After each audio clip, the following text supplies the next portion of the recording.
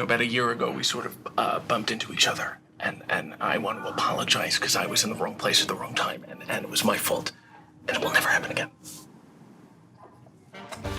Welcome to Hey EW. I am RJ City, and my guest is Jon Moxley. Hey. What happened? What happened when we ran into each other? We ran into each other. I was standing there. I was doing a thing. You sort of knocked into me inadvertently. I fell down. My mistake. So, just wanted to clear the air there. Okay. Good.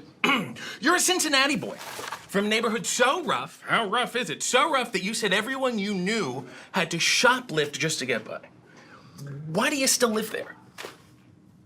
'Cause it's cheap. Yeah, but don't you feel like you've earned the right? You have enough success that you can just move? Isn't that the joy of being a success? To get out of there? Hey, you don't get rich by spending money. Fair enough. Get rich by saving it. Toledo's nice, though. Stay rich by saving it. I'm learning now. You went to Amelia High School in Batavia, Ohio. After you started training to wrestle, you dropped out. However, they still have you listed online as a notable alumni. Any guilt? No, they bulldozed that school.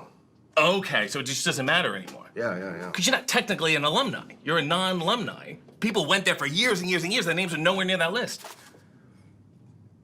Yeah, I can't name anybody that went there. Sort of like a mass walkout. That, Did anything. at least that I know. Yeah. You ever feel like going back to the area and telling the kids, hey, there's other options? No. Okay.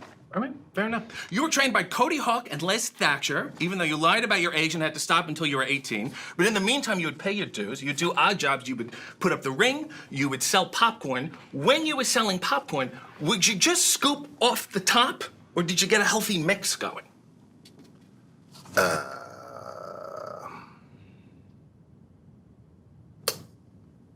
probably tried to find the most crisp, buttery parts. Yeah. But, I mean, if you're just doing that off the top, then it's always the freshest for sure, but you're wasting like 80% of the popcorn. I mean, I guess it depends on, where the butter is. Yeah. Yeah. It would be. I mean, hopefully it would drip down, but that's why you got it. Look, maybe later if I find a machine, I'm happy to show you.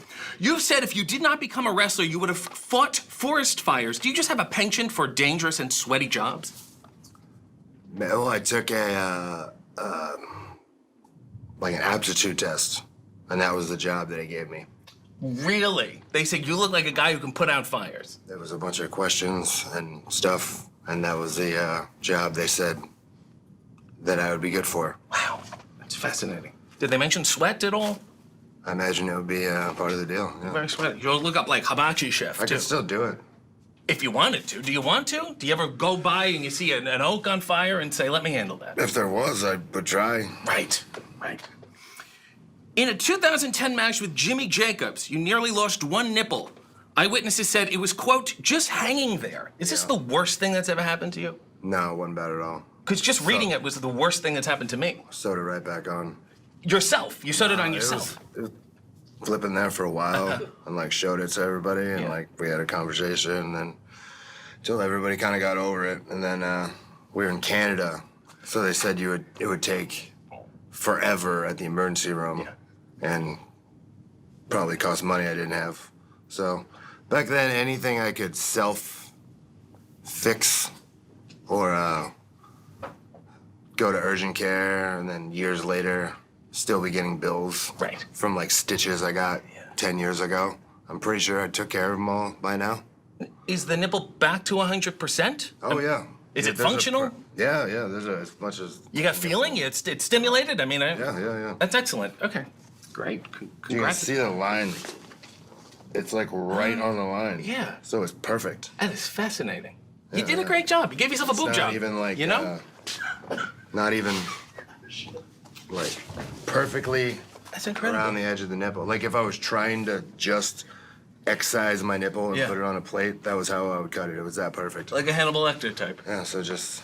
Real steady hand. It's incredible. Days. Never mind forest fires, could have been a plastic surgeon.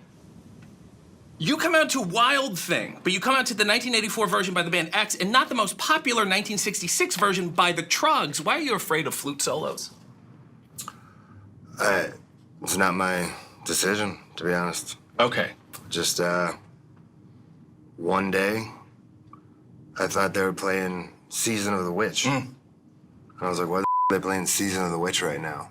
But it wasn't. It was the original Wild Thing. Right. And I was like, I guess that's my music now. But then he switched it to the, like the Major League. Yeah. Which I love that movie. Yeah. And everyone loves Atsushi Onita, who also came out to that song. Right. So it very much feels like it's not my song. Like, done pretty good kind of trying to, you know, wear that piece as my own. But it'll never truly be my song. Right. So we're filming at the Daly's place. And there's, you know, the crowd. Yes. It's not a crowd. It's a gathering. And I come out to that for the first time. And they're singing along, you know, but they're like, it's pandemic wrestling. They're not really singing. No. They're just, Covering their mouth. well, I mean, they're singing and everything, but they're not, you know, true. They're playing a part Yeah. Yeah. for television. And I'm like, this is weird. I don't like this at all. These people are like, they're not really singing this song, No. you know, and I felt very, very awkward. Yeah. So, do you prefer fluteless aggression? I don't know what's better. I'll come out to the original in a smaller building. A little more intimate, almost like an acoustic. Like an indie show, Yeah. because that's very much an arena song. Whereas the original is very much a smaller room song. Right, almost like a cafe. You have a Twitter, yet you have not tweeted since October 25, 2021, and you follow no one, so you just lurk. Yeah, I don't like Twitter at all. But you scroll, you must scroll. It's hard to not like them while you're scrolling. It's hard right? to escape it Yeah. because everything that's in the news about any subject is about something somebody said or did on Twitter Yeah. or what. And so I'm going to hear about it. It's impossible to escape. Right. Or if it's not Twitter, it's something else. But I feel like Twitter particularly is just like it brings the worst out of everyone. And it's the worst version of everyone's. It's the worst way for people to interact. It's terrible. I think people are I don't arguing think. Everyone should just drop it. Cause I will keep it for emergencies, that. Sure. Like, there's a why- forest fire, look out, everyone. just in case. You know, I get lost or something, and you know, my only communication to the world is like, here are my coordinates. Right. Somebody find me, or if there's for some reason I need to say something to the world, you know, it could be useful. Yeah. And I don't want anybody to steal it Right. and start pretending to be me. So I keep it Right. for an emergency. Right. But people try to be like, oh man, can you put this up or can you promote this? And if I do it for one Retweet person, this, right. I have to do it for everybody. Yeah, you don't have to read And this. It's fine. I think my advice to the entire world would be, get off that thing. Yeah. Take it off your phone. Yeah. Throw it in the garbage. Right. We don't need Twitter. Right. What about Tout? They thought that was going to be a big deal. Man. MSN Messenger? AIM? ICQ? Remember that? Remember that? I didn't have a computer until 2012. Okay. I rented a laptop from like a rent-to-own place. And what was on it? Was it totally clean? Did you leave anything on it? Probably. Yeah, Like, yeah. oof. You wrote a book That thing had some viruses. before or after? After a week. I understand. You got a hub. You hub, I hub, we all hub. You wrote a book called Mox, an enthralling book, but I happened to notice there was no foreword. You couldn't find anybody? And then, I mean, I didn't really think about it, to be honest. Well, if you do a second edition, you want a foreword, who do you want to write the foreword? I don't know, because then somebody else would be mad. That You they know? didn't. Right. It'd be like picking a best man, Sure. you know? Yeah. You can only pick one. But what if you got a lot of best friends, Right. you know? Yeah. You gotta, You're a social butterfly. You got to flutter. Can't be trapped in a net. If I picked one for, because everybody was probably thinking like he's probably gonna ask me, and then when they didn't get asked, they were probably like, that's why I didn't invite anybody to my wedding. Because I don't want, No. Elvis Presley. Yelling, hey, play Wild Thing by the Trogs. Like You don't need few that. people that I'd be like, yeah, that's cool. You can come to my house, but like most people I wouldn't. But then people would be mad. Yeah. And then like, where do you draw the line? No. You don't try. You said, get off Twitter. I'm not inviting you to my wedding. Just stop inviting people to weddings. It's I'm like having a wedding is kind of an move. This might be the one thing we can agree on. Yeah. You did the audiobook for your book. And while you did a great job, I just feel like you missed out on the opportunity to display the full emotional range of it by getting someone else to do it. You know, like if you did another edition. Well, let me audition. You know, let me give you a read of a passage. This is my favorite passage from the book. Let me show you how different it would be. Maybe this book just serves as a guide of what not to do. For instance, don't smoke crack. I'll describe it for you now, just so curiosity doesn't get the better of you. It's like doing a whippet and eating wasabi. Woo, woo, woo, woo. See, I added that at the same time. Still, if you really just love smoking crack and that's your thing, I won't stop you. Yeah, nobody wants to listen to that. I thought it jumps off the page there. No, they bought my audiobook to listen to me. Yeah, That's why I gave them me. It's a different take. Hard-earned money. Yeah. Yeah. Different options. You also wrote something very controversial in the book. You said when you're at the touch screen ordering a custom sandwich at Wawa and they ask you all those questions, take them seriously. What's your Wawa custom sandwich and why? Be a little different every time. Oh. Depending on what way the wind's blowing. Right, it's like a mood ring for you. Roast beef, turkey, but there's two kinds of turkey. There's honey turkey and there's oven roasted turkey. Yeah. You can combo it up, or you can pick one way or the other. I could pick one direction, or I could go to Sheets. mix and mash. Yeah. No, the Sheets guy. Thanks, I'm sorry. I was just throwing it Well, you want to pick a direction. Yeah. You know, you don't want to throw everything on there. No. And it all just gets swallowed up into a mishmash of, Smorgasbord. you know, Yeah. pick a direction, a motif, a theme, Right. an identity. That's what this sandwich is. Just pick a direction and stick with it. You know? It's a hell of an endorsement. You wouldn't want to have a TV show where everybody was watching the show and we're like, what the hell is this show? It's like all over the place. Well, like a variety show. You want like an identity. Right. Like this is Yeah, what we do here. This is what we do here. The Blackpool Combat Club has a book club. I'm not going to ask about joining, even though Brian has suggested it to me. May I make a small recommendation for a book, though? Please. Hollywood Hulk Hogan by Hulk Hogan. That guy has done so much. It's really fantastic. You should check it out. You're a cargo pants guy. A lot of pockets. What is the largest item you've stored in there?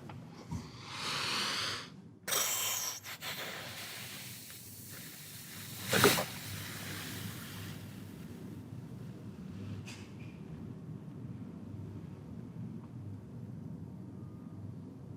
Probably a shambok. Shambach. Okay, straightforward. Do you donate blood? Yes. Good. Good. Because I thought you bleed often. You know, and I thought it would be bad if you did that and didn't donate. Yeah, you should. Good. It's good. Good PSA. It's good to donate blood. Good. That's what I was gonna hoping. walk by and like you can't sit there for 5 minutes and eat Right. a cookie. Right. Kind of. Eat a cookie. Get a nice cookie. I saw a video of you with skewers in your head, and somebody commented how far he has fallen. Is it hard to explain to people that you've chosen to do this? I don't explain it. You just don't say anything. That's why. To you who? Just people. If people comment, you don't comment back to anyone anything. You don't have a burner. No. No. Okay. Well, it's sort of like when Rick Moranis did those country albums. Does he need to do them? No, but he's Rick Moranis. Let him do what he wants. Need a burner because I don't give people that I don't like my phone number. Right. And if they somehow get it, I don't respond. That explains why you Keeps it haven't. real clean. Yeah, sort of haven't getting enough response. You're in the movie Cage Fighter with Gina Gershon. A lot of people tell me I look like her. Do you get Gina Gershon vibes from me? Not even in the slightest. Not a little. Have you looked at me No. once? Can you just do me the courtesy of a little glance? Yeah, I know exactly. what Oh, you look once like. over? And you're not getting any Gina, nothing? No. A lot of No, people I say mean, it to a lot of class, Yes. power. Yeah. You know, walks into the room. Are you talking about me or Gina commands Gershon? respect, Gina. Oh, okay. I'm sort of more demure. Like Yeah, a like- Terry Hatcher type. You'd be like a guy who brought her coffee. Uh-huh. Maybe not. That's an important job, Okay. especially in LA. Okay. A lot of traffic. Just You come someone's- back with the wrong latte, and it's not gonna 25 minutes. Right. Yeah. I mean, you're doing you're in her entourage at the very back. I'm on the but, bubble, like, maybe. Yeah. Yeah, maybe, but just Yeah. But not really in the Gersh. yeah, it's not there. The, Yeah. All right. Well, I tried my best the here. hair is not right. It's not right. I mean, so I made a choice, but Volume's not there. okay, it's the end of the day here. Been working very hard. You sweat a little. There's a heat. There's a humidity. I don't think it's fair to judge. Listen, I'm gonna send you some photos after this, and you're gonna say that's a Gershon. Movies My aside, phone number. movies aside, you're not a script guy. You get on the mic and you just let it flow. But what if you run out of things to say? What if you get out there and you go, I got nothing? Happens all the time. And then you just grumble and swear, and that'll come to you at some point. Is that what you do?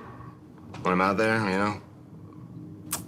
I got control of the wheel, so And you're happy to just idle for a little bit. yeah. There's nothing wrong with that. The promos are great, but without a script, I think you could improve the grammatical structure. Sometimes you say something, crowd goes wild, I'm back there, and I'm going, could have used a comma.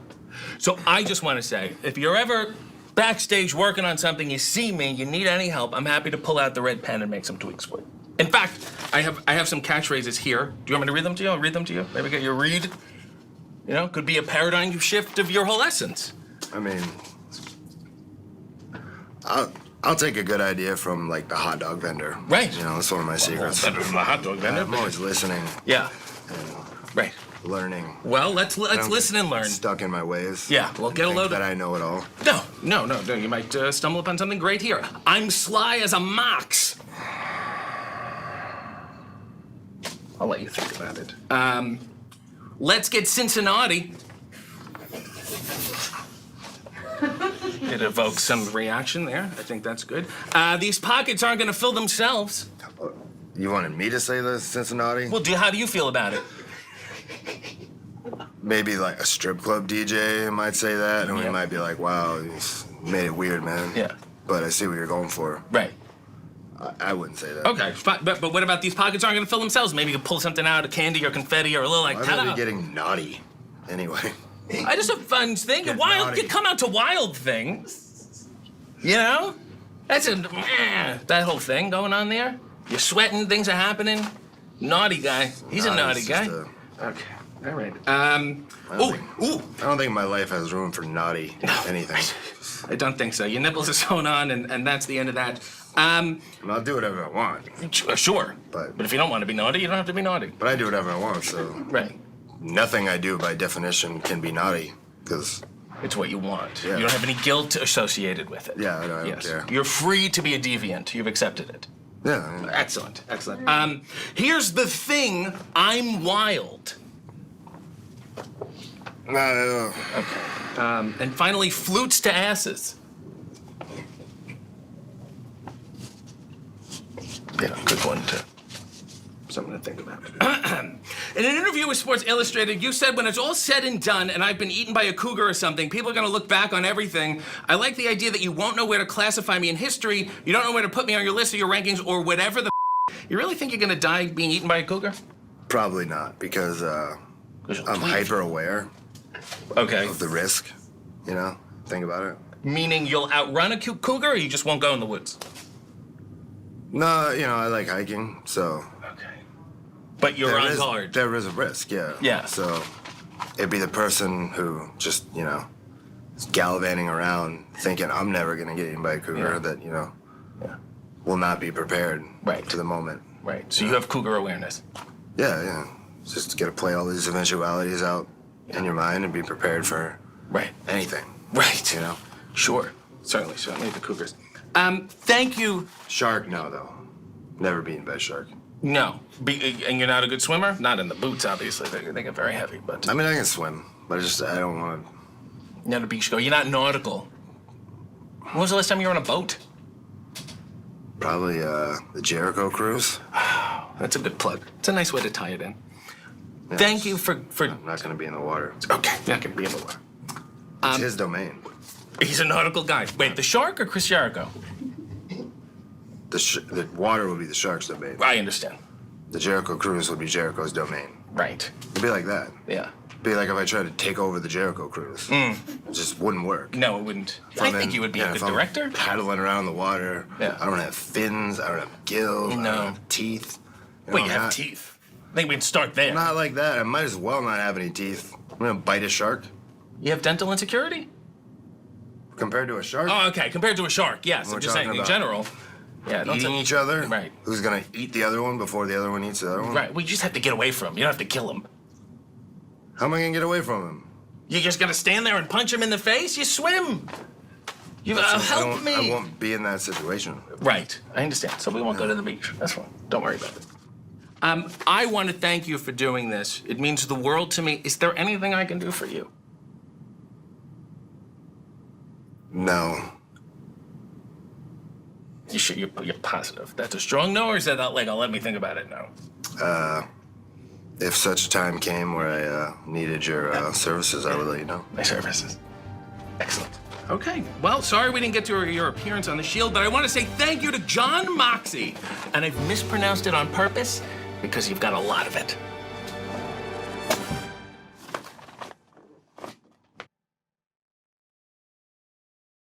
Imagine if we were all just a figment of Tony Khan's imagination.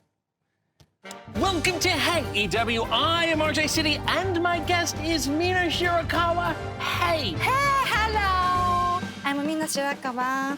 Power bomb to your heart. Okay, this is not a platform for your catchphrases. You were born December 26th. It's a little sacrilegious. And you were born in Tokyo, Japan. That's a little basic. Tokyo. You have never been to Tokyo? No, and I don't need to. I got the gist. Big buildings, a lot of people. You know what I mean? yeah. So many restaurants. Yeah. いやもうなんだろう There is nothing that it missing. No, So it is everything. Yes, everything. Tokyo is the best. Sure. So Yeah, and I'm sure it is. I'll never so, go, but yeah. I agree with you. You went to an all-girls high school, yes. and you said because of this, you never realized that you were sexy.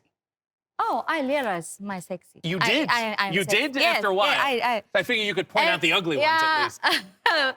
Because I realized my boobs is bigger than other girls. Uh-huh. Right. Can I use the word boob? Sure, you can say boobs. Boobs is fine. Breasts, fine? glands, areolas even. Certain after 8 p.m., I think we can say that. Yeah. Let's talk about your breasts. Yeah. Here, they developed, Yeah. right, at an early age, Yeah. I just, and you became self-conscious because the other girl, they would mock you. They would make fun of you. What would they say to you? Yeah. Oh, they say, Mina is sexy. Oh, they would just say you're sexy. They wouldn't be say- like, hey, Everybody, all Japanese Yeah. say to me sexy. everyone. Everyone. No one thinks you're ugly? Yeah. Gotta be a You few feel- people. you- Well, you- no, I'm not saying me. I'm just saying other people might. Law of averages. You're not everyone's type, right? Did they mock? Did they say like, "Hey, breasty, you know, why don't you go join a jug band?" That kind of thing. Who's your favorite recording artist? Titty Cent. 何 The Breast Wish is Booba Gooding Jr. Where do you get your mammogram? A hydraulic press? That kind of thing. It makes you self-conscious. Yes. Yeah. Yeah. I can see why. So, あれよ one time, I went to the American Disneyland. Yes. Yeah, American guys said to me, "Oh, very big boobs." So I think so for Japanese, my boobs is feel bigger, Right. but also American feel Mina is sexy. Uh-huh. So okay, I worldwide Yes. class, worldwide class. Yes.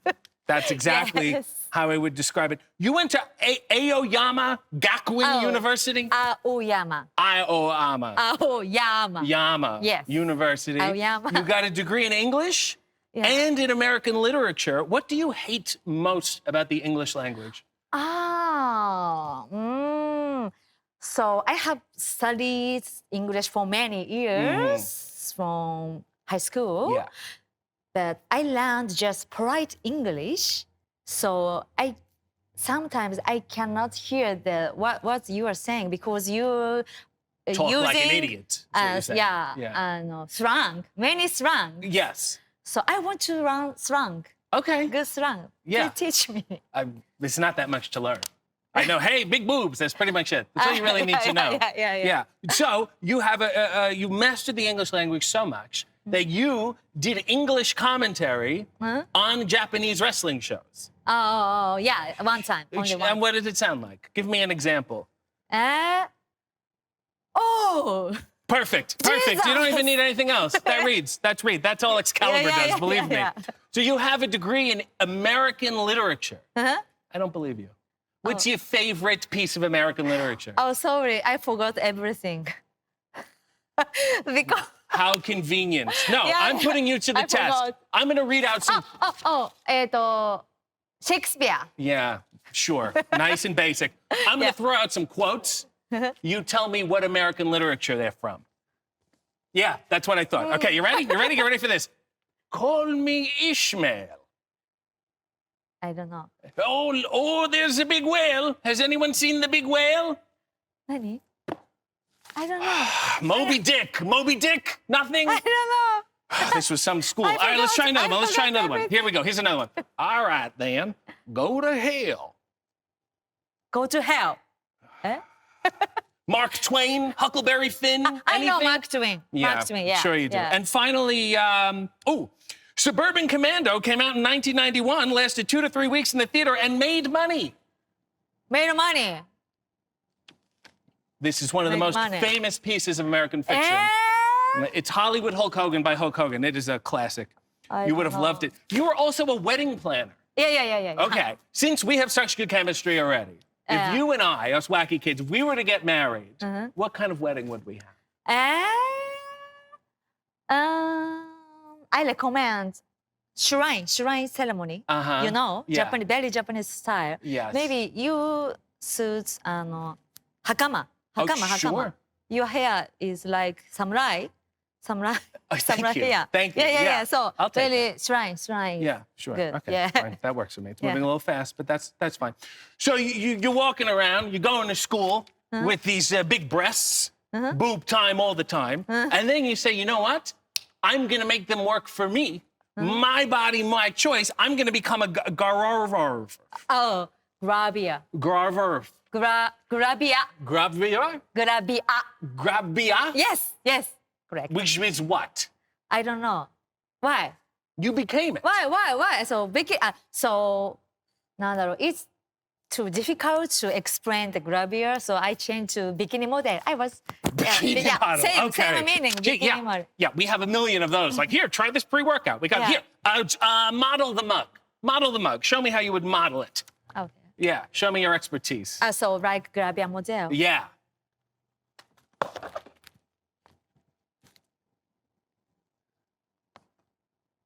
Oh, that is exciting. That is wonderful. It's grabia model. Really nice. I got the gist Yes. now. Yeah, let's see how that does on Shop AEW. Fantastic. The internet also claims that you did a song with Beyonce. Is that true or false? No. Who did say It's that? a lie. I don't know. Somebody said it. Lie. I'm You a lied? big fan of Beyonce. Yeah, Just I know. fan. Yeah. But I want to make the music with Beyonce. I don't think in the future. She's busy. She's very busy. She's busy, yeah. So then you said, enough making easy money. I want to become a professional wrestler. And everyone went, oh, here comes another model trying to be a wrestler. But you were different because you were actually good. Why do you insist on being a good wrestler? Because I'm a very tough. Yeah. Tough girl. Yeah, tough I man. know. Tough, and so, なんて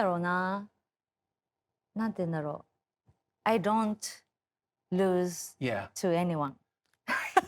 All right, Yes. you're competitive. That's fine. Yeah. That's totally fine. You were known as the Fighting H-Cup Guabar wrestler. Grabia, fighting H-Cup, yeah. Does H-Cup mean what I think, or is there another wholesome Japanese translation I'm missing out on? Yeah, H-Cup, A, B, C, D, E, F, G, H. Yeah. Level Fascinating. H. Yeah. I used to wrestle as the Yeah. Pig Prince. You joined World Wonder Ring Stardom. Yeah. And then your career blew up. Everybody loves you. Everybody loves Stardom. Why do people love Stardom so much? I think my Stardom members has very high skill for pro wrestling. And なんだろう. I'll tell you why I love it. because they have a lot of belts. Yeah, yeah. Not as much as AEW, but they have a lot of belts. You got the Wonder of Stardom, Goddess of Stardom, Artist of Stardom, High Speed Championship. I think that's on X. And then you got the New Blood titles, but they're all in the shape of a star. Yeah. Isn't this too pointy? Isn't it dangerous? Yeah. You put it on, you sit down and poke you? So, なんだろう、スターマークは we can do. Yeah. But doesn't it hurt you to wear? Yeah. Sometimes I attack myself. Yeah. It's very dangerous. This is the perils of being a champion. You should be careful. What else? Oh, you drink a lot of champagne. Yeah. Every time I see you drinking champagne. Yes. You know, like multiple times a week. Yeah. Oh. Thank you. Oh, my sweet. We could Thank talk about- you. Oh, yes. All right. Okay, in Japanese, kanpai. Kanpai. All right. Guavar. Okay, like a grab mose. Oh, wow. That's incredible. That's what is this? Yeah, I bet it is. You got a lot of wrestling moves. Yeah. You got the glamorous driver Mina. Yes. You got the glamorous collection Mina. Yes. And you got the figure 4 driver Mina. Mina, yes. Yeah, you're really just putting your name Yes. at the end of the move. You're not really naming the move. Yeah. You understand? You hip toss Mina, suplex Mina. We could do this all day. Yeah. Doesn't really count. Yeah. You need better names. Yeah. The Really? wedding slammer. I love me. I love myself. I'm getting it. Yeah. I'm putting that together. Yeah. You're a bit of a faction floozy. You seem to have a lot of groups. You go from group to group to group, and then this group turns into that group. And I don't want to be uncouth, but if it mirrors your romantic life, I would get tested. Do you know what I'm saying? Let's go through a couple of them now. Cosmic Angels. Yeah. Club Venus. Yeah. Rose Gold. Yeah. Moonlight Venus. and Empress Nexus Venus. Yeah. These sound like Power Rangers spin-offs. Yeah. Is it that hard to come up with a group? It's just easy. You just start a group? No. I don't want many factions either, but Malaya is now in the US. Yeah. If Malaya had stayed in Japan, maybe Crow Venus will continue. So it's her fault. Don't please focus on. Oh, yeah. So, really. Yeah, so it's it's a shame. It's a tragedy. You do seem to have a lot of female-centered relationships. Are you just stringing them along for social media engagement? You know, the kiss, like. Yeah. Many like. Yes. Yeah, for our you're in on the cases, scam. Good for you. Yeah. You've said that wrestling is like a drug, but that you have never done drugs. No, never. Can I tell you something? Yeah. The right drug blows this business out of the water. I mean, do you want to get suplexed on the floor, or do you want to take an edible that makes the local news seem like the funniest thing you've ever seen? Drug. You're a See? drug man. No, okay, not drug You're a man. drug Don't man. say drug man. Not drug man. No, high school was rough. Yeah. I would not call me drug man. Okay. Jeez. Whew. Can we talk about your robe? Can you my get me a robe? I see the robe over there. Can you get the robe? Okay. It would be great. Okay. I love this robe. It looks like there was an explosion at Randy Savage's storage unit. Yes. Look at this thing. It's beautiful. Hey. This is like if Cats was gay. Ooh. Can I? Yeah. Look at this. Okay. Yeah. Okay. Okay. It's Okay, yeah. Thank you. Very Just heavy. Put it very over my heavy. shirt. Yes. It is Yeah, heavy. Bad be a possible. Look at this. I feel like Donny Osmond. Yeah. So nice. Yes. Yeah. Oh, beautiful. Beautiful. Look at this. yes. And now the dance you do. Yeah. What do you do? Show me the dance. Da, da, da, da, da. Da-da-da-da-da. はい、ターン、はい、ダウン、ロールアップ、はい、ライト、レフト、はい、ターン、はい、ヒー Whoa. Okay. God bless you. I don't think that dance works. なんで No, in Why? Japan, great. In America, people don't like it. No. Yeah, it's too much. It's too much. Oh, Let me really? show you. please. In America okay, how to please. do an entrance. Oh, yeah, okay, please, like please, this. please. You ready? This is what a woman does in America. You ready? Okay. Let's go. Try that. Okay. Let's go. Ah, beautiful. Beautiful. Fantastic. So Okay, much better. Okay, so next time I should do that. Yes. Okay. Yes. Okay. Ah, excellent. Okay, Excellent. okay. Oh, so much better. Thank you, ma'am. You also use the hashtag We Want Mina. Yes. We want Mina to do what? We want Mina は、so なんだろう I want to do wrestle more in Yeah. the US. Yes. So everybody use many people use the Yes. hashtag. Yeah. Maybe so. So you come here. So yeah. The It's government wrong. says, okay, Yeah. let's sponsor. I understand. Yeah, just don't leave it open-ended. Yeah. Is there anything you want me to do? 何？もう一回も。 Do you want me to do anything? No, we want RJ. I want to do the job with you. Yeah, okay. Sure. I guess that answers that. Well, this has been mildly offensive. And you're not Mina. You're kinda. Kind. You're sweeter. Oh yeah. And you Mina lot to me. Oh. I love. Oh, God. Okay. Yeah. I love you too. Oh yeah. I Let's love go. It. Let's go. You got a point. Yeah. Point is Lots important. of- Yeah. lots of- Okay. More. Shh, it's over. I release all expectations. Welcome to Hey AEW. I am RJ City, and my guest is Penta El Zero Miedo. Hey, Cero miedo. Penta Zero Miedo. Cero miedo. Penta Zero Miedo. Much better. Hey. Hi. Penta says, hey. No, I know he said it. He just said it. I mean, you don't have to say what he said when he said it. I mean, I know that's the thing, but I feel like if he's saying it, what do I need you? You know, maybe go stand in the corner or something? Hey, no. Alex, stay. You go. But then I have to ask the question. Maybe, what if we all stay? Alex, stay here. Alex will with stay. me. I'll stay. Thank you. Thank you. Excellent start. Zero miedo means zero fear. Me, a little miedo. Mucho miedo, plenty miedo, too much miedo. I'm gonna list some common miedos. You tell me on a scale from zero miedo to like 10 miedo, how much miedo you have, okay? Spiders. Spider and what? Give me other examples. Spider on your face.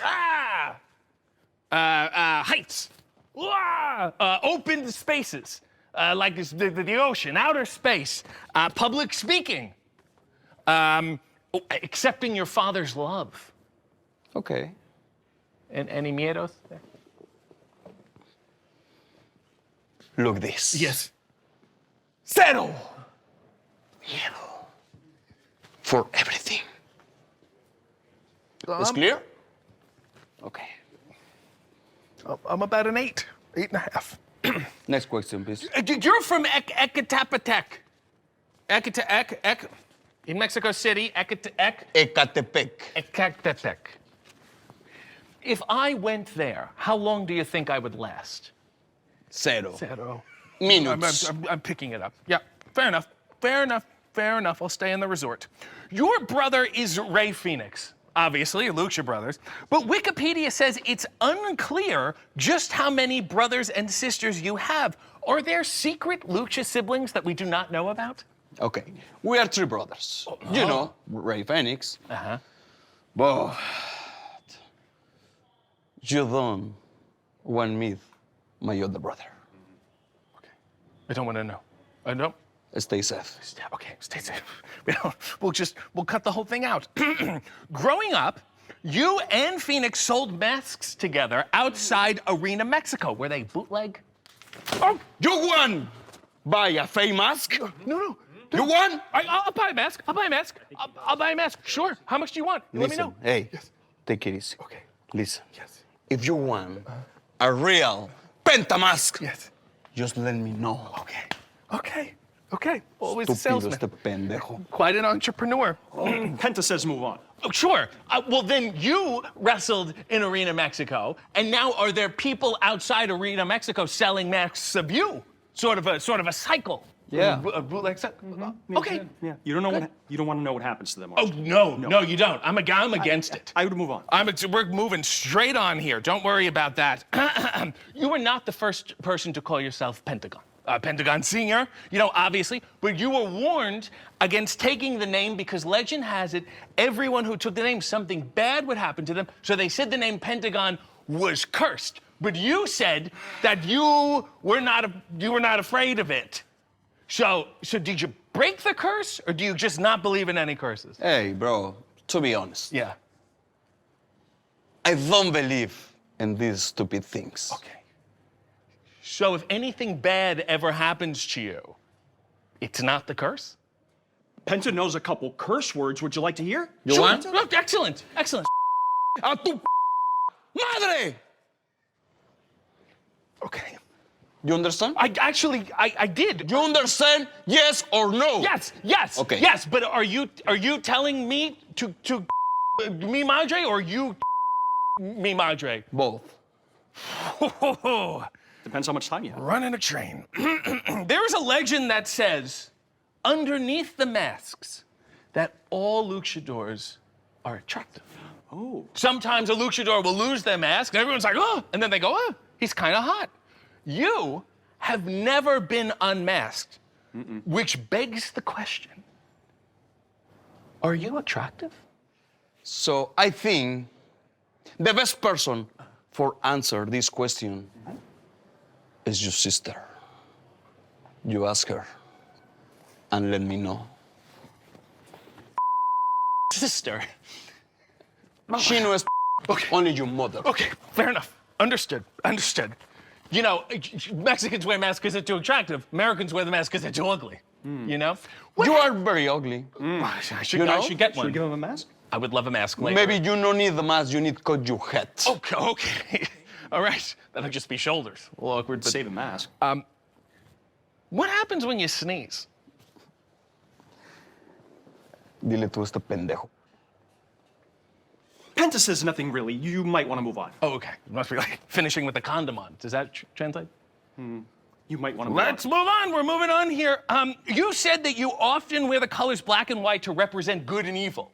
And then when you're wearing more black, it's more evil. What is this, like a taupe?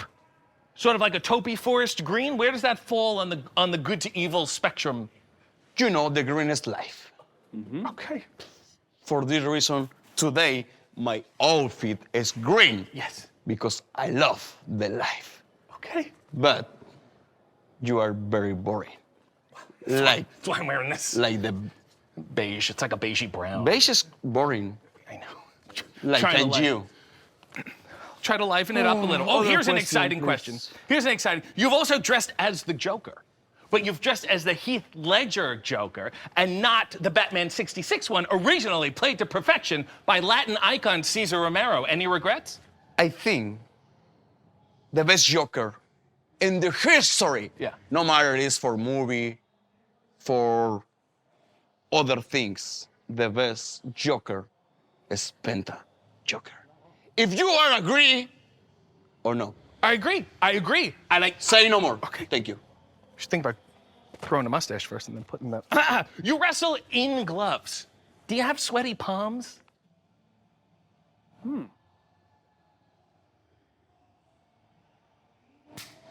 Alex, See. you look these gloves? Yeah, those gloves. These are the gloves. This is the real Penta gloves. Yes. The thing is right here. Getting a live demonstration? 1, 2, Like burlesque. 3, 4, Excellent. 5, 7, 8. Pendejo. It was an honor. For me, no. Fair enough. Suddenly don't have some hearing.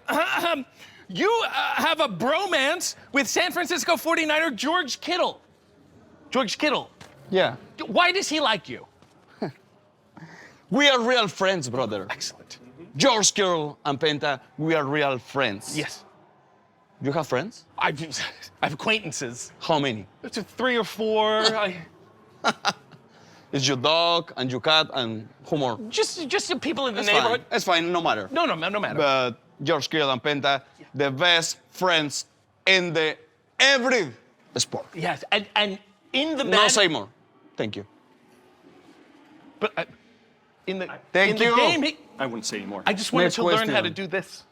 I did it once at a bar, and I think they got the wrong idea. The same reason. We are real friends. Okay, so that's why George knows how to do Yeah, it. he can do Cero Miedo. He can put the Penta t-shirt, the real Yeah, Penta bleeding. mask. It's okay. It's okay. You have your own Diadora sneakers. They're available online. When you see people wearing them, do you feel a burden to make sure they feel comfortable in them? I mean, they have your name on them. Do you check the tongue, make sure the fit's good? Yeah. Penta says, would you like a pair? I would love a pair. It's like a combo. No with matter. Size 14. Diadora no make this pair for you. Okay. That's- Diadora make this pair for me, for every real fans about Penta. Fair enough. No matter you have or these Loafers. boring shoes They are pretty. and Yeah. nasty shoes. Okay. And okay, you need to clean your shoes. I'm brother. gonna clean them. I'm gonna work on it later. I'm sorry. Sorry. ¿Tenemos un par extra de nuestros tenis? No, ¿Pero sabes qué? Mejor no. No? Okay. Él no los merece. No. You don't No. deserve Penta says my shoes. you'll never get a pair of his shoes.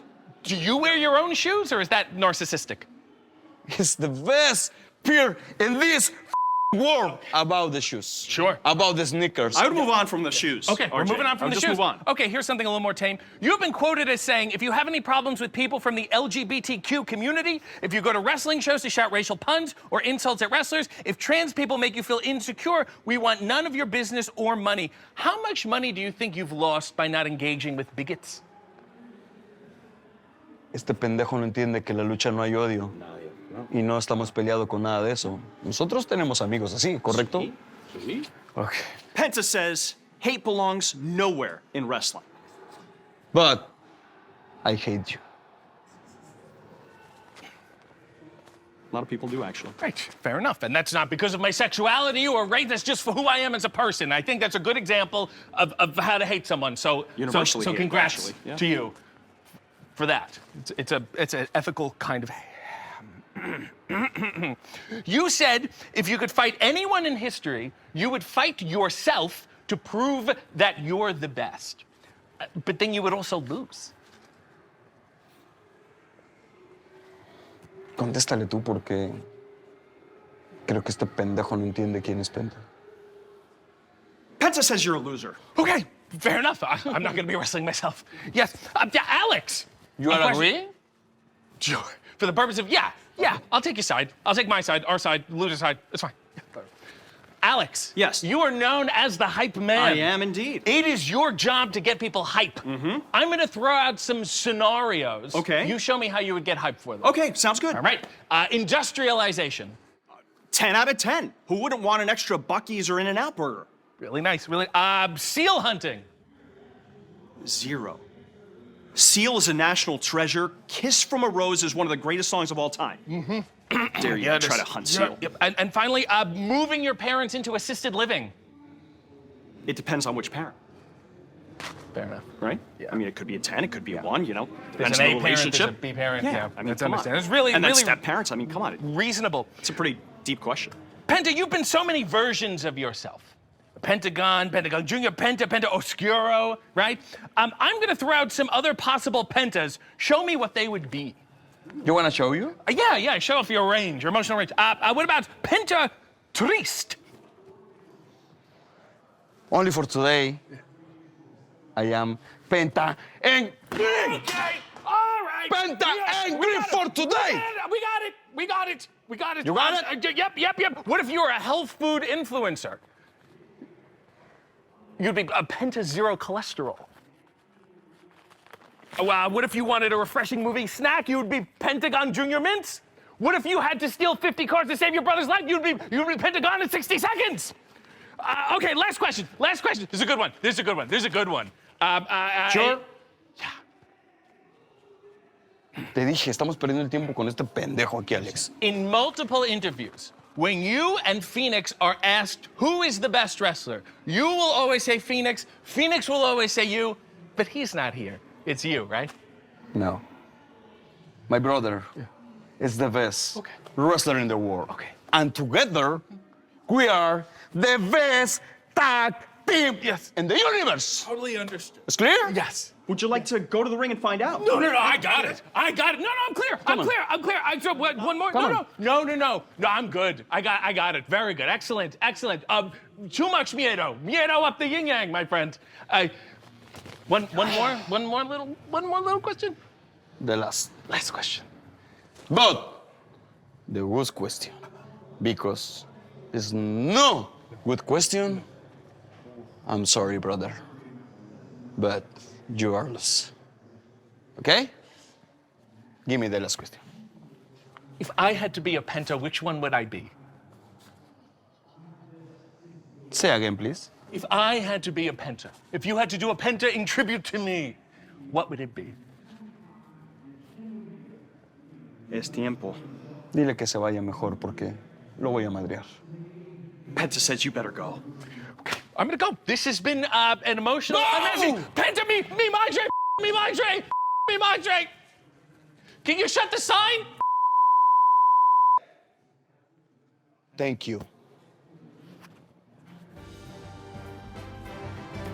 Toca el botón. ¿Cuál? No sirve. Aquí. No.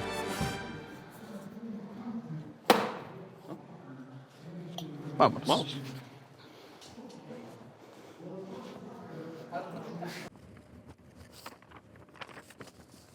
You know, I'm not being invited in. I'm just going Oh, to good God, come in. walk right in here. Please come in. I just have to assume that this seat is for me. Please sit down, sir. Alrighty. Are you sure? Yeah. Are you sure it's me? Yes. Yeah. It's just you. Okay. All right. You sure? You didn't announce me. Okay. You Well, I don't was going to announce start me the as show. you're Well, you're going coming to in? sit down. I was going to start the show first. Okay. You want to announce me at Run I Step now? Welcome to Hey EW. I am RJ City, And my I'm guest. Switchblade Jay White, and this is AEW. Hey. Hey. It's just you?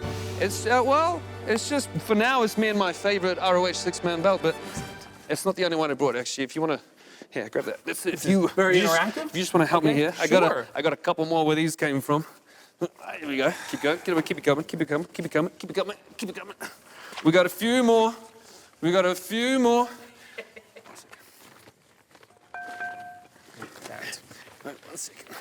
One second.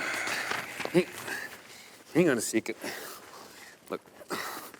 Are you still helping? I'm fine. Are you still helping? I'm getting lead Look, I poisoning. feel like there's something on the end of this pull. RJ, pull!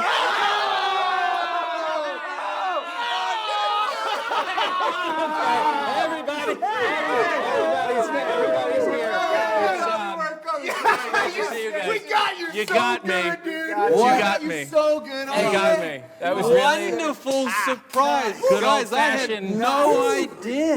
Leave you alone with this guy. No. All right. Okay. Awesome. Well, here we are. Let's begin. some of this. I believe these are yours. I believe these are Thank you. ours. All right. Let's begin. Should I You know- introduce you to my friends? I'm familiar with them. I've been waiting for you. You're the last one of the group who hasn't been on the show. I really just want Look, to talk to you. If what we do could we- all keep it down back there, it would be great. What? What have we got here? What do we bring today, Juice? What did I bring with me today? You brought your hardware and your homies. There we go. Excellent. And a nice Always pitch. hard around the homies. Excellent. You know, I know you've said that AEW is JEW, but that sounds so similar to HeyEW. And I It was does. here first. I have some other options. I want to read them off to you. Maybe All Jalite Wrestling. Old Gillette, that's good. Saturday J Nights are right for whiting. And also AE, Got it, that which one you could be can't. like all elite white. Well, we could skip that one. You might want to stay away from a lot of. Stick to the Yes, J's. thank Stick you. to you Stick to and the the J. J's. Used to have the J show. I remember the old stuff. There you go. I got options for that too. Everybody loves Jaymond. I like that one. One J at a time. Glitter NBJ, and also the Tonight Show with Jay Leno. That one might need to be changed a little bit, but I like all of them. I like what you've done there. Yes, thank you. I like. Thank you so much. Yeah. nervous. He's really screaming I'm gonna work into it. He wanted to get those. Here we go. Okay. Guys, only.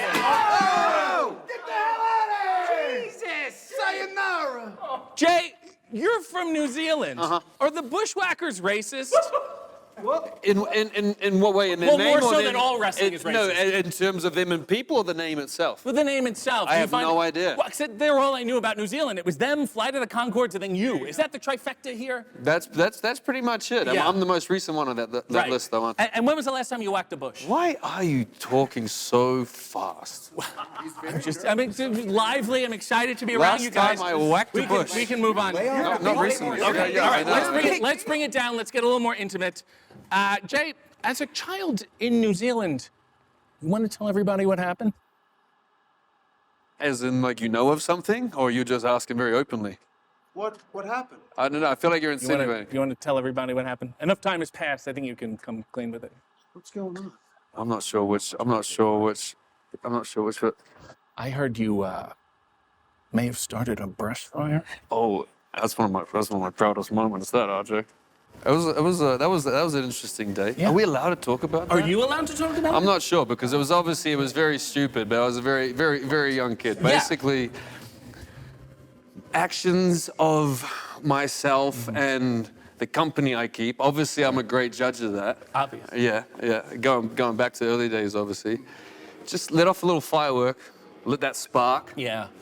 I was the catalyst. I get it. Very good. Very nice. Very nice. But no, unfortunately, no. I was partially the catalyst for a rather large fire where nobody was harmed, and Excellent. we went and turned ourselves in. and Maybe you wanna look we at the did- camera, give a we little went and PSA turned to the ourselves kids. in, nobody was harmed, But I've clearly learnt about the company I keep. Yes. Your grandfather was Dutch, thus you are a citizen of the Netherlands, and none of your ethnicity is something Americans can find on a map. What are the perks of being Dutch?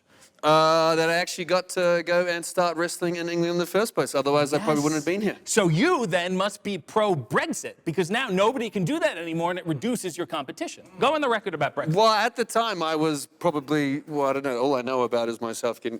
It's all right. Don't worry. It's okay. Am I supposed to look at it? Like a cat. Thank you. That's pretty good. I'm gonna catch it with my foot. That's fine. After you defected to the UK, you then defected to... So close. Go on, After you go on, defected go to on. the UK, you then defected to Japan. New Yes. Japan, okay. Maybe you should nail some of this stuff down. This huh? is excellent. I can't wait to give this to the editors. New Japan, you were a young lion, meow, and then you worked your way to the top. You know what I'm saying? You worked your way up there. I want to read off some of the rest. That's my phone. That's my phone. You were the first person to win Hey, the guys, what's this G1 guy doing? briefcase. We're on AEW. We're on AEW. The G1 briefcase.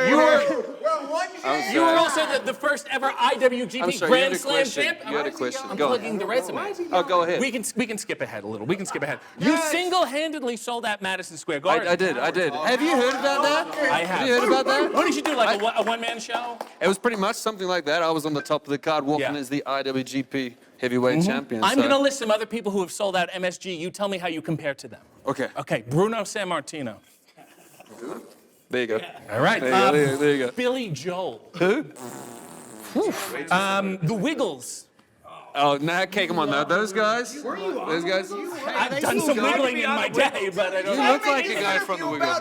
No. I got more. And Purple finally, turtleneck right here. Yeah, there you go. and finally, the 1971 concert for Fruit Bangladesh. salad. Yummy, you know? Yeah, I'm familiar with it, yes. Okay, I've sorry, tossed go some salad. again. You know who else sold out MSG? Go on. Louis C.K., so I don't know if it's really something to brag about. You also claim to be the creator of AEW. Explain. Well, if you'd like trace the steps back enough. Trace my- Street. There you go. My influence kind of, like I said, Callous creators. Yeah. And then the people made decisions based on what happened there, and then AEW came around. Yeah, but that's like saying Yoko Ono created Wings. Well, here we go. Do you want me a bit more specific with it? Yes, please. I mentioned Kenny Omega before, you know? Yeah. Would you say that he was a big driving force behind creating AEW? Sure. Of course, Yeah. of course. Do you think AEW would have been created without Kenny here? No. No. And so who was it that beat him for the IWGP United States Championship and therefore kind of allowed him to be able to come here in the first place? You, sir, gentleman This in the guy. back. Right. And if I wasn't there, maybe Kenny would have stayed there and you wouldn't have got AEW here. But luckily, I was there to kind of push it. There you go. Thank you for everything. Put words right in my mouth because I was struggling to find them. If there's any way you could get me a graphic too, that would be outstanding. Of what? I ran through the... It's a long story. I ran through the resume, and I mean this in a positive way. I would. Okay. You're a little bit of a faction whore. Ooh, I wasn't sure. What was? Well, you've been a lot of time. Let me explain. Let me explain. wasn't A lot sure of times, what a lot of times, young wrestlers will just shack up with the first stable they join. But you've been around a little bit. Talk about the importance of maybe casually joining a few stables before Is you it me seriously settle bouncing down. around, or is it people kind of bouncing around towards me? That's a good question. Am I staying centered and then it's Well, more like this? let's go through your stable history I now. was Ring trying of to Honor, figure out something about like the attraction to it, 2017. but I didn't know the exact science to be able to. Positive and negatives. Something about I'll the leave that to you to ponder. approach. What is wrong with There's being a protons and electrons. Yeah. They go like this, Atoms? positive, Rick- negative, negative. Yep. Ring I'm of Honor. magnetizing. Is that a word? There you go. AEW. Sorry? Ring of Honor 2017. Yeah. You're in a group called Search and Destroy. Only lasted a year, probably because it was hard to search for wrestlers at a wrestling show. You know, that's where they are. You know, there's no point. It was hard to search for them. Well, at it's a- moot. It's. That was a good one. I don't know if we have to demean the things. Okay. All right, we'll move on. We'll move on. Chaos. You were in chaos. Yes. And then chaos. Oh, Bullet Club. Chaos. Chaos. No chaos. No chaos. Not again. Sorry. All right, continue. Hey, careful when you say Bullet Club, because what's chaos and then. All I'm gonna say is that my grandmother glazed those. Oh. Why Well, is she glazing? Bullet Club. What are you talking you probably shouldn't have put them there. I know, it's my mistake. Yes, Just wanted thank to let you know. When you were in Bullet Club, was it difficult? Beginning. Was it difficult? You're 5 years old. Now they're gone. Sorry. Throw out. When you were in Bullet Club, was it difficult splitting T-shirt royalties 48 ways With who, sorry? with everyone in the Bullet Club? You're selling all It these was shirts for because somebody- you got up to about, I don't know, 15, 16 people at one point. Yeah. You know, and then honestly, over in Japan, I don't know how good the percentage was. You know, there was somebody back in the day. I'm not sure if there's a public story or not. I think it might have been. It's about a brush there was fire? one, there was one of the original. I think it's a public one. It's not really my story to share, but well, I've started it now, so I have to kind of do it. One of the guys, he was bootlegging them a bit to maybe get around that, but I think he got caught. He got caught out. Yeah, Okay. Well, I'm gonna send this. I'm gonna send this interview to legal first. He was just learning from the other guys in the group. You know? Yeah. I get of all course. my Bullet Club gear from Hot Topic. Yeah. Excellent. Exactly, yeah. And is it Shop or AEW? ShopAEW.com. Yeah, excellent, great. And then Bullet Club Gold, of course, which is fantastic. But is it also one of those Jeff Jarrett scams? I don't know what that is either.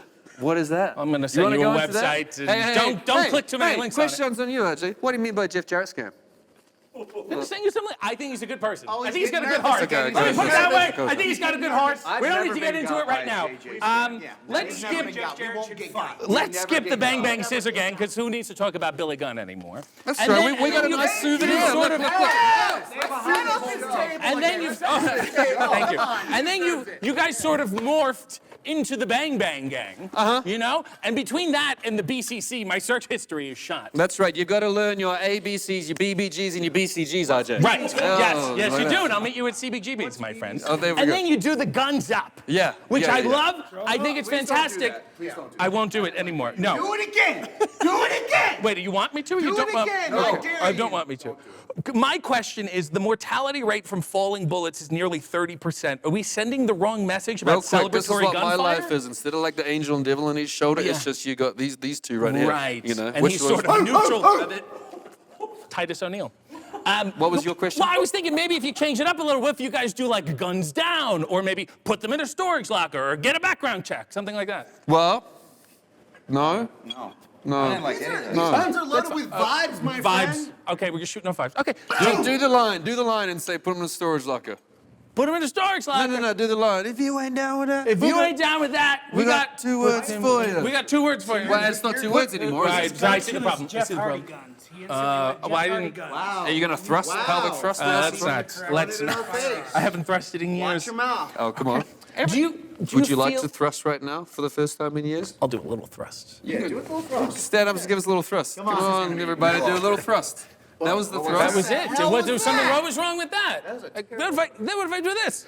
I'd give it like a 4 out of 10. Put it in a storage locker. Yeah, there you Put go. this in a storage locker, right? It's been in a store. Put it in the storage locker. That's Things in good. storage. Do you feel out of?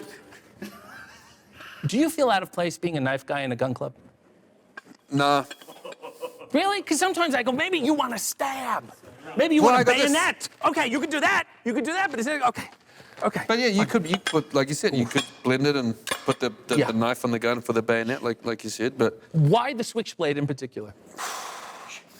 honestly, I don't have answers for this. There you go. There you go. There you go. Unsuspecting. I Just know like that. who you Just have like to thank that. for your popularity. Who's that? New York Democratic Representative James J. Delaney, who in 1954 authored the first bill banning switchblades. If he didn't ban them, everyone would have them. It wouldn't seem as cool. He's not around anymore, but is there anything you want to say to the family of Congressman Delaney? Thank you. Guns up! There you go. Fantastic. Guns up, Mr. Delaney. That's excellent. That's excellent. Thank you, Congressman. Your finishing move is called The Blade Runner. Yeah. Is that named after the movie or Oscar Pistorius? Never seen the movie at the time that I called it that. So then obviously, Don't say Oscar Pistorius. I know, but then people think I took it from that. No, it's just, I don't know, it's a very natural kind of, doesn't it look like, if it's what Switchblade does, doesn't it look like a Blade Runner? Yes, it's very natural. metaphorical. But Yes. no, I hadn't watched the movie at the time. You know, in the UK, they call a switchblade a flick knife. Do you think flick knife, Jay White, would have been as successful? Flick knife. Flick knife. King Flick, the flick runner. Flick knife. Might have Maybe. been quirkier. Maybe. We could try it. Hey, that could be your nickname. Do you like it? Flick knife, Austin Gunn. No, that's Okay. no. He I don't thinks wanna, it's- No, that's your thing. Okay. Yeah. You are the catalyst. What chemical changes do you think you're causing in me right now? Sorry, did you ask me if I'm going through puberty? Did you ask me if I'm going through puberty? I think he What asked chemical if he- changes A my catalyst. body's going through? Yeah, What are yeah. my changes in my body? Well, you're changing things. That's what a catalyst does. Causes chemical changes, but they stay the same. What do you think you're causing in me right now? Oh, in you. In me. I thought you just asked me what changes in my body going through right now. I mean me. What I was changes do you like, think oh, my that's- body is going through that's- because you're here? What changes your for body? the first time? You're very nervous. Yep. You are. He's pretty warm. I am a little warm. He's warm. burning up. He's warm. He's sweaty. Let me check his nipples. There you go. Are they hard? How are they? They're slightly hard. Let's check out his palms. Slightly hard. The other one's oh, that one's They're harder. They're harder now. Well, it would be hard to This do guy's one. excited. Oh, my God. Listen, I really like you guys. Okay. And You're when- having a great time. When Jay was here, I'm sorry, Juice. When Juice was Well, here. we used to do it excuse in me. Japan all the time. I'm Don't so worry about it. flustered because I've always wanted to be sort of a part of the group. And when Juice was here, he said, hypothetically, if I wanted to, I could talk to you. And hypothetically, you're here now. So hypothetically, I thought maybe we could do like sort of a little hypothetical job interview. If I was to try out. Just throwing it out. Right? Okay. Calm down first. Okay. Yeah. I like Take the. a RJ and wipe my city. Actually, he's chill. He looks pretty chill. Take it Yeah. There I'm a you relaxed go. guy. A little bit, slope a little bit lower, and then if you you gotta just. I'm trying to say open your legs without saying open your legs. Yeah, there I you go. Just kind of and just don't really care. I don't care. And do this with your hand. I don't care. Yeah. Well, how am I going to unbutton if I... Well, I we'll don't do care. that first. Yeah. Do that first. Let your hair out, maybe. Let my hand... Hold on. I got Go, let him go. you know. Yeah. Yeah. You gotta let your hair out. Knock it off. What? Knock it off. This is my sign. Knock it I gotta off. get a new... I gotta get a knock new... it off. Say, guns And up. then... Guns Yeah, up. go ahead. Guns up. Guns up.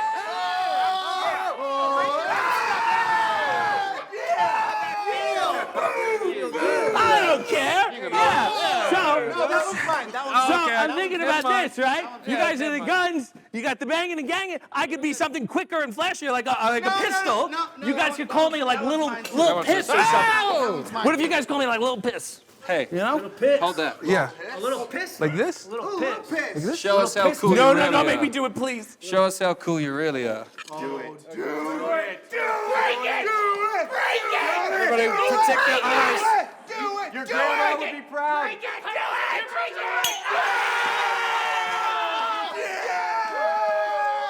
Yeah, no authority. Well, Good job. well, this has been a slice of knife. And I don't care.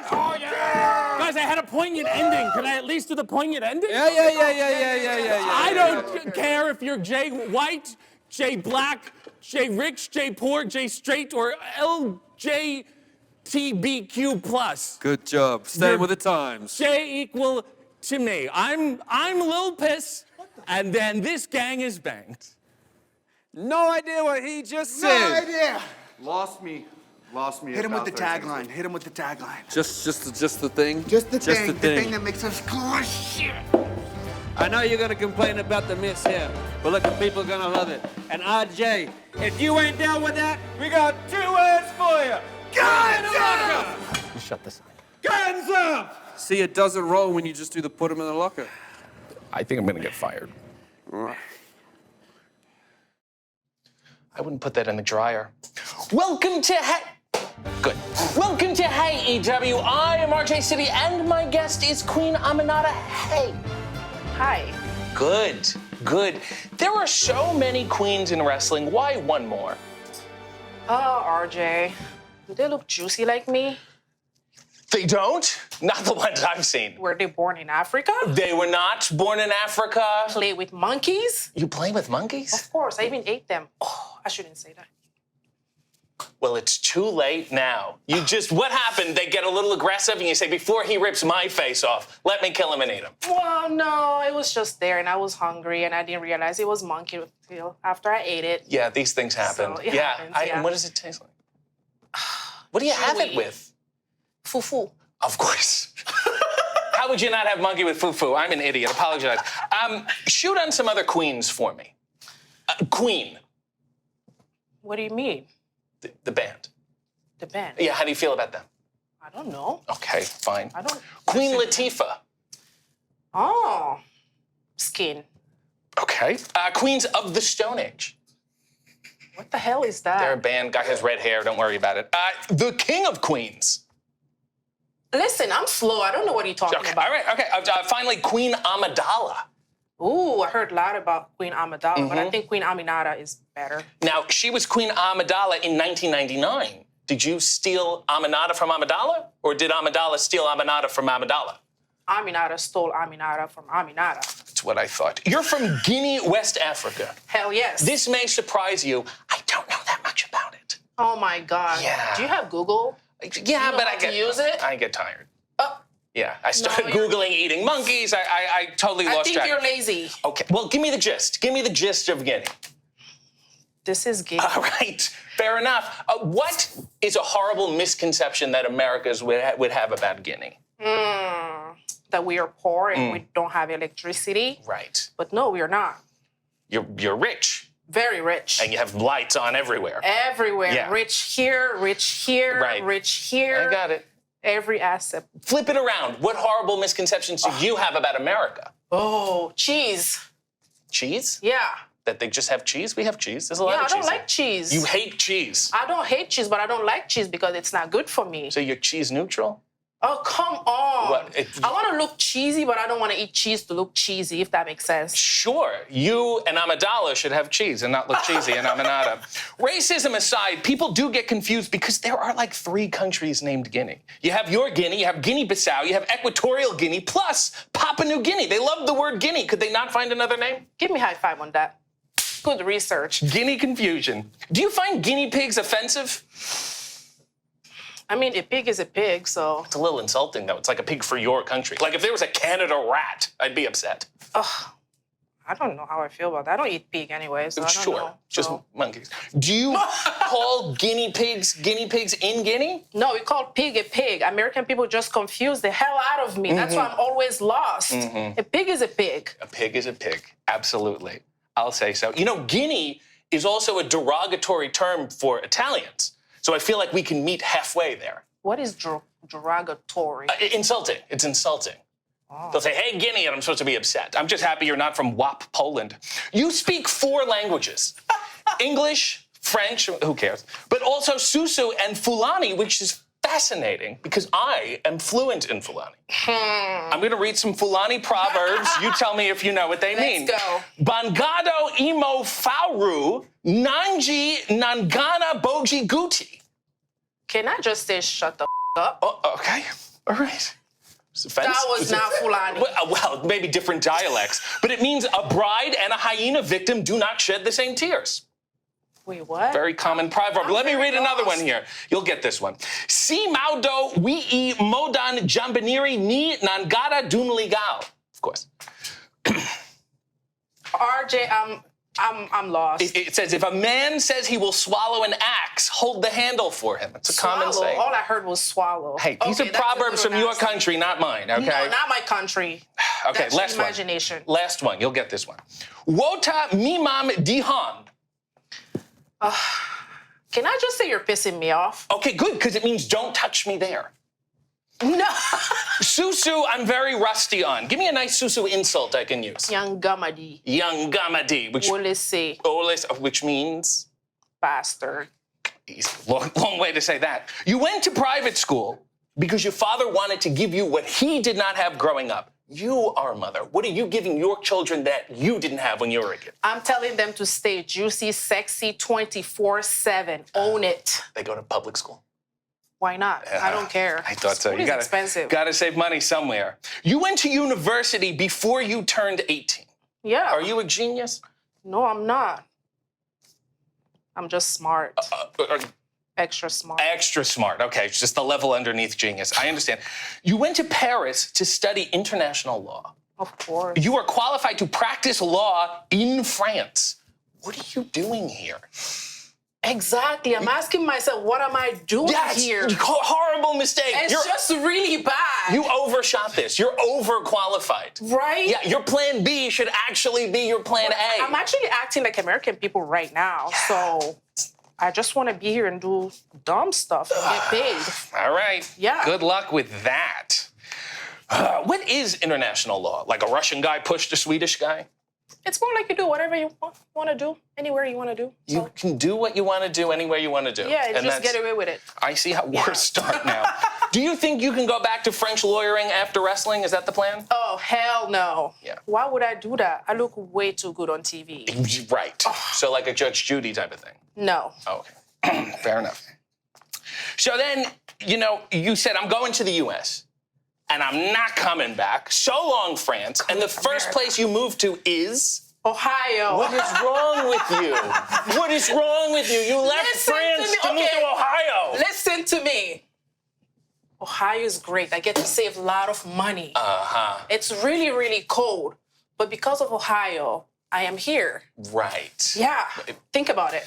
I'm trying to. Yeah. I'm really, really trying to. You famously hid your wrestling from your father. You wanted to wait until you made it. Mm-hmm. And I just want to tell you that was the right decision because I did the opposite. I told my dad, hey, I'm going to make it. And then he said, great, let's see it. And just decades of failure and embarrassment. I am so sorry to tell you this. You're still...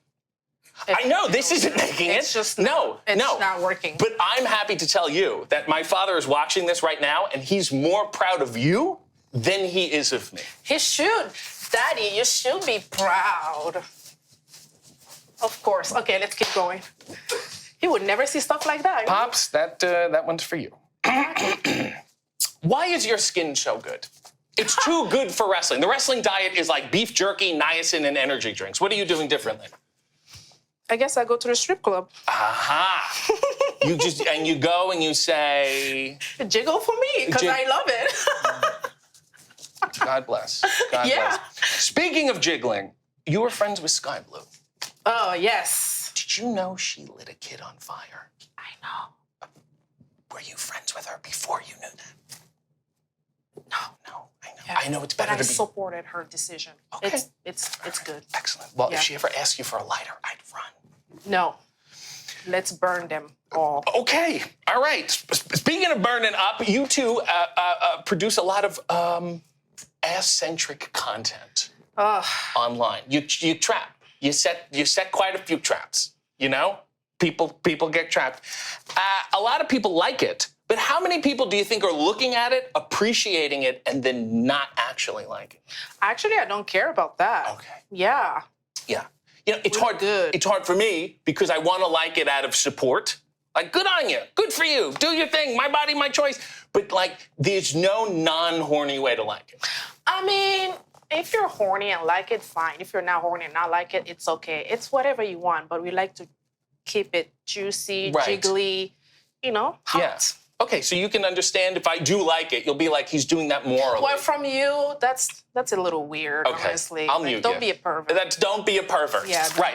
As I once heard in Fulani, Wota Mimam Dihon. Young Gamadi. Absolutely. Let's talk about juicy. You've been saying juicy a lot. Define juicy for me. Jiggly. Okay. Full. Yeah. Owning it. Would you say I'm juicy? You're dry. Okay. How can I juice it up? I have oily skin. I sweat. It's got to count for something. Maybe a little strip club pole dancing would make it for you. Yeah, you that know? would be. You want me to? I should watch them or I should do it? You should do it. You cannot just be watching. You got to be part of it. Yeah. You know? Yeah. I like to get up there and sing "Begin the Begin." No, And you I go, don't have to sing. Okay. For you, no singing. Whew, this is gonna be rough. You often use the headbutt. Is it more effective because you're so smart? Like, do dumb people headbutt better than smart people, or is it the other way around? They're just dumber. I understand. Well, if you give Extra enough smart. headbutts, you're extra smart, so your brain would be larger Yeah. and thus more effective. Plus, this is an African head, so you can't beat that. You can't beat an African head. No. Unless you're a monkey and then An look African out. head. Oh my God, that sounded so nasty. In my... Look, I had one once years ago and I never forgot it. Oh no. Your moves don't have any names. None of them. And I think we need a little work here. May I suggest a few? Sure. Okay. Go for it. Aminata gonna like how this feels. Okay. Okay, there's one. African good move. No. No, Queen. Hey, Queen. Hey, Queen. You could take that. I would license it, but you could take it. The Queen of King of Queens. I actually like that. That's not bad. It's worth the lawsuit from Kevin James. Oh, Guinea Bastard. Oh, come on. That'd be more like at me. You gotta spice it up for me. Okay, International Incident. Ooh, incident. Aha. Sovereign Succotash. Playing into the Queen thing there. How about we change it to a sucker? A what? A sucker. A sucker? Yeah. Like, I don't understand. What about African head? No, high 10 on that one. High 10. What am I, There you go. 8? Okay, and finally, here's a good name. I have an international law degree. I don't need this shit. I honestly don't need this shit. Yeah, but Speaking I want truth. this shit. Okay, we all want a lot of shit. You call yourself the one and only African women's wrestler. Of course. Yeah, but what if there's another one? What if there's another one? Africa's very big. What if there's one more women's wrestler there? You gotta change your whole Well, name. if you find one, let me know. But until then, stay out of my goddamn business. What about this soft ground wrestling in Uganda? Have you seen these No, people? I saw those people. Okay, so what if there's a woman there? Well, What are you gonna do? I'm only gonna be the one. I don't understand. Are you gonna go there and fight them? I want to. Hey, Tony, can I go there and fight them? Oof, that's a forbidden door because there's a travel advisory. Well, honestly, fighting in the mud and all that stuff, that sounds really sexy to me. Okay. Yeah. All right. A little bit of a throwback. A little bit of like apartment wrestling. I used to see it in the back of magazines. Apartment wrestling, It's that's a long sexual. story. I'll show you later. Don't worry about it. You get up at 3:30 a.m. I do. Why? Because I want to. And honestly, you see hot people super early in the morning. Don't you see Yes, you miscreants? do. You see drunk people walking home. Exactly. That's when you see their true colors. I don't want to deal with fake people just like sitting here with Right. you, like Fake the people and glasses and all that shit. for I don't want to television. see that. I want to see them real. Okay. You know what I mean? Yeah. Like nasty but real. Yeah. It's So- just, you get up early, you do a lot. You go to the gym very early. Yeah. You why do a not? lot of work, and I just think queens should be lazier than that. That's the whole point of being How a queen. can I be lazy and look like this? Because you can- I want to change the game. I'm changing the game. A queen should do all the shit that she says she's gonna do and teach the peasant same way. You should order peasants around. Order me to do something right now. Oh, that Give- was in the 90s, okay? okay, it's We were like progressive. in what? In 2020? Something. 2020 something. Yeah, absolutely. Okay. Another thing that queens should do, though, Okay. is order horrible punishments on people. So I'm going to list some women. You give me the horrible punishment that you would bestow upon them. Let me be seated for this. Tony Storm. Spank that ass. Okay. I don't know if it's a horrible punishment. Billy Starks. Ew. Out of the business. Oof. That's right. Blackball. We call that blackball. Willow Nightingale. Oh, my lesbian sister. Oh, okay. God bless. Smile anyway, I guess. Ellen DeGeneres. Ooh, I mean, finance. I'm going to send you some articles. Finally, Joan of Arc. I don't know who's Joan of Arc. Okay, I'm gonna send you some more articles. Oh, finally. What punishment would you bestow upon your younger self, who's traded in law and France for wrestling in Ohio? Younger self. That's a tricky question. Yes. Nothing. Still the same. Fine. Make one final proclamation as a queen. Queen it up a little for me. Oh my God. Well, guys, listen to me. I'm Queen Aminata. I'm on Hey. Can I just knock this You thing? just poked it a little. No, leave it. Would you leave it, please? Haven't I been through enough turmoil with my Okay, signs and my cool. props? I've got this sign that barely works. Well, RJ, I am juicy. I am sexy. I am Queen Aminata. And Perfect. Well, this has made me rethink my life. And as far as I'm concerned, I bow to you, Queen, and on with your head. you gotta bow to me backward so you can jiggle it too. You know what I mean? This? I gotta go like this? Does that Like work? you gotta bend over. That's it. That's enough. High 10. High 10 on this one. Come on, high 10. Perfect. That poor monkey. Oh, just like that. Okay. I was warned about you. Welcome to Hey EW. I am RJ City, and my guest is Kyle Fletcher. Hey. I turned it off. Yeah, but once it's on, only I can set and stuff. Welcome to All right, let's just let it rip. That's fine. You're Australian. Why does that make it okay? Well, we're gonna find out. Why do you think so many Australians are professional wrestlers? Probably nothing else to do down there, to be honest. Do you think it's also because, like, they have no social niceties? They have no social decorum? They can just act out and be like, I'm Australian, like it's some kind of excuse? I have no idea what that has to do with relation to professional wrestling. How do you connect those dots? It's a place to act out. I'm gonna need you to start again, because that does not make sense in my Well, brain. I'm just saying, like, Australians are Is almost it him? Is it him? Am Yeah. I making sense, or is he not making No, sense? I think we're just not meeting up here, and that's not going well. Australian people, to me, are like if Swedish people were directed by Tim Burton. Please elaborate. Well, I mean, you know? I think my point has been made. Not elaborating. Why do you can't think- just gesture to me and call that elaboration. Why do you think so many Australians are in AEW? Do you think Tony Khan is an Australophile? Honestly, I could see it. Australians are pretty cool. Yeah, absolutely. I've been ignorant towards Australia. I want to listen and learn. So let's Okay. play a little Australian or racist. I'm going to list something. You tell me if it's real or if Gotcha. it's racist. I'm down, let's go. There are kangaroos everywhere. Yeah, racist. Okay. It is a land of monstrous beasts and deadly insects. Semi-racist. Okay, everybody surfs. Pretty accurate. Excellent. Every man's coming of age involves to a picture of Olivia Newton-John. I did not, so racist. That's a shame. You're legally not allowed to wear shorts that come below the knee. Honestly, true. That is accurate. This is weird. Yeah, very accurate. I like I don't that. need to see all your shin. Yeah, God no. The toilets flush in the opposite direction. They do. Yes, that's a real thing. Great. We named our Aussie Open named their finisher after that, the Coriolis effect. Fascinating. There you You in the opposite direction. Give you a minute to think about it. go. Let me think about the last I had. Yeah. And where you were, I guess, is the important thing. Yeah. Accurate. Excellent, excellent. Your bidets just blow air.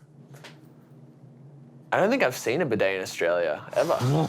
Yeah. At least 75% of the citizens are convicts.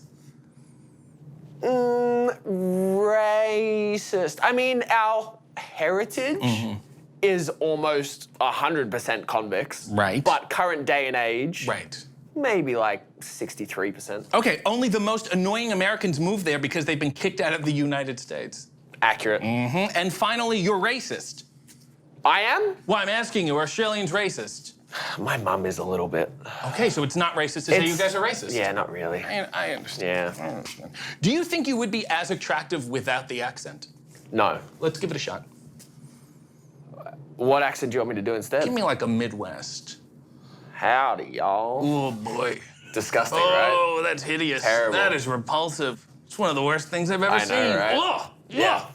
I don't care which direction. I wouldn't be involved in that. Thank God I'm from Australia. Out of all the other Australians in AEW, who's like the bottom of the list? Who's like the worst Australian that you work with? Oh, hold on, you got to list them. Because now I don't remember all of them. Harley Cameron? Oh, worst. Okay, well, there we go. Why even move on? Yeah, don't. You were trained by Madison Eagles, Robbie Eagles, and Ryan Eagles. Are you an Eagle file? Well, hold on, I have to do this now. Go ahead. Oh, God, there's an eagle on your arm. You got an eagle arm. He's got eagle arm. Did they make you get that after you got trained with them? They're like, here's your rite of passage. You get an eagle tattoo. What's that thing? Blink twice if you're in trouble? I understand. You know, I always heard Madison Eagles is fantastic. She's underrated. She should have been signed years ago. Do you agree? I do. Yeah, she's fantastic. Okay, that's enough. Put Okay, her over. fair enough. Excellent. Despite being born in 1998, you've had a slew of early 90s haircuts. Let's go through them right now. please. Early in your career, you had long on top and shaved all the way around. What would you call that? So it got called the Skrillex quite a lot. Oh, yeah. That's what I got referred to. I was going to say to the disgraced indie wrestler. I'll take it, yeah. Yeah, it's very common. I was a disgraced indie wrestler at the time. And then you had the 90s middle part. You had that bird thing going sure on there. did. What would you call that? What's it called? The barrel roll. Because it looks like a little wave going this way and a little wave going this way. I was going to say, going like I was in the going to say middle. teen sitcom bully. I'll take that as well. Yeah, I've seen that a lot. And now here we are with the bleached top. How long before you will regret this? There are days I already regret it. So. Do you know where you're headed next, or are you just going to get sick of it? and see what No, happens? I will just run this one into the ground until I go, just feel like doing something different now. It's going to be really fun. I'm just going to look through Google at images of worst haircuts ever and then just pick one. It's gonna That's be what I did for this one, so. Fun downfall to watch. Oh, yeah. You were in a tag team known as Aussie Open. Correct. Your partner, Mark Davis, is on the shelf. Correct. Is Aussie still open, or is it Aussie closed? It's ajar. Excellent. Aussie ajar. Great currently. work. Thank you. Yeah, and what does being open mean to you? Just means being free, baby. Okay, so he lets you team with other partners as long as you clear it with He lets him? me do whatever I want. And do you like to watch him with other I partners? love it. Good, because the I best. think tag team monogamy isn't very progressive. I think it's rooted in misogyny. 2024, guys. Yeah, Let's and go. Come capitalism. on. Yeah. Yes. Yes. And Mark is an older, burlier, bushier man. He has been called a bear on many occasions. Oh, I was gonna say, gonna you get guys there. really resemble a bear and a twink. I know, yeah. It's the real full spectrum of male attractiveness. I'll take that. Yeah. You guys almost look like a Pixar movie about a walrus and a dolphin. The amount of times that I've seen people referring to Mark Davis as, what's the mum from Incredibles? What's her name? I don't know what her name is. I haven't seen a movie that was made after Elastigirl. 1976. This guy, come on now. Elastigirl. She has a massive dump truck, so Oh, that's okay. why. Yeah, well, and congrats to him. I agree. Yeah. Congrats, for all Davis. Feeling dumped. You would do this Aussie oi thing. Sure. The people who are not familiar, you would say. Aussie, Aussie, And I would Aussie. say oi, oi, oi. And then you Correct. say Aussie, Aussie, Aussie. oi, oi, oi. Aussie, Oi, Aussie, oi, Aussie, Aussie, Aussie. oi, oi, oi. There you go. See, define oi. It's just like a primal, like, you know that feeling when you No, I feel don't. real, like, No, I don't real know that feeling. masculine. Don't know that and feeling you just at gotta all. make a noise and you not just gotta really. go, oi! No, not Oi! really getting it. Oi! You spilled your coffee. I had a lid on it, so it's only a little bit. It's okay. Okay. Well, there's also oi. You know what I mean? Aussie, oi. I guess it depends on the context, but I would, yeah. When I hear oi, that's what I think. I think, Right. oi. Right. Okay. Fair enough. Define these other Australian terms for me. Kvetch, Not a clue. Mushugana, Not a clue. Mamosh. Not a clue. Okay, we'll move on from that. You also do this hand signal. Yes. Put your coffee down. It's double rock-ons. Yeah. Cross them over. Come on. What? Isn't it bad enough we got the scissor guys here? What do you want from me? I didn't make the hand sign. You're making in a hand. Ah, come on! Am I allowed to put that on YouTube? No. Why not? Because we talk about and then you draw the line. Do it. Do it for the camera. Do it for the camera. Ah. Let's go. Oi. See what I mean? Oi. That Oi, works? let's go. Speaking of, you do say the C word a lot. So much. You Australians do. Yes. And I can't say it anymore because Will Ospreay filled our yearly quota. Good job, Will. That word makes me physically uncomfortable. You Really? have no problem saying it. So what word makes you physically uncomfortable? Ooh, that's a good one. Whenever I hear smegma. And you'd hear it a lot. Yeah. Yeah, around the locker room, these guys just, wash Tell me it, about please. Just, yeah. Speaking Peel of that skin back, bro. Come on now. Just get in there. or just Clean those crevices out. Just like a normal one. Speaking of Will Ospreay, when you wrestled in the UK, you stayed at his house. I did, yeah. What does his bathroom counter look like?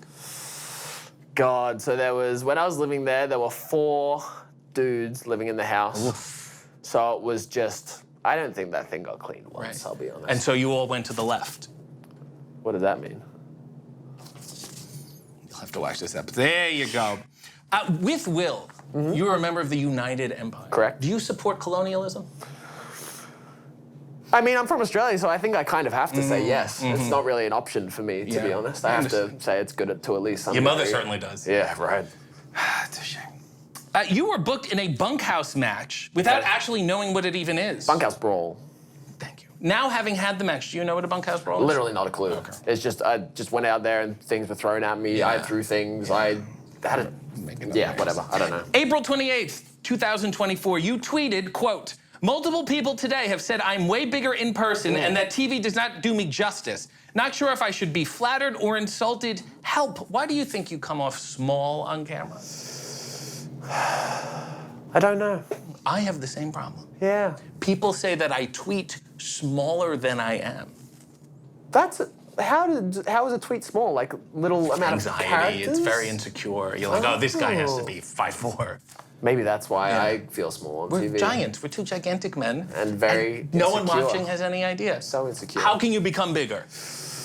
Steroids.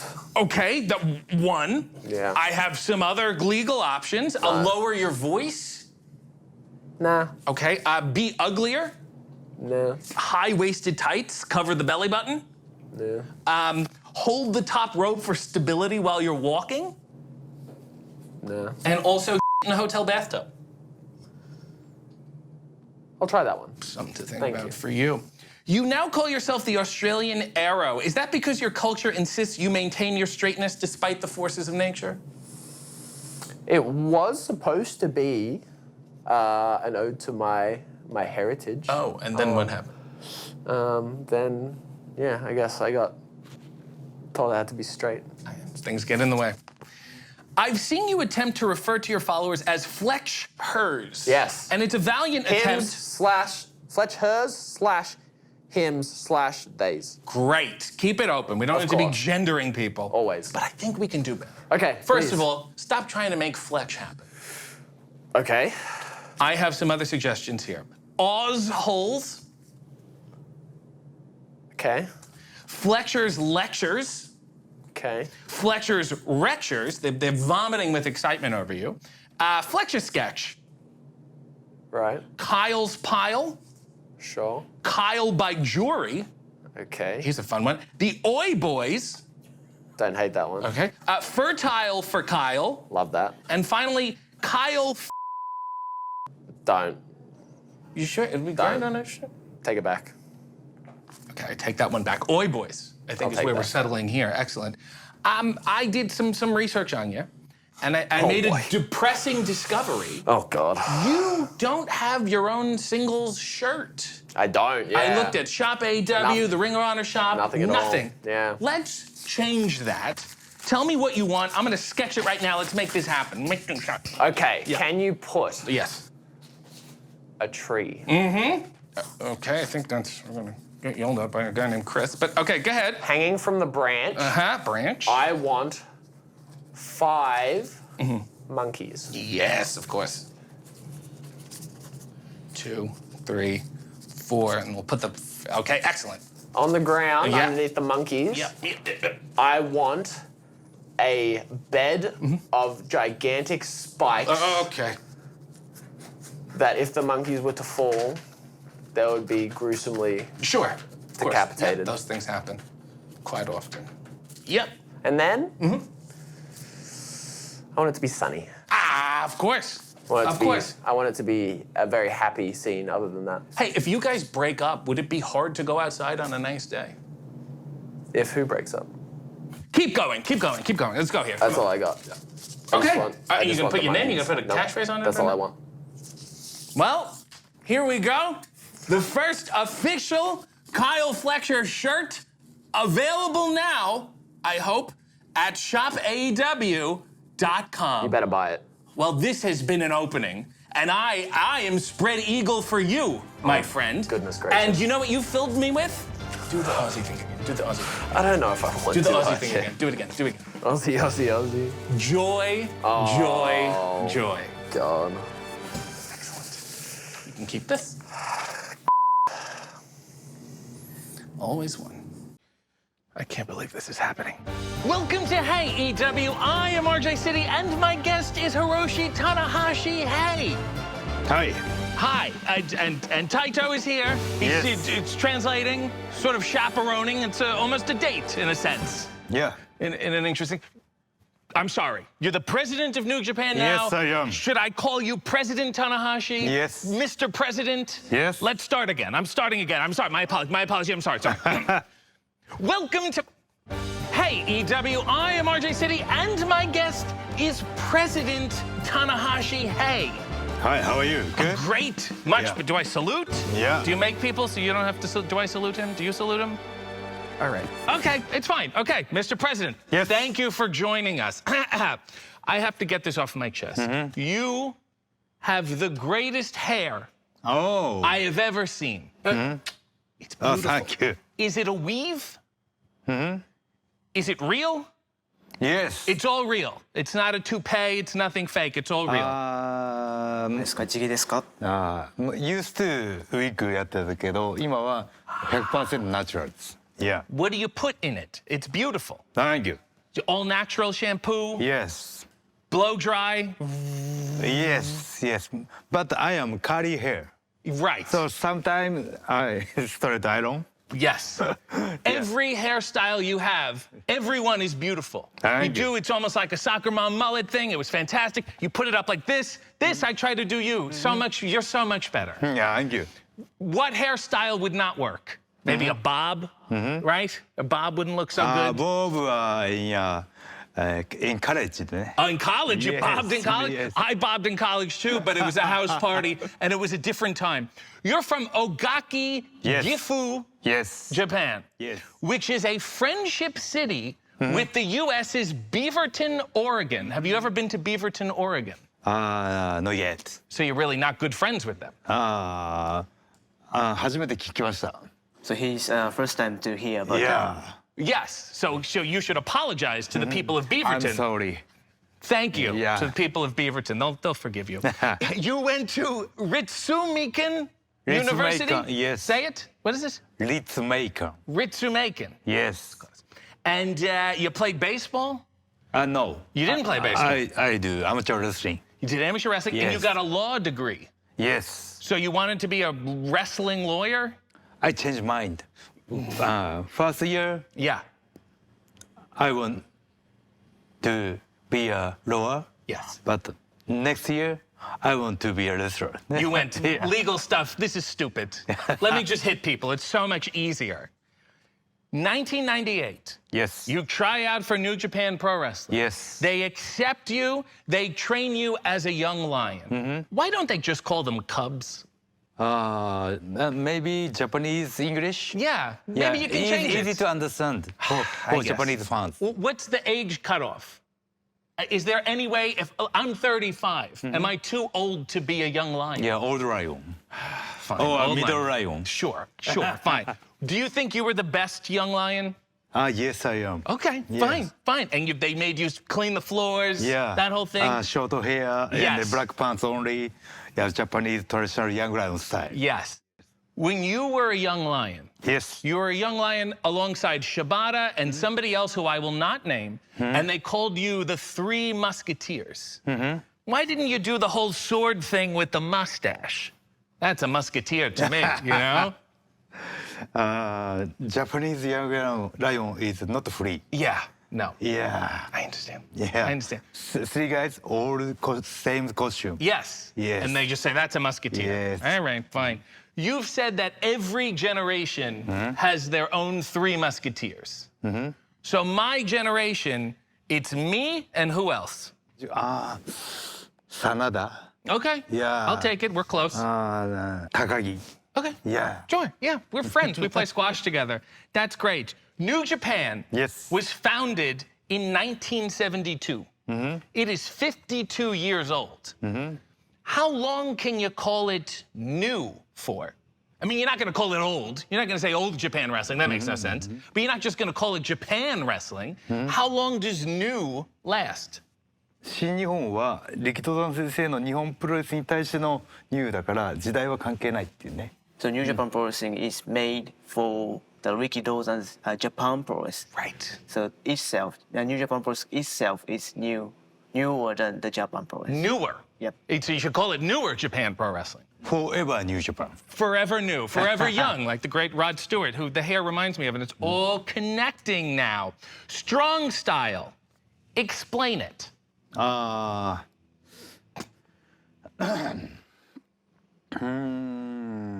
It is most difficult. Yes. Yeah. So is every other style weak style? Yeah. Okay. No. You're considered one of the greatest wrestlers of all time. Yes. Does it feel like it?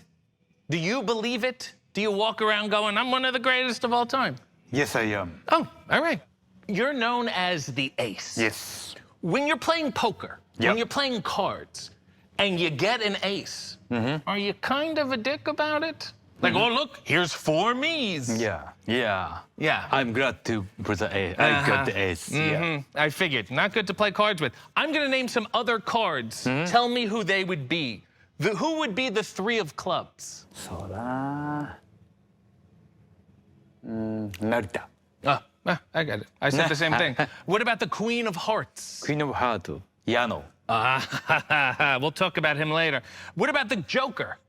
Joker is Naito. Okay. And finally, the card in the front of the pack that has the instructions on it. You know Sugabayashi, Japanese chairman. No. New Japan chairman. Okay, yes. By the book. I understand. I'm getting this now. Your finishing move is called the high fly flow. Yes. Which is also what my aunt said when she got a period on her plane. A tremendous frog splash from the top rope. Why not pick an easier move?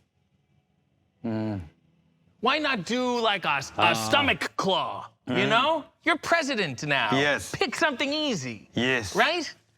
New Japan fans want to see I know. my fly. I know. But just think about it. Yeah. Think about it next time. I've seen people ask you how you are, and you always reply, never tired. Yes, I have never been tired. You've never been tired. Never been tired. Your whole life, Yes. you've never been tired. Tired. How long do you sleep each night? 4 hours. 4? Yes. You sleep 4 hours a night, Yes. and you're never tired. Never tired. Do you nap? Nap? お昼寝とってますか? No. You don't nap. Yes. Have you ever yawned? I have never been young. You've never yawned. Yeah. What a work this guy is. Never- a lot never. of times, after your match, Yes. you look at the crowd and you will say, Yes. you say, achitimasu, 愛してます. ashtimasu, Yes. right? Which means I love you. Yes. Don't you feel like you're love bombing them? Don't you feel like you're forcing your love on these people? You do? Yes. It's- My love Yes. is infinity. So you're never tired, Yes. and you love everyone for infinity. Yes. There's not one person you don't love? My wife. Okay. All right. Congrats to you. Regular Don Rickles here. You've also been known to play air guitar, Yes. right? In 2016, you lost your guitar. Yes. What happened to it? Yeah, big problem. Yeah, big problem. Yeah. Did someone steal it? No. I lost myself. Yeah. You just left it on a train Yeah, or but- something? But I'm okay. Okay. Do you have it with you now? I found my guitar. Good. Yeah. Good. No, don't. We got it. I don't know. Okay, It's okay. I got it. I understand. I know how it goes. I don't need to hear it. Please. Thank you. You also love the show Kamen Rider, Yes. which is like Power Rangers ripped Yes, off yes. Kamen. Yes. You're obsessed with it. Yes. You wear tights from the Yes. show. Yes. You say lines in your promos. Yes. You sing the song in Yes. the ring. Yes. And even this Yes. is from Kamen Rider. Yes. This whole time, you've just been a cosplayer? Kind of. But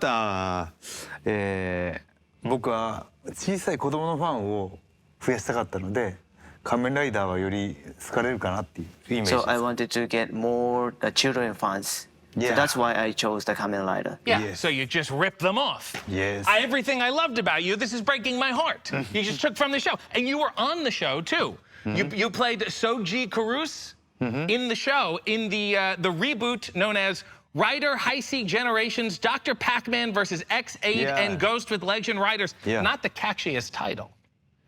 It's a long title. And you showed up and you said, hey, I long stole time. everything from you. Sorry, this is Japanese style. Yes, movie. I can tell. You announced a 10-point plan for improving New Japan. I want to go through some of the points now. Yeah. Because I have some notes. Okay. Number one, you said talent discovery and development. Yes. What about this guy? Yeah, I waiting for new generation. Yeah. Yeah. You? Yeah. I feel like you're discovering me right now. Yeah, okay. Yeah, right? I discovered it now. Okay. Yeah. There you go. Set.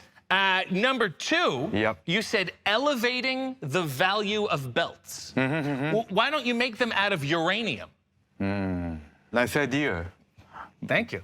And number three, reducing outside interference. What if you put dogs around the ring? Right? And then people can't get in. So we go, rah, rah, rah. You know, what about that? はい、乱入や介入の阻止というところで、彼のアイデアとしてはリング周りに犬を配置するのはどうですか？ Nice idea. Yeah, nice idea. Not But bad, not bad. 乱入してくるチーム自体がウォードックスだから犬対犬になっちゃうね。But you know, Bullet Club War Dogs often the interface, so dog versus dogs. Me?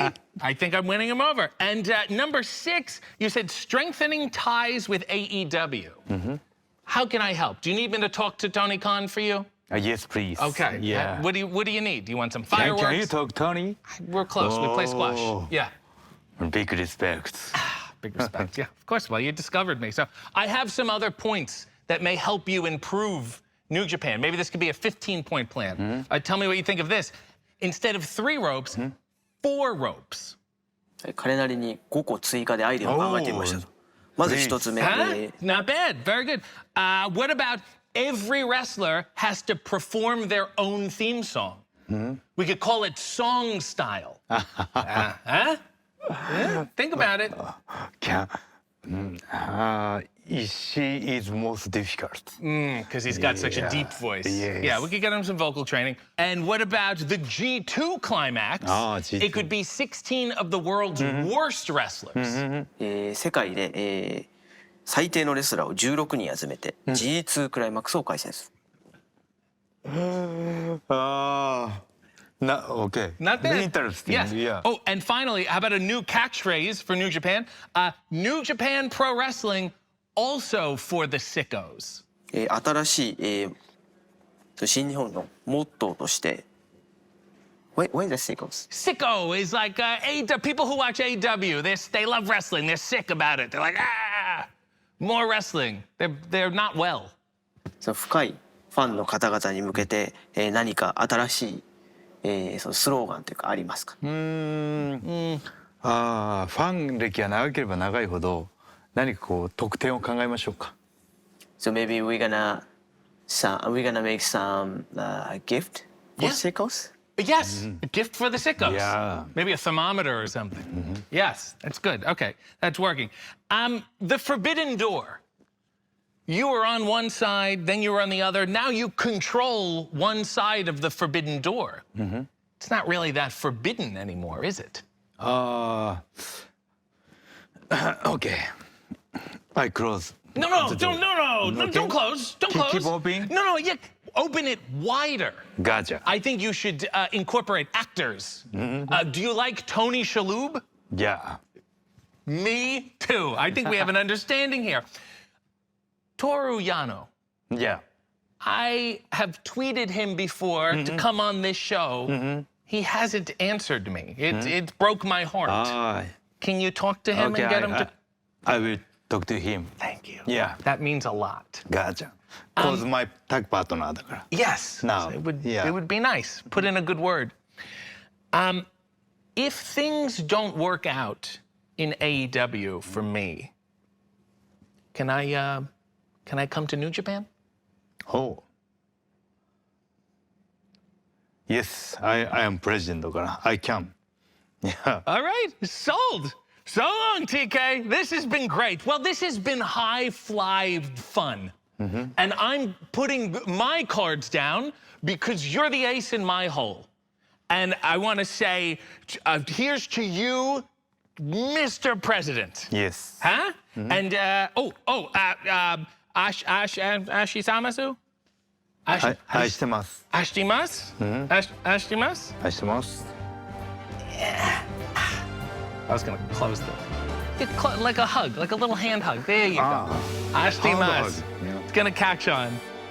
None of this is gonna work. You're the only person I had to research to find good stuff on. Welcome to Hey EW. I am RJ City, and my guest is Jimmy Jacobs. Hey. Hey, buddy.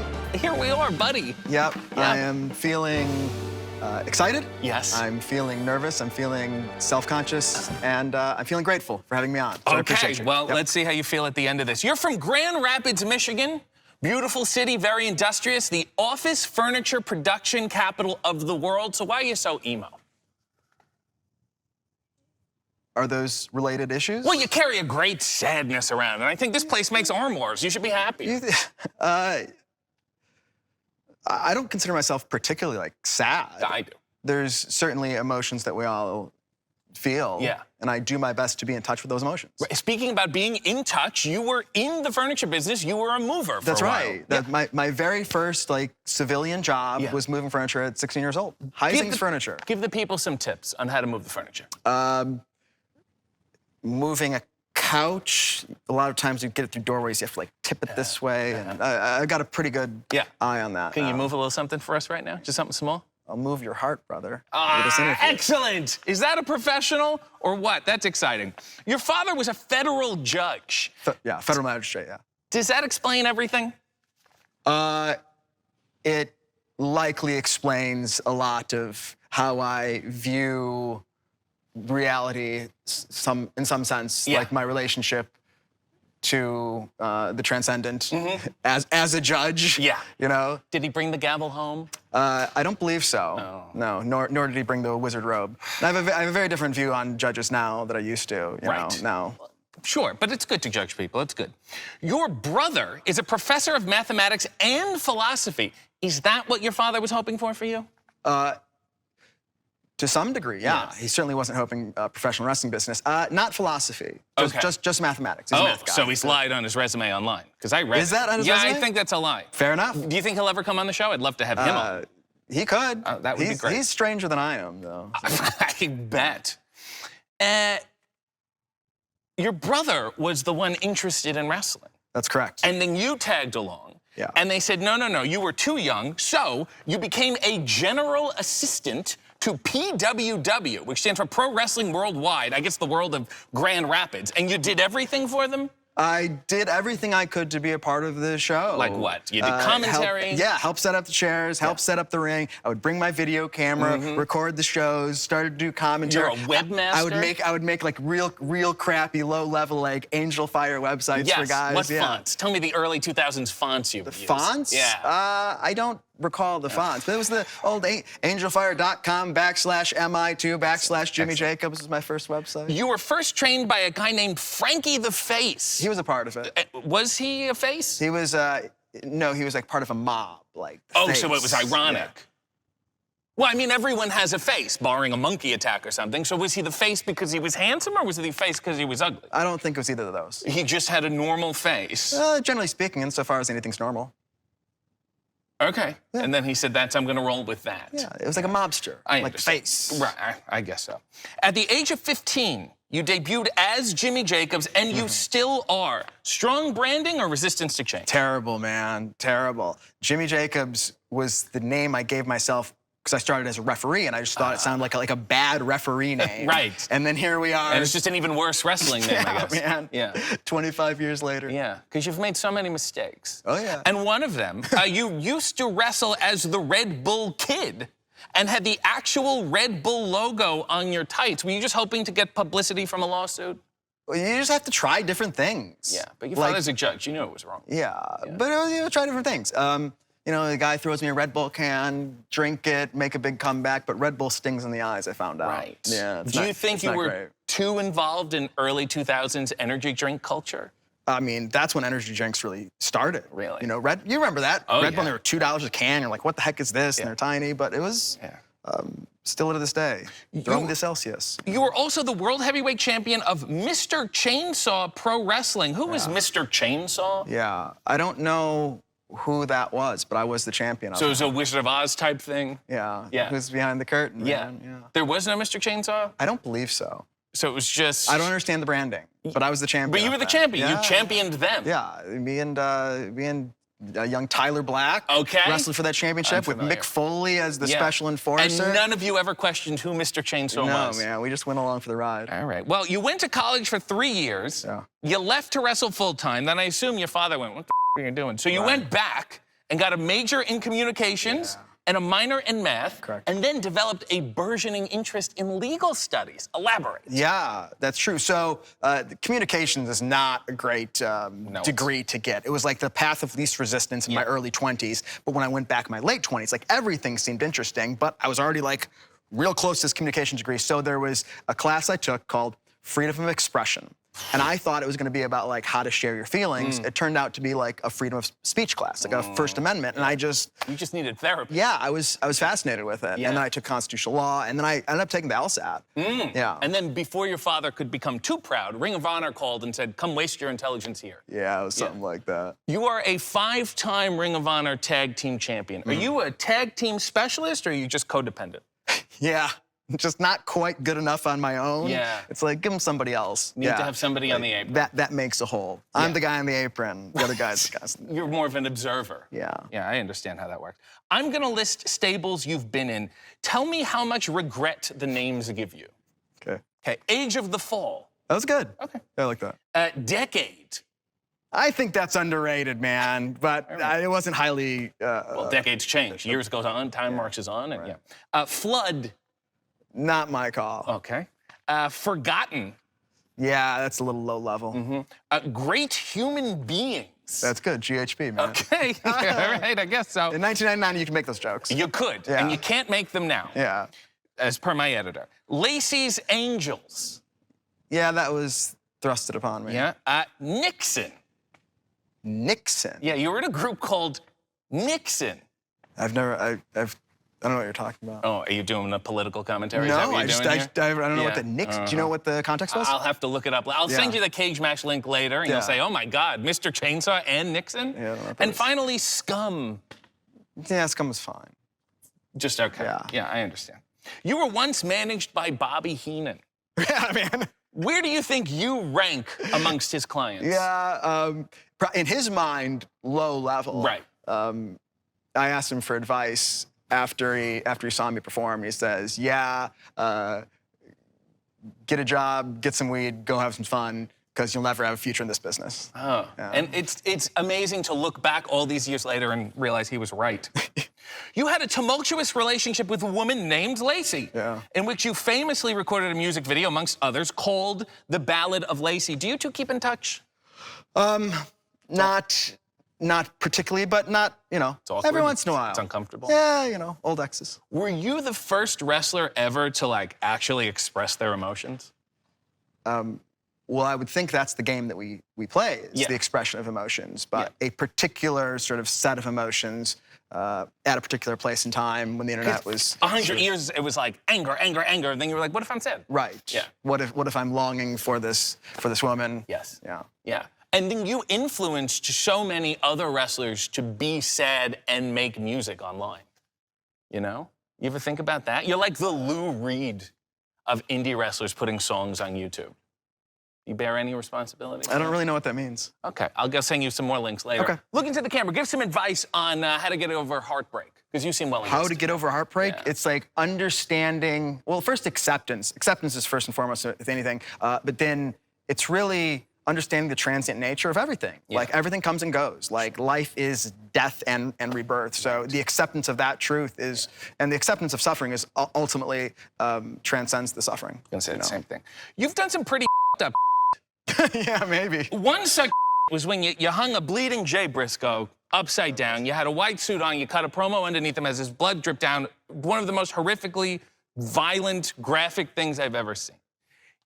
Is it hard to date because people can Google you? It's hard to date for various reasons. I'm not sure that's one of them. Yeah.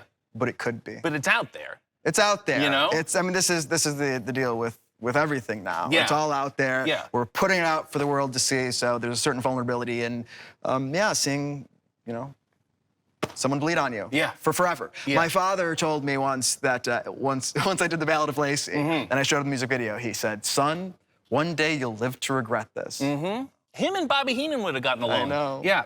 You also had a run in MTV's Wrestling Society X, where you entered a tournament with that guy named Tyler Black, but the show got canceled before it began. What did we miss? A tournament? Yeah, you were in a tournament. I don't. You were supposed to be in a tournament, Okay. and then the show got canceled. Yeah. What were the plans? What were the big? What were your goals? I have no idea. Yeah. that's- What a time that was. It was a time. Yeah. It was a great time. In July 2014, you had a, quote, epiphany that you were meant to work on the creative end of pro wrestling. Is this the least divine epiphany ever? What, did Vern Gagne come to you with a halo and said, help people with their entrances? Was it like that? I wish it was that profound. But it was, look, we all have moments of clarity, and that was a moment of clarity for me. That sent me on a path that leads me to you right now in this moment here today. So it can't then be it all makes- bad, No, right? then it makes sense. For multiple wrestling companies, you have been a member of the creative team. That's a generous term. The compliment is built into the name. That's like being part of the intelligence squad or the funny group. How hard is it, really, to be creative in wrestling? Yeah. It's not that hard, right? It's a particular medium. Like, because it's not just like nebulously creative. It's like working with a particular medium, and people don't necessarily understand. There's a lot of like logistics to it as well. Yeah. What was the strategy there? Just confuse me with the word nebulous, and then I wouldn't hear the rest of what you said? I understand. I understand how you're operating here. I'm going to name some people. Tell me how you would bring them into AEW. Let's get those creative wheels turning. Pull Walter Hauser. He already showed up at AEW. I know. I Yeah, could say, so hey, there's $20 here. Job done. Yeah. Greg the Hammer Valentine. Oh, boy. He's a hard one. He's complicated. Yeah. I was like, do we have anything that complements a hammer here? Right. Well, nails, and I don't want to get involved into that. What about Frankie the Face? He had a great gimmick where when he laid a guy out, he would draw like a chalk outline around them. Yeah, that's a good bit. We should steal Yeah, that. that's a good bit. No one's ever done that. Yeah, Finally, yeah. Charo. I don't know who that is. It says a lot. Have you ever had an idea that just no one accepts ever? No matter what company you've gone to, is there an idea you push and everyone's like, absolutely not? I don't have a lot of ideas. You don't have a lot of No, ideas. I'm So not- what do you do? I'm Give me not- an example of your work. What would we know you for? I'm not a prolific ideas guy. Yeah. I can come up with ideas, sometimes come up with ideas. Ideas come out from you. Yeah. Right. Sure. In epiphanies. Yeah. Right. It's true. I understand.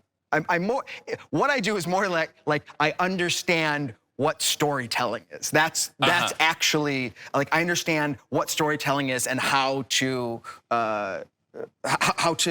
present that. Right. It's nebulous. I understand well, yes, but you have to bring spirit down into body. Like, that's the thing that's constantly going on. You got fired from Up North for posting a photo with the Elite. Smart strategy, because they're your bosses now. Who would you have to post a photo with to get fired from AEW? Oh, I know the answer to this one. Okay, let's just look and pretend we heard it and muse on it. Yeah. Yep, for sure. You then said at some point that you were burnt out creatively. What was the sign there? That's what I thought. I thought I was burnt out creatively. And then you went back to the wrestling. You said, I'm going to put the boots back on, go to hell, Dad and Bobby Heenan. I've still got something in the tank. And you started doing Zombie Princess. Can you explain Zombie Princess to me? The Zombie Princess was from a promo I did when I was wrestling Kevin Steen. He had made fun of my nail polish and the way I looked, and it was kind of like, hey man, I don't need to look tough, I don't need to talk tough, I am tough. I can put on a tutu tiara, call myself a princess, I'll still be the toughest guy in the room, because when you knock me down, you think I'm dead, I come back to life like a zombie. I'm the zombie princess. Okay. That's where that's from. So were you a princess who died? Or did you die and then in the zombie world there's like a monarchy? Yeah, it's a good question, man. Maybe the answer lies in the undead realm, I'm not sure. Okay. Something for all That's of us. that's something I created. See? Yeah, See? the undead Absolutely. realm. Like There you go. Look, the Death of Alley, come on. You often explicitly wear women's clothing. Is it a social commentary on gender, or do you just have feminine proportions? It's more that I have feminine proportions. Yeah. I like to wear what I think looks good on me. Yeah. This is all made for men. Yeah. So. Oh. Yeah, that's a shame. Yeah, I know, right? Never mind. I've been waiting over a year to ask this question. I thought we'd wait till you came on here. The sandals, what are we doing here?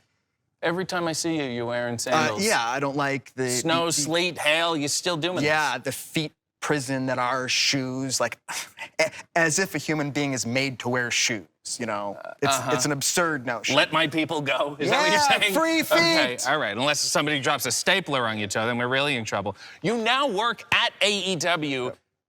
Doing what exactly? Yeah, it's a good question. I'm like a channel for information. So you're like a general assistant. It's all come full circle. Don't you see? You started PWW, you're doing all these things, you take this wild journey, so long, Dad, hello, Bobby Heenan, you know, MTV, go to hell, MTV, that whole thing, and now here you are, a general assistant. It's something like that. Right? Yeah, it's much less creative. Isn't that than beautiful people think. in its own way? And you are still wrestling, which is wonderful. Yeah, on occasion. Yeah, Yes. yeah. I'll put on the tights, I'll put on the costume, go out there and play a little bit. The Yeah. last match you had at Ring of Honor, you had an inordinate number of pyrotechnics. Is that you using your office influence? That's what I do, man.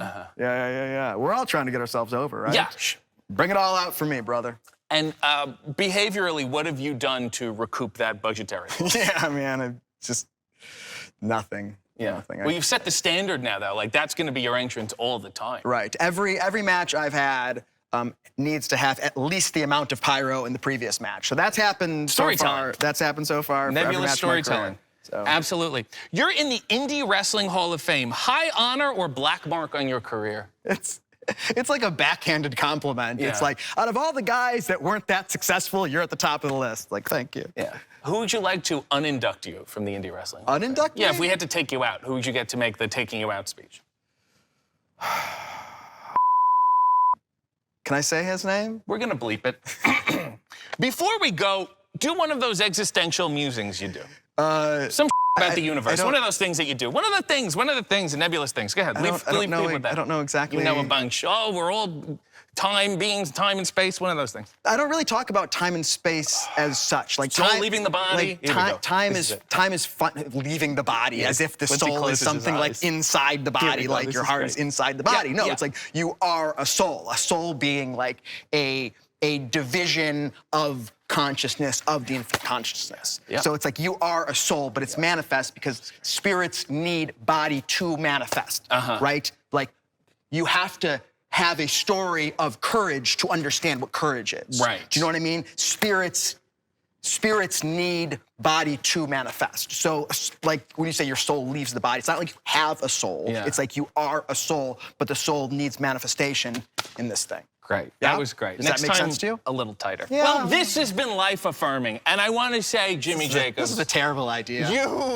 Is this your worst episode ever? Oh, no. You should see the one with Tony Schiavone. You I love him, man.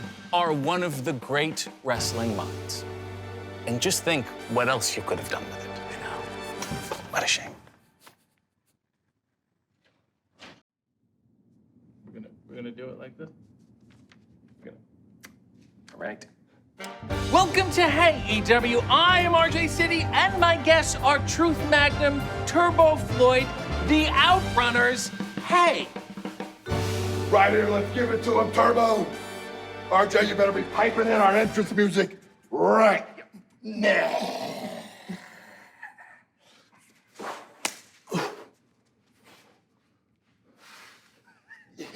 Truth, give it to him, get in that ring. Oh, yeah. A little bit of that.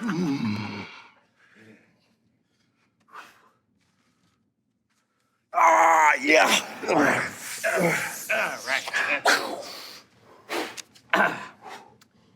You both claim to be the youngest men alive. That's us. How old are you? Old enough. And my driver's license. We can get a beer, right? Yeah, I give my buddy Daniel to buy us a beer anytime we want. Yeah. When were you born? A while ago. Yeah, a while ago. Not too long ago, though, right? How old were your mothers? Older than us. Hang on. If I've learned one thing, RJ, it's never ask a woman her age. I would never do something like that. Who was the U.S. president? Bush? George? Bush? Okay. What was the number 1 song on the Billboard charts? A big smash hit. That's what I remember. He's right. What was the number 1 movie at the box office? It was a big blockbuster. I'm surprised you don't remember. You don't remember that? It was huge. I'm sure it was. Tony Danza is 73 now. How old was he when you were born? I could never be 73 years old. He doesn't age. He doesn't. Fair enough. Great. Were you briefly boys or were you just born men? That's a good question, Arj. Yeah. Turbo and I were born at the same time, the same place. Yeah. The North Miami Beach Swedish Hospital. And Turb, tell him what the doctor told us. Doctor, real tragic story, actually, RJ. If you don't mind, I'll put my glasses on. Sure. And I'll take them right back off for this. Doctor came into my room, according to my father, Chongo, and my mother, Sebastian, lady parts. And she let me know that I was born with OCD. Wow. Yes, very tragic. Yeah. Doctor said then, there's no cure. There's nothing we can do. I'm sorry about your luck, kid. I remember all this like it was yesterday. And she said, but there is good news. There's a patient right next door who's diagnosed with OCD too. I've never seen anything like it. And she said, today's the day. I discovered it. The two of you combined, Truth Magnum, Turbo Floyd, she said, you both have 2 CD. 2 cool dudes! I'll put these back on. Thank you for raising awareness for that cause. Truth Magnum, tell me a lie. You got it. These aren't the biggest peaks in AEW history. Right. Excellent. You've spent a lot of time. You grew up in Seattle, Washington. I think, Arj, you have a bad case of misinformation because all the runners know, the Outrunners, are from Miami Beach. That's in Florida. Must be my mistake. Turbo Floyd. Sorry, is Turbo the first name or the nickname?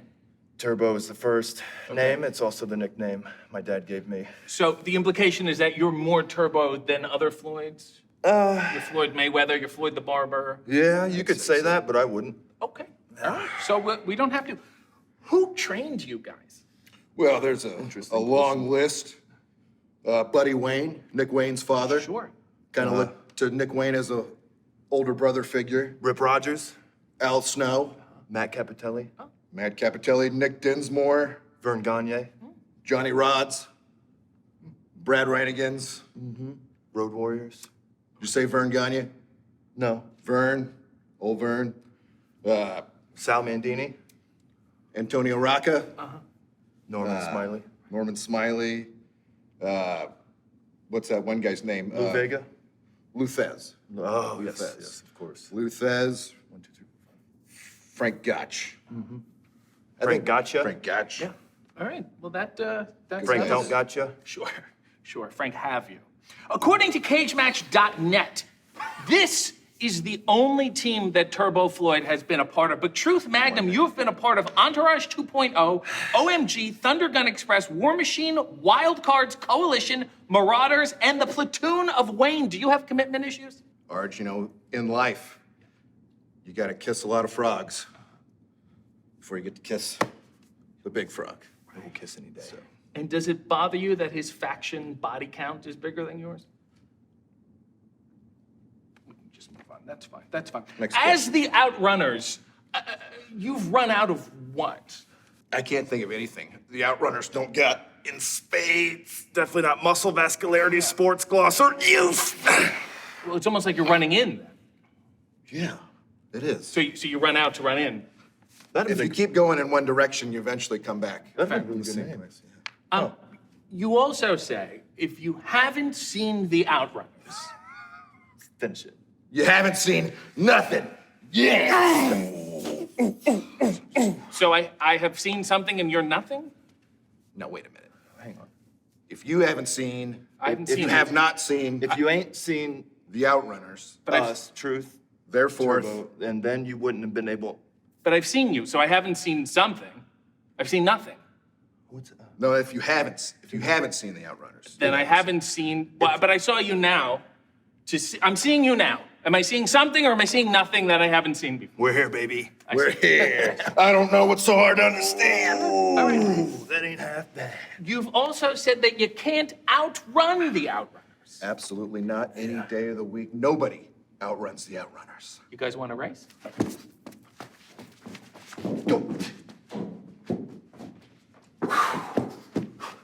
Sorry, Arj. Another one bites the dust. You guys are good. You guys are very good. Very, very nimble. Great stuff. In addition to your youth, you're also tanned. Sorry about that. It's not filtered. I apologize. Was that water? You're also tanned and vascular. Is melanoma a concern or is it the goal? Well, in my opinion, you get a nice, hard encasing of melanoma, protects all your innards. Okay. Makes the muscles harder. Yeah. It really is like the healthiest form of cancer, you know? You got too much of the thing that you all need. It's like getting vegetable cancer. Right. Yeah. Do you fellas sun your perenniums? I sun my perenniums, my rhododendrons, my oak trees. I'm quite the green thumb. I'm sure you do. I don't want to know where you put it, but I'm sure you do. You often invoke the symbolism of the flamingo, who gets its pink appearance from its diet. What do you guys eat that informs your complexion? Sun-dried tomatoes, Green vegetables. Okay. Homework. raisins. Raisins. Blondes. Just any kind of like a brioche. Yeah. Okay. I don't know what that is, but yeah. All right. I'll show you later. You're gonna be in luck. Speaking of sun-kissed, what I think is fascinating about you is that the hair on your head is a different color than the hair on your face. Are you dyeing one of them? What, dyeing? Yeah. You can dye your hair? Yeah. We're not even close to dying. We're very young, as Yeah. we've mentioned. Right, yes, yes. We would never dye. Okay. Our hair is thick, full, and natural. Then what would you call that color? Blonde bombshell. Okay. Yo, nice. If the drapes don't even match the drapes, what color is the carpet? Let's just say the carpet. It's like an eggshell down there. Okay. It's fragile? Off-white. Oh, sorry. Excuse me. And why does only one of you have enough body hair for the both of you? You know, I had a feeling you were going to ask this question. Investigative. And Arj, Real gotcha This is right here. gotcha journalism at its best. I have to shave my chest 4 times a day. Okay. Sort of like a wolfman kind of thing. I have the chest hair of a northern Florida grizzly bear. As a matter of fact, camera, if you can zoom in on this right here, I don't think they can. if you had the quality camera to do so, you'd see a gnarly Yeah. cut on my nipple from Right shaving there. my chest the 3rd time this morning. You know how hard it is to get around a nip like that? Yeah. Yeah, it must be something. That's a hardy areola, my friend. You should see the razor. Yeah. Thank you for bringing that up, because you guys are very vascular. Thank you. Are you worried about being cut open? I mean, big veins, thin blood. First blood match, you would be a very easy target. What, like cut up from the butt up? I'm Like working this? on that melanoma encasing, hopefully. Yeah, No that's- nicks and cuts. Thicken it up. Yeah. That makes sense. Yeah, What is- we're thinking about being hardcore guys. I don't think we can bleed though. No, no blood and guts here. No, just guts. Just guts. plenty of guts. What is there. spin to win? You guys often say spin to win. Do you need a I demonstration? would love a demonstration. What really gets our blood pumping, our juices flowing, is a nice spin. Show them to her. I got it. It's just, you're so beefy, it's really more of like a meat spin.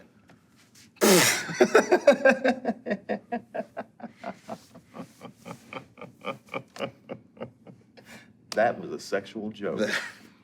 I get it. You guys are undefeated when managed by the legendary Jimmy Hart. Yes. That's true. Why don't you just get him to manage you all the time?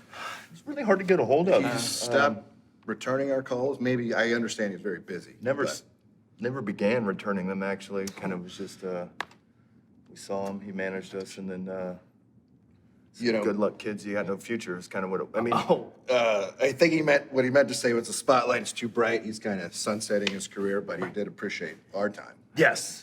So That's exactly what he meant. I understand. You guys are truly tag team specialists in the sense that you have never won a handicap match. 2-on-2. What? No, but you haven't. I looked at the stats. 2-on-2, no problem. 2-on-1, bit of a disaster. Why does having just one opponent throw you guys off? well, Superman has kryptonite, and the Outrunners have handicap matches. Not our specialty, but nobody has given us a chance to fight underwater, where we are completely undefeated. Yeah. Not only that, RJ, but Michael Jordan didn't make all of his shots. Right. Okay, and that's kind of how the Outrunners look at handicap matches. Sure. You think he was the one to slam dunk every day? Right, that's fair. That's fair. He also had a horrible gambling problem. I'm not going to get into that now. But if I were to team with the cameraman, you would probably destroy us. Oh, easy. But if you were just to wrestle the cameraman on his Hey, own, whoa. He would have a distinct advantage over us. Would have a chance. Yeah, that's a weakness. You have been the target of some online harassment. Some derogatory terms have been thrown your way, words we try not to use anymore, but I want to bring them up right now. Tell me how they make you feel. Yeah, I put my glasses on for this one. Jobbers. I don't like it. Okay, that's fine. It's okay, though. Enhancement talent. Gets my blood pumping a little bit. Gets me. Yeah. It turns my piss to a boil. I'll be honest. Finally, ham and eggers. What the hell's that one? I like a good breakfast Oh, as all much right. as the next guy. That's a wash. I don't know so bad We about prefer that. TBD on the card. Sure. Too bad, dudes. Okay, fair enough. Even though you guys are so young, you are really two old school guys in the sense that you always pay homage to the past. I'm gonna list some old school behaviors. You tell me if you still do them today. Respect your elders. Okay? Chewing tobacco. Hell yeah.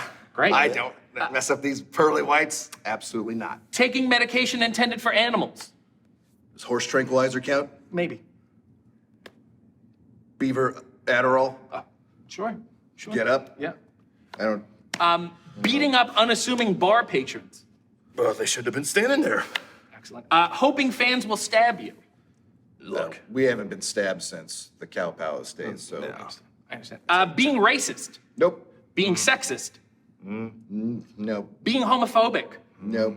Getting paid in cash. Oh, yeah. Outrunners don't go anywhere without big stacks of cash. You got that stack? Finally, shitting in other people's bags. Yes. Back in the Sportatorium days, but this is long before the Game Boy was invented, Turbo and I would take turns shitting in each other's bags just for fun. Just for the As a fun rib. of it. Let me see those shoes. Don't start the shoe shitting thing. Another thing you don't see anymore is a good old school shoot interview. Calling out your enemies, giving them the what for. Yeah. I'm gonna name some teams now. Shoot on them for me. Okay. Okay? All right. Okay. The Road Warriors. Road Warriors, the Outrunners are here looking right in your eyes. We love your shoulder pads, those sharp spikes. They look really great. Where'd you buy that paint at? I love it. No, I thought it was gonna be a little more negative. The Killer Bees. The Killer Bees, alliteration in wrestling form. I love it. Tell them, Turb. Where'd you get those outfits, Killer Bees? I love them. Okay, maybe something more modern. The Young Bucks. The Young Bucks, the two greatest bosses we could ever ask for. Dynamite, making Dynamite the #1 show on TBS in that time slot. Great job. Nicholas Matthew, where'd you get those super kicks? I love them. How about FTR? FTR, people who revolutionized tag team wrestling. I want to be the one that does the yelling here. FTR, we've been looking at you for a long time. We know how handsome you are. We love how beautiful your mustache is. You're bald, but it's beautiful. We love the way you look. We guarantee it.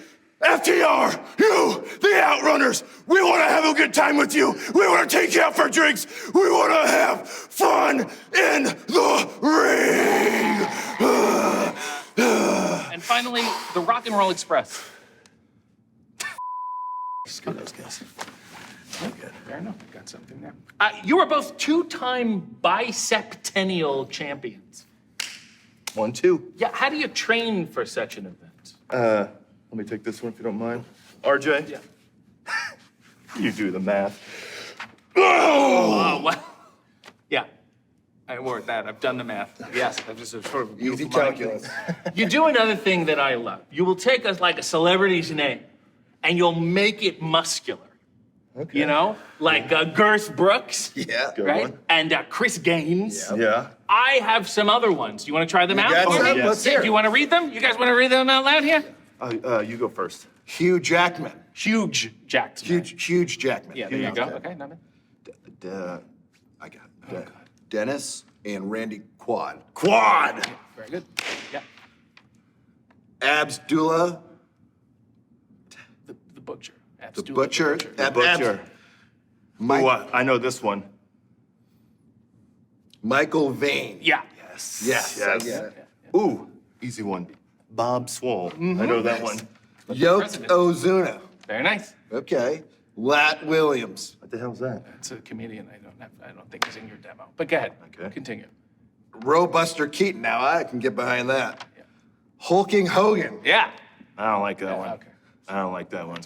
It's not bad. Patrick Buffy. Okay. Yeah. And you saved the best for last. Mm-hmm. Alan Thicke. Thick. Okay. Not bad at all, huh? Really good list. Okay. Yeah. What's that one again? Dennis and Randy Quad. That's a tough one. Yeah, That's multiple. So would A lot of words there. You fellas flex a lot, as we've seen. You seen? But I think your secret, what really puts you over the top, is the faces you guys make while you're flexing. That's what seems to pop out all the muscles and veins. You can't really help it. Talk about the flex faces you guys make. the flex faces. It's Would you rather us talk about them, or do you want to see them? Okay, show everyone at home. Do the flex faces, but don't flex your muscles. without flexing. Yeah, just let them see the faces. I need something to hold on to. 3, 2, 1.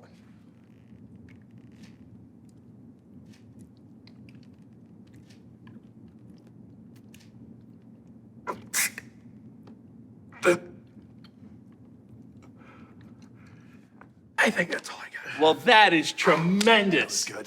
This has been unwarranted nostalgia, and I have run out of questions. Well, you know what, Arj? Yeah. I want to speak for Turbo here. I think we like the cut of your jib. I think you have what it takes to be an outrunner.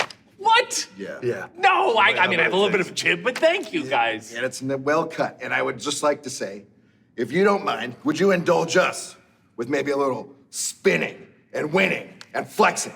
I suppose we could. We could do that. But first, there's one thing we got to do. Yes. Yes. We brought some Outrunners sports gloss with Oh, us. yeah. And You gotta we're go going with to oil you up, grease you No, up, no, yeah, but I... and you are going to look fantastic. think I will do the honors if you want to rub this in. Let's go ahead and get this done. Guys, I'm trying to... Are we in the this shot? is a bit... Are we good? Guys, we really... Let's get that in there. Get that right. You want a nice coating of it right here. Just really douse yourself. This is very necessary before you get a good flex in here. Mm-hmm. There you go. Okay. Right there. This was... Where'd you get this, JC Penny? All right, now Here, if step you want up to with stand one. up here. Got you there. Don't miss the spot here. The finishing touches. Are we ready? Thanks. We'll put them over the... Great. They had cataract surgery. Okay. There you go. Yeah. Give us a quick spin and a flex, Quick RJ. spin. Hit us with it. Okay, I'm gonna need to see a little more enthusiasm here. Get that over there. God dang it. Give us a good one. Let us see it. Really hit him. I can't return this.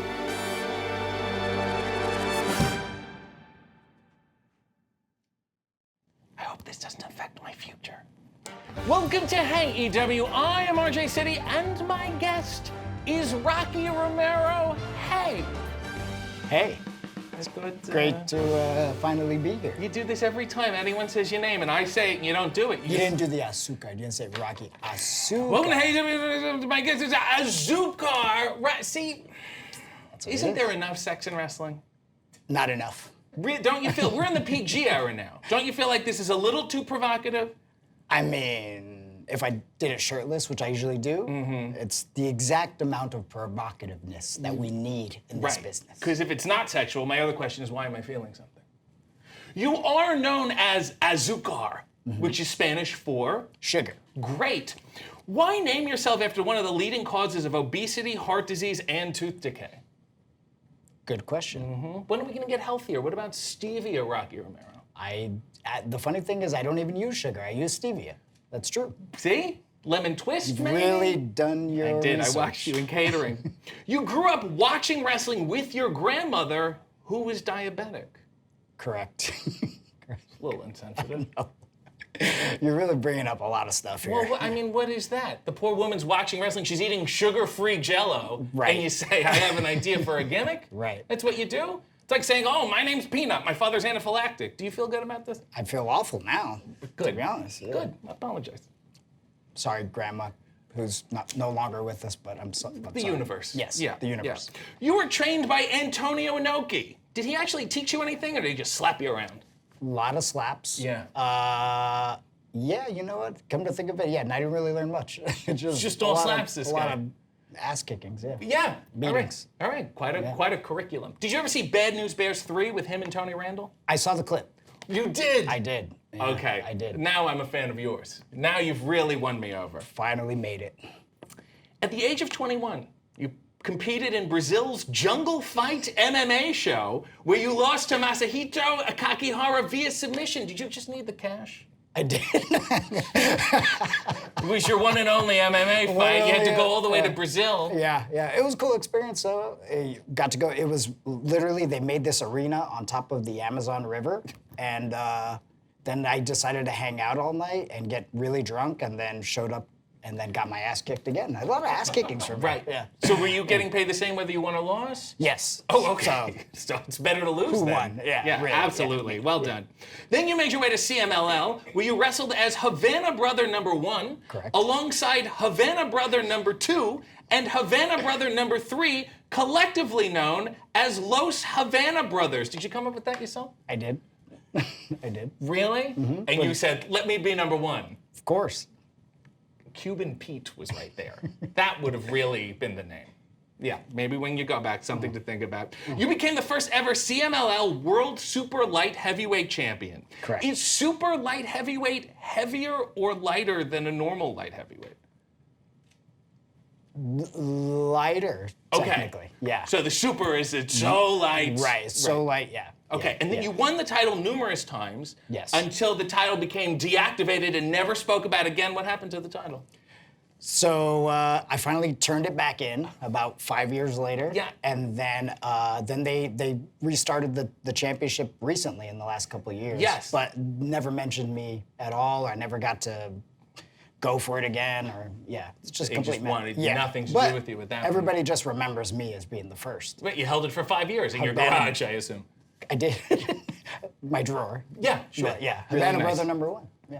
He's #1. He is #1 in many, many ways. You then go to Ring of Honor. Some people call it ROH. Some people call it Raw. Where you're a member of the Havana Pitbulls, the Rottweilers, I guess sort of a pit rock mix, and then the No Remorse Corps. What is something you regret? This interview. Sorry. We're not done yet. We have a ways to go. great. You moved on to New Japan, where you were the 4th incarnation of Black Tiger. Yes. The lifelong nemesis of Tiger Mask, which is like, it's like the equivalent of being like the new Doctor Who or the next James Bond. I would say like Spider-Man and Venom. I wouldn't. Okay. What do you think they saw in you?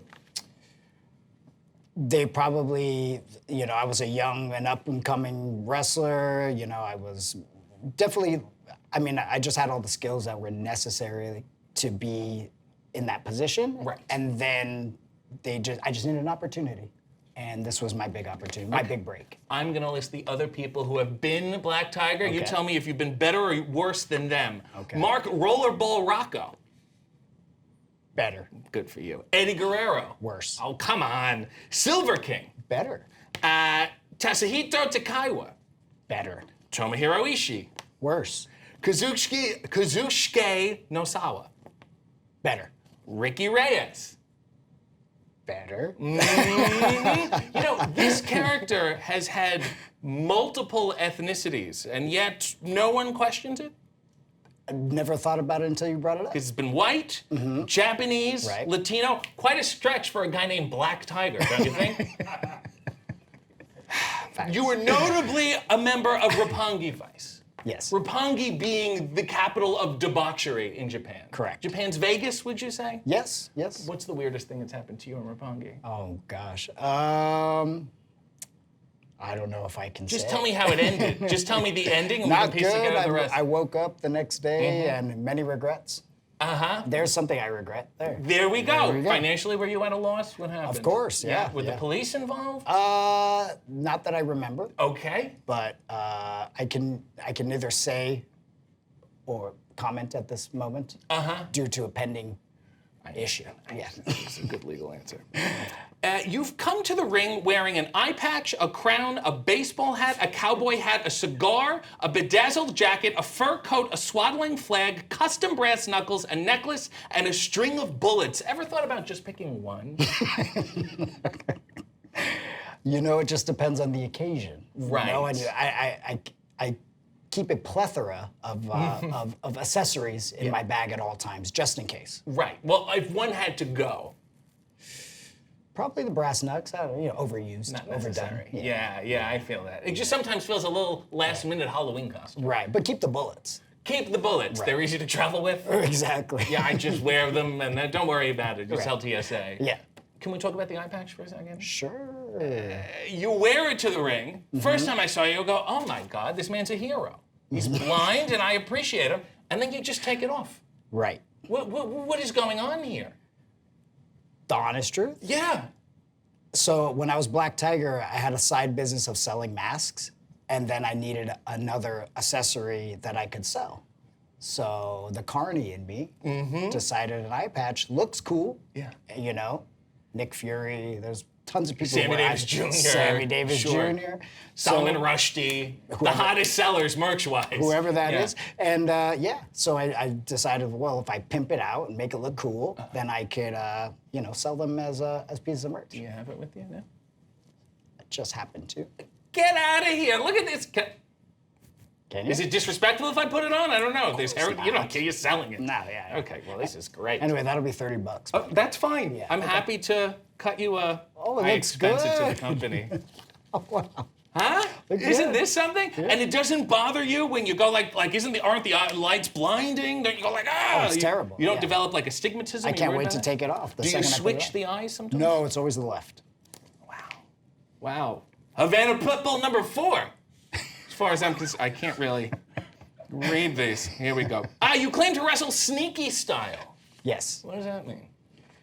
I'm not afraid to bend the rules when needed. You know, the object is to win in professional wrestling, and I do whatever I must do to get to my point. Including selling eye patches. Including selling eye patches. One of your finishing moves is called La Bamba. Yes. Where do you think Richie Valens would be today if not for that fatal plane crash? Dang. Next question. Okay. Do you have any other moves named after Buddy Holly or the Big Bopper?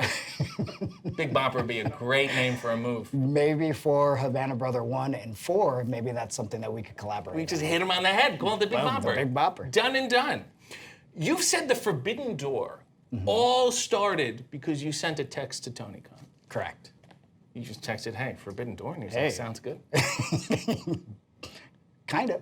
Can you text him something else for me? Sure. What do you need? Can you just write that you'll do this for me, please? Okay, thank you. What am I saying? Matineehem. It would be a show in the afternoon. How do cool I, is that? How do I spell that? M-A-N. Okay. No, M-A-T-I-N-E-Y-H-E-M. Matineehem.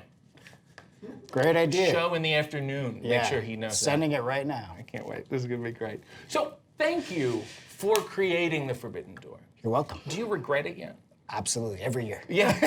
Because the door used to go 2 companies back and forth. Right. Right? But now 3 companies, 4 companies. What is the door analogy? It's like a revolving door outside a hotel. That's exactly what I was thinking. Yeah. I would think we should change the name.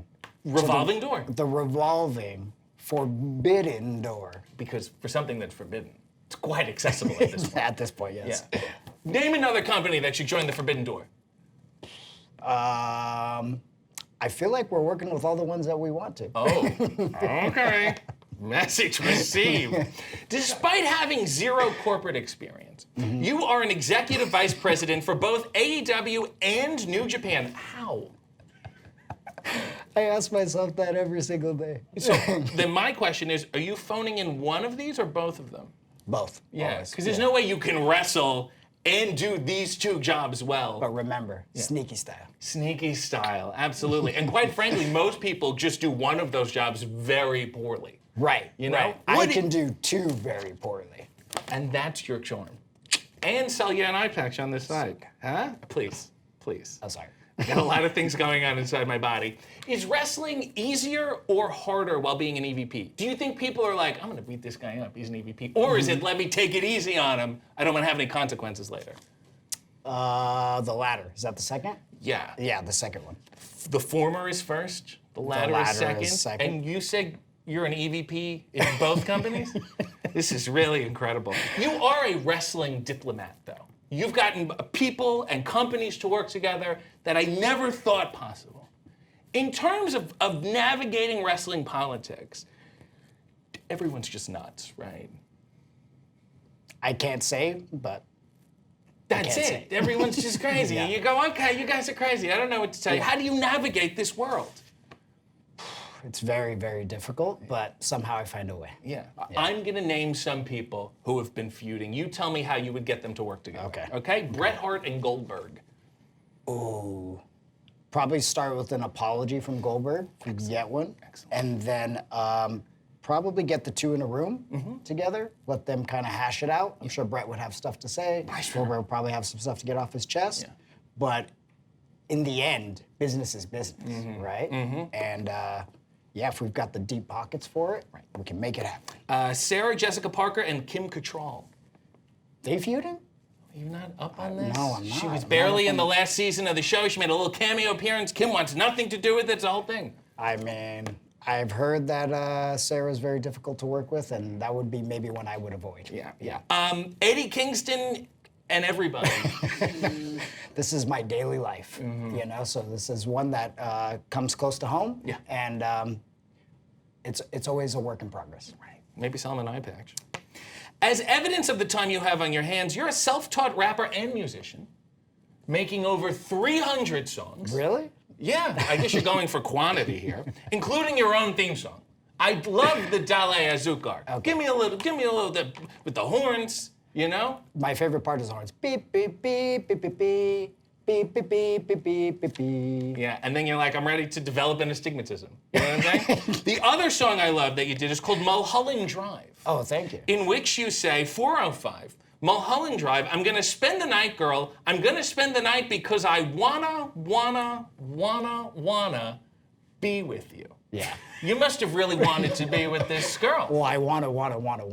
Yeah, because sometimes I just want to be with a girl, you know? But then there's other ones where I'm like... That's the Latino in me, though.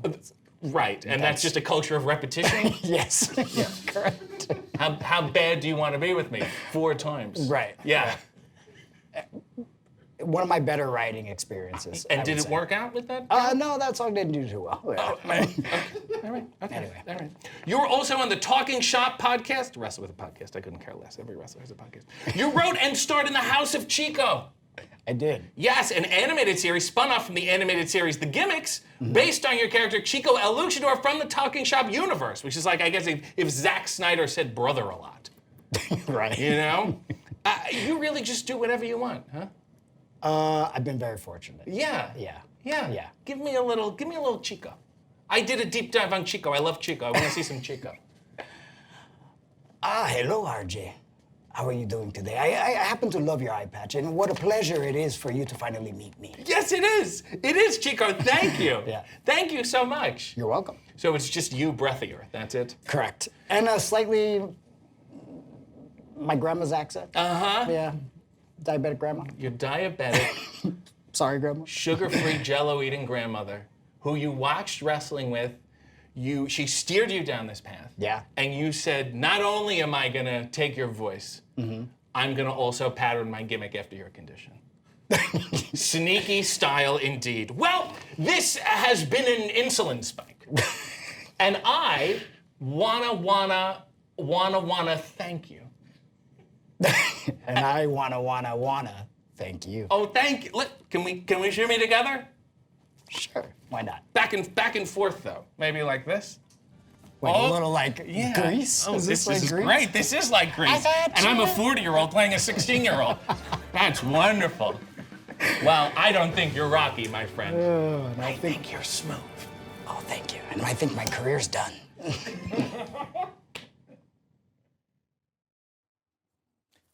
Thank you for doing this. Welcome to Hey EW. I am RJ City, and my guest is Tomohiro Ishii. Hey. This is where you would. You know what? Never mind. Do I say Ishii or do I say Ishii? You know, you got the two I's at the end. I'm saying an I just don't know how long I should hold it. I mean, you say Hawaii, but you don't say Hawaii. So how would you pronounce your name? You know what? You're right. That's disrespectful. You're the vet. I should have done my research beforehand. I should have learned how to pronounce it. I'm sorry. Let's move on. You're from Kawasaki, Japan. You know, the company, the guy who founded the company, his name is Kawasaki. So it's not from Kawasaki at all. The headquarters are actually in Japan. Isn't that a trip? Ishii?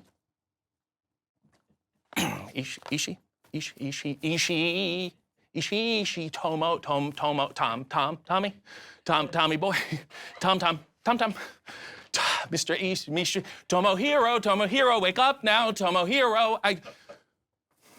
Can someone help me here? Don't all speak up at once. Thanks a lot. You know what?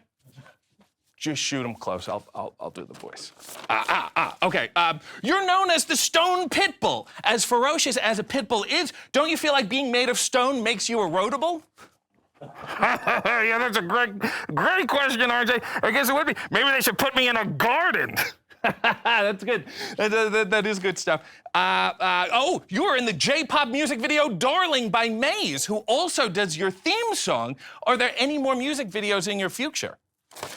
You know, I'm a really big fan of the Len. I would like to get out on a jet ski with them. That would be great. Oh, God, this is not working.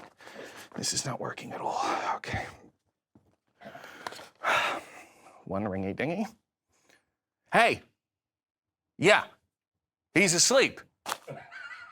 Ishii. Ishii what? Ishii who? Ishii asleep.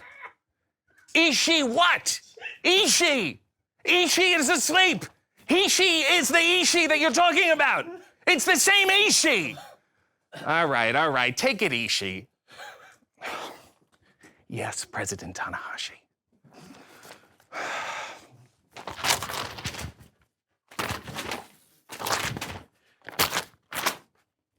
What am I gonna do?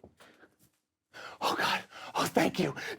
I've been trying the whole time. I can't get him up. He's sleeping. Help. Just help me.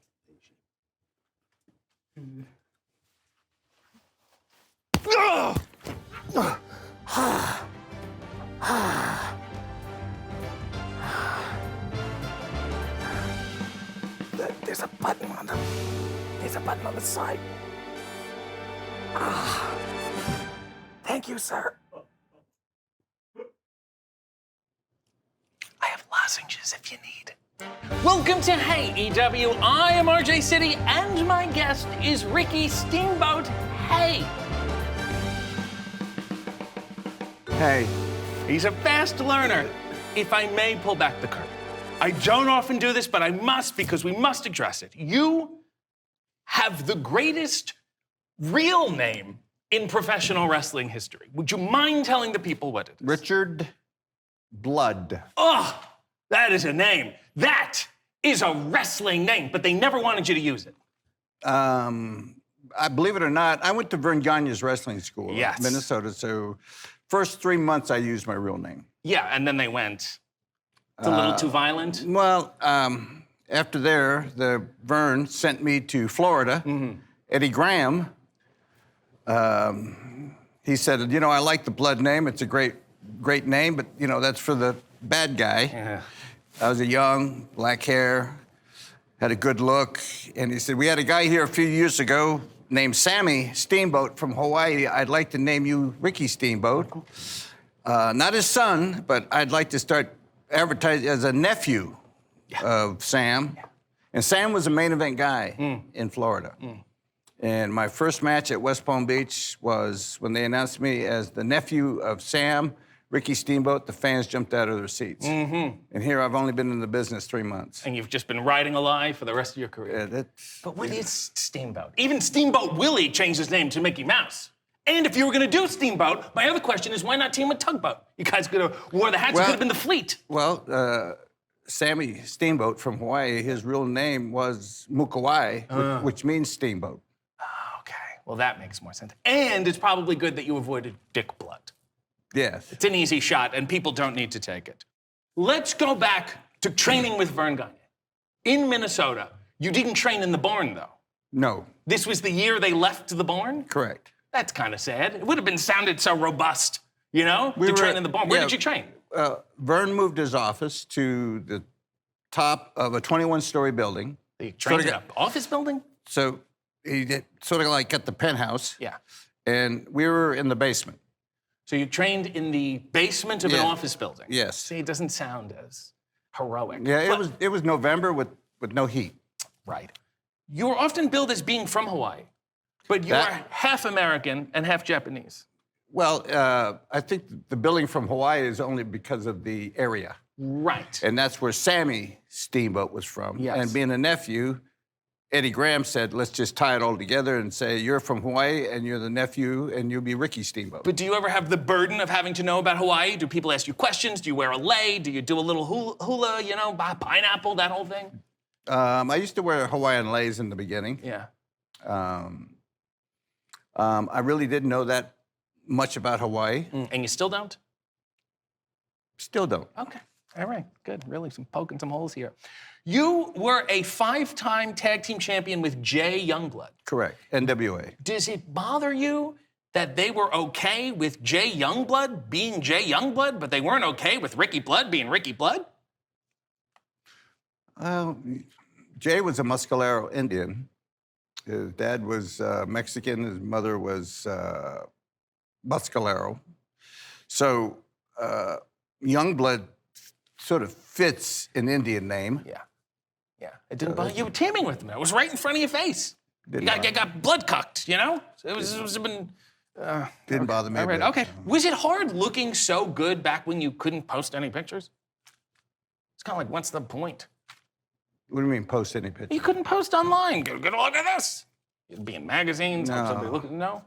I will tell you, I was working for Crockett Promotions. Mid-Atlantic. Yes. Okay. North and South Carolina and Virginia. And they started selling posters of me to the fans. It was the old Instagram, really, in a way. Well, it never got a dime. Great. You had a body back then that would still look amazing now. What did you know then that nobody else did? Because nobody else was in that good of shape. I mean, guys like Paul Orndorff was in good shape. Jimmy Snuka. Yes. He was in great shape. I think it made me, as well as a couple of names, your different perspective of what everybody else thought a wrestler looked like. You know, 300 pounds with a hairy back. Right, a nice bloat going on. Shaved head. Yes. You know, that type of George the Animal Steel look. Yes, a mongrel. And then we, you know, with that, I always thought that if you were different, that would separate you from the other guy you're in the ring with, right? And you were different by being in shape. Yeah, and loved doing it. Yeah. And then you go up north, you go to New York, which is actually Connecticut, but whatever, where you become the Dragon. Shoot on some other dragons for me, the American Dragon. What do you want me to say? Well, what do you want to say about him? Anything neutral? You can just say neutral. You can just say no comment. That's fine. Danielson? Yeah. I think he's a great worker. Okay. Ultimo Dragon. Don't know much about him. All right. Puff. The Magic Dragon. You would almost expect that question knowing the show. Wow, that's a little insulting. What about the House of the Dragon? That's a show on Warner Brothers. So I watch it. My wife and I watch it. Good. Good corporate answer. That's fantastic. Game of Thrones? Yes. And the Dragons? See? Is this accompaniment or what? You know how many times my wife and I have watched the Game of Thrones? How many times? We watched 8 seasons. Take that times 60. What? Yes. You couldn't follow the plot the first time? Oh, we love it. You just kept rewatching it. She watches it still today. Well, that's adorable, and it's going to help me. Thank you for that. You also came to the ring with what you claimed was a dragon, but what was it?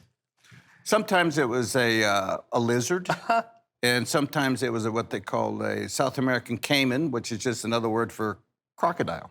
Having lived through the peak of the wrestling animal era, because you did. You were wrestling at a time when there would be like 3 to 4 animals a show. Right. Isn't every animal on a wrestling show kind of animal abuse? I would say yes. Yeah, right? No animal wants to be at a wrestling show. No. Half the time, people don't even want to be there. Especially Jake the Snake. Yeah. In the duffel bag, sitting in the corner. Yeah, it wasn't really Nice. one for the Humane Society. No. No, absolutely not. I actually thought that period in time in the business that I was thinking, where the hell are we going? You walk into the locker room, it smelled like a barn. You'd have a crocodile in a corner. You had Jake the Snake. You had Coco Beware and the bird. You had Hillbilly Jim and the pig. Yes. And you had all this stuff going on, and you're just... It was like Zoobilly Zoo on PBS with Ben Vereen. You ever see that? Yeah.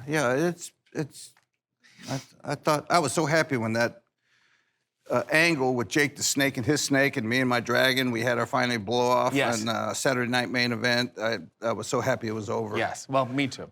You also had what many still say. Spit it out. Thank you. Is the greatest wrestling match of all time with Randy Savage. It's considered the beginning of the modern style of wrestling. Do you feel responsible for modern wrestling?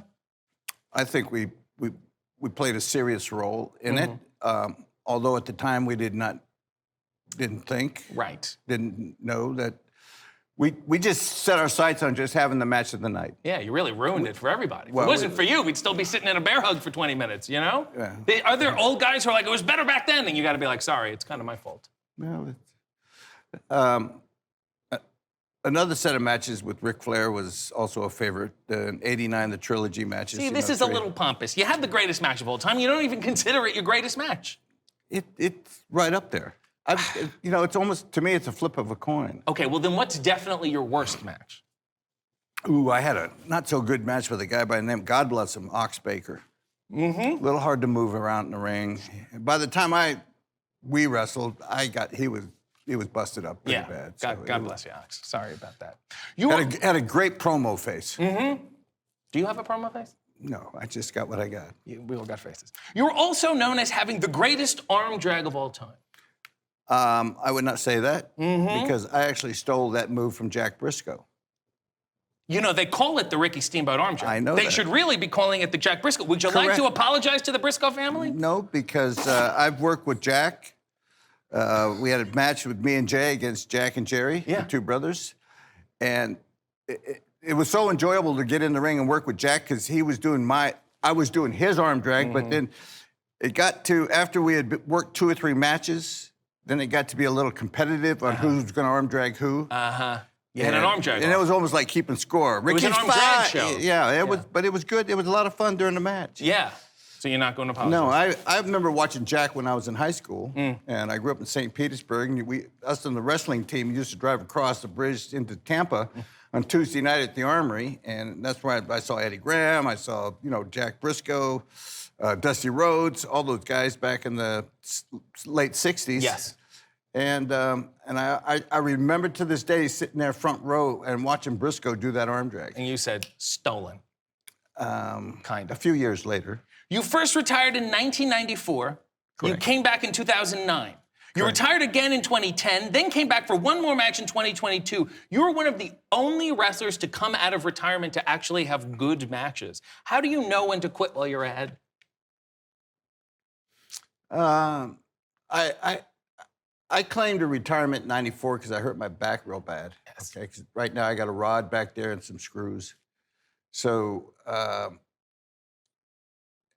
but then over the years I was able to, through exercise and stretching and all this, get to where in WrestleMania 25 had the match with Chris Jericho. Yes. So that one match from WrestleMania 25 ended up with me having, I think ended up with like 14 or 15 matches with Jericho at the end of the run, which in the beginning was never even spoke about. Right.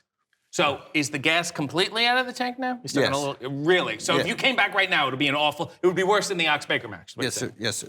Yeah, I'm not doing it. If you did have to come back, who would you wrestle?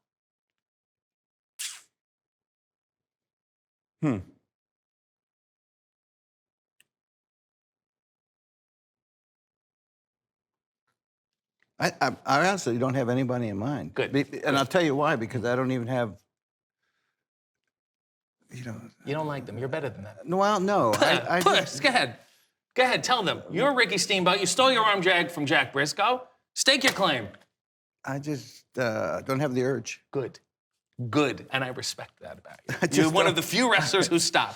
And that's what I appreciate. Multiple times now, you have appeared for AEW as a guest timekeeper. What does that entail?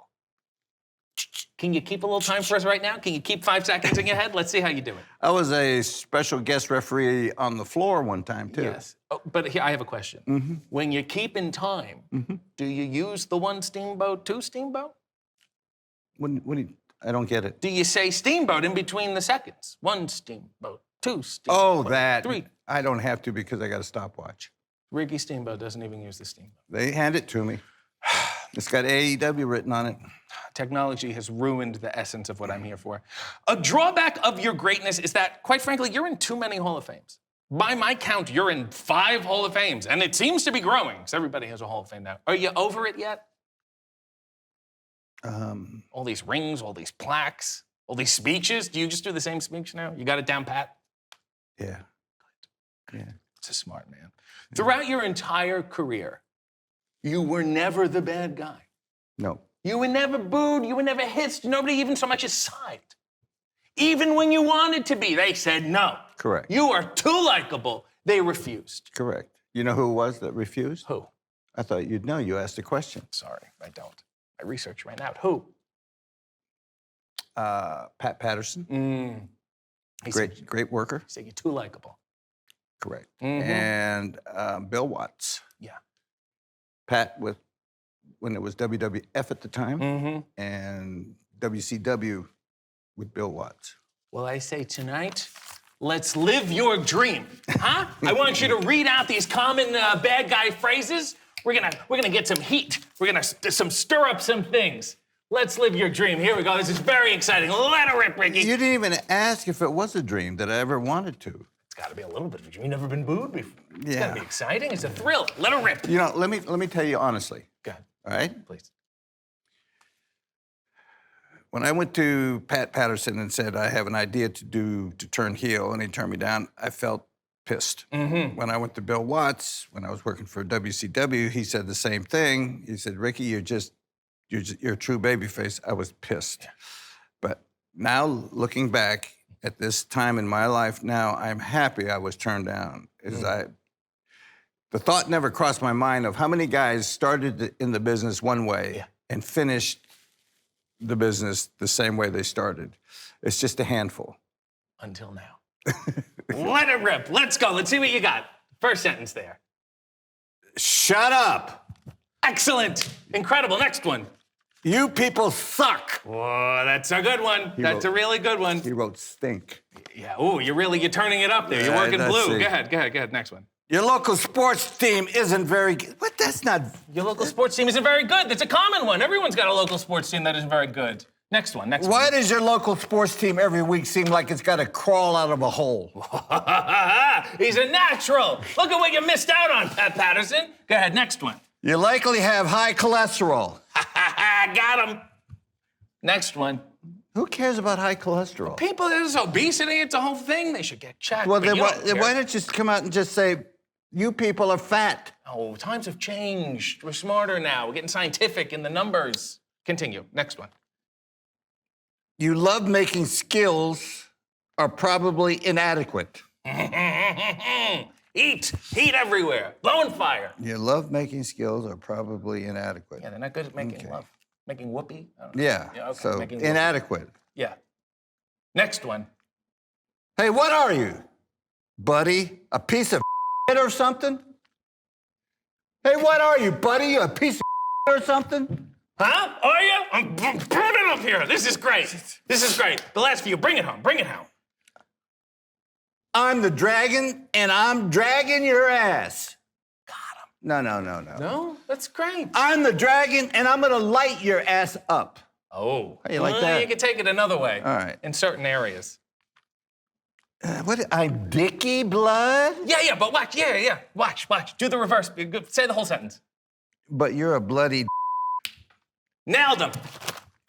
Boo! And they would hiss and they would throw things. Bask in the glory. You're finally living your dream. You're booed. You're reviled. I'm Dicky Blood, but you're a bloody... Yeah. Making reference to, as your love-making skills probably inadequate. That's what we call a callback.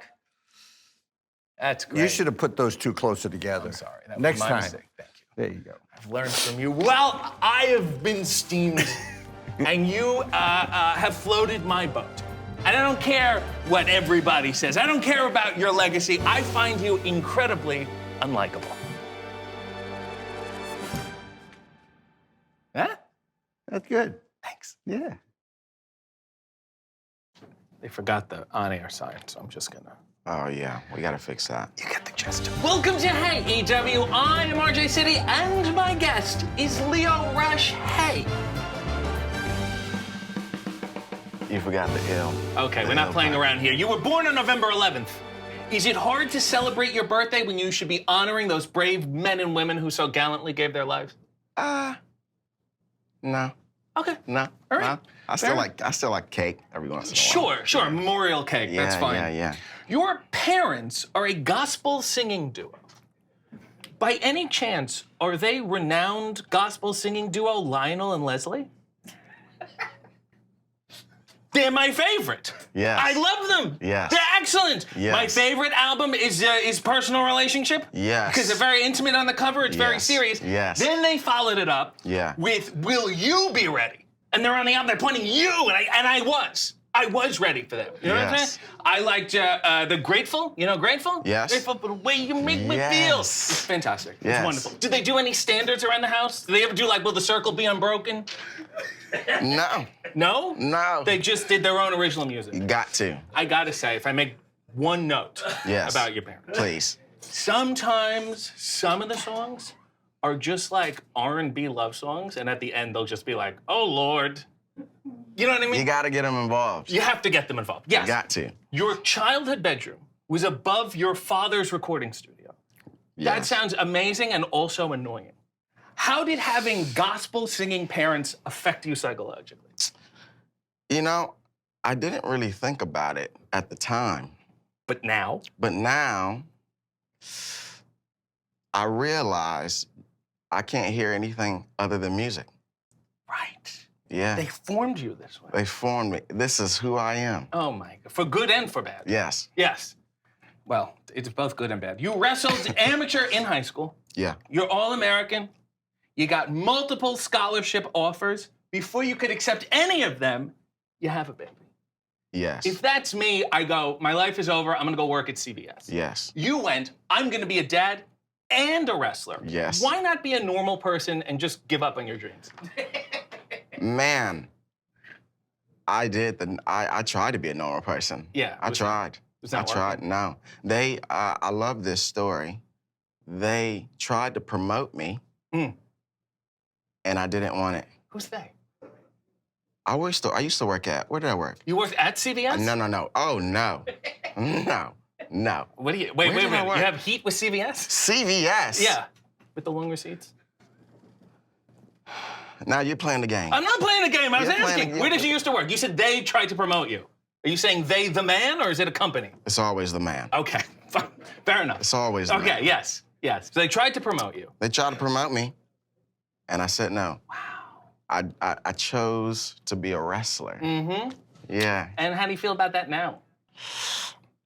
That says a lot. That says a lot right there. Yeah. Do you think you're setting the wrong example for your kids by showing them that you can achieve your dreams? Probably.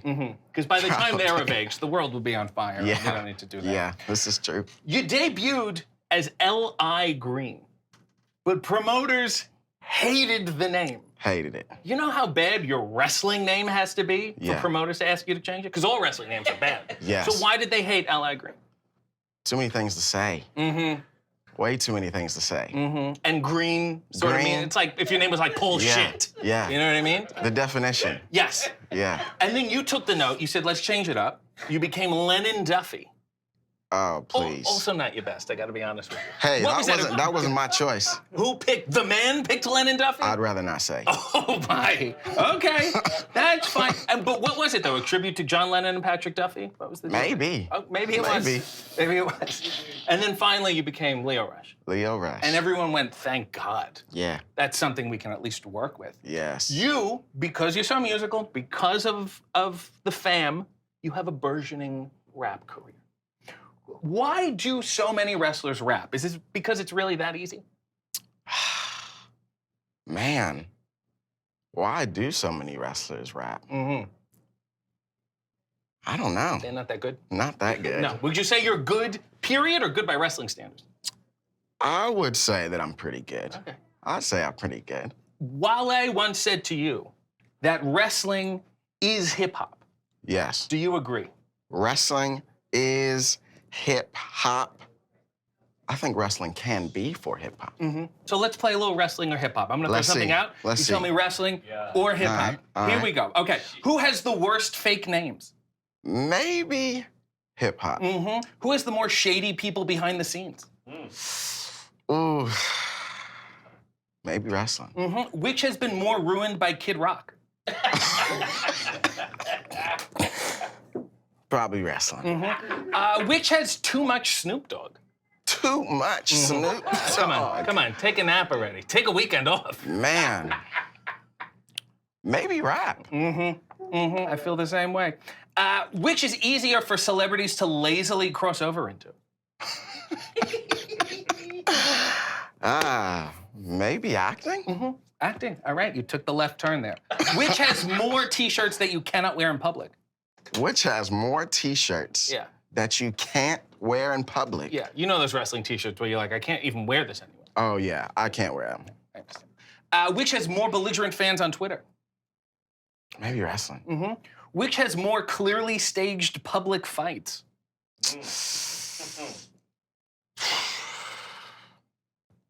Maybe wrestling. Mm-hmm. Which has more gratuitous pointing to genitals? Oh, wrestling. Fair enough. And finally, who says bitch more? This year, maybe wrestling. Okay, great. Banner year for wrestling. Congrats, guys. You know, I've been invited twice now to this Wale Mania. I shouldn't go, right? Maybe not. Yeah, they don't need me there. They don't need me there. I understand. You featured your parents on a single. I did. Yes, the one featuring Lionel and Leslie. You got Yes. in the booth with your parents? You shared a mic? It's a little weird. Zoom. You did it over Zoom? You have such a distance from your parents Yes. that you featured them on an album Yes. and you said, "But can you just do it on the computer? I don't It's want to be near you." 2024. Did you get to give your parents notes? You're a little pitchy. Yeah. Yeah. Good. I see Yeah. psychologically how Yeah. this was Yes. relieving for you. You know what? Let's collaborate right now. Please. You and I, because we're having a Please. connection here. Please. Let's come up with a lyric and then you can throw it on your next song. Okay. All right. Oh, my face is covered in joy. Oh, this is a. We're collaborating. Isn't this how this works? Oh, my face is covered in joy. Oh, my face is covered in joy. And you would complete. But I don't like to eat a lot of soy. There we go. Sold. This is Yes. wonderful, and we can do it over Zoom too. Yes. I have a strong Yes. internet connection. In 2016, you almost got into a fight at a Denny's while wearing Heelys. Is that your biggest regret? It is.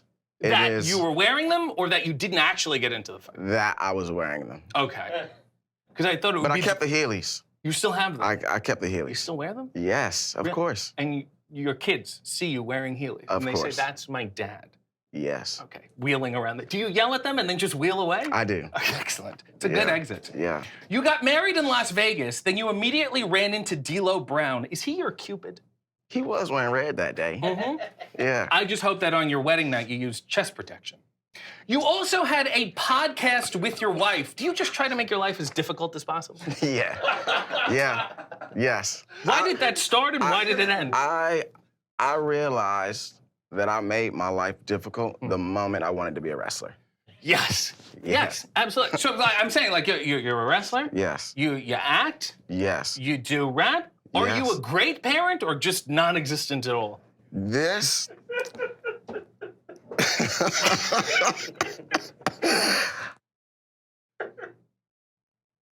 Yeah, that's a good one. Something to think about. Okay. That's a good one. Something for you to think about. You come to the ring shirtless, but Yes. you also wear a long, down-filled winter jacket. Are you too hot or are you too cold? They gotta fix the goddamn AC out there, man. Yes. Yeah. Yes, because you do get hot normally, Yes. but they make it in anticipation. When you come on, it's hot. Yes. It's hot. Yes, because and then do you wear this jacket in normal life?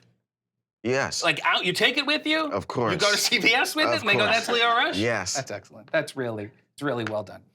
In 2020, you were on MTV's The Challenge. Yes. But you left to quote, "better take care of your mental health." I got to be honest with you. Yeah. That's probably the most admirable reason to leave a reality show. Yes. No reality show is good for your mental health. No. No. Did you just one day look around and go, "Wow, this is really bad"?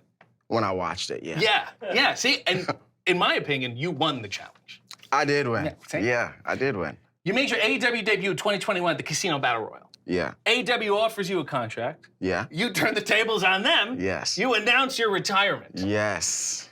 Big, Yes. full-on retirement. Yes. So much so that you had a shirt that said Lio Rush, the final match.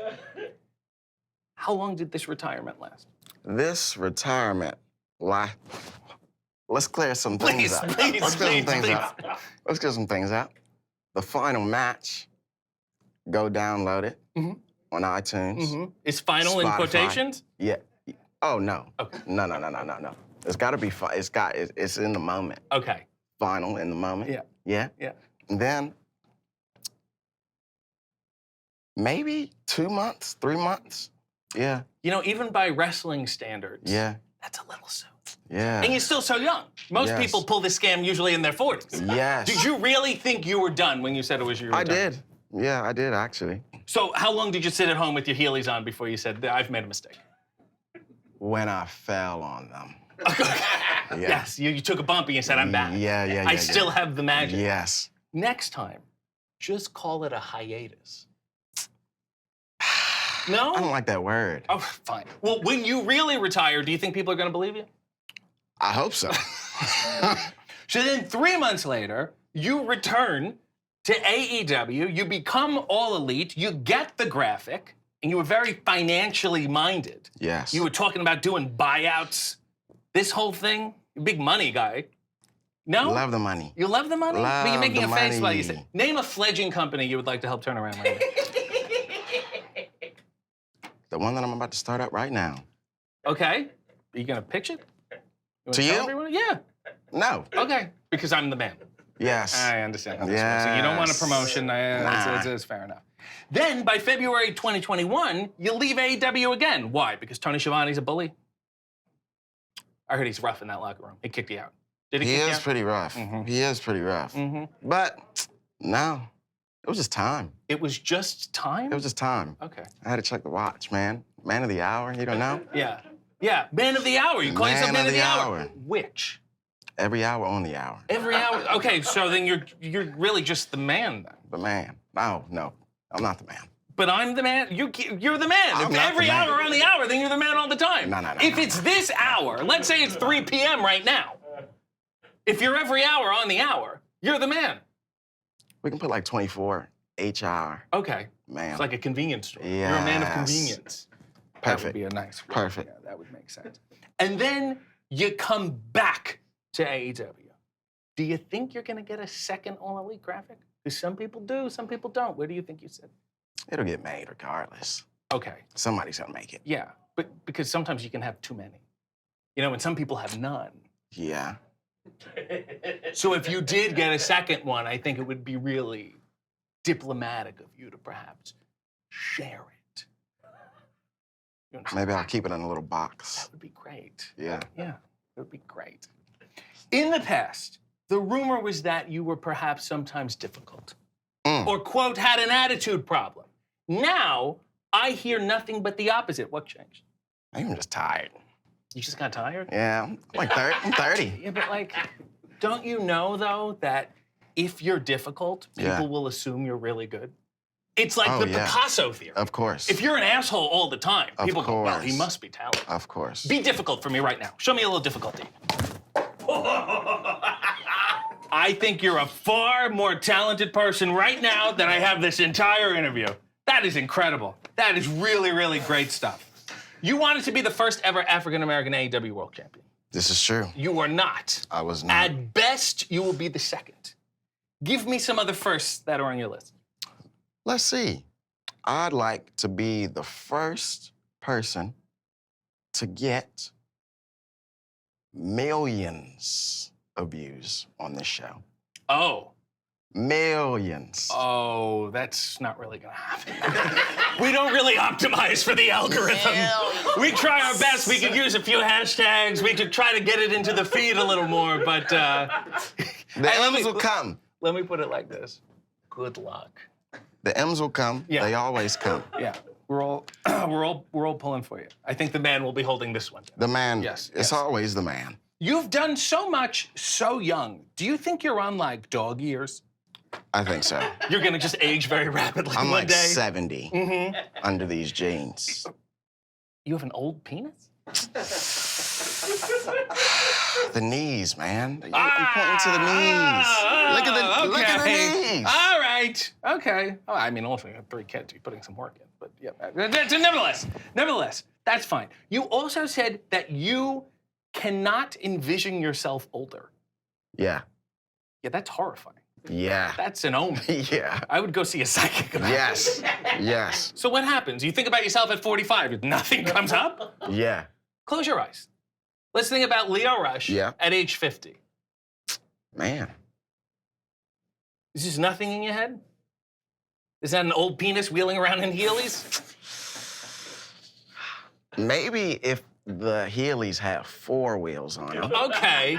Sort of a retro roller skating kind of thing. Yeah. And then maybe I'm looking at, I think I'm wearing these glasses right here. Yeah, they're good. Yeah, we had cataract surgery. Yes. Yes.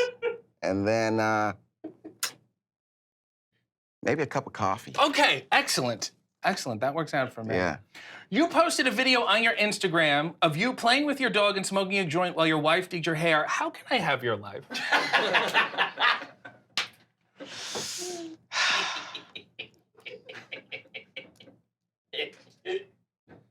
That's peace right there. That isn't is it? peace. Can I be honest with Yeah. you? If that's waiting for you at home, I'd retire. Yeah. That's real. Can I just like come over? I'll do your hair. I don't care. You're making me realize a couple of things. Maybe I should. This may be the final match right here. Right now. Yeah. Yeah. Yeah. Okay. Do you want to plug the album? Plug the album. Actually, let's plug the single. There's a new single coming out. Okay. Go ahead. Plug the single. Back. Right there. No. Back. The album is Grateful by Lionel and Leslie. Available now where all music can be listened to and streamed. This is true. Yeah, you don't This plug is yourself. true. Well, this has been less than an hour. And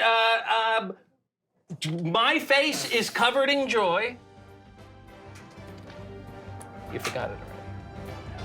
Does this mean nothing to you? The lyrics are for the moment, man. The moment's over. Well, here goes something. Welcome to Hey EW. I am RJ City, and my guest is Dean Malenko. Hey. Hey. Great stuff. Good stuff. Hey. Yeah. Yeah. Yeah, that's pretty much the premise. And this backwards would be me. No, upside down it would be me. That's It what I would- meant. backwards it would be we. Okay. Hot start. Your father was legendary wrestler Boris Malenko. Yes, he was. Also known as the Great Malenko. You, however, never had great in your name. You never even had good in your name. Are you forever in your father's shadow? No. Never. Okay, all right, it's fine. We'll move on here. Your father did portray German and Russian personas to draw the ire of the crowd. Are you ultimately pro-war because that's how your family made a living? Well, my dad was Russian. Yes. And my mom was taking it easy. That's all it was. Sure. the saving grace of this all is that I just don't know why you didn't continue the trend of, like, evil war guy. Why were you never Sheik Malenko or Desert Storm Dean? They never rang to it. I like Desert Storm Dean. You don't do camo? Nah, not a camel guy. I understand. Did I just say camel? Are you a camel guy? When was the last time you humped? Wednesday. Sounds good to me. It's the best day for it. Now, you are actually Jewish. From the waist down. Sounds great. And congrats on that. I heard it was a real clean cut. Yeah. Why do you think there are so few Jewish wrestlers? It's like sports teams. We don't play sports, we own the teams. Do you think you and your family brought up the average of Jewish wrestlers? Like you're there to counterbalance like a Colt Cabana? Nah, I wouldn't say that.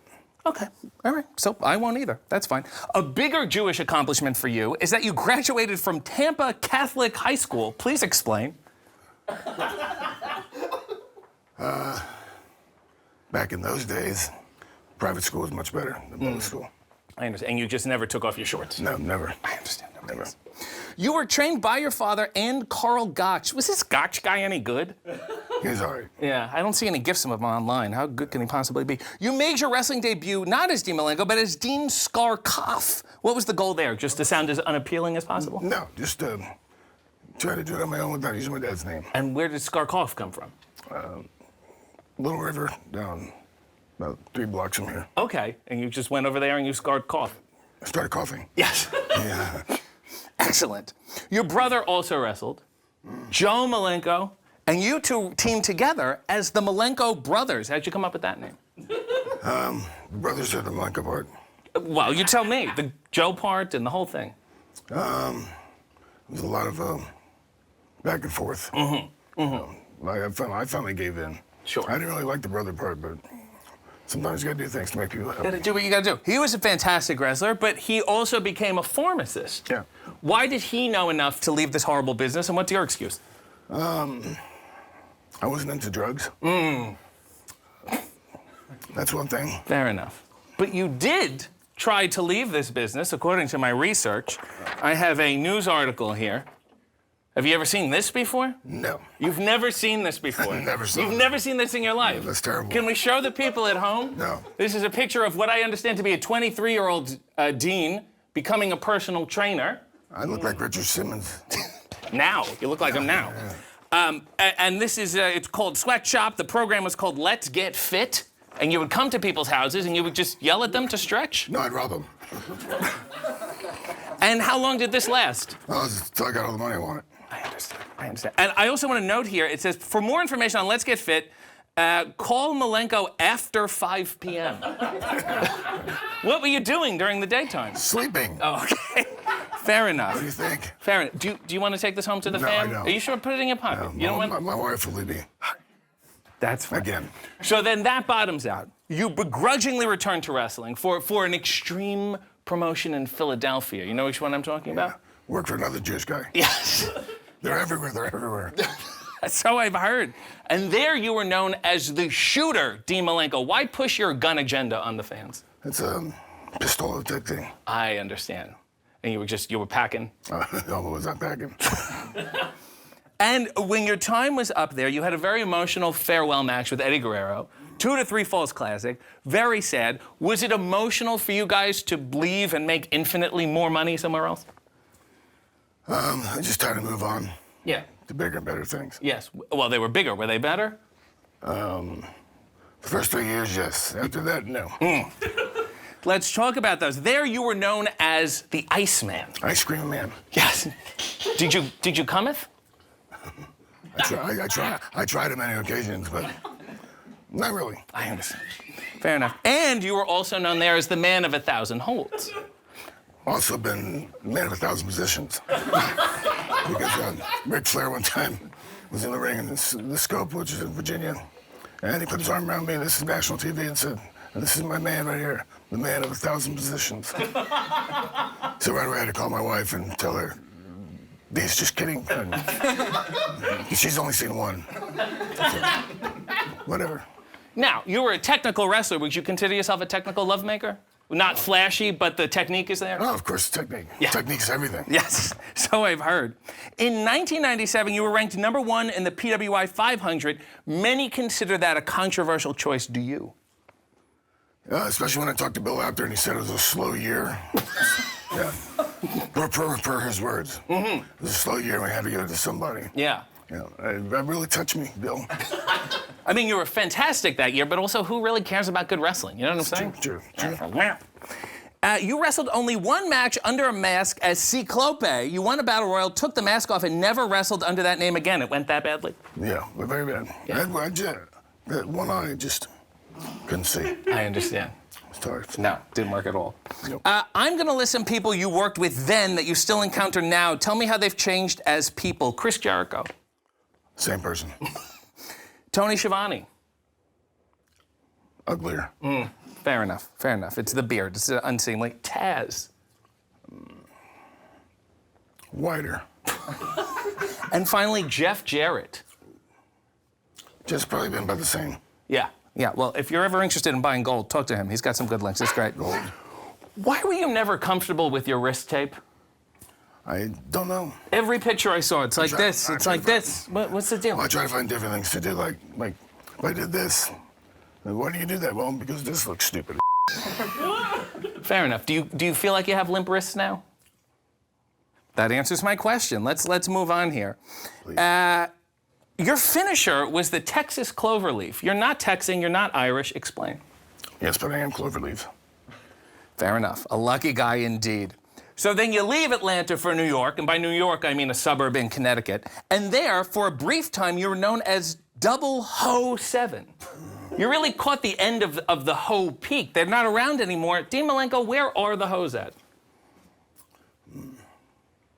Probably somewhere vacationing with the Godfather. Fair enough. And don't call them before 5 p.m. You know what I'm saying? You had your final match in 2005 against your student Chad Collier. Then you still wrestled again in 2007 in a non-televised match against Mystico. Do you remember this? Yeah, that never happened. It never happened? That was not me. That was Jamie Noble. And he just dressed as you? No, he looks a little like me. Oh, I understand. He just did this routine and then... Yeah. I understand. This routine. Are you upset that you never got the big production wrestling retirement, or are you happy that you didn't have to suffer through video packages and bloated men sobbing? No, we just had McDonald's tonight. Just a couple of McNuggets, and we were good. Yeah, and that's your legacy, really, in a sense. You got it. You then became a producer. Show the people at home what you do. Produce me. Produce you. Well, that's difficult. I feel well produced. At the age of 50, you suffered a heart attack, yet returned to work within days. You just really need to get out of the house? Yeah. Couldn't pick up a hobby or something? I did. My heart. Ah, yes. Fair enough. You were also diagnosed with Parkinson's, a challenging condition. This is very tough. You're very brave for dealing with it. But what are the social benefits of it?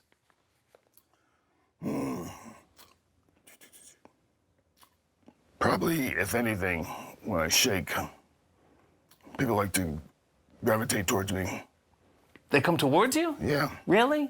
Yeah, like as an example, like I'll be in the kitchen, and my little one will come over to me, put her hand on my thigh. She'll start shaking, then my son comes over, so we have like a train with the two dogs at the end going. Yeah.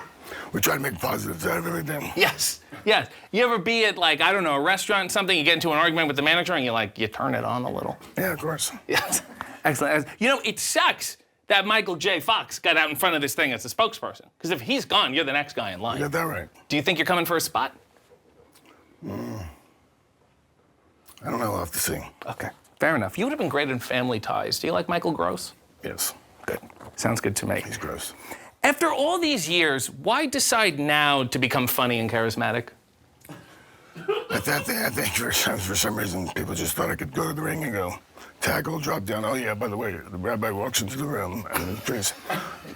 I'm not that kind of guy. No. I just play off all of other people. Yes, but maybe this will revive your career. Then maybe it will. Then again, maybe it won't. This is a real hot start. You've been cited as an inspiration for people like Bryan Danielson, The Butcher, and Zack Sabre Jr. What did they see in you? Old people. Yeah. Old people. Just people. People. We've spent some time together. What do you think you've inspired in me? Hopefully something. I'll say. Don't know that. Don't know. We'll keep it a secret. Now, what if there is a young fellow watching at home who's Jewish, who also graduated from Catholic school, whose brother is a pharmacist, whose father was sort of a warmongering wrestler? What would you say to them right now? Get out. Excellent. Get out right now, quick, before something happens. You know what bothers me? My voice. Besides that, I like it, though. It sounds like Kathleen Turner's been set on fire. I think it's excellent. Something about beginning puberty at 64 years old is a little rough. That you've never had a catchphrase. Never what? Your whole career, not one catchphrase. You're right. I'm a failure. Today's the day, my friend. Your career still lives. Let's come up with a catchphrase right now. Okay. Huh? Anything? Anything hitting your head here? No. Ice, ice, maybe? Wow. Huh? Hard fists, limp wrists? Is that a movie? It could be. It's sort of in the back of the video store. Yeah. Malenko, your Lenko, our Lenko. That's terrible. Hey, buddy, why don't you scar cough? Wow. Hey, what about this? I think I've got it. Okay. Let's get fit. Or let's get physical. Let's get physical. Well, this has been emotional and mental and inspirational. And well, should be. Good. You're the Iceman, but I think you've melted and I think you're now wet. And I would say you're the man of 1,001 holds because you now have a hold on my heart. Check, please.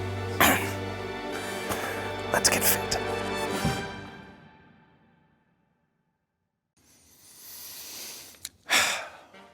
Welcome to Hey EW. I am RJ City, and my guests are Mansoor and Mason, MXM. Hey. Hey.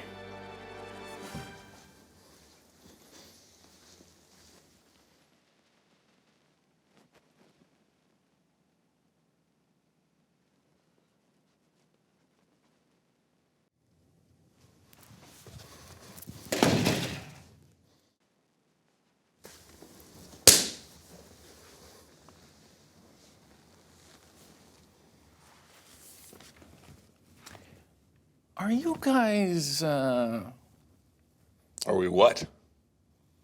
You know, are you really, I mean, we could say the same about you. Yeah.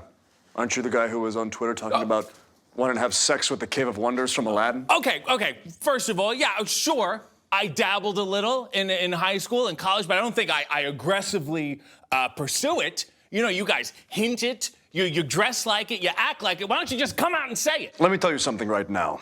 People ask us about this all the time. They ask us on the street, they ask us outside of shows, they ask us at the bar. Now, we don't drink, we just like to go to collect people who have vibes we like. And once again, Mason, as we always like to say, we don't drink, we don't smoke, we don't do drugs. Our only addiction is to shampoo and condition. Would you just answer the question? Are you or are you not? Just admit it. Fine. Yes, we are male models. Yes. Thank you. And was that so hard? No. Licensed. We have a card. Fair enough. Let's begin. Mansoor, you were born to an American mother and a Saudi Arabian father. How exotic. But your real name is Mansoor Abdul Aziz Al Shahail. They couldn't have thrown like a Dave in there? That's actually incorrect, RJ. My full name, Mansoor Abdul Aziz Mohammed Abdul Aziz Al Shahail. Now, if you're going to say it right. Go. Okay, maybe I shouldn't. Go ahead. Say it. Do your research. You read the Wikipedia. Mansoor Abdul Aziz Al Shahail. Not even close. And I will be expecting an apology to all of the Arab community. Can you tell how racist people are by what their eyes do when you tell them your full name? Yes. Usually it's the fidgeting of the hands and the shuffling away. You said it was hard fitting in because you were not American enough to be American and not Saudi enough to be Saudi. Percent it for me. Oh, percentage-wise? Yeah. Well, it really depends on a numerous amount of factors. One of those factors would be Am I a international hero who is being lauded and loved by thousands and thousands of people in my home country? Or am I a male model with this man that I am currently sitting on? So this is the full American we're getting? I would say this is the Can we full dial American. it? Can you give me like 60% Saudi right now? Yeah.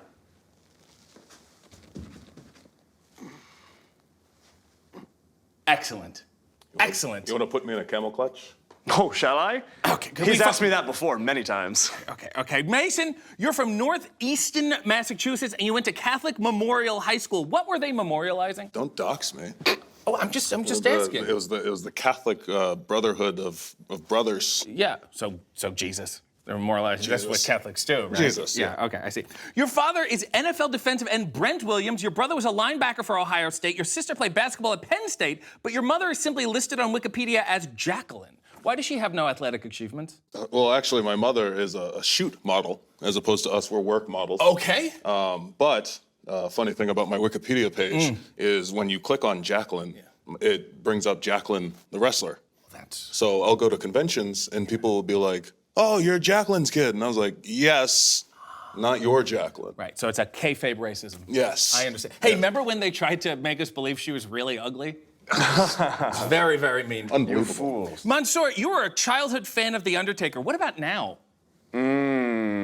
Yes, very, very good question. I will say this. I was a childhood fan of The Undertaker because he shot lightning out of his hands and because he was a magical, mystical wizard. Also, he converted to Islam. He converted to Islam, which I am a huge, incredible fan of, very supportive of that. Muhammad bin Abdul Undertaker. I'll just talk over this. I will say, not a fan of the podcaster. All right. You know, you took theater in university to become a better wrestler. Have you realized that you didn't really need to do that? By watching the show? Yeah. Yes.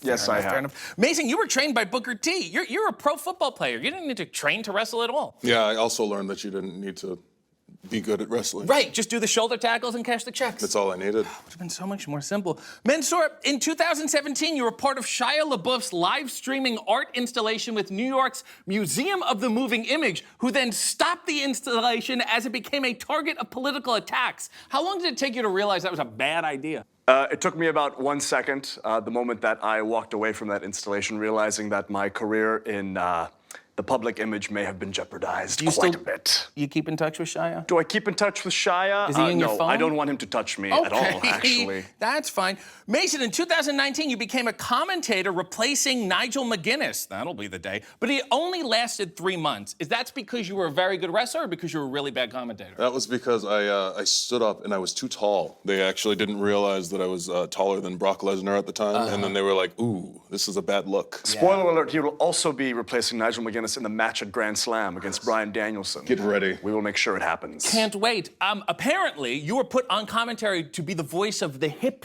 and the youth. Can you give me some youthful lingo that you would use on commentary? Yes, I would use words like riz, skibbity toilet, based, based, cringe, pilled. Incredible. Mansoor, you once pissed in Shane McMahon's private locker room. Is that the best way to assert dominance when you're new to a wrestling It wasn't company? piss, it was poop. What? He pooped. You know... He went to piss, but his pees often become poop. Take back your question, because as Mason knows, my pees often become poos. And once I have dropped a bomb on the toilet of another individual, that is the ultimate expression of dominance. Fascinating. You know, I in Tony Schiavone's toilet. The only difference is he asked me to. Mason, when people have wronged you, is it hard to seek retribution? Sometimes you need to don the black and get retribution yourself. Right, okay. Shut it down. You know, you both have really fallen in love with fashion. Can you speak to some of the common wrestling fashion faux pas of today? Yeah, you know what I want to talk about? I want to talk about people who wear trunks without knee pads. They look like Tommy Pickles. They look like babies in their diapers. We don't like when wrestlers look naked. Now, usually we would have no problem with that, but the fact of the matter is, most wrestlers look like, well, you know. They look like me? Yeah. Yeah, nowadays. Oh, Thanks, Hunter. What about this outfit? What can I do? How can I give me some notes? Well, stand up. Let's take a look at you. Do a twirl. Give me a twirl. Give us a twirl. Stop. Assless. Assless. Thought Completely so. assless. As You have the ass of the Grand Canyon, as cavernous Stick it out a as little one bit. of our nation's great wonders. You're giving Hank Hill right now. You're giving Hank Hill. What about this? First of all, spread those legs. Yeah. There we go. Like I want to this. see a nice triangle. Yes. Pull up those pants. This one? No, at the bottom, you fool. Ugh, gray socks. Tanless. What do you shave for I didn't what? want to upstage anyone. What do you think? One day I- you're gonna get booked? What's with the shaving? Sometimes I. It's not I gonna wanna roll happen, it. brother. It's not gonna happen. Nice calves, though. Thank you. Yeah, pretty solid. Can I sit down or can I Yeah, you can go ahead and sit down. complete the turn there? Let's move on. You know, you're now known as MXM, but shouldn't it really be M plus M? We didn't graduate for mathematics. Listen, if you were attuned to, as you said earlier, the hip, the youthful, the cool, you would know that when the kids nowadays write fan fiction, this is how people are classified, right? Mason, X, Mansoor. We are together in that sense. We are here for you, the fan fiction writing community on, say, I don't know, literotica. So I'd you, ship us. Mason, you're the first M and you're the second M? It's actually a good question. We never We thought of never it. really, and don't try to sow dissent. Just ask a question. Don't try to Just wanna sow know. No, dissent. I'm not sewing. All right? I don't want to see any sewing. Okay, I won't read. You're not a tailor. What exactly is your demographic? And you obviously don't have one. We do it for the girls and the gays. That's about it. Queens and the queers. And how do you, want to reach them via wrestling? I don't know. How would getting oiled up and rubbing on another man reach those people? I don't know. News to me. Absolutely news to me. You guys also had a YouTube show. You don't have any more. How are my prospects looking? Well, first of all, your sign is very dirty. It's scuffed. You couldn't get a new sign? Well, it was like, give it character. It's lived in. vintage. It's lived in. Yeah. It's a little rustic, I see. Yeah, you look like you live on it. What font is that? Thanks. It's just a Sharpie. Just a standard big fat Sharpie, the fat ones. I like a fat Sharpie. Black ones? All right, let's keep moving. The big fat black Sharpies. Yep, that's on record. Mansoor, your mother donated enough money to Uganda's soft ground wrestling to buy a van. Does she often fall for scams? She married my dad and had me, didn't she? Right. Right. Fair. You guys went down there. Oh, look at us. We're good people. You did it. You came back. Say something bad about soft ground wrestling. I will say something bad about soft ground wrestling in the sense that I don't know. What do we say about that? I didn't get yellow fever. Not very good at all. Not You really wanted the full yellow experience. fever. We wanted yellow fever. I'm a big fan. They forced us to vaccinate for yellow fever when that's really all we want. You both play video games a lot. What are you avoiding psychologically by engaging in such chronic behavior? Women. Okay. And do you guys ever cross streams? Do we ever cross? We actually share one stream. Yeah, we share a stream. That simplifies everything. Twitch.tv/InsideMXM. Happy to get that plug. You guys have so many wonderful poses. I have a little pose of my own. You guys want to see it? Yeah, show us your favorite pose. Okay. Well, I have one. I have a pose. So I like this. Okay. Oh, that's cute. So I like this, right? It's demure. Okay. No. Let's see how long you can hold it. Yeah. Okay. Okay. You guys, do you want to show me some of your classics? Yeah, of course. Okay. Thank you. There's this old ditty. Not that kind of ditty. No ditty. Excellent. But then, of course, when we're feeling a little funky, we like to do the. Wonderful. Now, you guys have a range. And then, of course, we're not done. Sorry. Done. We Sorry. have more than two, Sorry. We have more than 2 poses, RJ. Let us touch tips.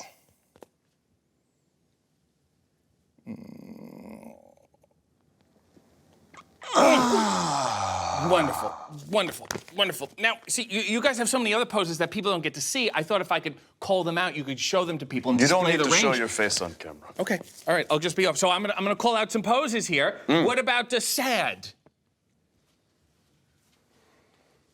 Excellent. What about angry? Okay. What about you're at the wedding of someone you don't know?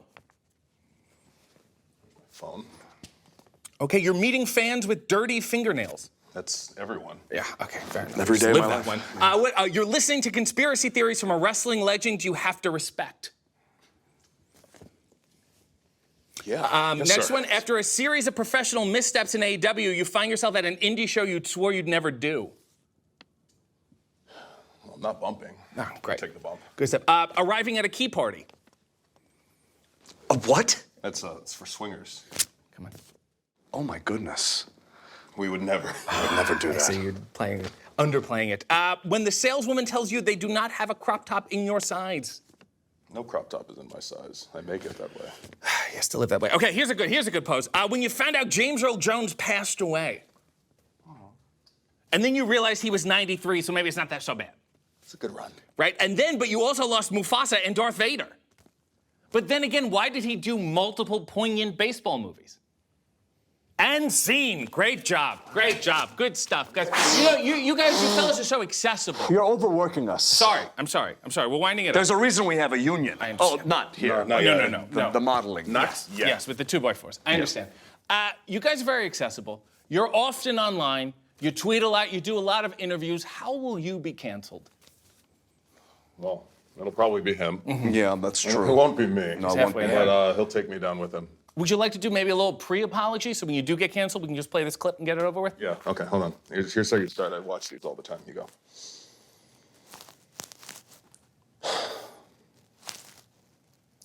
I regrettably have made some statements, and I apologize if they offended you in any way. But I'm a better person now. I promise. And I love you. Yeah, what he said. Well, this has been a vogue. And I know you're MXM, but I feel like I've become your friend. So as far as I'm concerned, I feel like I'm in between you here. You know, if I can come between you here, like this, right? Right? And it almost feels like MFM. Do you know what I'm saying? That kind of thing. Yeah, we're big fans of MFM. This is great. Can we touch the tips? I've never done it It's before. like a Eiffel Tower. You want to touch tips with us? I've never done it before. Do I have to work up to it? They always say that. Would that be okay? Stand over there. Okay. Listen, RJ. Yes. We like you, but we just met you. Right. And we're not really in the business of touching tips with strangers. So we're going to have to practice safe touching. I guess. The condom of the hand.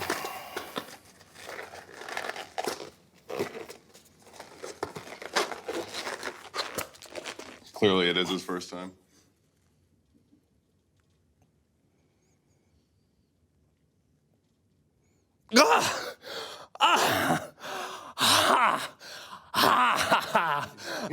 It's done already. That was quick. That was something else. No, I'm glad it was good for you.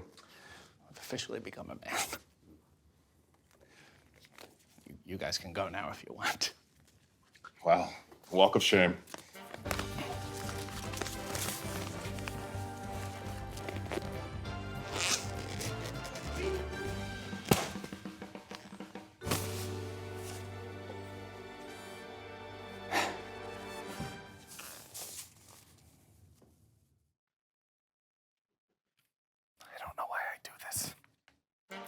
Welcome to Hey EW. I am RJ City, and my guest is Beast Mortos. Hey.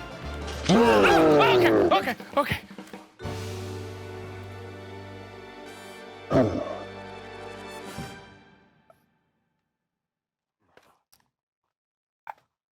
I think that was a hey. It was a hey. He's still here. It was a hey. Could have been a hey. How do I know? It could have been a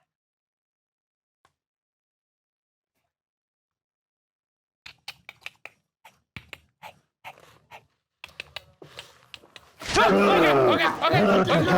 Absolutely. Just a couple questions. Okay.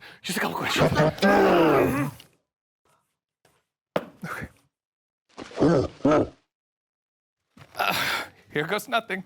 You're half man, half bull. Is there a correct term for that?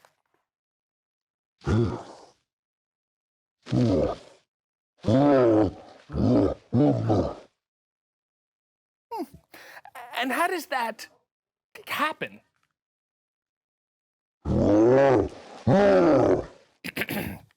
Is it true that you have obtained a law degree?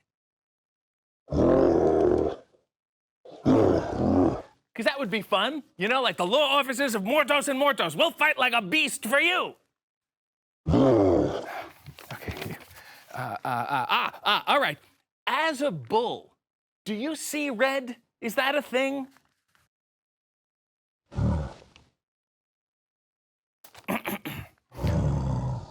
So if I said the name Tito Santana.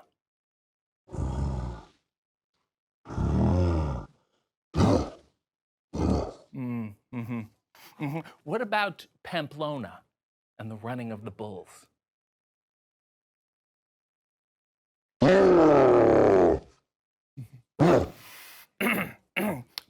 What about Mr. Beast?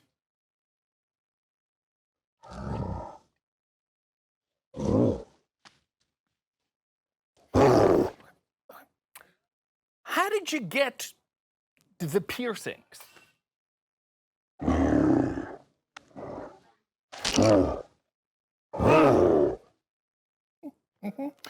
Do you like Tim Allen? You know, he grunts. He does like a arr, arr, arr, arr. You're more of like a but he's like arr, arr, arr, arr. Arr, arr.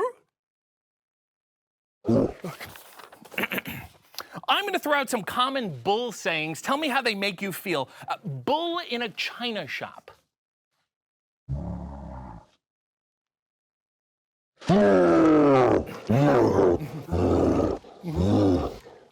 What about bull?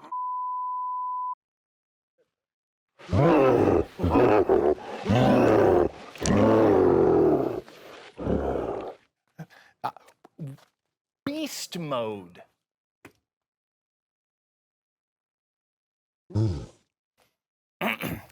Translated from Spanish to English, Mortos means dead. Are you dead? Are you death? Or is it like a Sixth Sense thing where like we're the dead ones?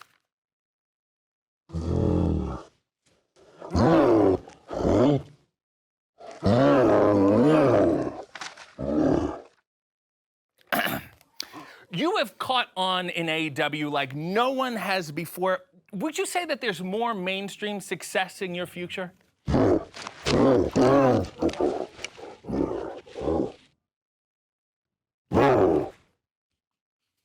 Interesting. You know, I gotta say, I came here today expecting rampant violence and aggression, but you're so tender. You're so thoughtful. Is there perhaps a beauty in your future? I bet you're a hit on those online fetish sites, huh? You know, what kills me about the whole Beauty and the Beast thing is that she loves the Beast, and then the Beast turns into a hot guy. And it's like, no, you love the Beast, you get stuck with the hideous, ugly Beast. Not to say that you're ugly. You're not an ugly beast. Not all beasts are ugly. It's like where the wild things are. There's different beasts everywhere. You're an attractive beast. I'm attracted to you, man or beast or anything. You know, they often say I look like Gaston. No, was that a sentence growl or was that a growl growl? Are we gonna subtitle this? Oh, no. I'm sorry.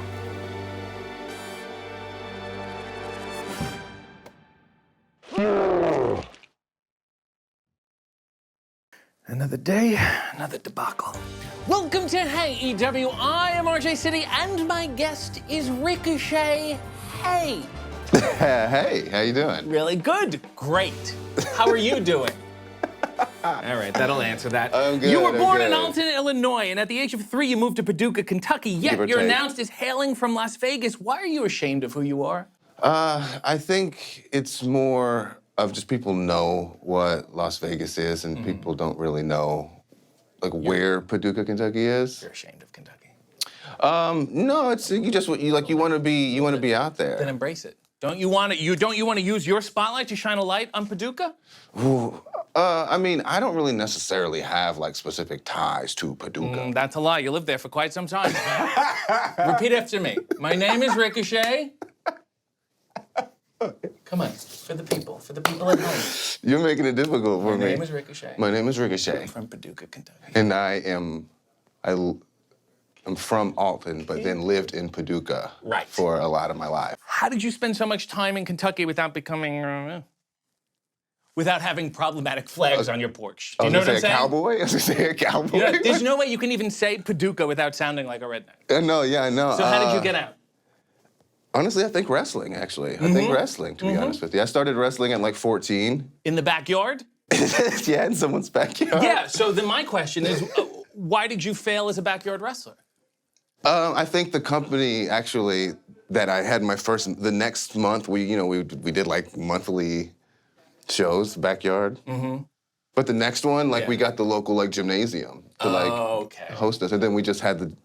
You turned pro? You turned the backyard pro? Really? I didn't, but. Yeah. You weren't a draw. I just actually got footage. I just got footage of my first match. I just got the whole. Actually, I got the whole match. Are you gonna release it?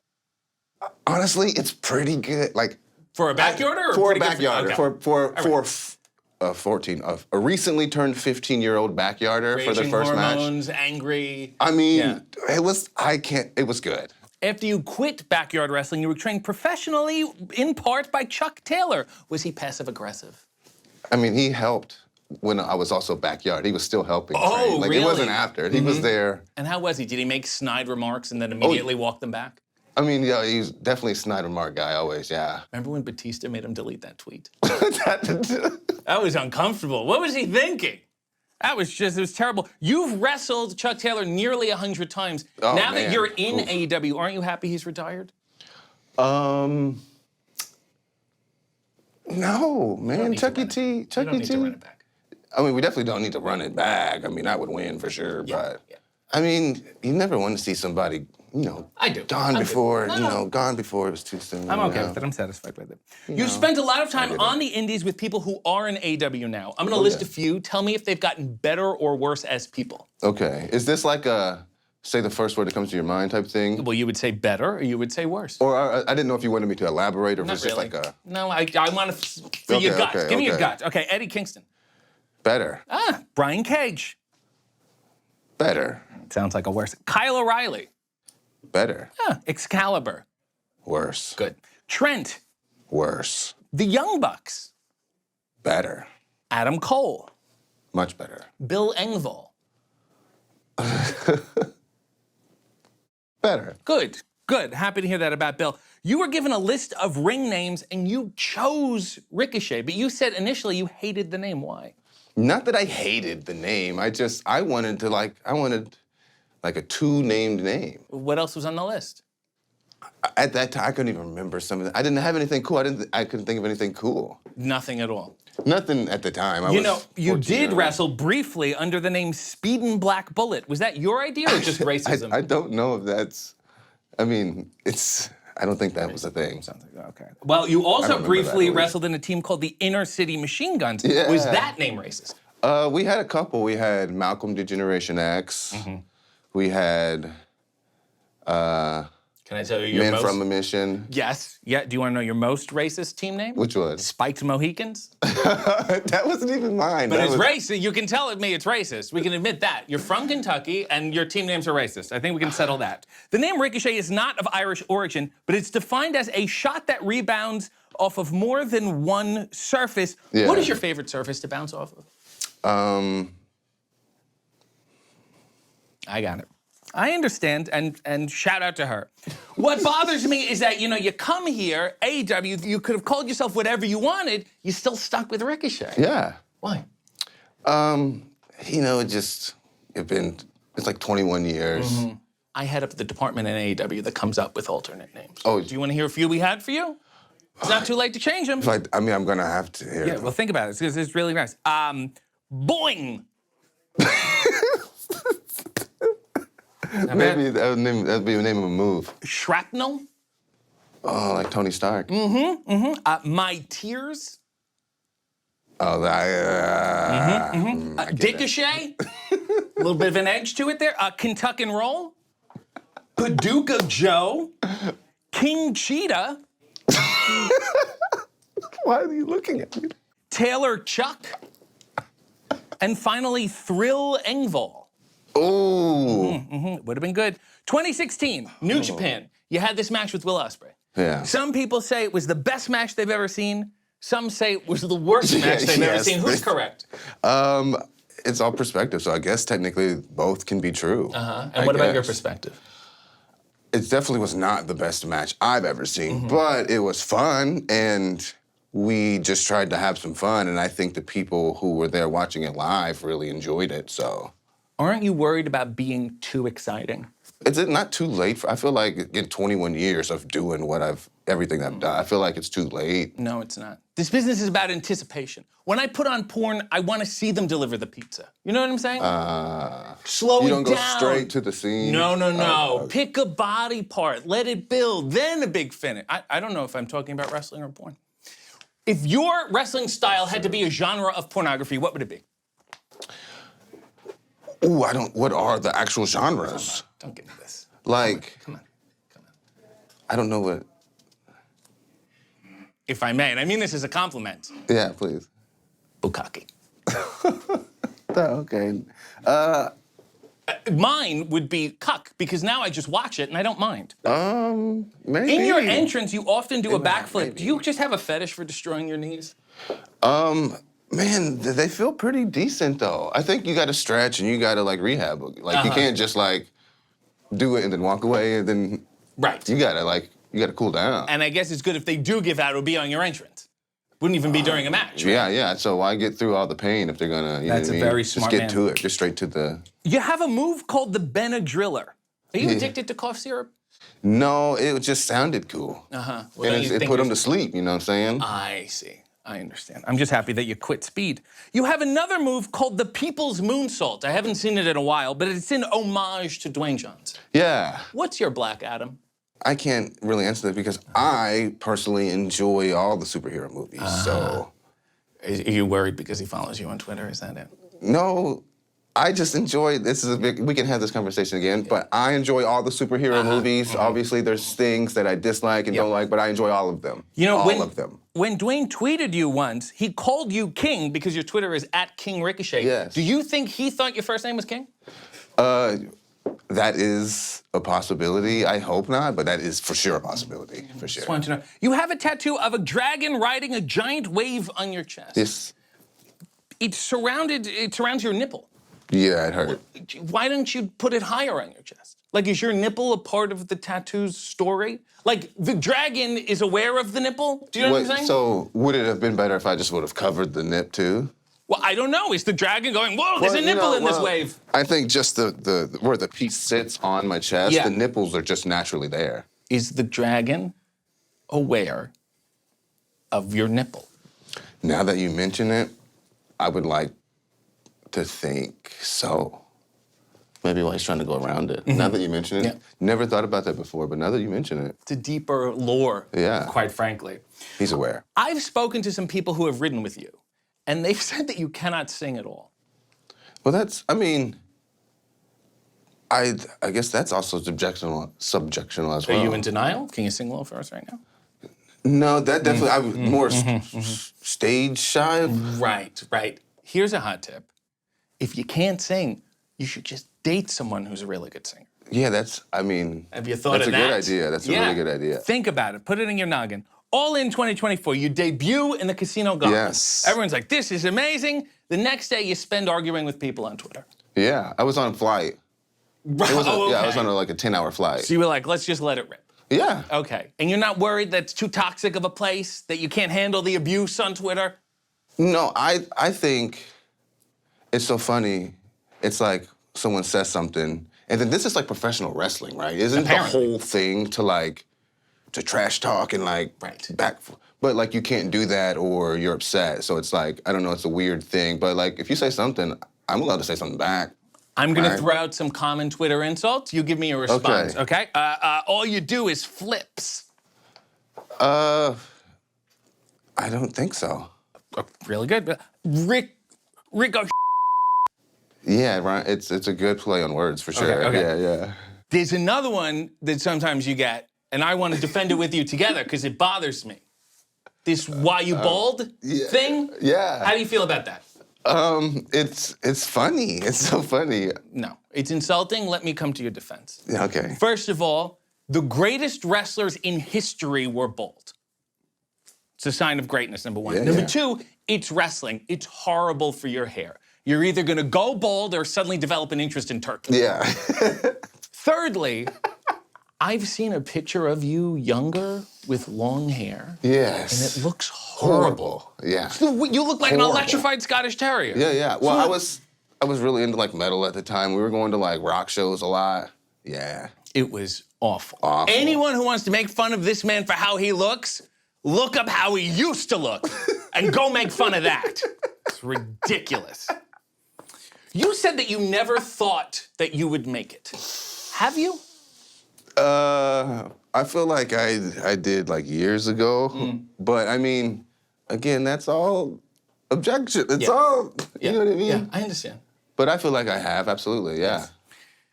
Now that you're in AEW, brand new start. Yeah. I'm a bit of a locker room leader here. I can tell. Are there any AEW etiquette tips you want to ask me? How about like eating in the locker room? Is that cool? Absolutely. Okay. Oh my God, absolutely. First of all, when you go to catering, you don't need to line up. You've made it, okay? Just You're the skip- top of the skip the list. Just line? walk in. Yes, just walk in. Absolutely. And when you get to the locker room, you'll see like a locker. It says Taz. It's a placeholder. Just move everything. Sit down. Yeah.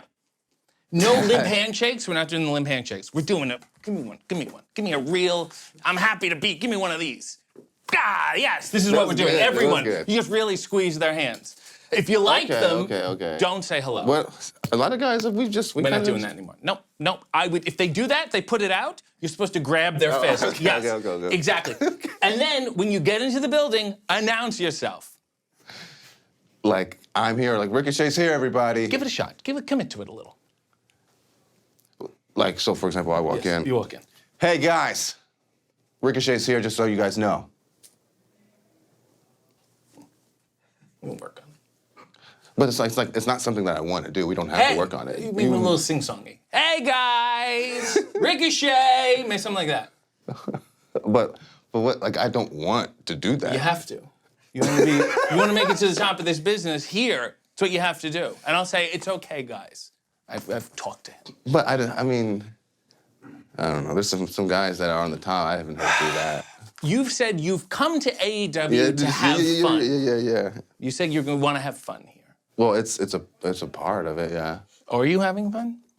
Yeah, actually, yeah. This is a serious business. I don't think you should treat it as a joke. I think both can be had at the same time. You can be serious yet.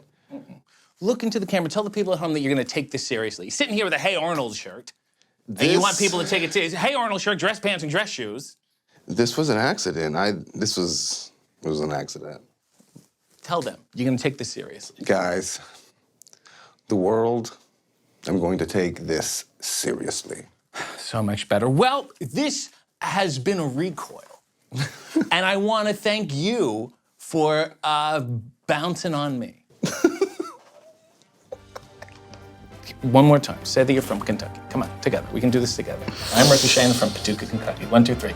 I'm Ricochet, and I was previously lived in Paducah, Kentucky for most of my life.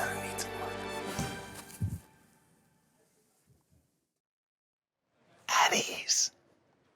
Welcome to Hey EW. I am RJ City, and my guests are Sean Dean, Trisha Dora, and Carly Bravo, the Infantry. Hey! What happening? What's up, son? What's going on? Jay, how you feeling, Miedo? Do I have to thank you for your service? Every time you serve me. Every time? Matter of fact, do it now. Now? But I'm Canadian. That means I don't know if you're running from me. That means you gotta do it You know what I'm twice. saying? We're sorry about that. We saved the world. Okay. So, gotta do it twice. Thank you for your service. You're welcome. That was nice, right? So Right? nice. About So time. nice. Welcome to America. Trish, you're in the Army. Sean, you're in the Navy. Carly, you're in the Marines. Sit in order of most important to least important. We are. I think we are right now. Sorry, guys. Sorry, we are. I think no matter how you do it, it's kind of it's kind of how it goes. So you do land, you do water, and you listen to Problematic Alpha Male podcast. That's how it works. We kill people. Okay. I was gonna say, and that too. Right. So I say that goes hand in hand. Take you to do that. Basically what we do. It's our thing. Trish, you were from Washington, D.C. You just had to be as patriotic as possible, huh? Yes. You just love your From country. Southeast Washington, D.C. Anacostia. Okay. Go, All go, right. action. Shout out to those people. I love it. Sean, you were born in Chicago at Hyde Park's Osteopathic Hospital. Why don't you believe in traditional medicine? I'm about to say. Hey, the hospital isn't even there no more. Wow. So, why believe in it either? So, I guess it didn't really work. Why is that name so long? Yeah. Yeah, I don't know. That's all. Sorry, it's the Really? It's the girls. After I thank you for your service. It's the girls. It's the girls. It's the girls. This is the last time he's going to be on this show. I told her stop calling. 7 days a week. Stop it. 9 days out the week. You were from a family of 6. Family of 6. Your parents, quote, tried their best. That's your quote. And your dad told you stories about Ric Flair. Did he know him? He did. He didn't know him. He did like some work, like at the old like Chicago tour dates when they had stuff back in the day. He would be like an usher, so he would see the pageantry. I of wrestling. see. Yeah. I see. And then he said, "Here, have a can of woo or something." Carly, is your full name Carls? Carls? No. Okay. Well, you were born in Spring Valley, New York. Wrong again. I was born in What? Jamaica, Queens, New York. Oh. Yeah, I moved to Spring Valley after some time, but I'm from Queens, baby. My grandmother lived in Jamaica, Queens. Did That's she why you really? and I are so This is alike. why I loved you. They got his Jamaica Queens in Canada? No. Let's focus, please. Did you all join the military just for the benefits or because you had no other prospects? No, the prospects? This guy here? No scholarships, so Right, yeah. right. Yeah. It was right after 9/11. Right after 9/11, for sure. It was a court order. There you go. There you go. Did you guys get any shiny medals? Oh yeah. Yeah, a couple of them. Yeah. Oh, okay. Yeah, they seem to be a big master. Yeah. Did you guys do any wars that I would know? Any of the big name wars? Yes, I did. I did. Golf, not golf. War in Iraq, war on terrorism. Yes. Iraqi freedom, Afghani freedom, Yes. and all that. Okay, so when you meet vets who did older wars, like a Vietnam, do you have to like fake respect them the way we respect wrestling vets?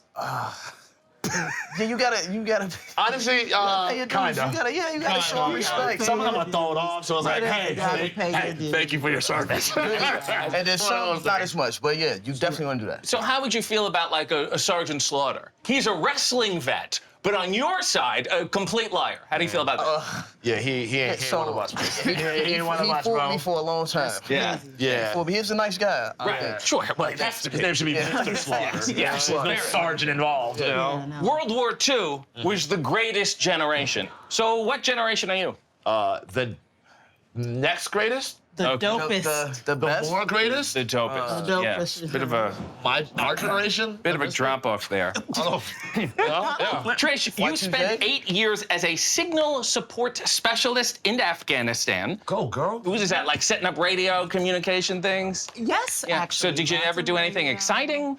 I fixed the microwave one time. Oh, excellent. I fixed the toaster as well.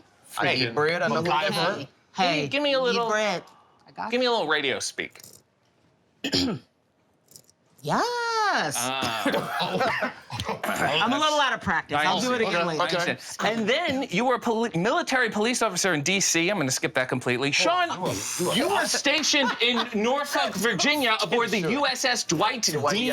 Eisenhower. Do you agree with the Eisenhower policies? I'm not really aware of them, but the ones on the ship were pretty copacetic for me. Trish was a cop? She was 12. Did you get to wear the white hat? I did wear the white hat. Look, tip it up like that. You know, shit like yes. that. It's kind of why I stick with my bucket hats. You know what I'm saying? It's just Yes. it's a reminiscence of the time at sea. Did you look down on the Coast Guard?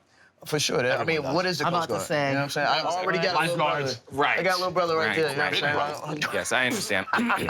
Carly, you go to Afghanistan, you get shot. You go to Iraq, you get blown up with explosives, not cardio. I did. Couldn't take 'em Which was worse? Yeah, they both sucked. Getting blown up sucked the worst. You know, Regenerated, came back to life. Yeah. There's PTSD. There is. But people do not talk about post-traumatic growth. How have those horrible experiences made you better? I mean, I'm here, ain't I? You know? Like, I'm here, right? Yeah. I could not be. Right. You know? So, like, now I'm a freaking superhero and, like, kind of famous. So And I feel like if somebody pulls a knife on you, you're going to be like, buddy, I was already shot. I mean, what are we doing? What are we doing? What are we doing? You know? That was Thursday for me. Yes, you know? yes. Trish, you were trained at the Team 3D Academy. Did Bully make you get tables? One time I did have to unfortunately grab a table. He does that for a lot of people. It's not the best look. Not the best look at all. Sean, you appeared in a Home Depot print ad modeling a rigid 18-volt nail gun. There's the pose. That's the pose. Like, Yeah. are you people? You're a Home Depot model? Look at that. You don't believe it? That's insane. I had these same glasses on. Yeah. That's insane. Incredible. That's all I wanted. I just wanted the pose. Carly, you gave up a career in hip-hop to wrestle. Is that because you were good at wrestling or bad at rapping? Whoa, son. Whoa, son. Whoa, son. Hold on. First off, you want to handle this? Hey, man. Hey, one of the top wrestling rappers, if not one of the top wrestlers that rap of all time. Yeah. Sit right here. Thank you. I gave it up because Have you ever heard of a it's not song good called life. Wait Till You Give Me Some? Whoa, don't you say that word. Don't But that's the say name that. of the Yeah, song. don't say I the was word. like, it's Not Wait here. Till You Give Me No, Some. stop it again. Friendly Stop it fire. again. There you go. Yeah, I was a really good rapper. But I figured I'd be a better wrestler, you know? Okay.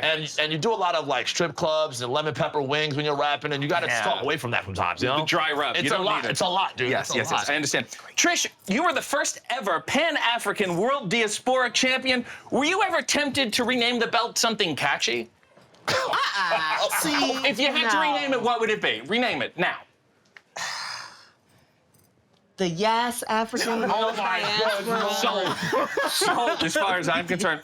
Sean, you have 2 wins over MJF. Is the goal to just never wrestle him again? I think I'm done. He got to prove himself to me. I mean, you know, so I'm 2 on him. You know, so what do I need to do anything else? You know, Right. He know where I'm at. He knows how to find He know it. where to find me. You know You know what I'm saying? He know where to find me. Carly, you do a lot of thrusting. Damn right I do. 1 in every 5 military members has an STI. Why do you think that is? Because we meet some thrusted ass brothers. You want to guess what the most common one is? The one I got? hey, round of applause for me. All right, God bless. Good for you, and I hope it dissipates. Hey, yeah. How do you feel about gays in the military? Love them. No. Is there like a specific look people in the military have? Like they stare at each other like this? You're in the military, you're in the military? Navy life. Oh, you mean like, oh my God. Navy life. Not. Oh my God, no. Yo, son, he meant like. Come on, Navy life. Come on, Navy life. All right, he got me. All right. There you go. You pro the gays. We love him. No, he's talking about like looking, like gazing into someone's eyes, like gazing in the military. Oh, like, look. Where you I thought we were talking about. I only know one gays. I'm so sorry. Would you mind, could you walk me through your entrance pose? We have an entrance pose? You do, you come out, you do the machine gun. I do. right? Okay, you want me to do it right now? I would love to see it. Yeah. Get down. Hey, Yeah. watch, wait, watch it now. Oh, Watch it now. dangle Want me to hold that for you? You want to hold it from there? You want to hold it? You can Hold it. careful, don't- Okay, so what I do is I do a little squat. I pop like this. Yeah, Yeah. excellent. Do a little shimmy. Yeah. And I go, yeah. It's that kind of cool thing that I do. And then you, Yeah. Then, What do you do? I come in, you know, I watch it. Make sure you bend at the hip. Yeah. The hip. Yeah, bend. Here, I tap the ground, Yeah. do a little prayer for the team. Uh-huh. Send it up to God. Send it to God. Bring it back down. Oh, yeah, I like that. I yeah, like but he's shooting at people. Wouldn't you get shot in this scenario? I'll be saying a prayer that the bullets hit the target. You know what I'm saying? Ask her what she does. And then Trish, what do you do? Show them. It's my favorite part. Pardon me, everyone. I throw this leg up. you see, Wait for it. drop it down. And then I continue. All right, there And it then is. I do it again. That's it. And depending on how good I feel, I just keep it going. Right, You know right. what I'm saying? 1 in 5. Close your mouth. Thank you. Close your mouth. Thank you. Something chill. That was chill for Ray. There you go. It was light, but it was heavy, though. Light, but it's heavy. I got you. You guys wear camouflage gear. And we like it if no one else Damn. did. But hey, sure. But we're here. We outside. Yeah, we love it. Isn't camo sort of like the worst way to blend into a wrestling show? No. Makes you stand out, weirdly enough. So it's not camouflage. I mean, it is camo. But You're not. It's not literally camo. You're not camo. camouflaging. It is camo. You're on a white canvas, big spotlights. Everyone We're sees not what you're wearing. blending in, but we're We're camouflage. camouflage. We're We're hidden, damn camo. but we're here. Okay. We're hidden, but you can see us. Yeah. Yeah. Yeah. It's like when the light shine. It's like hidden in Dark. plain sight. No, it's just plain sight. You're not hidden. Yes, we are. You are hidden. But It's we're like wearing Waldo. camo. Yeah. All right. I'm just saying, if you want to blend in, you would wear like a faded Ring of Honor shirt and Why some would New you want to Balance. blend in? Hey, Do we look like do we look like New Balance and faded T-shirt people? Right. Not the roast. Gosh darn it. I understand. You get it. You get it. Trish, you were ranked #1 on the Black Wrestling 500. Let's balance that out. Who's the worst black wrestler you've ever seen? Hey, man, come on. Hey, yo. What you got, Killer? Yo. What you got? I'm pleading the 5th. I'm pleading the 500. Okay. Go plead the 500. There you go. I'm pleading the 500. Sean, you are the captain, which means what? It means that I am kind of a leader. Okay, so shoot on some other captains for me. Ahab. Okay, who? Okay. Ahab. Pirate ship. Moby Dick. Moby Dick. Pirate ship. Lou Albano. He's cool. I like him. EO. Great. That's good to me. Carly, when Tony Khan was attacked and his father came to the ring, you made sort of a shocked meme face. Was that the plan all along? No, I had no idea the dude was there. You trying to grab some camera time? You ever stood next to $1 billion that close? Exactly. I was shocked. Did tweet him later. Hey, I had to let him know what was happening. You said you have friends in the hood? And I did. And you gave him your number. He came through. Has he contacted you? Pulled up in the Maybach. You know, it was a thing. I didn't even tell you guys that. It was a thing. We had the cons in the hood. No, it was good. Really? There's a lot of cons in the hood. A lot of cons in the hood. Shaka Khan. Now, I know her. There you go. There you go. Trish, your finisher is the Lariat Tubman. How did the Underground Railroad inspire you to hit people in the throat? Freedom. Take away their voice. Take away their freedom. I'm granting safe passage. Yeah. Granting very safe passage. Okay, well, I like it. I like what you're going for. And I think you should round out the rest of your moveset names with other important figures from African-American history. Do you have any others? I have some. Would you like to hear them? Yes. Tell me how you feel about these. Full Nelson Mandela. Oh my gosh. For the Sonic Boom now. Jackie Robin Sunset Flip. Okay. Kidding me? Number 42 right over. We're digging deeper. Ida B punching you in the face. Well, Okay, tell me when these get offensive. Malcolm X Factor. Love it. Okay. Not bad. Maya Angelouplex. Hey, I know why the cage works. Screams. Do that with the George Face Washington Carver. George Face Washington. Yeah, face Peanut butter. W.E.B. Dubomb. Okay. Okay, lyric. Oh, here's a good one. Desmond to Tombstone. Honestly, I like that one. Wow. I like that one. Wow. Code Redrick Douglas. Code Redrick. Is that a Frederick? I mean, These are great. Where did yeah, did you come up with these? They're all mine. I like this actually. James Baldpin. Okay. Is that Baldwin? Yeah. And finally, this one's a little controversial. Louis Snapmaricon. I like it. Louis Snap. I like it. I like it. Snap. Yeah. He was also in the hood. He was, you know. Just something nice. I'll give it to Excalibur, and if he wants to yell, He'll want him down. Give him the Caprice, probably. He'll probably do it better. There you go. You three started teaming, and you quickly became real-life friends. I love you guys. That's not the way this business works. You're all supposed to secretly hate each other. No, she hates us, but we love her. Excellent. Excellent. Okay, so Sean, say something bad about Carly. Bad news. It's Okay, Carly, insult Trish. I can't. Trish, help me out. Make false accusations about the both of them. That they are lovely and amazing people, and I really enjoy tagging with them. The guy's got the clap.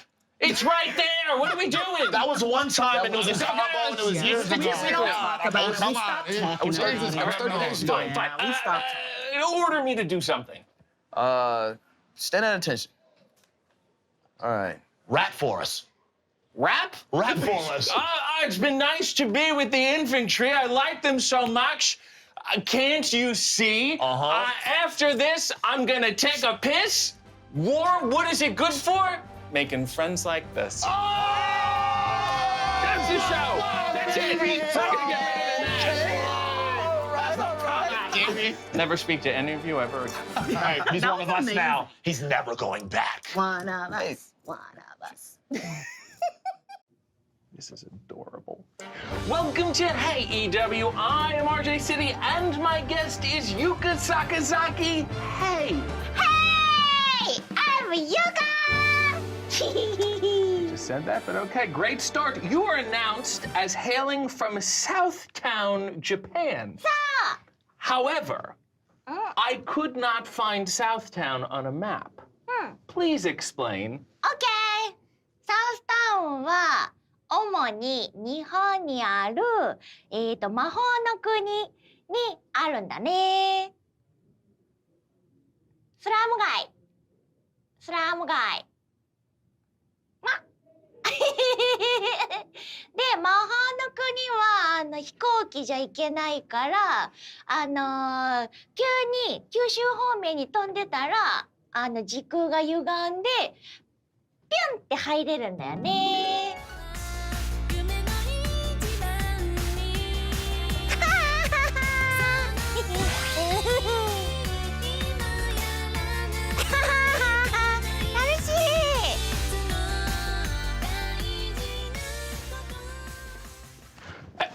Excellent.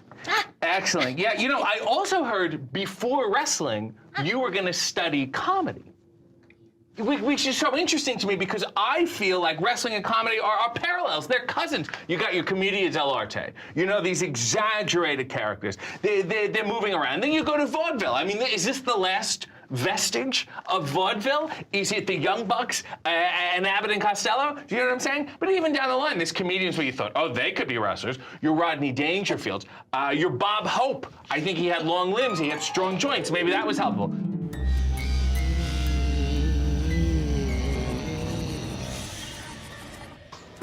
I'm sorry. I say stupid things. It's not me. It's not funny. I apologize. And it does remind me of an Alan King. So how does comedy influence your work? Your work? I am Dream 珍獣ハンター。珍獣ハンターってわかるかな？コモドドラゴンとか、あとほら、ちょっと不思議なタイプの動物あるじゃない。あれをね。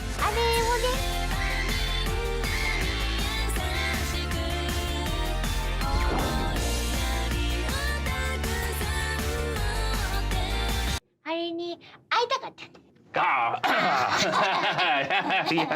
Yeah, I bet. In addition to comedy, you also incorporate the concept of magic. You know, you like to call yourself the magical girl. You do a magical girl splash. Is that like a mushroom thing?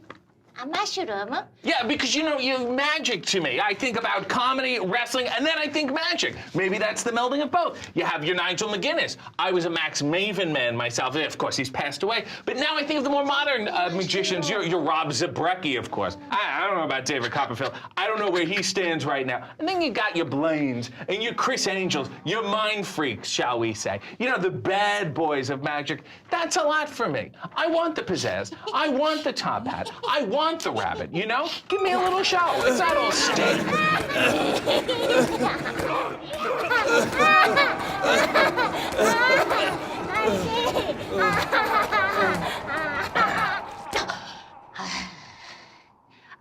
Yeah, T-bone ステーキよりでも地鶏の方が好き。だから地鶏というのはね、鳥。ジャパニーズの鳥を炭でこうやって下から炭がこうやって出るようにしてもくもくってしてそれをこうやって炙っていくんだよね。そしたら黒い鶏肉。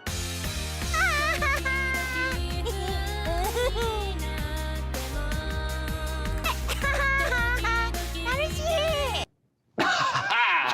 Very good. Very insightful. You know, you are now a permanent resident of the United States. Let me give you a few tips to help to acclimate to the country here. 1, wear Skechers. 2, complain about the price of streaming services, then watch everything illegally. 3, develop a medical condition that you can monetize. 4, befriend problematic wrestling podcasters so they'll give you nice reviews and maybe give you a sidekick gig later in life. 5, don't collab post with Renee. You know, incredibly selfish, not necessary.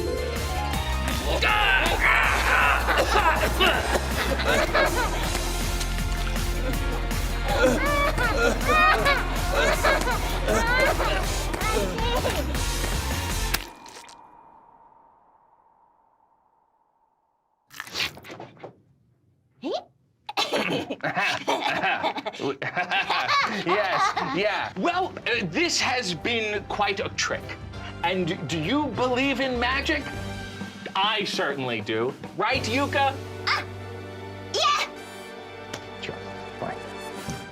That was really quite lovely. Thank you. Thank you.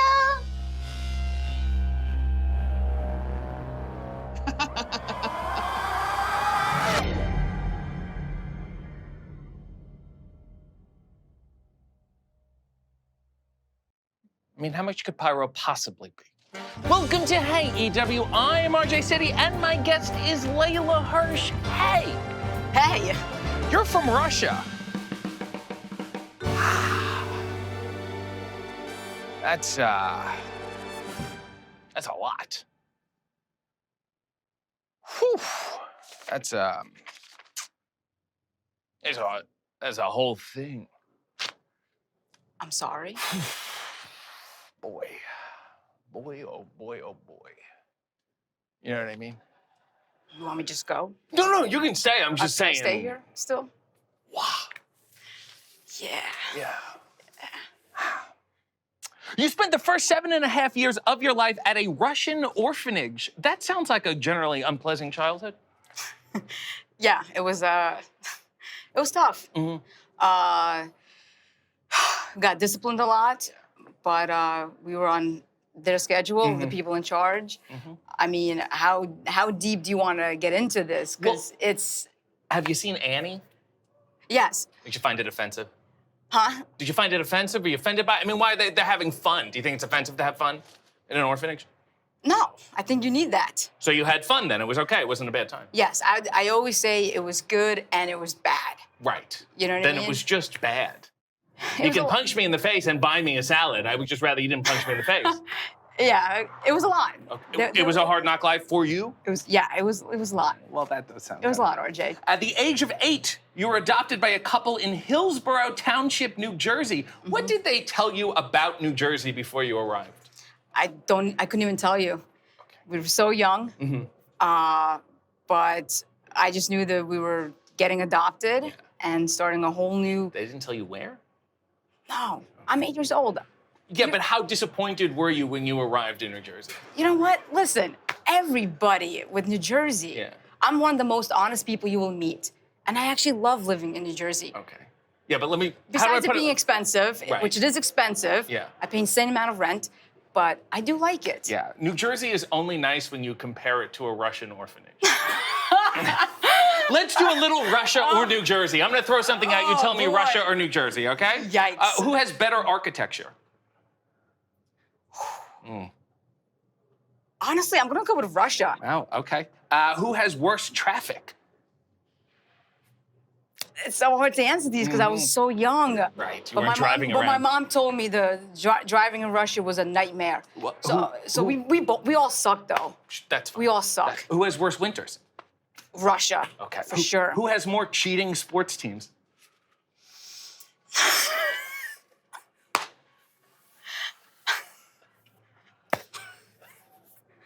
Oh man.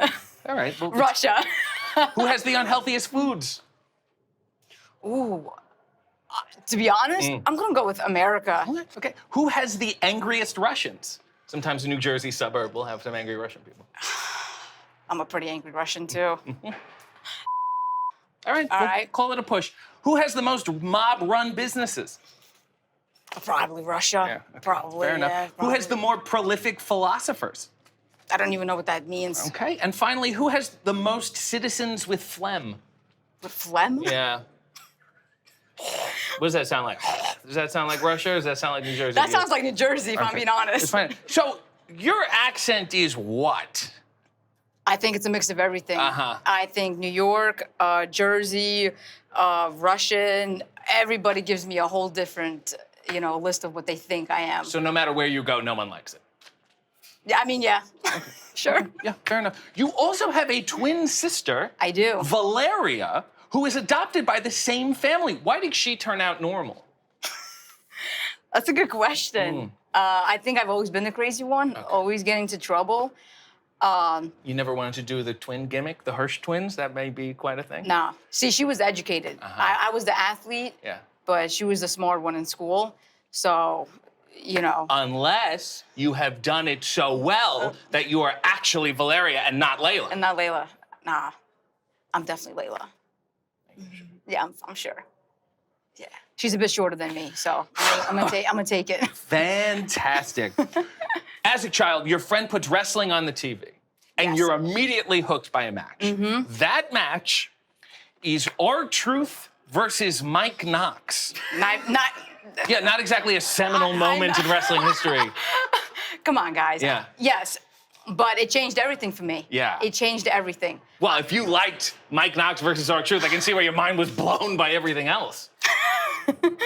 Yeah. Yeah. But it's crazy though, because I never knew wrestling at that time. I was an athlete, I did sports, but when I discovered wrestling and seeing the ring and the athletes, I literally said, like, that's what I was gonna do. How did Mike Knox influence your career?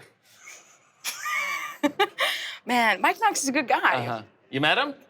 Actually, yes. And then he heard the story. Yeah. And he even like sent me an 8x10 poster and everything. It was sweet. Well, All right, now guys? I've... All right, All it right, was now I sweet. feel bad for It making was fun of... sweet. Yeah, I understand. But I get it. R-Truth and Mike Knox, not the typical thing you hear. You don't have to insult them. It's fine.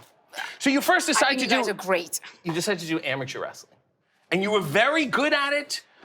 You wrestled for 5 years on the men's team. You're New Jersey State champion. You get a wrestling scholarship to Atlanta's Life University, and then you just go, no, I'm good.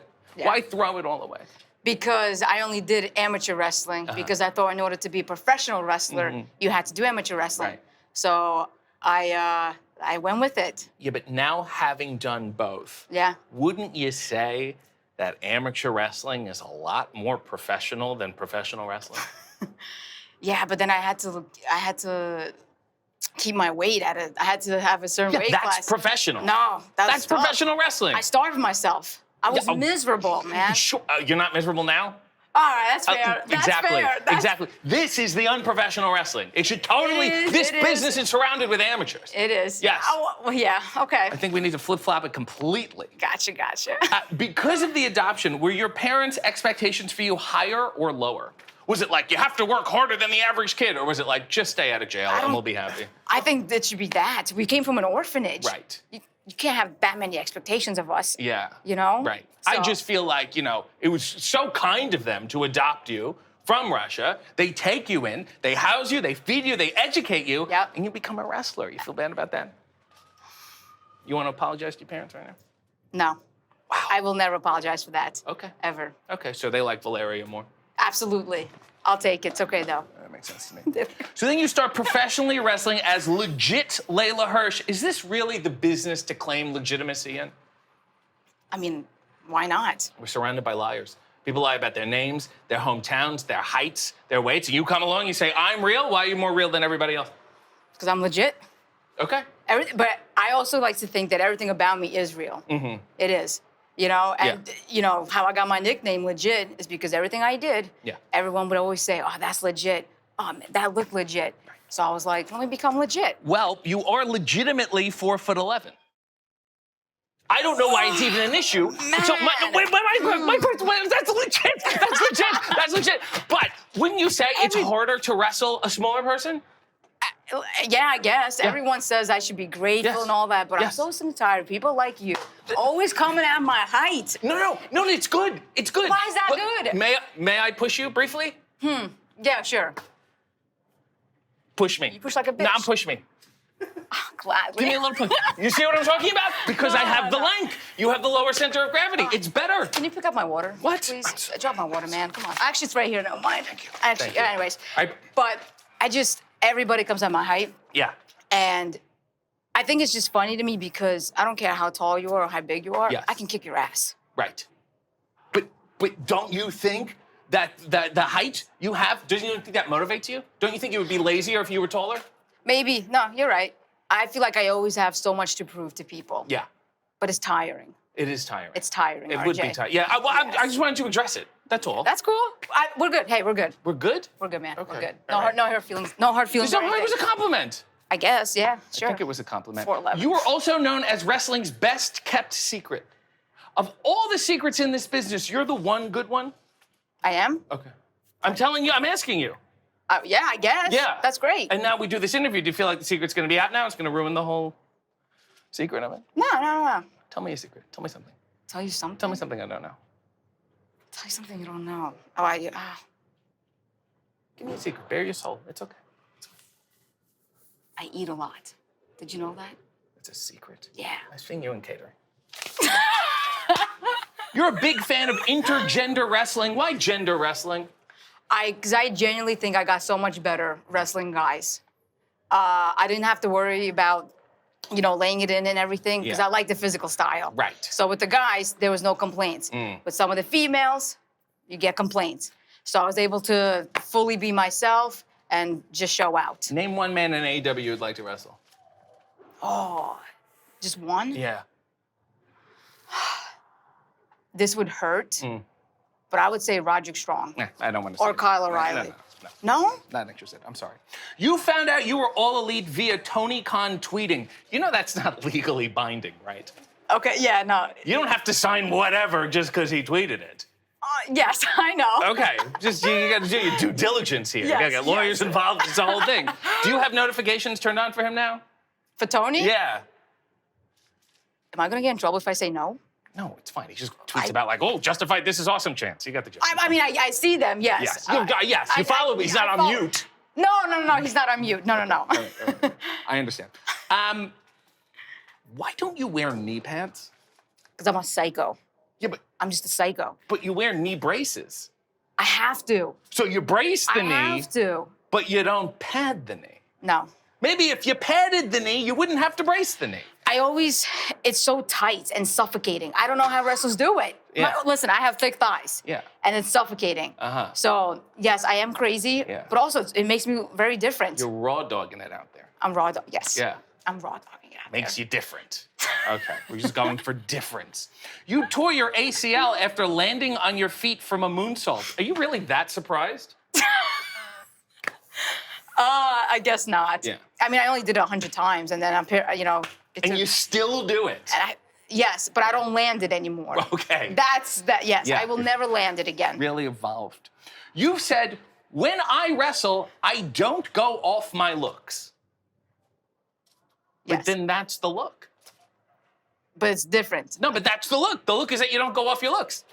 Oh, okay. That's the look. Yeah. And also, who are you to say who has fetishes there? You're like, it's thick thighs, very suffocating. I don't go off my looks. A dominant Russian woman? Is this wrestling on the back of a newspaper? Do you know what I'm saying? This is the look. Just embrace it. That's all I'm asking you. Okay. Just accept yourself. I do, don't worry. Thank you. I do. I appreciate it. I happened to notice that you don't really have any names for your moves. Yeah. I should change that, right? I think you should. Yeah. You got it. Allow me. From Russia with Hate. Russia with Hate, okay. Fools Rush In. Bad Mother Russia. Okay. Caught in a Net. All right, that's good. I'll give that to you. That was good. Didn't know Caught we in had a that net. before. That was good. USS aren't going to like this. This is like, all right, RJ. Seeing Red, that's a standard Seeing one. Red, yeah. Chekhov's Move. In Russia, Ring wrestles in you. Moscow Bunga. And finally, Leyla, you've got me on my knees. Oh, God. Leyla, I'm begging, darling, please. Oh, my God. Leyla, darling, won't you ease my worried mind? How does it make you feel that your name is most closely associated with people dying in Goodfellas? Great. Just great, man. Good. I saw an interview with you 5 years ago where you had... Can we please? Oh, man. Perfect timing. Can we please? Oh, my God. That was great. We're gonna keep rolling, right? Yes, we're gonna keep rolling. This is legit Leyla Hirsch. This is not amateur hour, Dude, despite it being in... I thought we were cool, man. Yeah. Come on, Carl. Assert yourself. Come on, I thought we were cool. Good. Had to interrupt. Thank you. It was going pretty smoothly here. Yeah, it was going great. Yeah, phenomenal. I saw an interview with you 5 years ago where you had 5-year goals. So here we are now. Tell me if you've done them. Travel the world. Oh, wow, okay. Inspire people. It's an awful goal. You're not Gary Vee. Make yourself known. be the name. Still working on it. Okay, all right. Still working on it. And be one of the best female wrestlers? That I believe. Okay, good. That I believe. Good. Speaking of, you did one of the first ever women's Texas Death Match. People were saying it was one of the greatest women's matches in Ring of Honor history. Do you regret it yet? I think I regretted doing it back to back. That was the hard part. Yeah. But it's rewarding, right? Right. It's rewarding, but 5 years from now, it won't be rewarding. nah, I was hurting. It was brutal. Yeah, 5 years from now, you can say maybe I should have put on some knee pads. Nope. Actually, maybe. Thumbtacks hurt. You said you will one day return to Russia. To do what? One, to eat. I love Russian food. I don't know if you ever had Russian food. Probably not. Doesn't look like it. I'm sorry. What is that supposed to mean? I don't know. I'm lacking what? What about me said he hasn't had borscht? Wait, what'd you say? Borscht. Borscht, yeah. Have you ever had borscht? No, but It's how did phenomenal. you know that? Go ahead.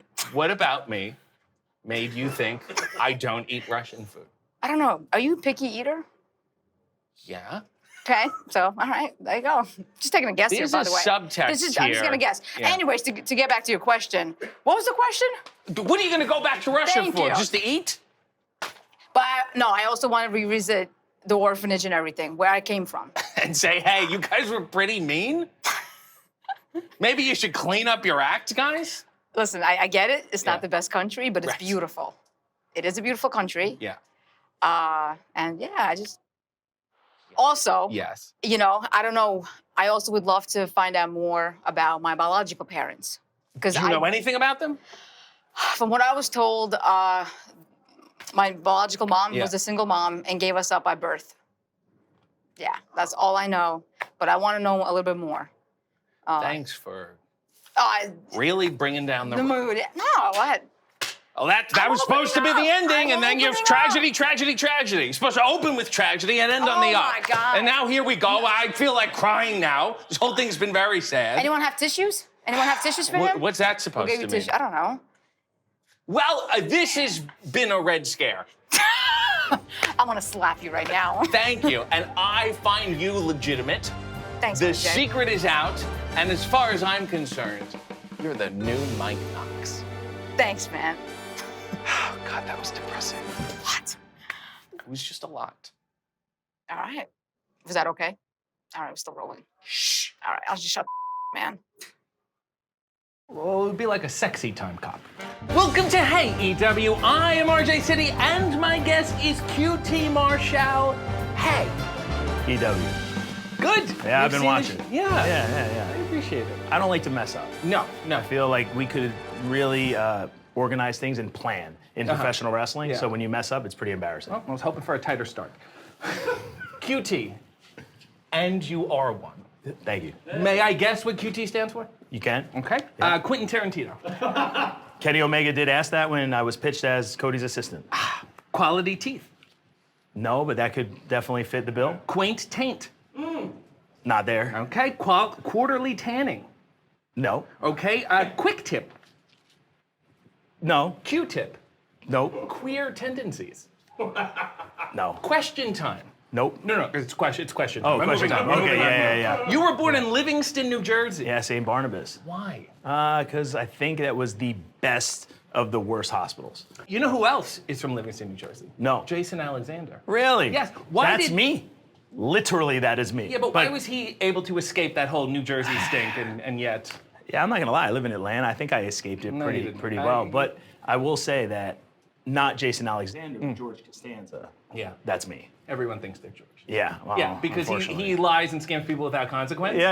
And you want that to be. And always puts himself in weird situations where he's always getting in trouble. I understand. Putting his foot in his mouth. Your mother once DM'd Tony Khan on Instagram to Yeah. get you an action figure. Yeah, was she proud of you or was she trying to get you fired? Probably a little bit of both. She was very upset at the fact that I was here since day one, and I just never got an action figure, and What she was couldn't gonna- understand. What was she going to do with that action She figure? just wanted one for herself. So when I left AEW in 2020, at the end of 2023. We'll get to that. Okay. Well, she has one now. Yeah. Let's put it that way. And yet you went public with that. Yeah. Right? Yeah. He still didn't give you an action figure. No. No, he didn't. You were trained at the Monster Factory and the Team 3D Wrestling Academy, which is shocking because I didn't know that Bully Ray had 2 other dimensions. What are they? That I couldn't tell you. So it's really just yelling, isn't it? Yeah. Well, sometimes yelling, but just being intimidating. You know, that was his thing, right? Yeah. But we teamed the other day. And he yelled at you? No, it wasn't. You know, it was better than I thought it would have went. But I also had Harley Cameron with me. Okay. And she was the buffer, and he must have said, hey, why don't you do the heavy lifting? Yeah, that kind of perfect. thing. Good. Yeah. This will give him a good rant on Busted Open, so it's all good business. You're also a protege of Diamond Dallas Page, or as I call him, DDP. Yeah. And he bequeathed to you the Diamond Cutter, He did. which you lazily named the QT Cutter. Okay, so- which is also what we called the Moil. So, I don't know what that means. Okay. First of all. Second of all, he called me one day and said, hey, I think, because I didn't have a finish. Right. So I did, but someone else was using it, long story short. And I just said, yeah, I'll do it. Right. And, but I never called it the QT Cutter. Okay. I actually enjoy when people say the Diamond Cutter handed down from Diamond Dallas Page because people hate it. They hate that of all the professional wrestlers in the world, he chose me. Right. So I want to keep putting that out to the world. So for those fans out there watching, DDP chose me. Could have been MJF, could have been anyone else. He chose me. In fact, MJF asked for it, and he said no. Do you do other DDP things, like ripping off Nirvana? Yoga? Do you do yoga? I have the subscription. Okay. I don't do it. All right. But I can also Oh do that. my God. You know what I'm saying? Yeah, absolutely. Without We need to even get a trying. fan in here, Yeah. but that was excellent. You were so moved by the people who trained you that you became a trainer yourself. That's right. Right? Yeah. Do you actually train people? Or you just pop your head out of the office and go, slow down, tell a story. And Say, grab a hold, work a hold. Yeah. You know, and no, I do. I train people. I enjoy it. The reason I started training people was because I thought my wrestling career was over. And I figured, hey, as long as I could be around wrestling, I could have a regular job, it would be fun. And then, you know, one thing after another happened, and, you know. What I find interesting is that you actually have to apply on the website to be accepted as a student. Yeah. Why don't you do the old school thing of just taking someone's money who has no chance of making it? When I first had the school, Cody's different. Cody doesn't want to leave anyone out. Yeah. I was the opposite. I was the gatekeeper. Mm-hmm. But so I did want to read about them and find out. Also, like you know, they want to. You like to creep online. Well, some of their biographies are pretty entertaining. Right. You know what I'm saying? Yes, I understand. So And the motto of the school is do the work. No good. No This good. is wrestling. It's not a legitimate business. Yeah, Let me offer you some alternatives. Okay. It's all a work. Okay, I like that. Where your dreams become your reality, then you hate your dreams. Okay, you about should right. have learned to trade. Okay. I hope one of you gets signed so I can post about it. Ooh, man. Yeah, well, so that's a whole nother story. We never post about our people that get signed. That's classy. Yeah. Because you don't respect them. No, You're like, they're not because gonna make it. I feel if we're good coaches that they will post about us. You've also been a talent scout in a sense. Yeah. Tell people some of the big names you brought into AEW. Layla Gray. Oh, very good. Yes. Okay. Well, would you have hired Red me? Velvet? No, in fact, I had no idea who you were. And then when you got brought in here, I tried to research.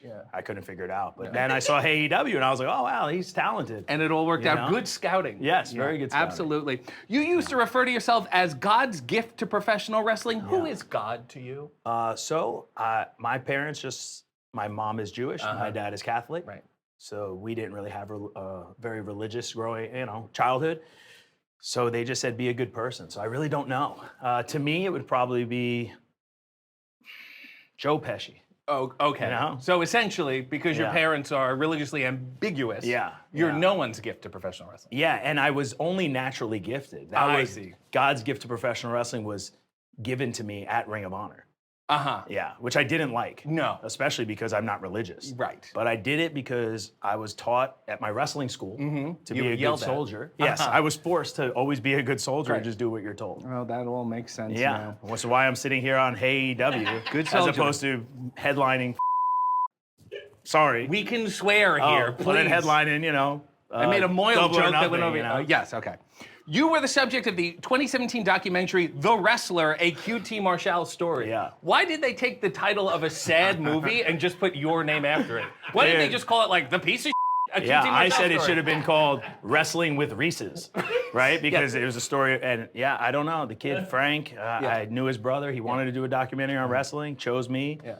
And it changed my life It chronicled wildly. your journey to get signed. Yeah. Which did not happen at the time. No. Don't you wish you could go back and be like, hey guys, I turned out okay? A little bit. Yeah, a little bit. But at the same time, you know, I really didn't know what was going on. And the kid just, hey, just if you could film me, just don't really bother me that much. Right. And I had no idea that he was going to take it and do everything he did with it. you know? Yeah. Had I known, I would have asked for some money. You also appeared as an FBI agent in the 2018 Dwayne Johnson film Rampage, and you are, to my knowledge, the only person to appear on Rampage the movie and Rampage the TV show. How do the plots differ? How about this? If you notice, I'm the only FBI agent that has a beard. And because they made one of the other extras, poor guy had to shave with a one-blade razor, and I told them that it was in my wrestling contract that I couldn't shave without letting anyone know, which, by the way, I didn't have a contract, but I was going to TNA the next day. So out of 4 days of taping, I missed the first day so I could film Rampage, because I always said growing up that I was going to be in one of the movies with The Rock. And you worked them. That's it. You worked them with a beard contract clause. Yep. So now, sorry, so is your character on the TV show the same one from the movie? Are you an FBI agent on Rampage the TV show? Or is it like a multiverse kind of thing? Multiverse kind of thing. Okay, all right. You know, you used to eat apples all the time on AEW. Yeah. You don't anymore. What happened? I don't. I hate apples. The only reason I started eating them is because when we were filming Road 2, I was trying to get in shape, and at DDP's place, there's always apples. So then the guy who makes the videos, Steve, he said, you know what? You should just continue to eat the apple. And look at this guy! so I said, incredible. okay. Yeah. And then people would think they were Easter eggs and so on and so forth. But Yeah, they and were then I never. loved when you would spit in the face and say, you're not cool. That was great. Here we go. November 27th, 2023, you resigned from AEW. I did, public statement and all. February 14th, 4 million views. Yeah. You should do that more often. Yeah. February 14th, 2024, you re-signed. Valentine's Day. So did the company change or did you? A little bit of both. The situation changed. Okay. Right? And The Jersey Shore, they wouldn't let you work them? And They you just, said- I like that. No, yeah, the situation changed and we made an agreement. And it's funny because I actually made the agreement like this first week of January. We just waited till Valentine's Day because, you know, we wanted to mend the, the broken hearts. Really, really romantic. You are currently AEW's Vice President of Show and Creative Coordination. Where does that rank as far as made-up job titles? It's pretty high. Yeah. Yeah, I mean, I think that's something that, you know, the previous regime of legal just started just naming things. Right. Yeah, I don't even know what it means. Okay, well, you coordinate. Creative, Yeah, I'm I creative, guess. coordinated. I guess, you know. Yeah, that's great. That'll, Yeah. You know, I will say, you I still... just want the money. I Yes. don't care what you call me. You Yet. know what I mean? Like, just give me the money. Yes. Show me the money. I'm not familiar with the No. film. You still wrestle. Why were you unable to fulfill that emotional void? You saying I still wrestle like outside of AEW? Yeah. Yeah, because like if I wasn't in wrestling, like I'd be playing softball. You know what I mean? Like I like to do stuff. I like to have fun. Yeah. It's a lot less stressful when you don't have to worry about a backstage role and wrestle at the same time. Yes. So it's cool. Plus, you know. I will say you got this Benjamin Button thing, though. What is that? Where you look younger now than you ever have in the past 20 years. Yeah. Is it something you're doing right, or did you stop doing things wrong? It's called having money. Okay. Yeah, and like I always have felt that if you have the money and resources to look better, and it will make you feel better, do it. So I did. What about the teeth there? You got brand new teeth? Yeah, What about the teeth? $9,000. You know? Excellent. Smile Design Miami. Best money I ever spent. Yep. Happy to give them a Hair kickback. transplant. Yeah. GetMoreHair.uk. I've been sending people too. Any other plugs? Did you get your nose done, your beard, I anything? did get my nose done, but only because Brandy broke it when I was training her. So I had to get it fixed. But there's still a bump. I'm not really pleased with the way they did it. So don't shout them out. But it's because Hangman Page broke it in 2012. Oh, okay. And what about the shirt? Where'd you get the shirt? RJ City. Get out of Yeah, town. because I left my shirt at home. Yeah, but it looks nice. Vice He asked me if I President. should have a double X. Like, get out of here. Yeah. Creative coordination. Yeah, I probably am smaller than you. You know? Speaking of inexplicable circumstances, you're currently feuding with the Costco guys. AJ. Is it AJ? We'll just AJ. say AJ. Yeah, we'll leave the kids out of this. Leave the kids It's out not of about it. the kids. It's It's not about the definitely- Rizzler. No. For the love of God, No. someone save the Rizzler. I've been making the Rizzler, the Riz face. Yeah. Is just the people's eyebrow.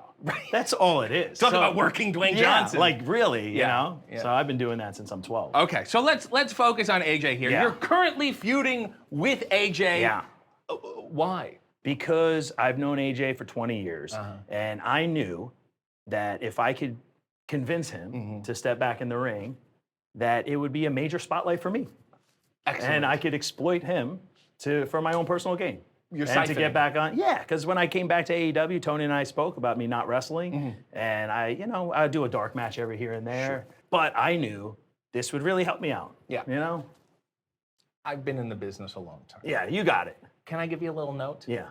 We need to get some heat on this. Yeah, well, we need to crank it up. They went on Jimmy Fallon. I know. They didn't even say anything bad about you. No. And I consider myself the Jimmy Fallon of AEW, except, with a personality. So look into the camera and do a little promo on AJ there. Right now? Go ahead. What would you like me to say? Well, whatever you say. You're You're coordinating creative. You're a Go writer. ahead. You gotta Go ahead, give me- Mr. you gotta Vice give me some President. verbiage, You're wearing my you know? shirt. Is that rubbing off on you? You want me to give you some verbiage? Give me some okay. verbiage, and then I I'll do have it. amassed some insults here. Okay. And I think we can go man. back and forth. Yeah. You're in blue. Okay. If you can read, Okay, and we'll get some heat on this thing, AJ. Let's do it. All right, You know? you're first. Go ahead. Okay, AJ, I'm so happy I could wrestle you before you got canceled. Before you inevitably get canceled. I'm not reading correctly. No, I can't. Read what's on the page. It's a huge word. Let's move on. Why are you booked? Was the chocolate rain guy busy?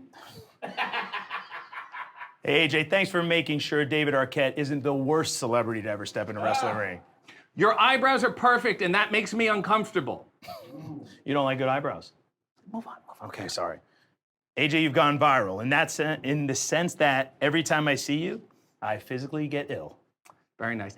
Thanks for your part in funneling our data to the Chinese government.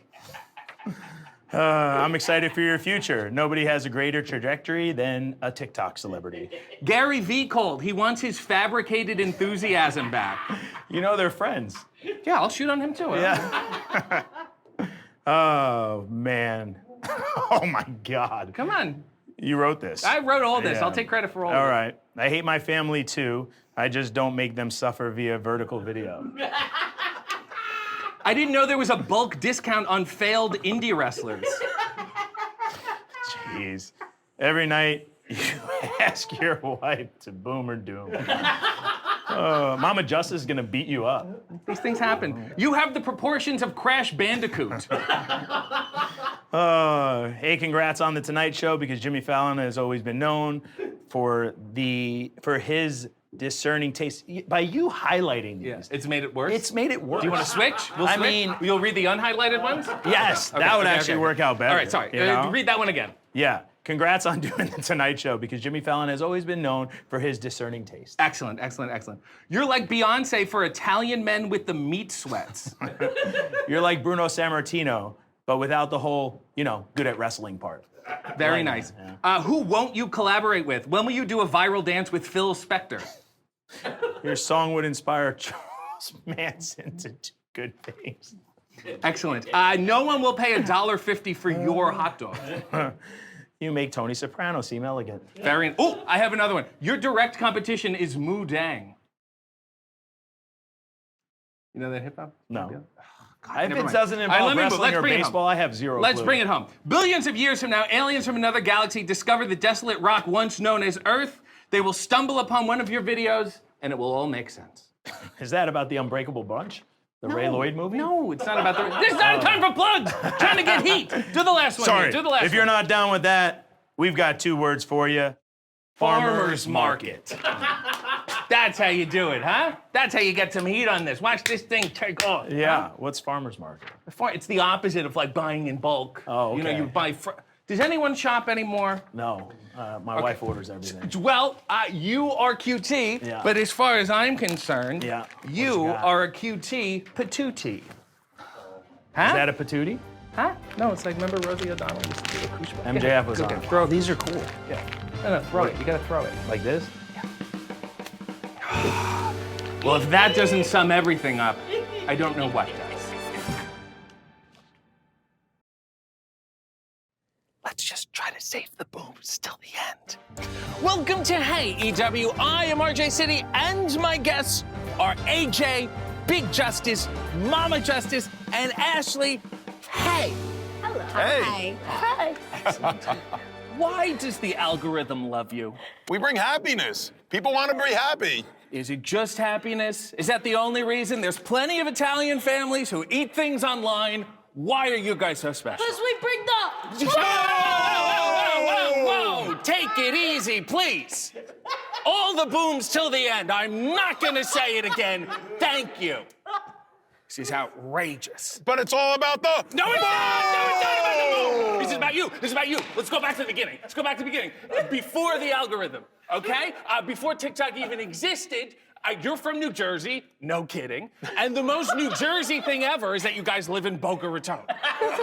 Why? Because you like to have red skin, you like to have sweaty shirts. Why live in Boca Raton? Because Boca Raton brings the... Stop it. It doesn't bring the boom, it brings humidity, okay? That's really what it brings. But back in the day, okay? Before TikTok even existed, when you were a kid, what was filling that void for you? Professional wrestling. Yes. I lived right here in New Jersey. We had access to Madison Square Garden, the Meadowlands, Yes. the Prudential. Smog. The Rock wasn't Yeah. even here yet. Yes. Even the Philadelphia Spectrum. I mean, it's the greatest thing ever to connect with professional wrestling. Professional wrestling, since I was a little kid, has always brought the boom! So then you hit the indies, late 90s, alongside Sanjay Dutt. Alongside Sanjay Dutt. Was he as annoying then as he is now? Sanjay Dutt was never annoying. Sanjay Dutt always brought the boom! Real nice corporate answer, guys. You first wrestled under the name Tundra. Whoa. What were you, like a polar bear? What was the gimmick? Yeah, like a polar bear, like kind of like an Iceman type thing. The power child of the Arctic. Yeah, okay, well, yes, then you switched your name to the American Power Child, Eric Justice. I gotta say, the word child makes the whole thing weird. American Power, Eric Justice, I got it. Child, when you were clearly an adult, is a bit of a curveball. Defend Power Child. Well, because I was the child of power. I was the You're not child of helping. power because I brought the power and I brought the boom! I'm gonna bleep every single boom. I want you to know that, okay? And then, Big Justice's real name is Eric. Where'd you get all this information? Did you name your child after your wrestling character? Yes. Mama Justice, you want to handle that one? Yes, we did. So there's no pressure. It's just every time someone says your name, you're reminded that your father once had a dream. Yeah. And then he brought the boom! Eric, let me give you some advice. Get as far away from the wrestling business as you can. You dipped in, you had a good time, great. But nothing good comes from more wrestling. I have advice for you, too. Get some new glasses. And bring the And your name? What's your real name? Mama Justice. What's your real name? What's the full name? Erica. Is it some big Eric fetish thing? Like, what is going on here? Did you meet her before you became Eric? Yes. Well, I did, but the name Eric Justice came from American Justice. Yes. Patriotism wins again. It ties. Patriotism brings the boom!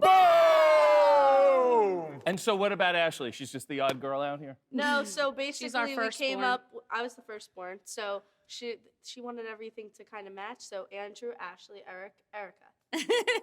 That is cute. That's cute. All right, fine. You guys won me over. Big Justice. Yeah. You think you're bigger than the law? Huh? You think you can take justice into your own hands? Is that the deal here? Name a crime you think you could commit and get away with. How about when you threw a spear? Oh yeah. Okay, minor Maybe assault. maybe. Minor assault. Hey, Big Justice, Big Spear brings the boom! So then why did you leave wrestling? Why did you leave the business?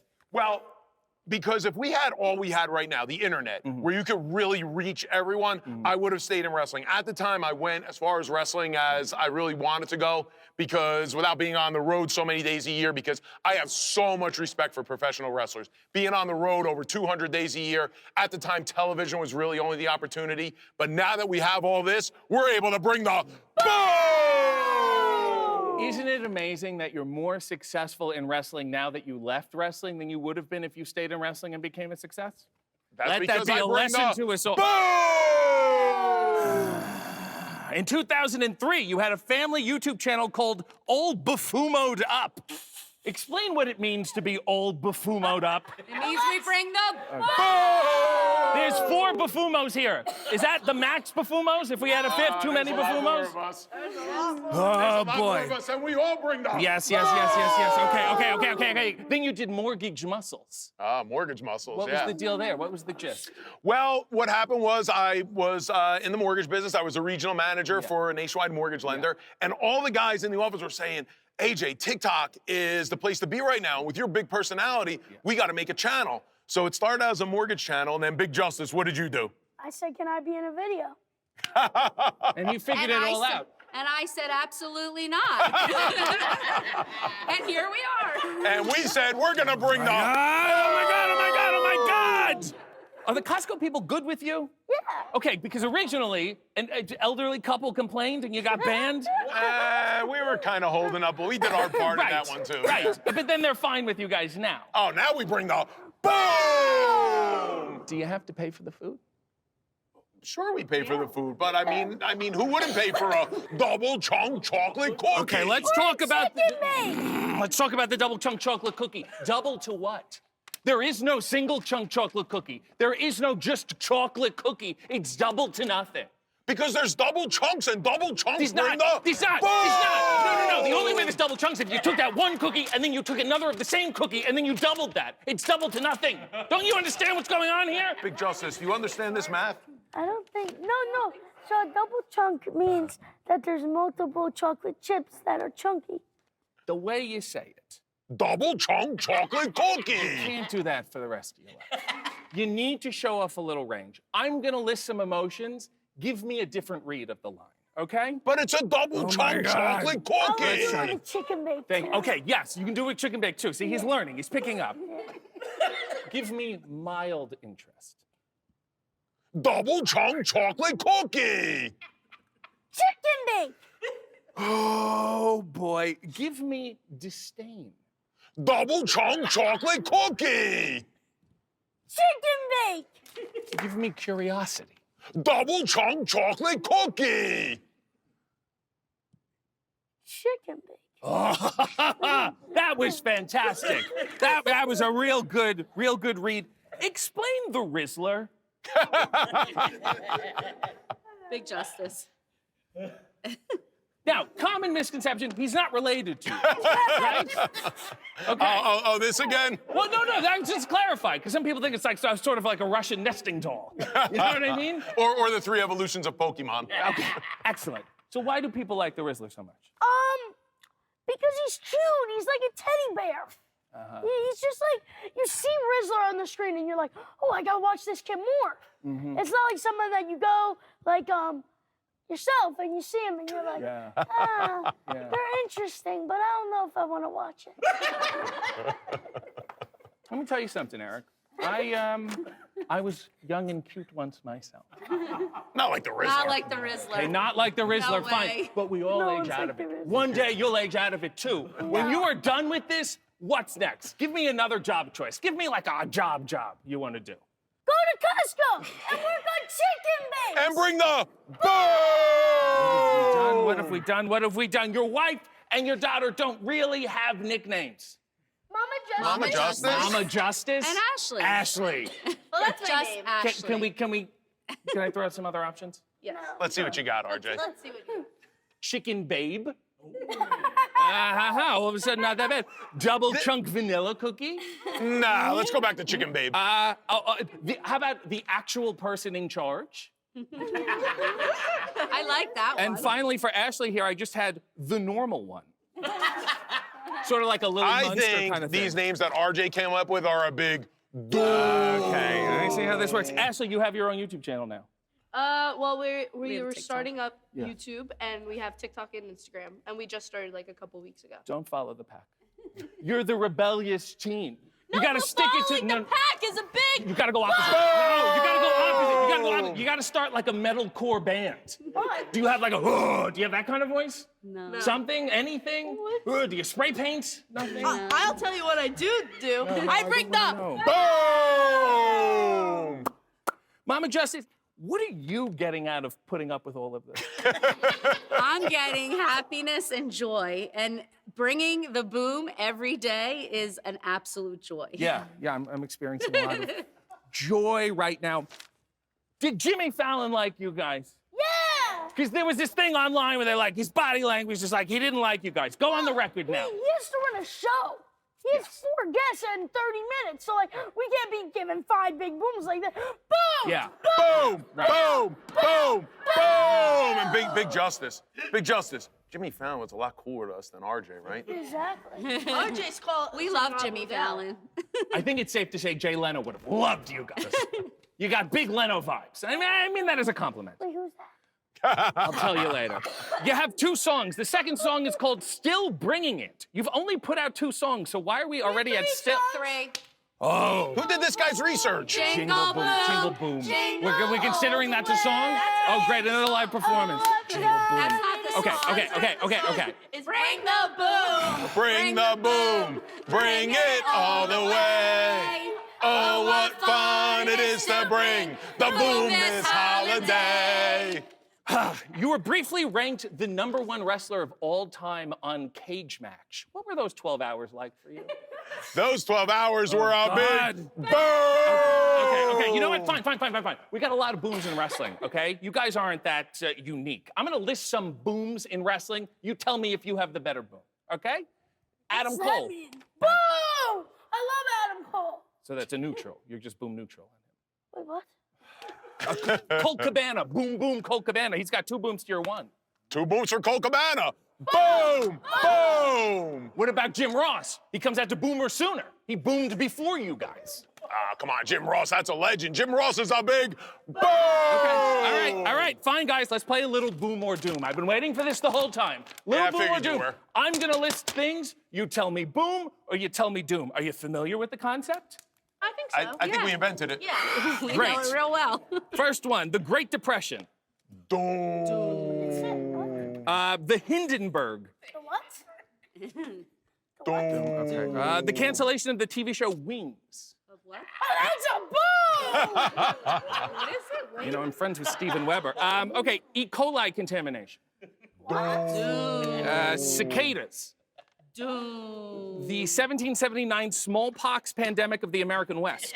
Doom. The 1969 Santa Barbara oil spill.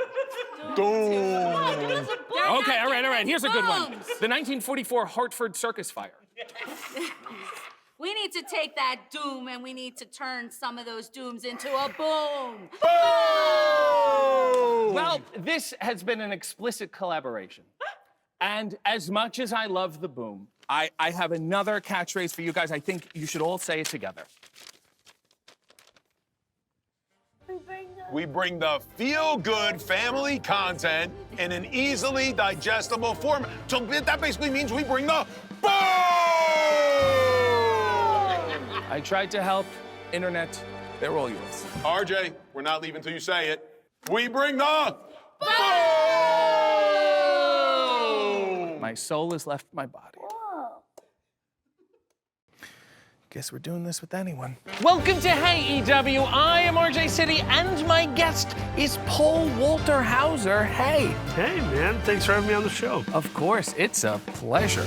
You are critically acclaimed. You are beloved. You're an award-winning actor. Do you think you're finally ending the stigma of Hollywood good looks? I think there's a lot of guys in Hollywood who, gals too, who like John Goodman or Paul Giamatti, who they're brilliant actors, but they don't maybe look as much like a conventional movie star. Right. So I guess I'm in that lineage, you know. Yeah, it's a good lineage, I think. It's nice that someone at home can look at the TV and say, oh, I could do that.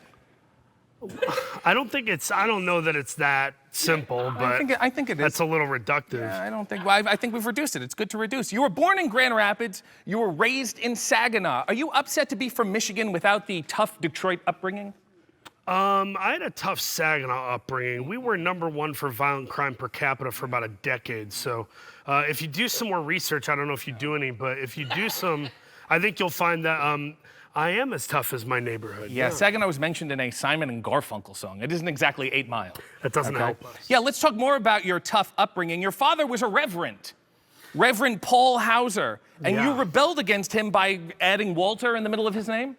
That's my deceased grandfather's first name, so I did it to honor him. And also to keep up appearances with me being an arrogant actor who wants attention. You have to say 3 names, not 2. Right, and it's working very, very well. And you were Lutheran. Give me the gist. What's the gist? Lutheran is it's like Christianity, but they don't fully know what the hell they're doing. So just make it's like improv. It's like an improv religion. It's like most religion. I'm very much a Jesus guy, but I found that I don't really want to put a tag on it so much as I want to be nice to all people. Oh, Yeah, okay. kind of So a you thing. avoid having actual beliefs. You're like, whatever you think, that's what. It's like the end of Inception to you. Is that it? No. Whatever you it think is- you see, that's what you see. I get No, it. it is I not the understand. spinning top at the end of Yep, Inception. That's I not think what it I'm is. saying. I think it is. Have you met Luther here? Do you give him a little deference? Like, hey, buddy. Luther? Yeah, Luther, the butler. Lutheran, I thought. Oh, sorry, I'm thinking of Idris Elba in Luther on the BBC. Wow, yes. just bouncing No, names off the floor. No, Good for Luther- you. Good I've, for you. I've met Luther. He doesn't come near me for a reason. It's the judge said 500 feet. Oh, okay. Excellent. Him, not me. I didn't do anything. Yeah. Let's talk more about that tough upbringing. You went to a private high school, then you went to Concordia University. University. You want to take it? Let's take it again.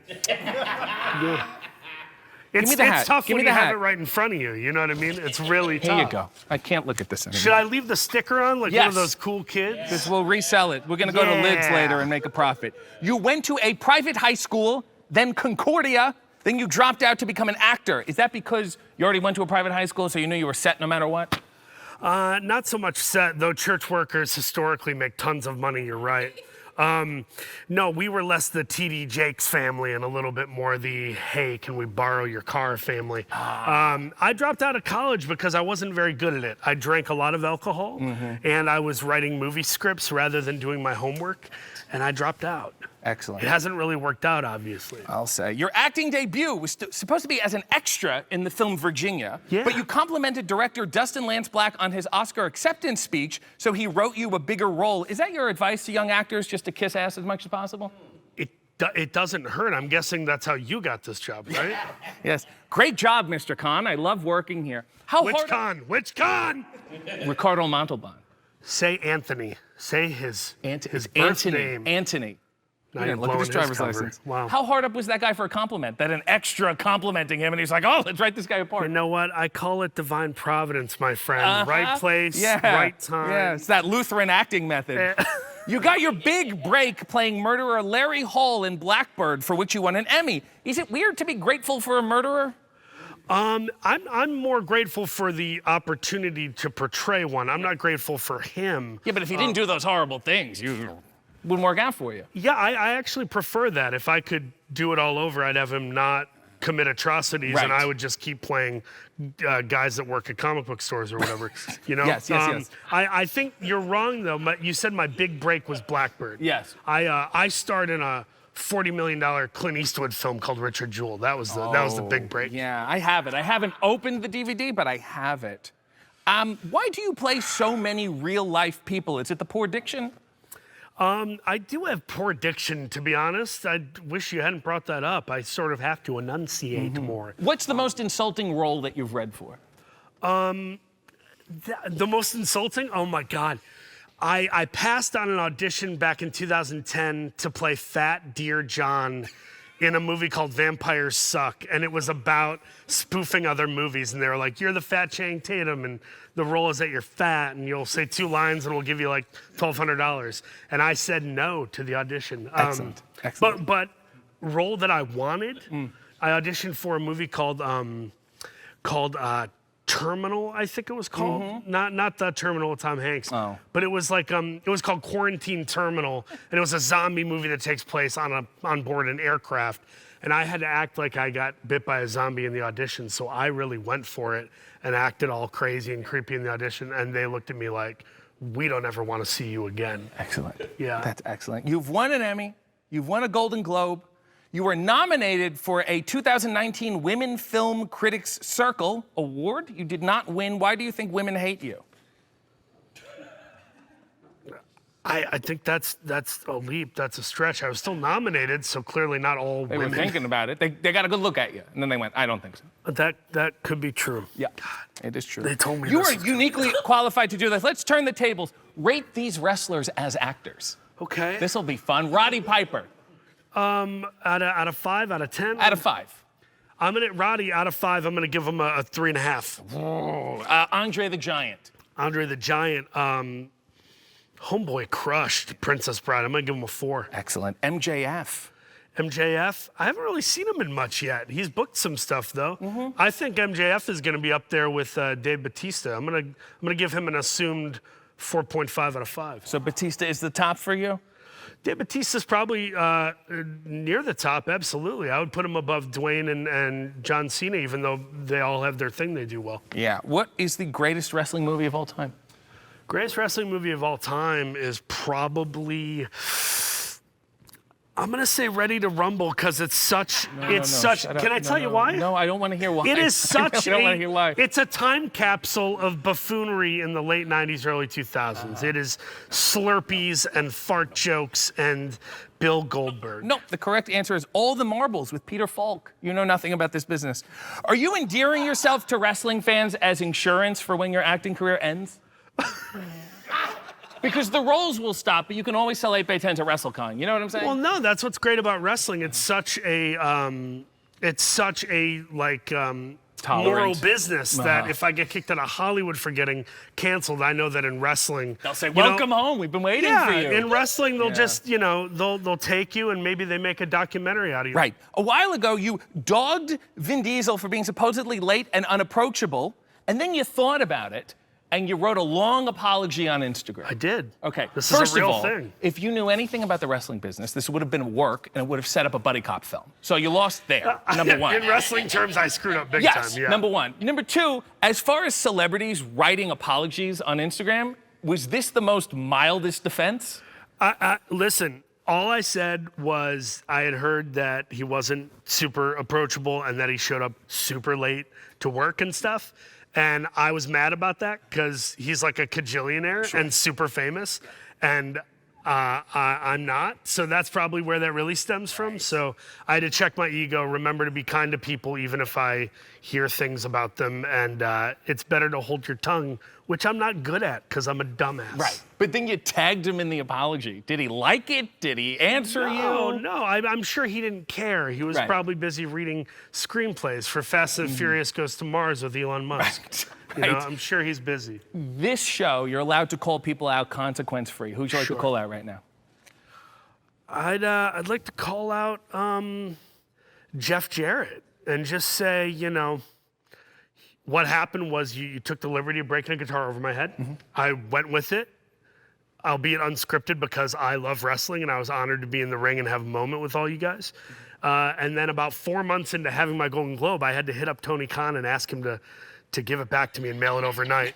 So that never really got resolved. So I just know that you are having a good moment. You've shown yourself to be a more trustworthy, thoughtful guy, and I know you're in a new place. So I just want to say, whether it's a tag match with you or against you, I feel that there's some business to be had there. I guess nobody told you to speak in sound bites. You also played the voice of embarrassment in the film Inside Out. Are you embarrassed to sound like embarrassment?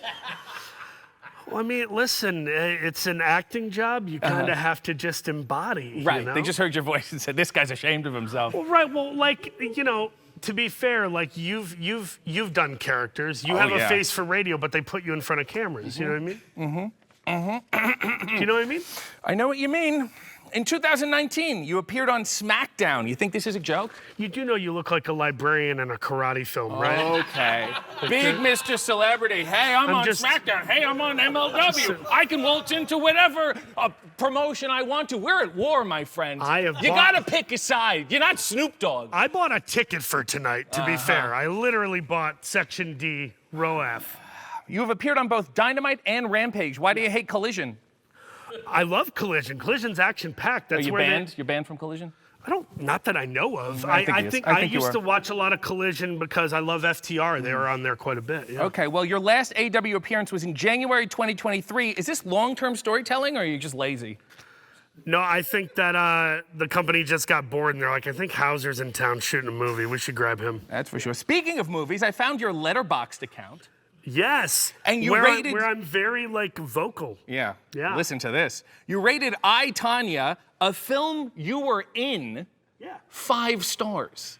That's a dope movie. You proud of yourself? Watching your own film, sitting there going, I was perfect.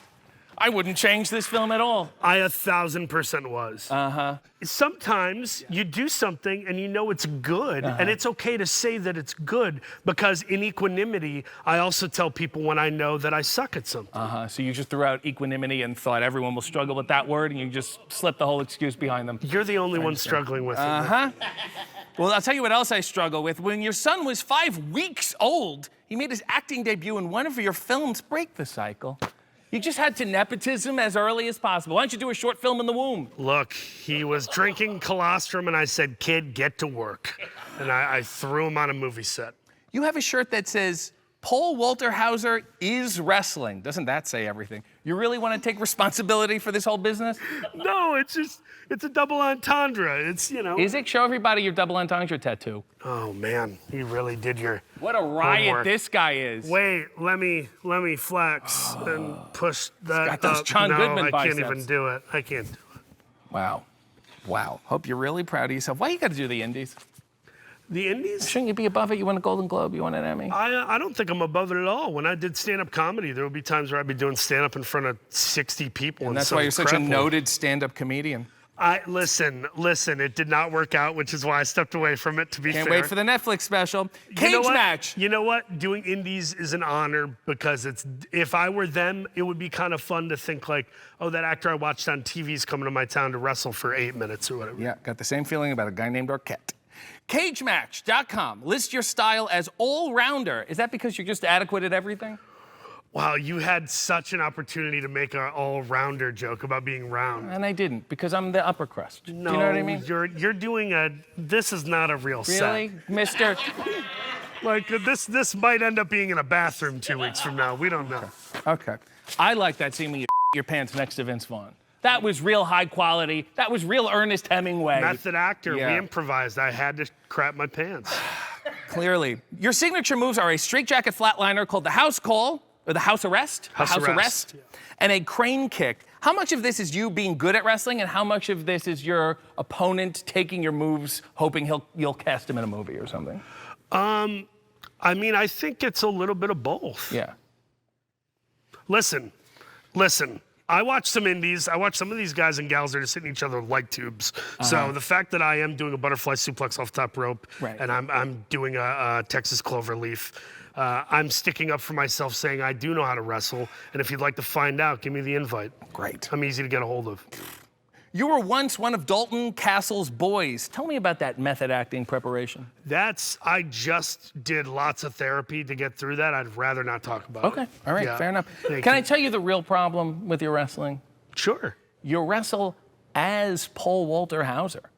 Yeah. Nobody wants to see Paul Walter Hauser. You don't act as Paul Walter Hauser. You act as everybody but. People would rather see you as a real-life murderer than see you as Paul Walter Hauser. You got to get a gimmick. This is what I'm saying to you. I think gimmicks come and go depending on the flow of one's, lifespan. Yeah. I don't, Chris Jericho, great example of someone who's gone through everything from the Lionheart to the Painmaker to the, So let's go through some right now. I'm going to list a character for you, a possible gimmick. Yes, sir. Maybe you can drop into the character and give me their catchphrase. Okay, You ready? sure, I'll try, yeah. Lukewarm. Hey everybody, I'm lukewarm. Now a lot of guys around here are like, ooh, I'm the cold one, or I'm the hot one, or he's got heat, ooh, he's cooling off. But I'm right in the middle of the action, and I'm ready to do some business. So, what you gonna do when the warmest Luke runs wild on you? So much better. Dave the Vestibule Bestibule. Hello, I'm Dave the Vestibule, what is it? Dave the Vestibule Bestibule. Hello, I'm Dave, the Vestibule. And I know it sounds hard to say, that's because it is. I'm a hard man to understand, I'm a hard man to deal with, which you'll find out in the ring. My finishing move, I won't tell you because I don't have to. See you in there. Let's see if you can escape the vestibule. It's great. Okay, man. edgier characters? Just like Johnny Cash's Boy Named Sue, I was born and you can believe it. It wasn't an easy upbringing. It makes you tough, and when you're this tough, there aren't many jobs you can hold down. There's a reason I don't work for H&R Block, son. But I do work on the canvas, and I am an artist at making the Crimson Mask. And I'm starting to sound like Stone Cold Steve Austin. Yep. And finally, Taz's disowned son, Nook. He can't wrestle all that much, but I'm really good at finding deals online. So if I can do some assistant work on the fly, and just know that on my resume there is some work. I did some work with my dad at one point, but not any longer. Not any longer. So much better. All right, go ahead. Pitch me your AEW dream match. Go ahead. Pitch you my AEW dream match? Yeah. I believe my AEW dream match would be a multi-man tag, no DQ, and we're all just beating the living piss out of each other, and I'm paying the price for it. Maybe me and Jeff Jarrett and Jay Lethal versus 3 goons. I don't know. Who do you think? Nobody. Well, this won't get nominated for anything, and I feel a kinship with you. Because, you know, I'm an actor myself. I'm a wrestler myself. I was in the business. There was a time. And I think we should end this episode by locking up in friendship. Locking, can you be more specific? You collar, elbow, tie up? Collar and elbow. Come okay. on. I don't know. Come on, for old time's sake. You ready? That was good. Stay in there. Stay in there. Okay. Let's just let this breathe. You know what I mean? Now it feels like it's about something else. No, now come on. It's about something else. I don't. Want to say, love the show. We're both comedic. We both know wrestling. I don't see why we can't be friends. I do.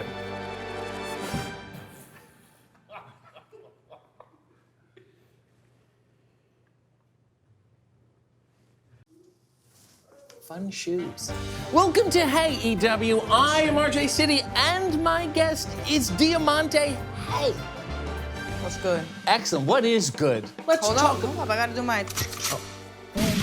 Wow. Yeah. Okay. Yeah. And if I do that, will it make the sound too? Hell no.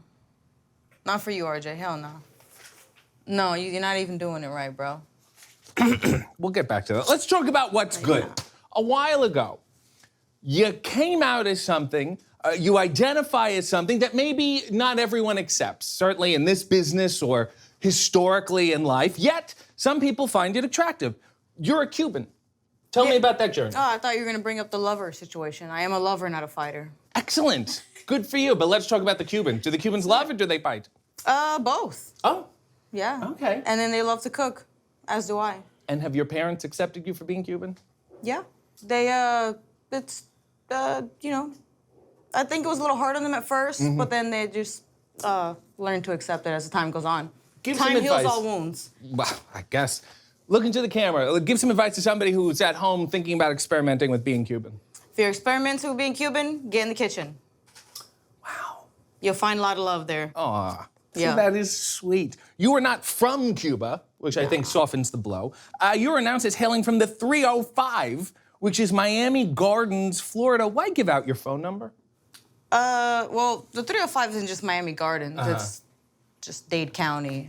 Okay. That's just the area code. It's not the other Yeah, but you're like doxing 7 yourself. digits. No, You know what I mean? it's fine. You That's sure? where I'm from. Yeah, but I mean, I didn't need to know that. Do you have the 305 number?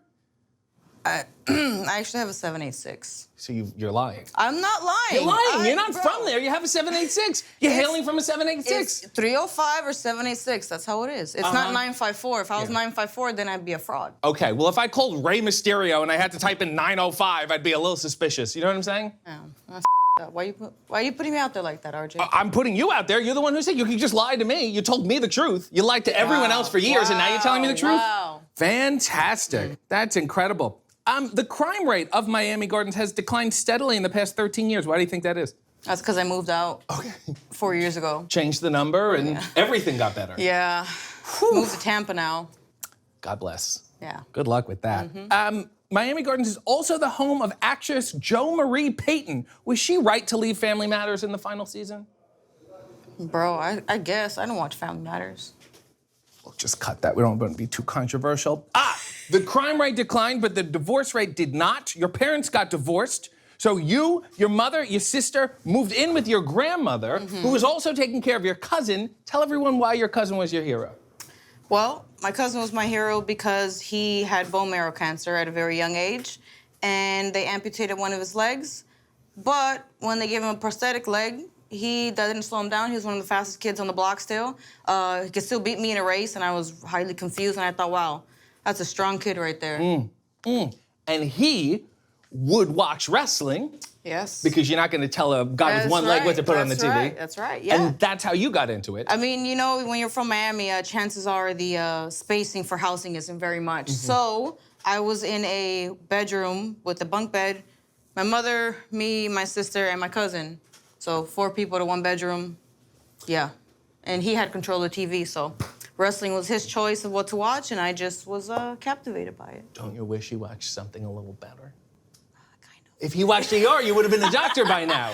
PBS, you could have got into antiques. Damn. He's your hero, but you know what I mean? Could have watched Flipping Houses. I could have been flipping houses. See? This guy really, really let you down. Then in high school, you meet other wrestling-watching deviants and join a backyard promotion called Extreme Teen Wrestling. That just sounds bad.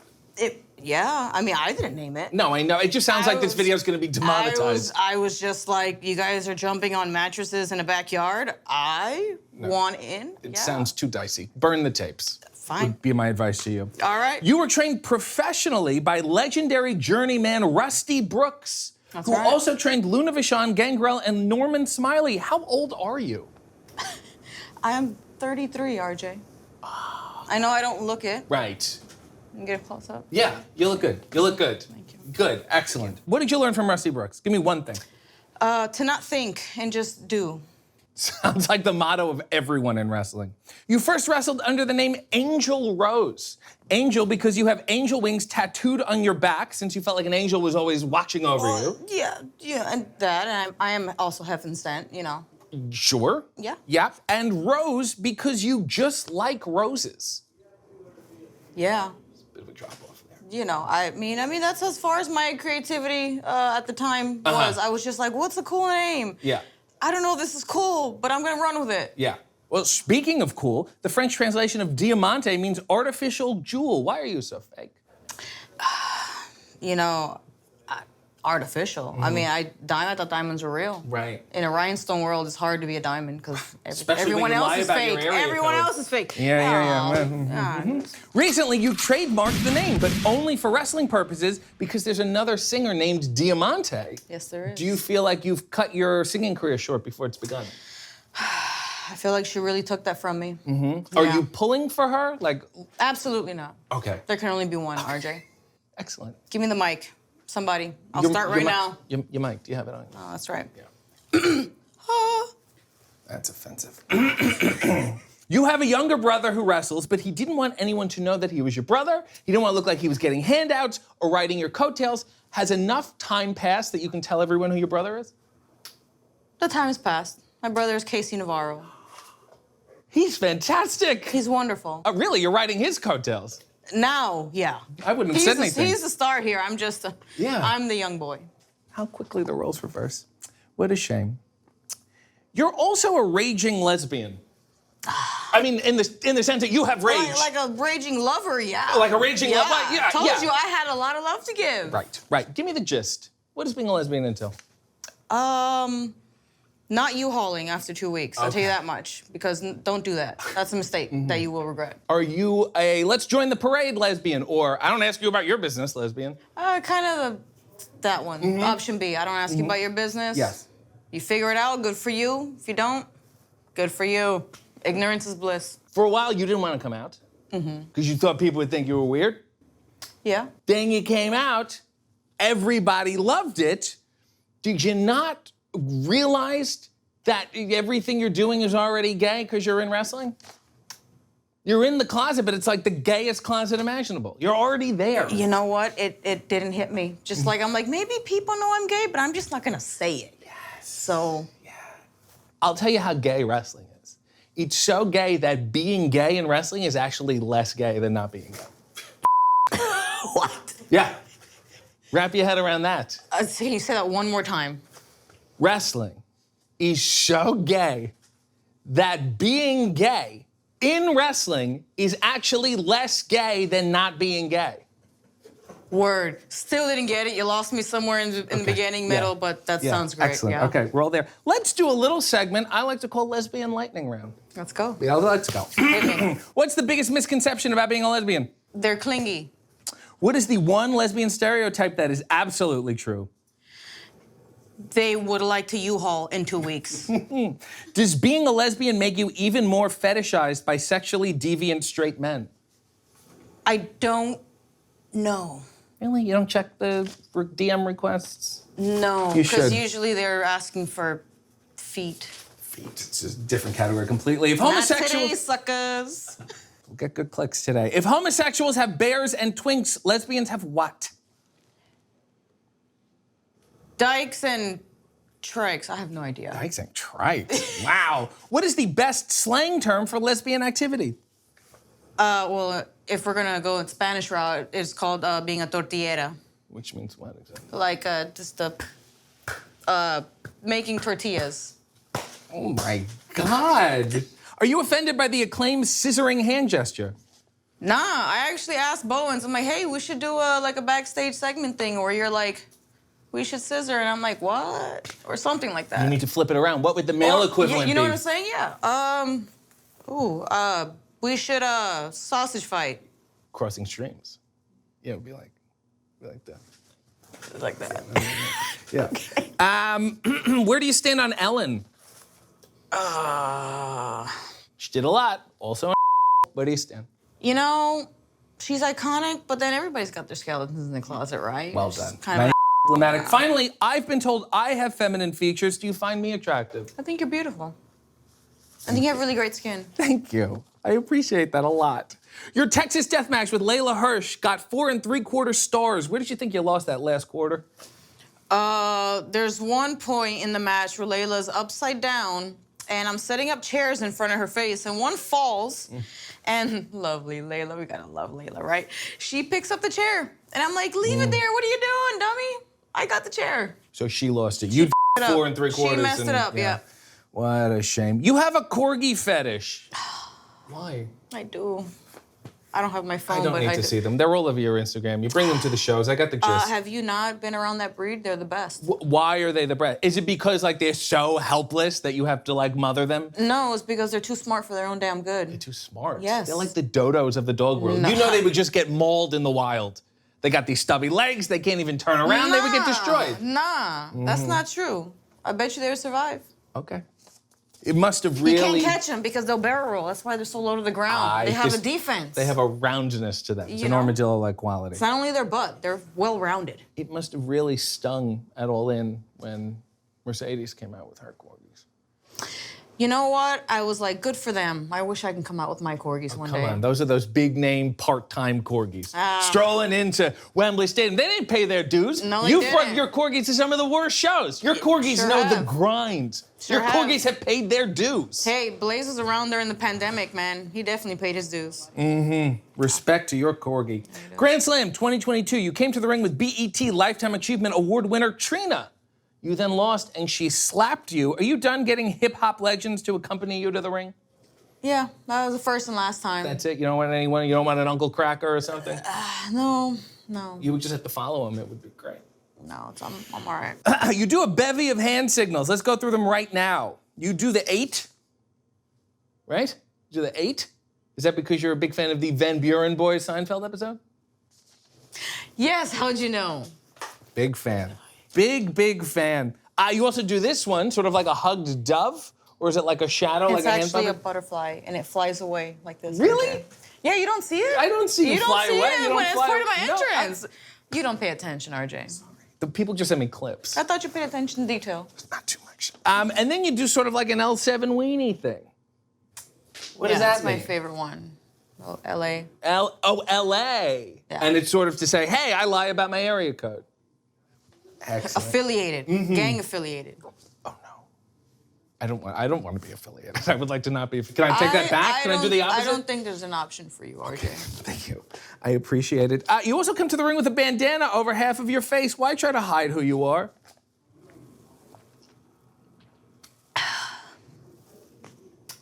I'm not hiding, RJ.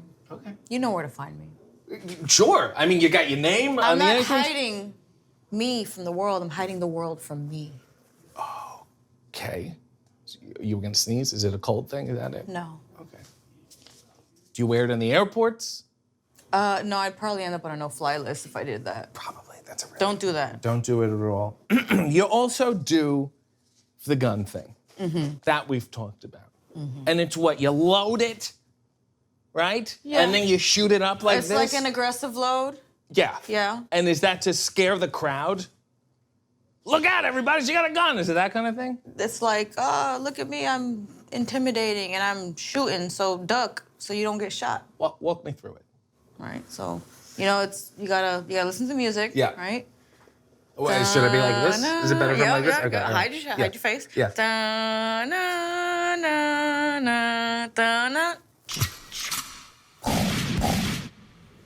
The first one's to the camera, the second one's to the air.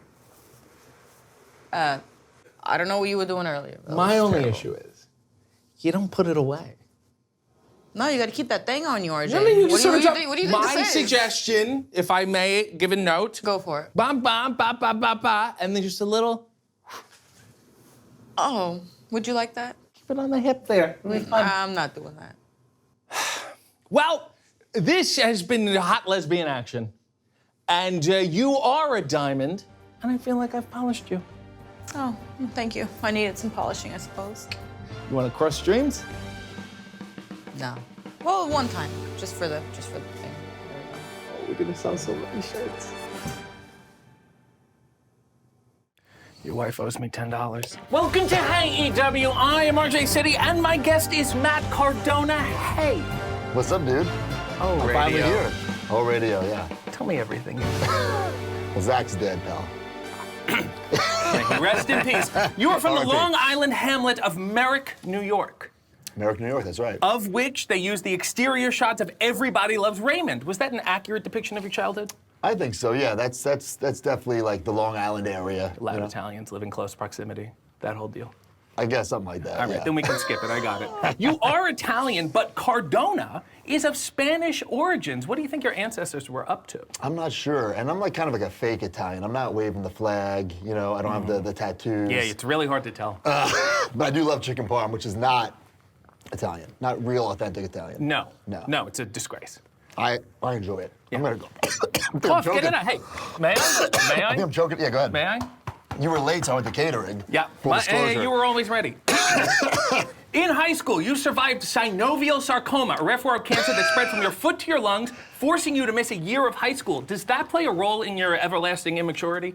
I don't know why I'm laughing about that. Serious. No, that was a tough time, but this is gonna sound cliche, but I knew that I had to beat that to become a pro wrestler. Right, because sometimes I look at you and I go, oh, he still dresses like he's in 11th grade. Really? Yeah. 11th grade? Yeah, it's like Jack. You know what I mean? Why haven't you used the cancer more? I never wanted to be so. I just didn't want to be like the cancer your guy. whole career on Exactly, and I didn't want to do that. It's just I'm not ashamed of it by any means. Right. But I didn't want to be like, oh, that's the cancer guy. I just figure you've used so many people before. Why not yourself? Like who? Come on. Name one. Me. I've used you? Oh, yeah. Come on. Yeah? You tweet me. I tweet something back funny. It gets the engagement. I did your coffee show before you had this show. You were siphoning. I just think, you could go to hospitals and say, hey, kids, you could be like me one day, and then they'll just be like, no, it's okay, I'm good. Oh, my God. You were trained by Mikey Whipwreck. Yes, Did he tell you to just do the opposite of what he did? I mean, you're tanned, you wear trunks, you win. Well, What did you learn from him? Mikey, he didn't really teach me how to wrestle. He taught me the ins and outs of the business, how to respect the business, how, shake everyone's hand in the locker room, stuff like that. How to get paid. How to get paid, that's right. That's right. Cha-ching. Yes, fair enough. Why is your father in gimmick? He's always in gimmick. Like, I'm always ready, he's always in gimmick. Because I thought you were a lot. And then I met him and I was like, oh, it's just genetic. It's crazy. He's always got the cowboy hat on. Yeah. He's always got the tight clothes on. Around the house? He doesn't turn it Around off? the house. No, it's always. He was always ready. He was the original, the OG always ready. And then you came out ready. There you go. That's right. I understand. He watched you win that title in front of 80,000 people. I think it was more than that. 83,000 people. I think it was like 100-something thousand. Yeah, let's inflate a little. He was so proud of you. Yeah. And then did you tell him, like, just don't watch anymore after that? I was actually very hot at him in the moment because he tried to put the cowboy hat on my head. It was my moment. Yeah. Not his, it was my moment. But now looking back, I love it. It's the only wrestling thing I have in the house, a painting of him and I embracing, besides the office and the toy room. So pompous. Yeah. Where does it hang in your house? Like when you're going up the steps. Oh, Yeah. okay. So Yeah. you can't switch levels without acknowledging you and your father. Really, really good. Then you and Brian Myers teamed together as the Major Brothers, Yes. who were groundbreaking in that they were one of the first examples of incest on television. We weren't really brothers. That's the thing. The gimmick. Yeah, Brothers who were. I saw the picture. Yeah. You know what I mean? I see what you're trying to do here. Yeah. At first, we were actually the Majors Brothers, but then we switched. We dropped the S, get the S out, to the Major understand. Brothers. Yes. Yes. And you still team with him sometimes. Sometimes. Sometimes. Yeah, we still have the Major Wrestling Career podcast. We'll get to that. Okay, good. I want to Now- plug my stuff. That's why I'm here. Neither of you are the Sean, but which one is definitely not the Marty? I'm definitely not the Marty. Okay. Yeah, thank you. Fair enough. Don't have to go any further on that one. And then you gave Edge head? Bro, come on. We can't say that here. That's not true either. I was an Edge head. I didn't give him. Okay. So Yes. just figuratively. We were a stable, a group, like the Four Horsemen, but I guess, he wasn't an Edge head. Yeah. We were the Edge heads. And what now? You're going to be like Popes now? Is that the deal? Hey. Right? Then you took care, you spiked your hair, and you became the first person to use YouTube to mock wrestling. Do you bear responsibility for this I was about show? to say, I deserve some credit for all this. Yeah? Yeah. So how do you feel about that? I feel like I'm owed some royalties. You want to be the Christopher Columbus here? I just want some compensation or some credit. Yeah. More so the compensation. Thank you. Well, Thank you for all PayPal me. You walked so I could also walk. You know what I'm saying? Yeah. And then that show you were doing on YouTube became a cult hit. It was, it In was. $1 billion corporation, so you were a failure. It changed my life and my career, for sure. Yes. Yes. For better and for worse. That is also true. Woo, woo, woo. Yeah. You know it. I guess it's fine if you steal from Ric Flair 3 times in a row. Well, that was kind of the catchphrase of Ric Flair, I guess, times 3, but it was also what I would say to girls in the club. Like, a hot girl would walk by and say, woo, woo, woo. And it was so annoying. I said, I can use this on TV and get it over, and look what happened. I did look at what happened. Yeah. And will you ever start a company called, like, Woo Woo Woo Energy, or? I don't think so. I'm not a big energy drink guy. I do have always ready pre-workout. Congrats. Yeah. I like when your eyes burn. That's a good pre-workout. Yeah, it is, actually, the niacin. When does your tan become appropriation? I think it's a great tan. I actually showered a coat off this morning, because I do a triple dip. So I'll tan in a bed and get 2 sprays. And who runs that salon? Al Jolson? No, it's the South Beach Tanning, actually. Good plug. Yeah. Get the plugs in. Congratulations. They don't pay me for that. They should, though. You used to wear my favorite outfit ever. What's that? Shades of the Power Plant's horseshoe. Okay. You had the half trunks. Yes. And half long tights. Yes. But it was always the right leg. Yes. Was long tights. Yes. And then the left leg was bare. Yes. Did you never tan the right leg? I always tanned and always shaved. It would be weird. Would you shave it too? I would do everything, yeah. So you treated it like a normal leg? I treated it like a normal leg. It wasn't a bionic leg? No. But one time I was like so desperate for like attention, I was gonna do a half man gimmick where like I'd only work out and tan and shave half of my body. And I thought like that could be a big thing. Yeah. But I have to walk around in public like that, so I didn't do it. Right. You know, like literally only tan, only work out, only shave. Yeah. I think somebody should steal it. Let's and do then the pay me whole for thing. it. You know what I mean? Yeah. You say you're fine walking around in public like this. What's wrong with this? I'm just saying, you're fine with it. It's the important thing. You were on-screen friends with Hugh Jackman. Yeah. You ever get his number? No, but he did send me some Foster's Australian premiere. He did. Really? His people probably did, but yeah. And he used you to get to Dwayne, and then it was like, goodbye. Something like that, yeah. I see how Hollywood works. Based on your past experiences, how much faith do you have in the municipal government of Knoxville, Tennessee? Oh, boy. I mean, even being in this building brings back some bad memories. Yeah. I just hope it's wheelchair accessible. Yeah. I understand. You've said that you are always ready. For what? For anything. For this. I was here before you. Right. For a match tonight. For the opportunity to be in AEW. You've worked so many places. That's right. You've worked with so many people. That's right. Who won't you work with? Who's been canceled by Cardona? I think if you're in better shape than me physically, I won't agree to the booking. Okay, so Hercules, you won't wrestle. No, there's a couple people that I've had to turn down. But I don't tell the promoter. I just say I'm unavailable that day. Excellent. But I know it's because So not that I'm a body guy, right? But if they're like in way better shape than me, It's a good Thanks, lesson but no to the young thanks. wrestlers out there to get in shape, but don't get in great shape. don't get in better shape than me, which is really hard to do anyway. Yes. Yes. Yeah, must be. The whole action figure deal. Yes. How much of it is a wholesome childhood hobby and how much of it is like a Gary V positivity entrepreneurial scam? No scam. I think it's a 50-50. It's something I grew up loving, never grew out of it, obviously. And it's making me money. I know you're a little hot because you're not in the line. And you should have a figure from Jazzwares. Am I not toyetic? I think this whole setup could be a ringside exclusive, you know? So why are you telling me? Tell them. Okay, or maybe we can get on collectmajor.com. Yeah, let's plug some more things. Excellent, excellent. Use Cardona for 15% off your order. No discount codes on What do we have to do? collectmajor.com. This is toyetic I enough, honestly right? think this would be a great set. Yeah. This, these... The paper stuck in the hand, I think is these good. little shoes These things. little And this shoes. thing can light up. 2 chairs. Who That's can do money. better than that? Do you ever play God with your action figures? No. I did have a fig fed back in the day, and I used Danny as the last action hero from the Last Action Hero as myself because I was the president. Because I was a kid. Right. Good cross branding. Yeah. Very entrepreneurial. You do have the Major Wrestling Figure podcast. Yes. How long before you use it to bury AEW? Never. It's only a matter of time. No, they have some great product. Jazzwares is great stuff. Come on. Podcast can only go 2 ways. No, Either not bury me. AEW or get into conspiracy theories. No, What's next for the well, podcast? we have Smart Mark Sterling, who works for AEW. Yes. Yeah. So he's on the inside. Is he here today? I don't know. I don't know either. I haven't seen him in months. You love Disney.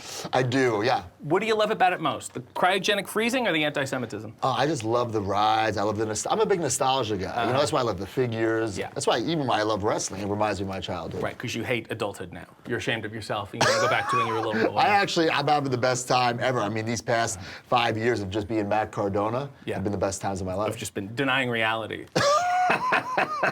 In 2020, you signed a limited deal with AEW, which means they found you limited, so they signed you to a deal? I mean, obviously that's kind of what happened, right? But it was a blessing in disguise. Right. Because I was just, who was I? I didn't even know who I was. So I went out, I found myself Indie God, Deathmatch King, 2-time Pro Wrestling Illustrated Independent Wrestler of the Year. Yeah. And I'm here now. Because you showed up, you won 2 matches. And I had 3 shirts. 3 shirts, 2 matches. Impressive. And then you were gone. Was was outta that here. the strategy? Show the face, win some matches, then jack up the price on the indies? No, I mean, I was waiting for the contract. It never came. Right. Well, I mean, 4 years later, March 30th, 2024, you pop up and you do the Cope Open. Dream match. Was that part of the limited deal to go away for 4 years? No, but in retrospect, if they would have said that, hey, go away, and we'll bring you back to Wrestle Copeland, I would have done it because it was my dream match. Right. Yeah. You're like the quadrennial taker. Sure. You know, maybe every 4 years Sure. you'll pop up. Sure. So Okay. let's say 2028. Yeah. Matt Cardona is a surprise again in AEW because Yeah. they have no faith in advertising him. Yeah. What do you think you would do then? Whoever the champ is, big title match. Who do you think it'll be? Ooh, 2028? Yeah. Who's up and Man, coming? there's a lot of up-and-comers here. Who have you politicked to be friendly with? I'm probably to everybody. Maybe you'll put the trunks back on. What do you think? I will not. You might. You never say never. Dye the hair a bit. I'm you know? saying never. It's not that I'm never ready. But I think for action figure purposes, if this was soft goods and you could take it off I have and so many soft. I have flaccid goods. Don't worry about But that. if you were wearing trunks underneath, it's a 2-in-1. You know what I'm saying? Yeah, and then they go, oh my God, this guy was a horrible wrestler. Then we'll put the clothes back on. I think that's a good gist there. You have previously said that you wanted to do the roast of Matt Cardona. I still do. Okay, so who's hosting it? Who's on the dais? Give me the gist. I think Cabana might be the host. All right. Are you? I'm good. I just said all right. That's okay. Would you like to be on the I'm the at, dais? is there an invitation? Sure. You, maybe Brian Myers, Smart Mark Fine. Sterling. Yes, okay. But are you ready to take the heat of a roast? I think so. I think that I'm fine with the insults coming my way. Let's put it to the test. Okay. I wrote down a few roast insults here. Okay. We'll see how you do. Are these gonna like really hurt my feelings? We'll see how you do. Oh, You wanted the boy. roast. Here it is. Okay. Well, when I wanted it, there was gonna be money involved. Well, you'll get a stipend. Okay. Maybe you'll get a per Well, diem for today. I'll crop these down into my reels, put them on social media, get You some can money. take the mug. Can I take the mug? You can take the mug. And then Will you'll you go sign sign it? it on your whatnot. That was what I said. Yeah. All right, fine. This is fine. Will you let me get to the jokes, please? All right, sorry. Matt Cardona loves cosplaying. For the past 20 years, he's been cosplaying as a popular wrestler. Okay? That's good, okay. He loves paying tribute to Ghostbusters. In fact, it also took him years to make one black friend. Wow, it's messed up, dude. Excellent. Matt has more copyright infringements than the bootleg t-shirt kiosk at the mall. No, I have Michael Dawkins. There is no higher tribute to a dead wrestler than having Matt lowball your family on a bendable action figure. It's pretty It's a cool good that royalty. See? It's pretty cool that Brian Myers let you get married. Your marriage is a classic story of guy meets girl, guy gets girl rides guy's coattails, guy rides girl's coattails. I'm fine with that. Yeah. They're making a Matt Cardona talking doll. When you pull it, it says, "Thank you, Chelsea." I love your catchphrase, always ready to have friends in every promotion just in case I need work. Okay. A broski is what happens when Mark Sterling gives simultaneous handjobs to Matt and Brian. I would call that a bro job. Ski. Ski. Okay. I'm just explain your own catchphrase to you. Unbelievable. Now I get it. And finally, Yeah. in all honesty, Yeah. I think it's amazing that a little boy had a dream. Yes. And he worked his ass off, and he made it a reality, and he made his family proud, and he made all of Long Island proud. Thank you. And that's why I'm a fan of MJF. I knew that was coming. Let's do an unboxing. I got a Really? little thing for you. Come on. Oh, really? Let's unbox. Oh, well, Yeah. Come on, knock yourself out. Huh? Hey, it's a Sanjay Dutt. Sanjay. He needs an updated figure with the pencil. No, he doesn't. No. The suit. You really got to go on business for everybody, huh? I'm trying here.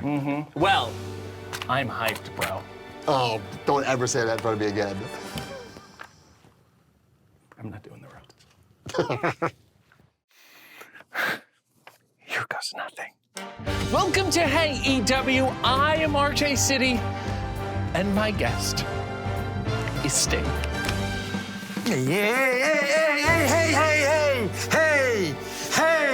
Hey, you ready?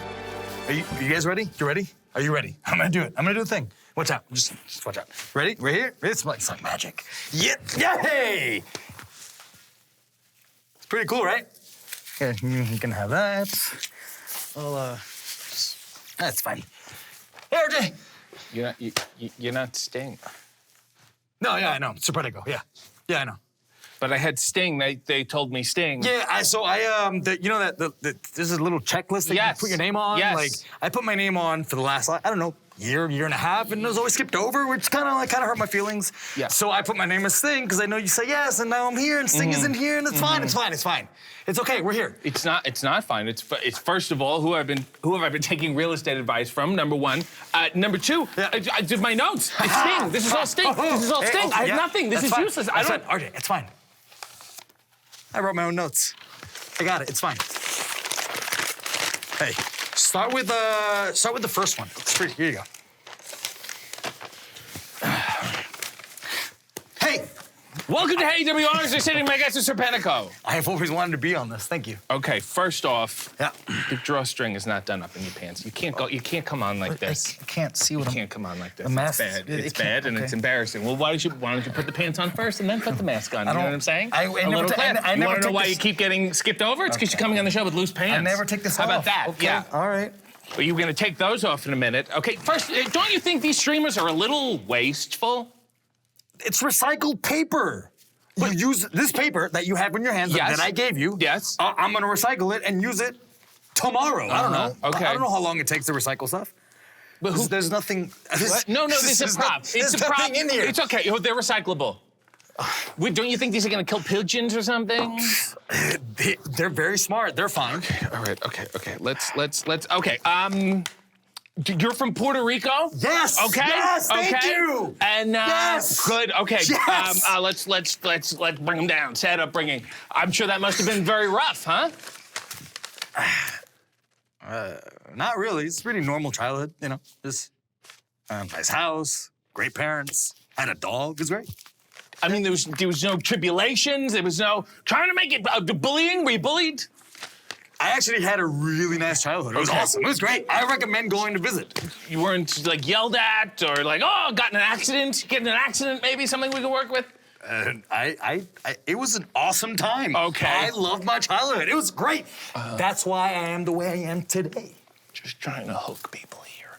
Hook? Oh, I got a bone pick of him. But not right now. This is not about him. It's about Sting. Yeah, okay. But puberty? Was puberty rough? I was normal. Grew a beard, grew chest hair. Girls dating, did that go well? Okay, it was one. You know, she doesn't talk to me anymore. It's fine. Great! Yes! Yes! Okay. Say something to her right now. I hope you're doing great. Geez, you okay, were lovely. Let's move on.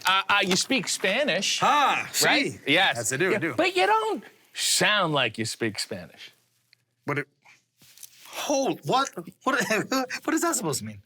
I mean, I hear your voice now. Right. I don't go, there's a guy who can speak Spanish. So are you trying not to sound like you speak Spanish? So it'd be like a covert surprise thing? The surprise of what? This is how I don't know, this is how I sound. Can you talk for a second like you speak Spanish? I can, but it's usually Just only do it. It's only when I get like it's gonna get You got angry. the mask on. You're not gonna get canceled. When I get angry, someone Yeah, yells get a little at me. angry. All right, well, you gotta help me. Yeah, these streamers suck. I'm not gonna recycle them. I'm gonna leave them out in the street. They're gonna get caught in the Tranquilo, okay, tranquilo, okay. Hey, lamentablemente, no me hables así. Con el respeto, okay? So much better. It's so much more commercial. It's so much effort. I'm sweating already. So is life. Well, you should wear lighter pants. You were trained by the Dudleys.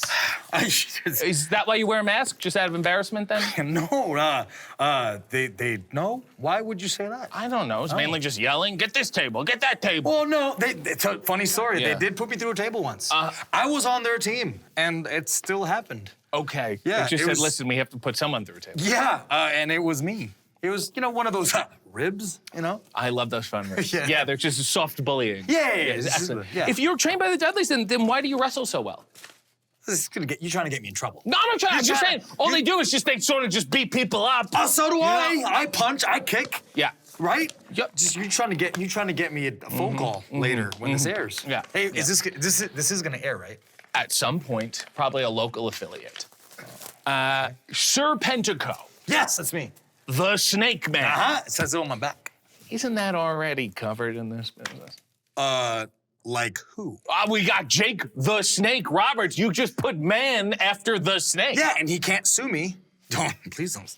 Maybe, I don't know. I'm not a lawyer. I mean, it's true. There are a lot of snakes in this business, but you got the rattlesnake, you got the viper. You're not even a specific kind of snake. Just any exactly. snake. You just plug and play. You put me anywhere you want, anywhere you need. It's fine. You don't really do anything that's snake.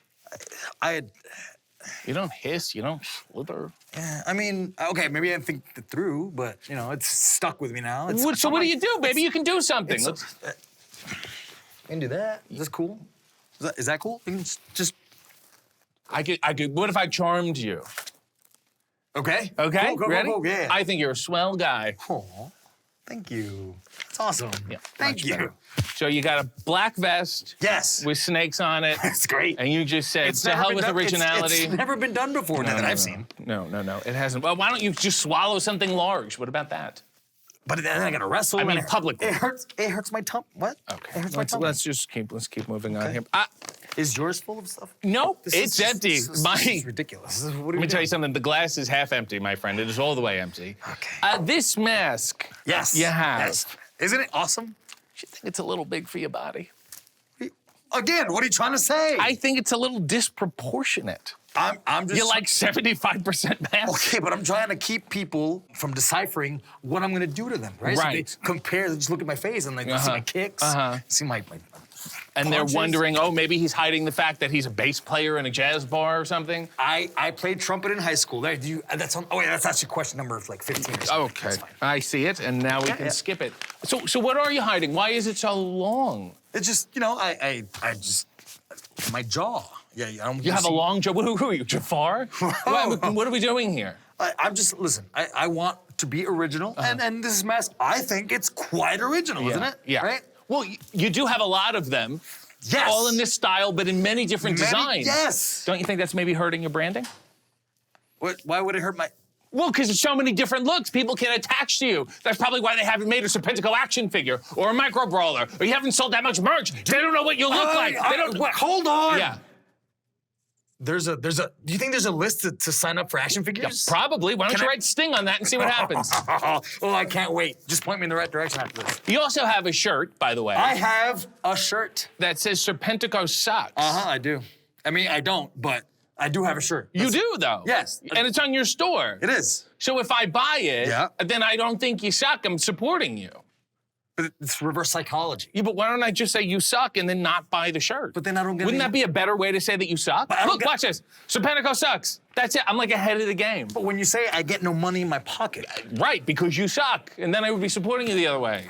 This isn't going the way I thought it would be. These are your notes. You've been described as the hardest worker in AEW. Finally, someone says it. Who gives a When does anyone get ahead in wrestling by working hard? Here, of all places. I mean, you do a lot. I do, and it's not working. Okay. Should be doing a lot less. I'm sorry. What do you have to? You should do less. Do a little less. Do you want to go? No. Have lunch later? No, talk I don't. about it? No, I don't want to have lunch with you, and I don't want to talk about it. I don't want to know how this works. What, does everything go through a straw? Kinda. Yeah, it's gonna. Oh my God. You've also taken on the role of coach. Yes. At AEW. Yes. Big coach man. So this is all kind of your fault. What do you know? Well, the business is wrestling style. People poo-poo it. We're the best wrestle. There's too much high-quality wrestling here, and you're to blame. I mean, when you put it that way, yeah, it's great. It's awesome. Show me what you do. Give me an example. Coach me. Yeah. Hey, stick to your times, good sir. Okay. Yeah. Excellent. Yeah. Hey, look at the camera with the red light on. That's the one that's filming you right now. That one right there. See, I was training. Yeah, you're Quite well. doing great. You might have a future in this, kid. Thank you. Who's hard to coach for you? So I did coach a Nyla Rose match once. And can you curse on this? Yeah. Yeah, she told me to go myself. Okay. Yeah, that's it. Didn't listen to me whatsoever. So, okay, next question, please. Well, these are in the notes. Nyla is in the notes that you've had a long-standing feud with former best friend Nyla Rose. Why don't you two just already? Because I'm a happily married man. Come on. I know negging when I see it. You can't married go man. on forever. Something's She's gonna married happen. too. She's married too. I know how this You want us works. to commit- Oh, she probably has a pineapple in her front yard. What's a pineapple? I'll tell you later. You're gonna have a good time. I love pineapples. Yeah. Pineapples are great. Point is, Okay. it's I can't even watch it anymore. The tension's so thick. Palpable. Yeah, it's palpable. Palpable. Yeah, make a move and Good get word. it over with. Good word. Palpable. Yeah. She here? No, she's not. Okay. Thankfully. Okay. Okay. Back to people you've coached. Yes. You know the best and the worst of everyone here, right? I heard John Cruz is a piece of He's an asshole. He's a real selfish. He needs to just go away forever. Forever. Oh, I wrestled Samoa Joe and I did a meme once. Like, big deal. A big deal. Correct. You and a million other people. Right, just does this. Look at me. Yeah, if you look in the camera, if you had a message to say John Cruz right now, what would you say? You're worse than Nyla Rose, and that's Good. saying a lot. Right, so you want to have sex with John Cruz too. Wait, hold on. This is gonna get clipped, and this is the only thing that's gonna come out. That's fine. Works for me. Okay. I see how this goes. You have said that wrestling is the toughest thing mentally that anyone will ever have to. RJ, sure is. Yeah, that's probably because it's also so bad physically. I mean, it's okay physically, you know. It's really bad for your body. I mean, yeah, but and like if you remove the physical pain, it wouldn't be so bad mentally. I mean, you set yourself up for a lot of disappointments, and then you got to think a lot, and just, you know, you self-doubt, Right. you know. Self-doubt. Imposter syndrome's a real thing. I'm using your notes to segue. Look at this. You've said you used to be angry, wondering why it took you so long to make it. My question is, when did you make it? Well, I'm here. I snuck my way in. You know, going back. Hey, we're going back. We're going back. I slithered my way onto the AEW set. Good branding. That's right. Yeah. Look at me. Hey, look at us. The Rizzler wouldn't even do this show. Is he here? No, he's not here. Yeah, he's hanging out with Nyla Rose. They're playing squash. Whoop his ass. You did motion capture for 2K20. I did. A whole bunch of other games. Who'd you do? What people did you do? Oh, I did a little Adam Cole. Baby. Do the Adam Cole. Show them how you did the Adam Cole. Yeah, that'd be great. So, you know, he does this, right? He does this. Yeah. And then he's Adam Cole, baby! Right? And then he's a thing, and then, you know. that's I great. did Bryan Danielson, you know, did a bunch of stuff. Yeah. And what did you do with Bryan Danielson? You said, I'm gonna get in long discussions about the true shape of the earth. That kind of thing? We had a really good discussion once. It's not a good discussion. Okay. That guy's gonna go off the edge one day, and I can't wait. You are currently in a team called the Spanish Announce Project. That's it. That's just me and Angelico. That's right. But we already clearly have a Spanish Announce team, so why are you trying to put them out of work? Oh, okay. You want Carlos Cabrera out in the street? Okay. I mean, that would make you happy? If they want to fight, it's fine. We can fight. He doesn't want to fight. He's doing his job. He's not calling himself the wrestling team. Oh, maybe I can join the wrestling team. I was never good enough in high school. I can tell. Okay, next question. That wasn't... Please. Yeah, okay. All right, fine. Oh, you adopt dogs? I do! You had 3 dogs. You just adopted a 4th. Who are you to play God? I'm trying to save Shouldn't they just die in the pound like they were intended to? I just love all the dogs. Don't interfere with the They're ecosystem. the best. I got 4 lovely pit bulls. No. If they're stranded out in the street, let them just wither away, starve, and die. I like they feed them. should. I take them in. Hey, there's a stray cat around the neighborhood that I open the door and they eat and they leave and sleep in the front porch. It's great. I love it. Who are you trying to score points with because of this? It's just all for show. The fact that you're telling me about this. Well, who are you trying to impress? I didn't bring it up. You brought it up. You're a Twitch affiliate. I am. What degrading things have you done for very little money? I talk to a camera and pretend to be important. Yeah. That's. And why Twitch? Why not OnlyFans and just whip it out and get it over with? Because I have a job that I want to keep, right? I have an image to uphold, upstanding citizen. Right. And you gotta can't show everything at once. Yeah. Right? Yeah. You should have underwear that should be that long. It'd be kind of erotic. You know, I that have long thing in the middle. My wrestling gear is the thing, right? It's the thing. Yeah, it's sort of like a sarong. I don't know what that is. It's fascinating. It's really, really fascinating. I don't. You once threw. I just want to. I'm sorry, guys. You still have the streamers on. Just Yeah, I know. Distracting. I feel like there was a riot at a wedding. You once threw your jacket in the ring that landed perfectly on the turnbuckle. Why don't you just retire after that? Wasn't gonna get it. It was a gift from God. He said, stop adopting dogs and just retire. But then, I want to be an example for all the children out there. Don't give up. Do the right thing. More great stuff. Words. Hey. Hey, why don't you try it again? The jacket? Yeah. See if we can go 2 for 2. Give it a shot. See if you can get it on the hay sign. All right. Yeah. Come on. Can I? Yeah, go ahead. It's gonna be a magical moment. No. You're trying to get me off. This is all tied up. What? If I take it off, I can't talk to the microphone anymore. I know you. I know you're trying to. It's your big thing. You're trying to get me kicked off the air. I'm not trying to get you kicked off the air. It's fine. No, it's fine. Continue. There's more. There's even better questions. All right. Okay. There's a page. There's a second page. These are rough notes. What about let's see. Yes. I did see something a while ago, and I want to talk about it. You're a bit of a vague tweeter. Am I? Yeah, look at this. No, I don't think look so. at this. Hold on. Okay, yes, okay. December 28th, 2024, you tweeted career milestone and the check mark emoji. No explanation. You would have been ashamed of yourself. Who are you, Gary V? Why are you tweeting that kind of stuff? I just want people to just think, I'm not going to explain. Just say what it was. I can't do the thing.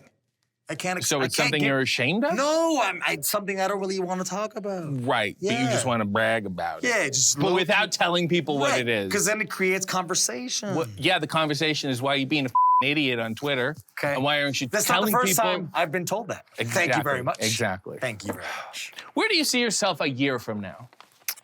Hopefully, hosting. Hey, EW. What about 5 years from now? Hopefully, still hosting. Hey, EW. What about 3 months from now? AJ, can you just give me the hosting job, please? You do so much, so many. Just let me sit in the chair. What about 18 years from now? Oh, I can't count that. I don't know how long I'm gonna be on this earth. What about 40 minutes from now? We probably have to go work in a bit, And where do you see yourself now?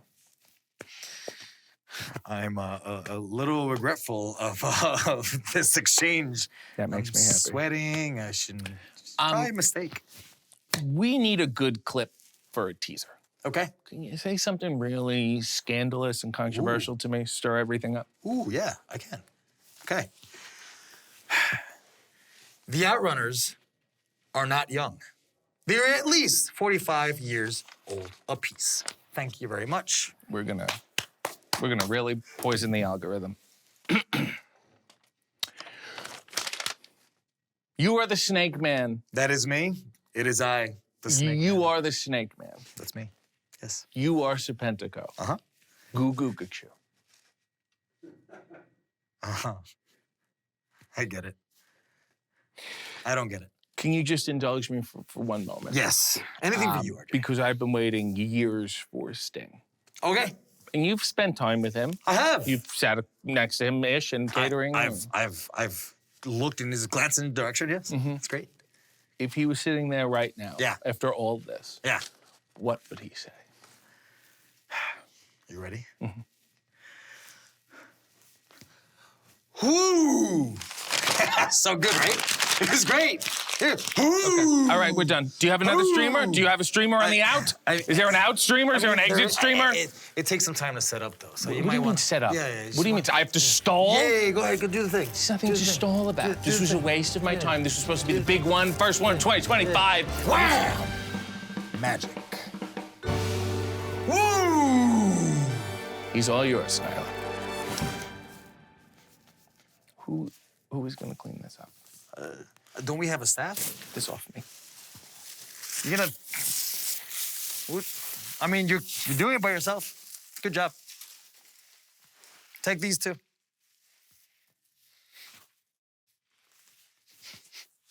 He's gone. He's gone. Hey, everybody. Welcome to Hey EW. This chair hurts. Welcome to Hey EW. I am RJ City, and my guests are Robert Gibson, Ricky Morton, the Rock and Roll Express. Hey. Hey, you know what? I'm an old country boy, and hey, that's right in my vocabulary. How you doing, buddy? Oh, boy. Okay. Rock and roll has long been thought to be the music of the devil. Do you guys feel guilty promoting Satanism? Are you kidding me? Jesus, rock and roll's fun, man. Rock and roll's what it's all about. But you're a country boy. Yes, sir. But don't you listen to country? Isn't this whole gimmick a little bit of a facade? Yeah, there's a little bit of southern rock out there, I think. Matter of fact, one of my best friends is Doug Gray, the lead singer for the Marshall Tucker Band. Okay, it's not time for name drops. Can't you see? Can't you see? We're gonna get sued. You can't let this long hair cover up this redneck, though. That's fair. That's absolutely fair. Ricky, you were born into a wrestling family. Yes, I was. Your father was a police officer, then a drill instructor, then a wrestler, then a referee. Did he just like to yell? Well, let's start this all over again. He was in the Marine Corps, and then he was a wrestler, then he was a referee, then he was a police officer. And being from a military background, at my house, it was sir, yes, sir. Sir, get your foot out my ass, sir. You understand that? Yes, sir. Okay. Yes, sir, I do. I also understand that your parents were married for 76 years. Yes. And that your father never smartened up your mother to the business. No. She went her whole life thinking this is the most horrific. She wouldn't come and watch me wrestle. She never would come and watch me wrestle. And I asked my dad one time, I says, Dad, how did you and my mom stay married all those years for? He says, well, halfway through our marriage, I took her to Europe. I says, really? He said, yeah. And then the other half of our marriage, I went and got her. That's true. Oh, come on, RJ. Robert, come on. You were a hearing child of deaf parents. You know how to sign. You would sign in the ring.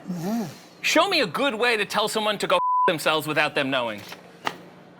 Yes. Very easy to me. You were also from a wrestling family. Yes, sir. Your older brother, Ricky, was a fantastic wrestler. Yes, sir. You teamed with him. Must have been pretty easy to go from one partner named Ricky to another partner named Ricky. Very easy. Wasn't Yeah. it? Very easy. Yeah, Rick Gibson, he was actually he was the first wrestler to ever drop kick off the top rope.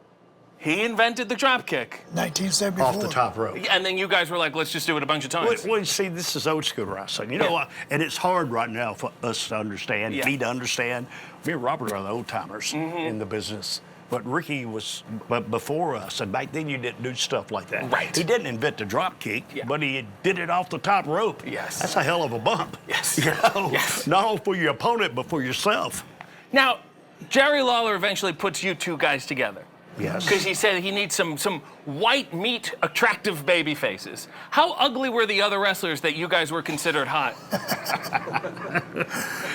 Back in territory days, go back and watch some of the times. Before Robert and I, you know, you had the fabulous ones too. Yeah. But You're more attractive than the fabulous ones. I can say that. I remember when we went into Louisiana, our first territory. I think Abdullah the Butcher was a top babyface. Does that tell you anything? Yes. But let's get all this story. We got a little time here, so we can talk. We do. You know, it's Jerry Lawler. He put us together, and this is crazy. We're going to be on TV. We don't even have a name. But Jimmy Hart was there. And so Jimmy Hart tells him he's going through R&R, Ricky Robert, Rolls Royce. How about the Rock and Roll Express? Jerry Lawler said, that's the worst name I ever heard in my life. He goes, but we need something, we'll go with it. We'll go with that today. He told me not long ago when I talked to him, he said, I wished I would have patented that name. Ever entrepreneurial. Why did the wrestling business go through such an express phase? There were so many expresses. Did America love trains that much? Well, buddy, it was at a part of time in our business, and I'm going to get a little serious here. Oh, no. A little bit of seriousness here. You didn't have young wrestlers. You know, my dad used to tell me all the time, he said, because it was territory days, he says, you're never going to get over the booker, and that's the truth, or the owner, you're never going to get over them. He said, but every territory needs a semi-main event. You see what I'm saying? Yes. And that's tag team wrestling. Well, me and Robert, here we are, this young tag team coming in, and they shot videos on us and out of Memphis, and they sent them to Louisiana. And dude, it just blew the ceiling off the building. You didn't answer my question at all. I can tell you, I don't want to answer your question. Your question sucks. And so I'm trying to make your question a little bit better than what it is. Thank you. I'm trying to get me and Robert over, not you. Wow. Okay? Now, I'm going to take this show over. Let me ask you something, AJ. How you spell your name? H. Now, shoot on some other expresses for me. Okay? Because there's plenty of other expresses. Midnight Express. Greatest heel tag team in the world. We broke records with them. U.S. Express. U.S. Express. U.S. Express? Barry Windham and Mike Rotundo. Yeah. Well, Barry Windham, Mike Rotundo, good. I didn't know they was the U.S. Express. I didn't know. Oriental Express, which I don't think you can say Pat anymore. Tanaka. Yeah. And Paul Diamond. Paul Diamond, sure was. Panda. Panda. I eat there every now and then. That's an endorsement for me. Sure is. I'll certainly say that. So you guys didn't have a look the first night you were going to team, so you guys went to the flea market? Is this true? With Jerry Lawler. And it wasn't a night, it was one of the first times they were in Memphis on a Sunday. And it was a Sunday afternoon. They had a flea market And out we there. walked in, hey, this is cool. We walked in, we had nothing. And Jerry Lawler, he was one of the first to have spandex pants. What an honor. And he brought them in. Yeah. And they had a purple pair and a skin-colored pair. So I grabbed the purple ones and put them on. So I got the skin color. Yeah, and look like I was butt naked. Yeah, I'm looking at Robert. I said, Robert, you look like you naked in them bad boys. And a lot of people used to tell me that. But we went across out back at the Mid-South Coliseum in Memphis. They was having a flea market. Look, we had feathers. We had all kinds of on us. And I never forget, we went to the ring after the show, a guy walked up to me and said, damn, I didn't know if y'all was Okay, we'll bleep those out. I took part for a compliment, though. It's hard to explain to people today that back then that look was not gay. Sure was. Right? It sure wasn't. No. Not gay. You guys have been together for what, 40 years now? Yes, sir. And you haven't kissed once? No, not in public. Fair enough. That's professional decorum, And if we did, it don't make us. There's the endorsement. That's why he's not going to get canceled. Thank you for bailing me out there. You guys have used many classic rock themes. Yes. You got used Kiss, you used ELO, you used Bob Seger for some reason, and then you flew a little too close to the sun when you came out to Boogie Woogie Dance Hall by Ricky Morton. And it sucked. It's a... Well, see, in our business, when they give you an opportunity to do something, and this is what I try to tell the young guys in the business, don't ever be afraid to be afraid. When Dusty told me to go sing, and I can't sing a lick, no kidding. I didn't give a I went and done it. You hear me? Yes, I heard just you. went and done it. Matter of fact, it sold a lot of copies because it was in the fan club gimmick.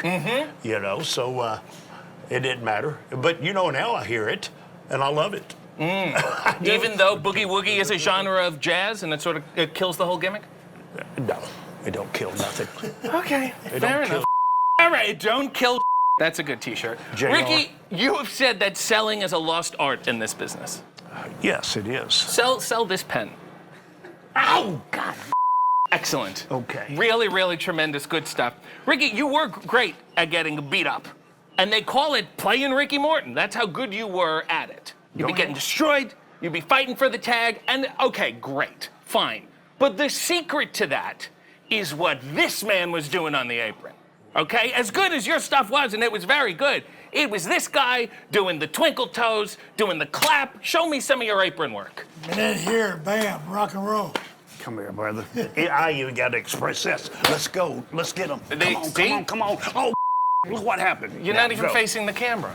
It don't matter. It don't matter. All right, okay. You know, because they see my ass. Yes, yes, excellent. Hey, I'm showing my ass. I just wanted you to get your apron flowers. I appreciated that work.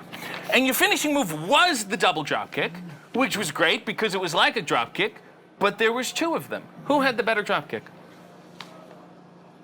Robert. He did. He could jump higher than me.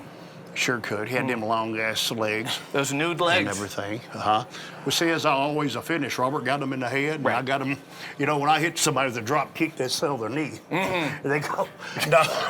It's a shin kick, really. No, I got them up here. You guys did sell a bunch of tickets everywhere. In fact, you've sold out this building multiple times. Yes. Right? And you said you were doing such good business and so many dates that, Robert, you said you would have to fake injuries to get time off. We said, yeah. What did you fake? We wrestled 9 days a week. And same thing, had to be hurt or get a day off. Everybody else got days off. We hardly ever got a day off. What did you say? Oh, I have appendicitis. What was the excuse? Yeah, actually, I was actually hurt. No, not really, you know, but when you just couldn't take days off. Right. When the whole territory is dependent on you, and it's up to you to feed the boys in our business in our territory days. Well, they used to say, rock and roll, if you're off tonight, we'll lose $100,000. Yes. You know, I was talking to you earlier about this building here. It's so sacred to me. Yeah. Now I'm gonna be a little bit serious with you guys. So Again. understand, when I watch, the hair is gonna stand up on my arms. Go back here in the dressing room. I can show you where Dusty Rhodes used to dress every time, and our business was sacred. I don't care who you were, any wrestler or anybody, if you wasn't on the card, your ass didn't go in the dressing room. And I loved that. And I would still respect that. Kayfabe, it wasn't dead. No. You never talked to the heels, and most of the time, you know, you did everything in the ring. And so watch some of the matches every now and then. We come to the ring, and if we were going over, Tommy Young go, you know, he'd put the thumb up to you. Yeah. You're going over. Yeah. You know, or you watch him do it to the heels when you knew what was happening. Robert, what's it like being the quiet one? Oh, we just sit back and let him talk. He's like my wife. Are you actually calmer, or do you just bottle it all up inside? He's like my wife, and I'm serious. Oh, your wife is so nice. Yeah, come and visit a couple of days. Yeah, she'll talk your damn head off. You guys have the... Hey, she'll be here later on. I'm going to tell her what you said. Please do. No, I'm going to tell her what you said. all right. You didn't recognize her since her ass got so big. And now we're going to get canceled again. It all balances out. You two have the informal nicknames of Hoot and Punky. How and why? Well, they used to say, look at the hook on Hoot. Wow. Okay, that's nice. You know what? I got my name in Memphis, Tennessee. Tommy Rich just came back from Atlanta for Jim Barnett, and he turned him heel for the first time. And I was doing an angle with Tommy. And Tommy come out and he goes, Ricky Morton, you punk, I'm gonna punky Morton. And it stuck with me throughout my whole career. And it's still, like the older guys, like Arn Anderson and all them guys, they call me Punky. They don't call me Ricky. No. Can I call you Punky? Sure. All right, fine. I won't, but thank you for letting me. He calls me Punky. Confirm or deny this. You once turned down the world title because you wanted to continue teaming with Robert. Yes. You really up this guy's. That is love. That is true love, huh? That is beautiful. it was a different time of the business. Yeah. And one thing that I did my whole career, like me or don't like me, I stood up for the boys. He did too. Got tired of getting absolutely screwed. You got tired of listening to excuses. Yeah. Well, you got no royalties for that album you put out. Well, no. No. Sure didn't. Yeah. But what the hell? Listen, tell him I Whose can't. phone is that? That's my You want to phone. get the phone? Guess yes. You're the professional one. I want you to know that. I Listen. know you've been trying to talk for the past. Listen to me. Okay. Now my wife's calling me. Okay. And I'm at work and she knows better. Watch this. I'm gonna watch Please. this. Hello, sweetheart. Yeah, honey bunny. Yeah, baby doll. I'll bring the diapers home.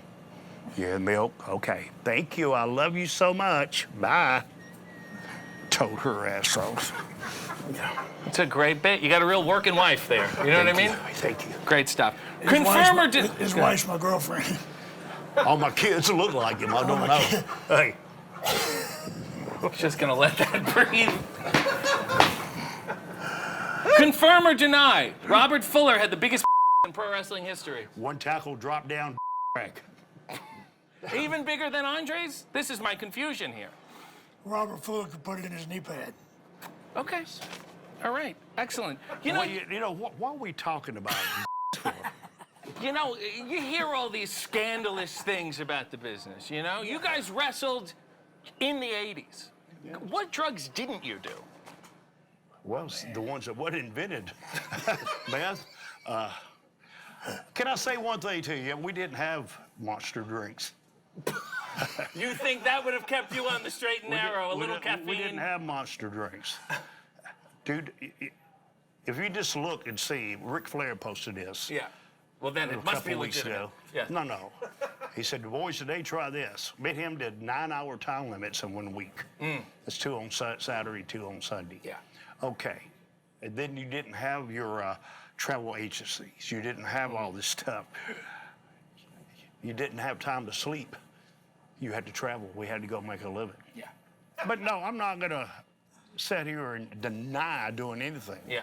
Well, you've said that you guys didn't do any more drugs than anybody else, but you got unfairly labeled. That's right. You both look like you do so many drugs. Yes. You know? Lines on the mirror and lines on my face, I guess. See what I'm saying? You hear all these rumors in the business back in the day. It's all unverified. It's all very vague. If I said glass coffee table,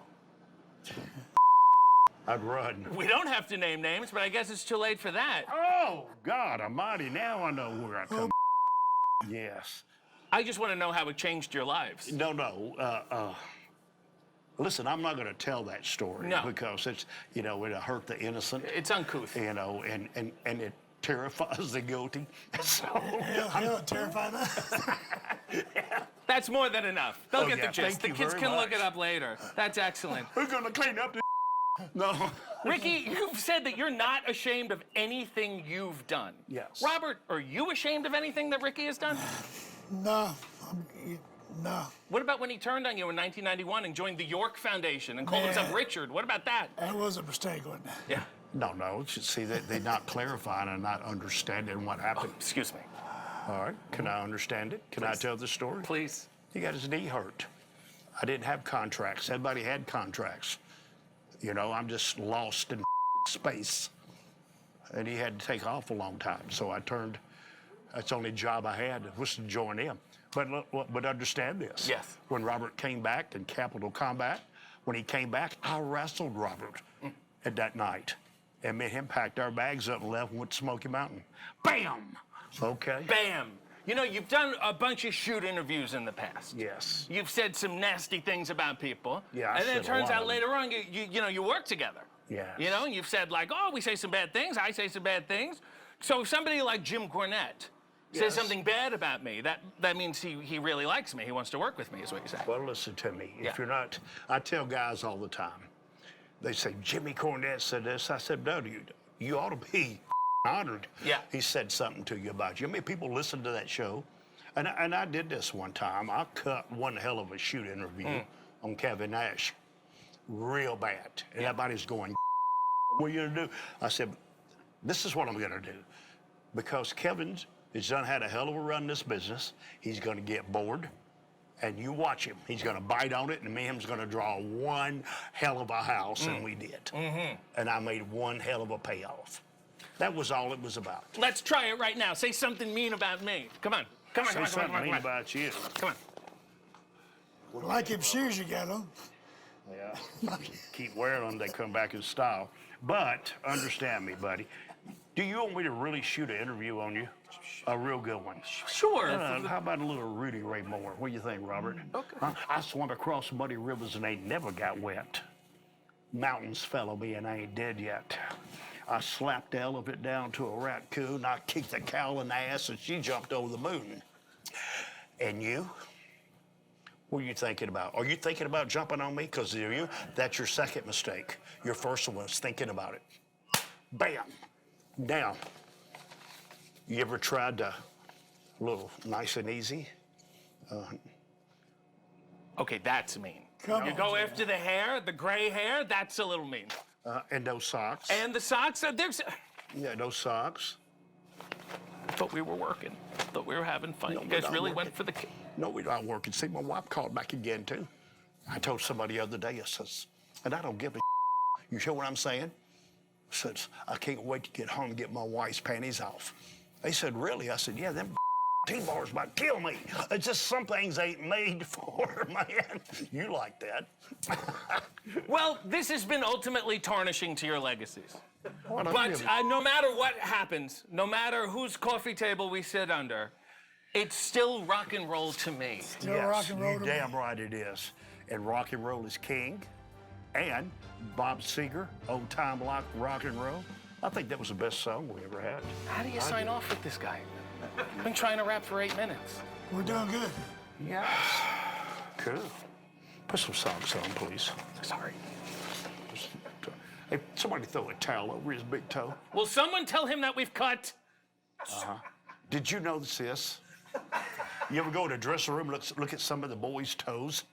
Look here. They be shooting gang signs at you and stuff. Is yours like that? I'm gonna let you turn the sign off. Okay? Just hit the button on the side. That way, this side, my side here. Okay. That way you'll know that we've cut. Oh, man. Thank you. I love you. I love you too. Thank you. He's gonna be here any second.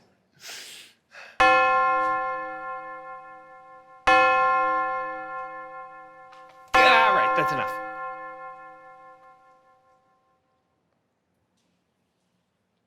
Bandido. RJ. Bandido. RJ. Bandido. RJ. Welcome to... Hey, EW, I am RJ City, and my guest is Bandido. Hey. Hey, hello, RJ. How are you? Excellent. Now, may I say, you smell fantastic. Thank you very much. Thank you. Yeah. Bandido is Yeah. a Mexican term for bandit, which means a robber or outlaw belonging to a gang and typically operating in a lawless area. Well, that's certainly the case. Steal this pen from me. Let me... Oh, my God. Come on. Come on. Give it another shot. Fine. We'll give it to him. Well, Not your best sorry, work. amigo. What's the worst crime you've ever committed? The worst crime. Let me think. Probably I steal somebody. I'm gonna tell you at finish of this interview. Okay. Okay. I'll Yep. steal somebody. Excellent. Yeah, no problem. Thank you so much. I really Sorry appreciate about it. that. Yeah. It's okay. Yeah. The mask. Yeah. Is the bandana a part of the mask or is it on top of the mask? It's part of the mask. Yeah. Okay. Yeah. You can taking out this. Yes. Without the mask. But are you like a luchador? Like, did you disguise yourself as a luchador, then disguise the luchador part as a bandit? Do you know what I'm saying? No. What did you say? Is it a double disguise? Double what? A double disguise. Are you disguising yourself as a luchador and then as a bandit at the same time? Listen. Yes. I'm a bandit. Okay. Just that. Okay. Okay. Yeah. But then you also have a beard too.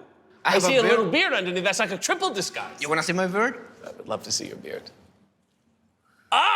What do you think about that? That's really, really nice. Thank you, amigo.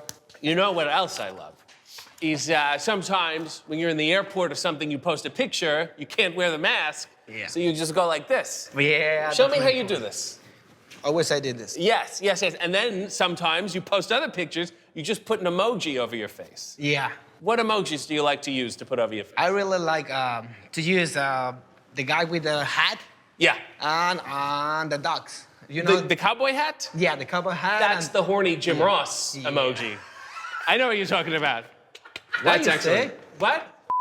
Jim Ross sometimes is like, will tweet things. Okay. And he'll put that emoji. Okay. So that's sort of what you're indicating. You've never lost your mask in a match. Never. So no one truly knows what you look like. Yeah. Right. So the common thing is that all luchadors are attractive under their masks, but you have described yourself as an ugly boy. As an ugly boy? Yes, you've said it in interviews. Yeah. You've said that you're ugly underneath the mask. Yeah.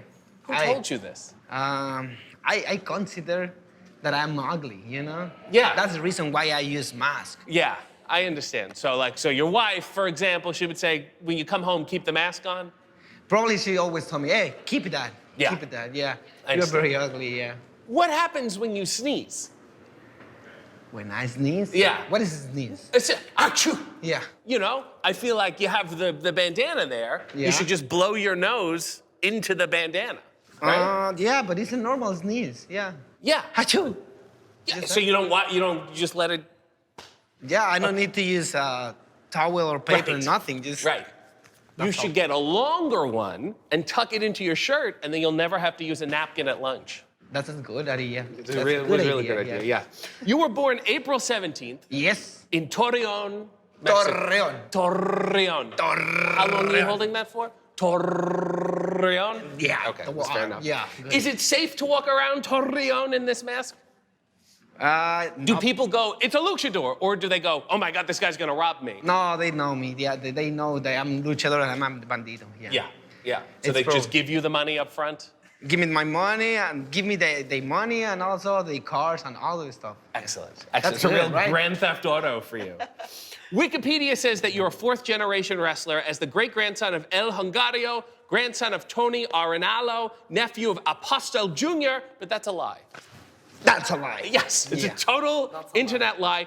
Your cousin is Magia Blanca. Yes. And those are his relatives. Yeah, those family is his relatives. for Yes. him, Yeah. So look into the camera and apologize to everyone for lying to them. Why? I don't post that. Well, you're passing off this lie. It's online. It's on your Wikipedia. You're Yeah, responsible but it's for it. Wikipedia. It's not me. You know? All right, Yeah. fine. Yeah, It's all very Samoan. Yeah, just don't believe in Wikipedia. Yeah. Yeah, I understand. But you are the older brother of Gravity. Yes, Gravity is my brother. Yes. So one of you is a Mexican bandit. Yeah. And the other one is a natural force. How does that make any sense? I don't know. It's crazy, right? I'll say. Do your parents have a preference? Do they have a favorite son? Always, yeah. Gravity is the favorite in my family. Yeah, they probably I don't know wanna- why. They're not proud of a Mexican bandit. Well, I hope someday they were proud, but not yet. I understand. Yeah, it's crazy, right? It's crazy, I'll say. You first wanted to play guitar or football, but teachers told you that you were very bad at both. My goodness, you make me feel like garbage, pinchy. I don't make you feel like garbage. Isn't it true? That's Wikipedia. That's not true. Okay, right? then tell me what's the truth. Come on. You're a good guitar player? I'm a good player guitar, you know. I'm a good football player. Okay. Yeah, of course. All right, fine. yeah. If you say so. You went to your first wrestling show at the age of 10. No, age of probably 14 years. It's filled with lies. See? And you know where is that? Where? Where was that? No. You don't know? That was in the jail. Excuse me? That was in jail. You went to a show in jail? Yes. Okay. That was my debut. You debuted? Yes. Okay. So wait, no. I'm talking about something else. I'm talking about when you were a kid. Yeah. You said the first wrestling show you went to. Oh, yeah, They lit yeah. the ropes on fire. Sorry, yeah. Yeah. Sorry. Yeah. Who has the correct research now? Okay, half and half. I know your life better than you. What? No, nothing. Okay. Let's skip. Let's move ahead. Let's move ahead. Okay. Your cousin. Yes. He started training first. Yeah. And he asked you if you wanted to train, and you said no because you're too busy dancing and looking for women. What? That's what you said.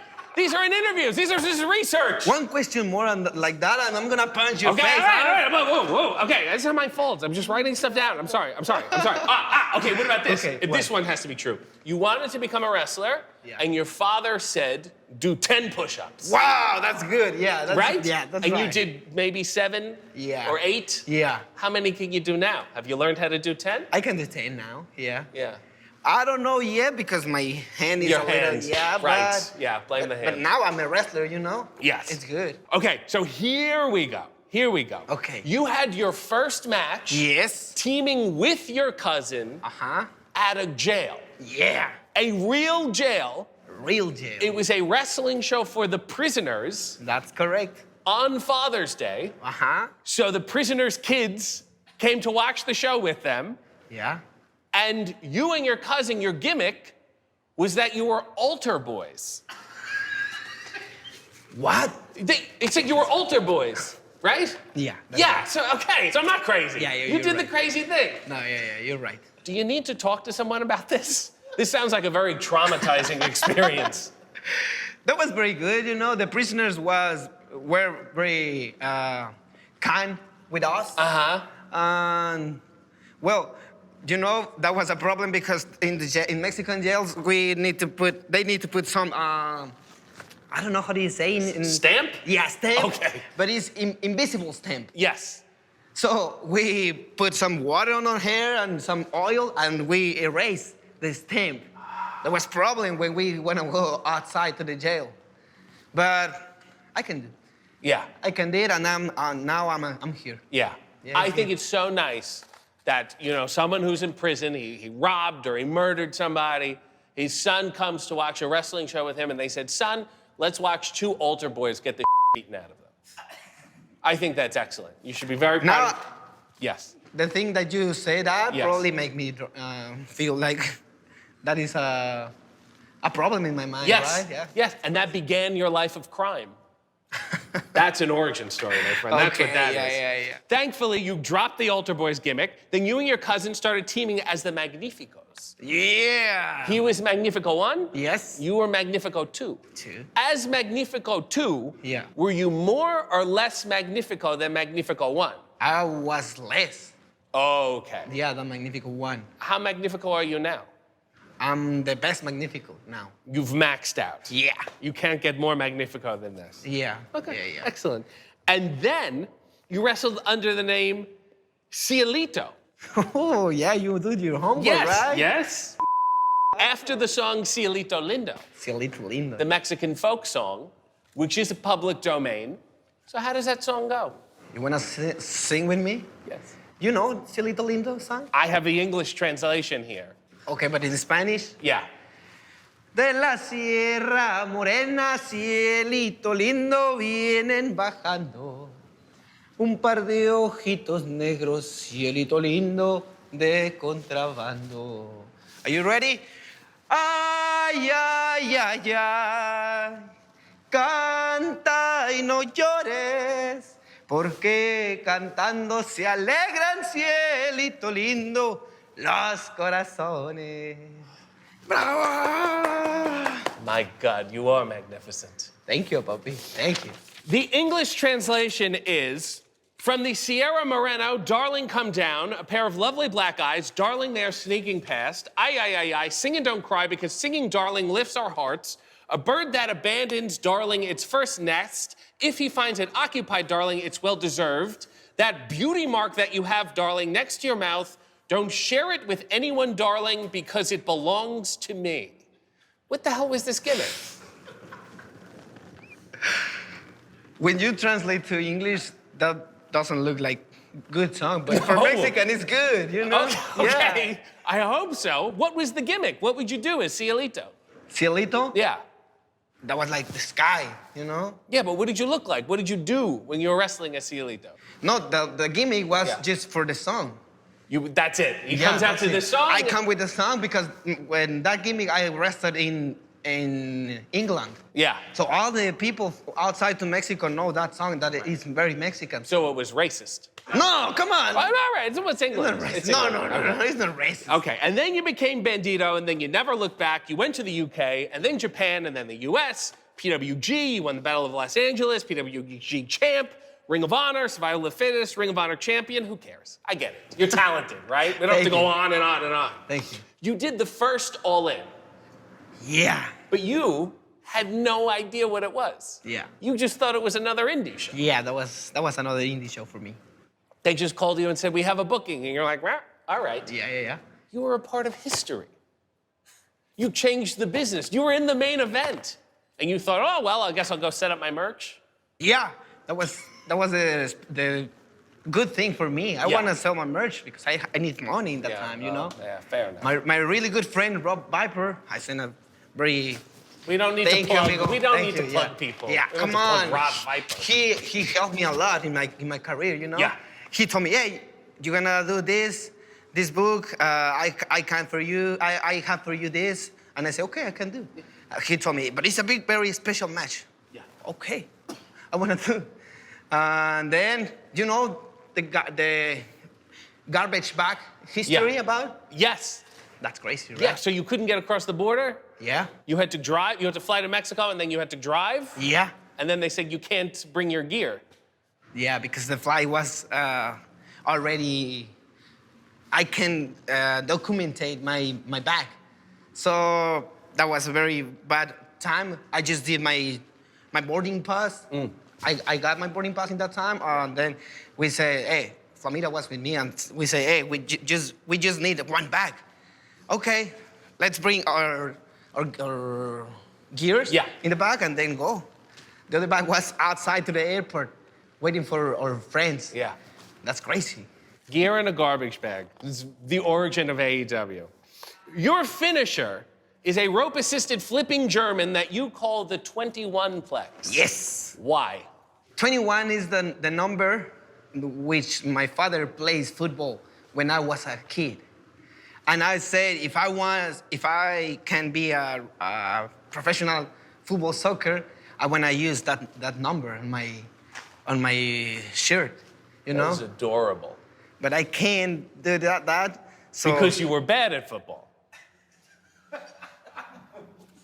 I'm just asking. I'm not trying to make it up. Please, I'm sorry. I'm Why trying you to say connect that? the dots. I thought it was good. I thought it was really nice. I thought it was really, really nice. Thank you. You are known as El Mas Buscado. Mas Buscado. The most wanted. Yeah. Why do people want you the most? Because I am the most wanted. Okay, fair enough. That's easy, puppy. You got that poster. It says wanted. Yeah. Bandido, $100,000. Yes. It's a little cheap, no? No, it's very expensive. But you're very talented. Yeah. I think you could raise the price a little. Like $100 million? Maybe. Perfect. How much do you think I would be wanted? Probably not $1, 1 peso. 1 peso is better. Well, there's an exchange. There's No, a come on. conversion rate Come there. on. You said one of your biggest inspirations was Rey Mysterio. Yeah. He vapes. Do you? Oh, no, I don't vape. No. Well, you would just think he's such a big inspiration. The guy vapes a lot. Yeah, but No, that's not good for you. no, it's not good for me. Good. Vape's not good for me. Yeah. You said that your dream match is with Tanahashi. Yeah. It's getting a little late. He's almost gonna retire soon. Yeah, I need to do. Look into the As soon as camera possible. and talk some about Tanahashi. See if he takes the bait. Mr. Tanahashi, match 一緒によろしくお願いします。お願いします。 And he sings too. I'm good. We have a good relationship. Okay. I have a good relationship with him. I'll put you over the top. You do have a daughter. Yeah, I have a daughter. And you call her Bandita. Bandita? Yeah. Is it a little immoral to push your child into a life of crime? It's not life on crime. It's life on wrestling, you know? She's gonna be a criminal baby. Just a little criminal. Don't worry. Don't worry. Yeah. What little crimes does she do? She can steal your wallet. She can start to know how to rob a car. Yeah. Something like that, you know? Yeah. It's good. Yeah. I guess so. I can teach her. Yeah, no problem. Well, I have one final question. Okay, let's go. Wait. Are you sure? Yeah. Okay. 1, 2, 3.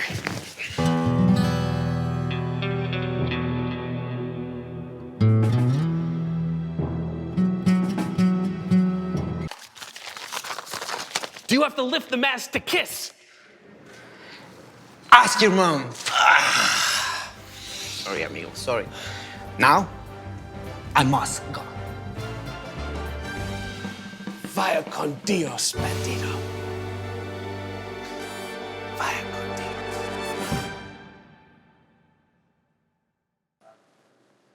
We don't have enough mugs. Welcome to Hey EW. I am RJ City, and my guests are MVP Shelton Benjamin and Bobby Lashley, the Hurt Syndicate. Hey. Why are we here? I want to discuss your lives and careers and get to know you. Getting to know all about you. Who signed us up for this? Did you guys know anything about this? We'll talk to our agent about this when this is done. Happy to talk to him too. Well, thank you for being here. Pleasure's all yours. Yes, it is, and I'm holding on to it. You hurt people. I got it. But I've always heard that hurt people hurt people. So who has hurt you? Before we get started. Yeah. Is that a serious question? Maybe some emotional stuff. It could bring up something. It could. No, I got an answer for that. Okay. Something that he would be completely unfamiliar with. Mm-hmm. You could potentially say that our wrestling coaches hurt us, our grappling coaches hurt us, our various coaches throughout the year hurt us in the way life has hurt us, in the way that you do to make someone stronger. So, yeah, we've been hurt by being extremely physical, aggressive combatants throughout our lives. Understood. We embrace the hurt. Is it called toxic masculinity? Is that what we're a victim of? Actually, I like your shoes. I like your shoes. I don't like penny loafers. Those are okay. I like the color. Thank you, and I understand. See, I'm the nice one. I'm learning this dynamic already. I did have a question about the suits. Was it impolite of me not to wear a suit knowing that you were all going to wear a suit? I wouldn't expect you to be able to wear a suit like we wear a suit. Different pay brackets. Right. I understand. And then off the rack is tacky, and that's obviously what you do, so. And may I compliment your suits? You absolutely may. Thank you. My question is, you fight a lot, you hurt people. Isn't it weird to wear suits knowing that you're gonna get into fights? No, because we're professionals, we're businessmen. We are in the business of hurting people. But isn't it hard to throw a punch in a blazer? Aren't the dress shoes? I'm just asking if there were suit fighting tips from your perspective. No. For many years, I worked as a bouncer in a nightclub on South Beach, and I'd never, ever had anybody choke me out in my suit. Okay. All right. It's all about managing the distance. And then it's a cold wash? Or warm, depending on. Okay, that's fair enough. MVP. See, I'm starting with you here. You are from Miami, Florida. Grew up in Opelika? Opelika. It must be fun to say. You've called yourself Mr. 305. Yes. But so does Pitbull. There can only be one. I was Mr. 305 before Pitbull was calling himself Mr. 305. And now he has taken on the moniker of Mr. Worldwide. So he can have that. But I was Mr. 305 before Pitbull was saying that. All right, that settles it then. Shelton, you were born in Orangeburg, South Carolina. That's correct. Why? Why? Yeah, why do you think that is? Okay, if we're gonna have an interview, can we be serious for a second? We can be serious. Why? Yeah. Why are you wearing those glasses? I think Bobby's the nice one. He's normally the more aggressive one. Now you're starting to piss me off with these ridiculous questions. I'm the nice The one. next question you're gonna ask is, why are you beating me up? Why are you hurting me? Take them. You want? Okay. They don't even have lenses in them. For television, I want to get the glare. You know. Wait, you don't even have. These don't even have. I thought they were more for show. For a show. Yeah. Okay, I'm gonna show you something in a minute. You keep asking me these stupid questions. Okay, understood. Fair enough. Bobby? Yes. Do you bear any responsibility for influencing the political landscape over the last 17 years? I don't think so. I mean, you didn't intend to. I think in a way, I mean... Yeah. I guess I did. I don't know how you're saying that I influenced it. How do I influence it? Imagine if you lost. Would we be in a different you're world saying today? with shaving Donald Trump's head. I don't know. I think that's where we kind of blend. Yeah. Blend things here. Imagine if you wrestled for Walter Mondale. What a different world we'd be in, you know? Yeah. MVP, according to you, as a youth, you were in a graffiti gang. Graffiti crew. A graffiti crew. Are you bothered by how gentrified graffiti has become today? No, I'm actually very proud that a lot of talented artists are able to make a living doing their work and no longer being vilified for their talents. Yes, yes. I think that's magnificent. But does it bother you that you were never given like a government grant to do it on the side of a coffee shop? No, I don't hate on other people's successes. Yeah. Were you artistic in your graffiti business? I was a vandal. Okay. I wasn't as artistic as my colleagues. I was actually active in vandalism, just bombing, spray painting my graffiti name on things. But I helped with the graffiti crews that were artistic and blending colors and whatnot, but I wasn't. Yeah. No. No. Okay. And now, you met a corrections officer in your youth who was an indie wrestler by the name of Prime... I was an adult when I met that corrections officer. I was almost out of prison at that point. Correcting that. He wrestled by the name Primetime Daryl D. That's correct. He showed you his indie tapes and you realized that this is what you wanted to do. I thought it was something I might want to give a shot when I got out. A hobby, something to keep me out of trouble. Is this the only instance of indie wrestling actually helping someone's life? You know, usually it's like, oh, I started on the indies and then things get worse. Bro, I'm about to slap him. You don't have... I can understand that sentiment. We can keep moving. We can keep moving. That's like the stupidity of that question. I do on one end, you know, I commend you on the research that you did. Thank you. Because you're says coming Google. out. That's not very good research. I know, but you took the time to. And we took the time from learn our something. extremely important schedules to be here to answer these ridiculous questions. Okay, thank you. You better turn things around quick. Turn it around. Shelton, a two-time All-American, right? Hot start. While attending Lassen Community College, you were track and field champion in the 100-meter sprint. Why not the 200? I was the champion in the 200. You did the 200 also? It only says 100. Yeah, well, I'm telling you. And you were just complimenting him on his research, right? See, that's the Google research. Well, I'm still looking at the fact that you won it at the 100. That's pretty impressive. Right. Well, no, I'll do your research for you. Shelton Benjamin, while in high school, won a track meet and a wrestling meet at the same time. I don't understand. He would run a heat. Yes. Then he would go to the building and wrestle. And then after his wrestling match, he would go back and run. And then he would go back and wrestle. He's won two. Do you realize how? Of course, you wouldn't realize how difficult that is. But I gotta give you some for that. how dope is that, right? See, I didn't even know that. That's impressive. And he wouldn't know that because he didn't do any real research. No, I didn't really. I missed that. That is impressive. Thank you. Is that all you had from Lassen? Since I mean, you did such extensive research. I can go deep. You want to talk about Bull Swamp Baptist Church? We can talk about that. Oh, you want to go to Bull Swamp Baptist Church? Oh, so you've been following my social media? Yes, I have. Oh, okay. That's not bad. That's better research than you have been doing. Okay, I should have opened with the church. Bobby, your father was a drill sergeant. It was. You followed him into the military. You wrestled in the U.S. Army's world-class athlete program. Correct. Then 9/11 happened. Then they said to you, never mind the wrestling, you got to go to Afghanistan? Is that what they said? No, I actually, when I was in basic training, 9/11 happened. So when I was in basic training, I was supposed to get orders to go and be in the world-class athlete program. But you have to, when you go into the military, you have to train for your job. So I had a job going into it, and then after basic training, I was supposed to get orders to go to the WCAP. But during basic training, since 9/11 happened, they told everybody that they were going to be going to combat, and I was in a division that would possibly go. But at the end of basic training, things kind of settled down a little bit, and I got my orders to go to WCAP. So after that, then I went to Colorado Springs, and I was at the Olympic Training Center for the next few years. And then you were there, Yeah. and a bank robbery breaks out. You're in the middle of it, gunfire, you dive. You're right. They're not the best, but do you want some water? We could get you some water. We could get the man some water. Throw me some water. Throw me some water. Please, please, please, don't worry about this. I got it all taken care of. You're in the bank robbery, the guns go up. No, I don't know what I that thought it was comes serving you, okay. Take that pen out of your mouth when you're talking to the Almighty. The gunfire, you jump, you hurt your knee, and that takes you out of Olympic contention. Is that correct? It ended my amateur wrestling career. Yeah. Yeah, the universe really just did not want you to wrestle amateurly.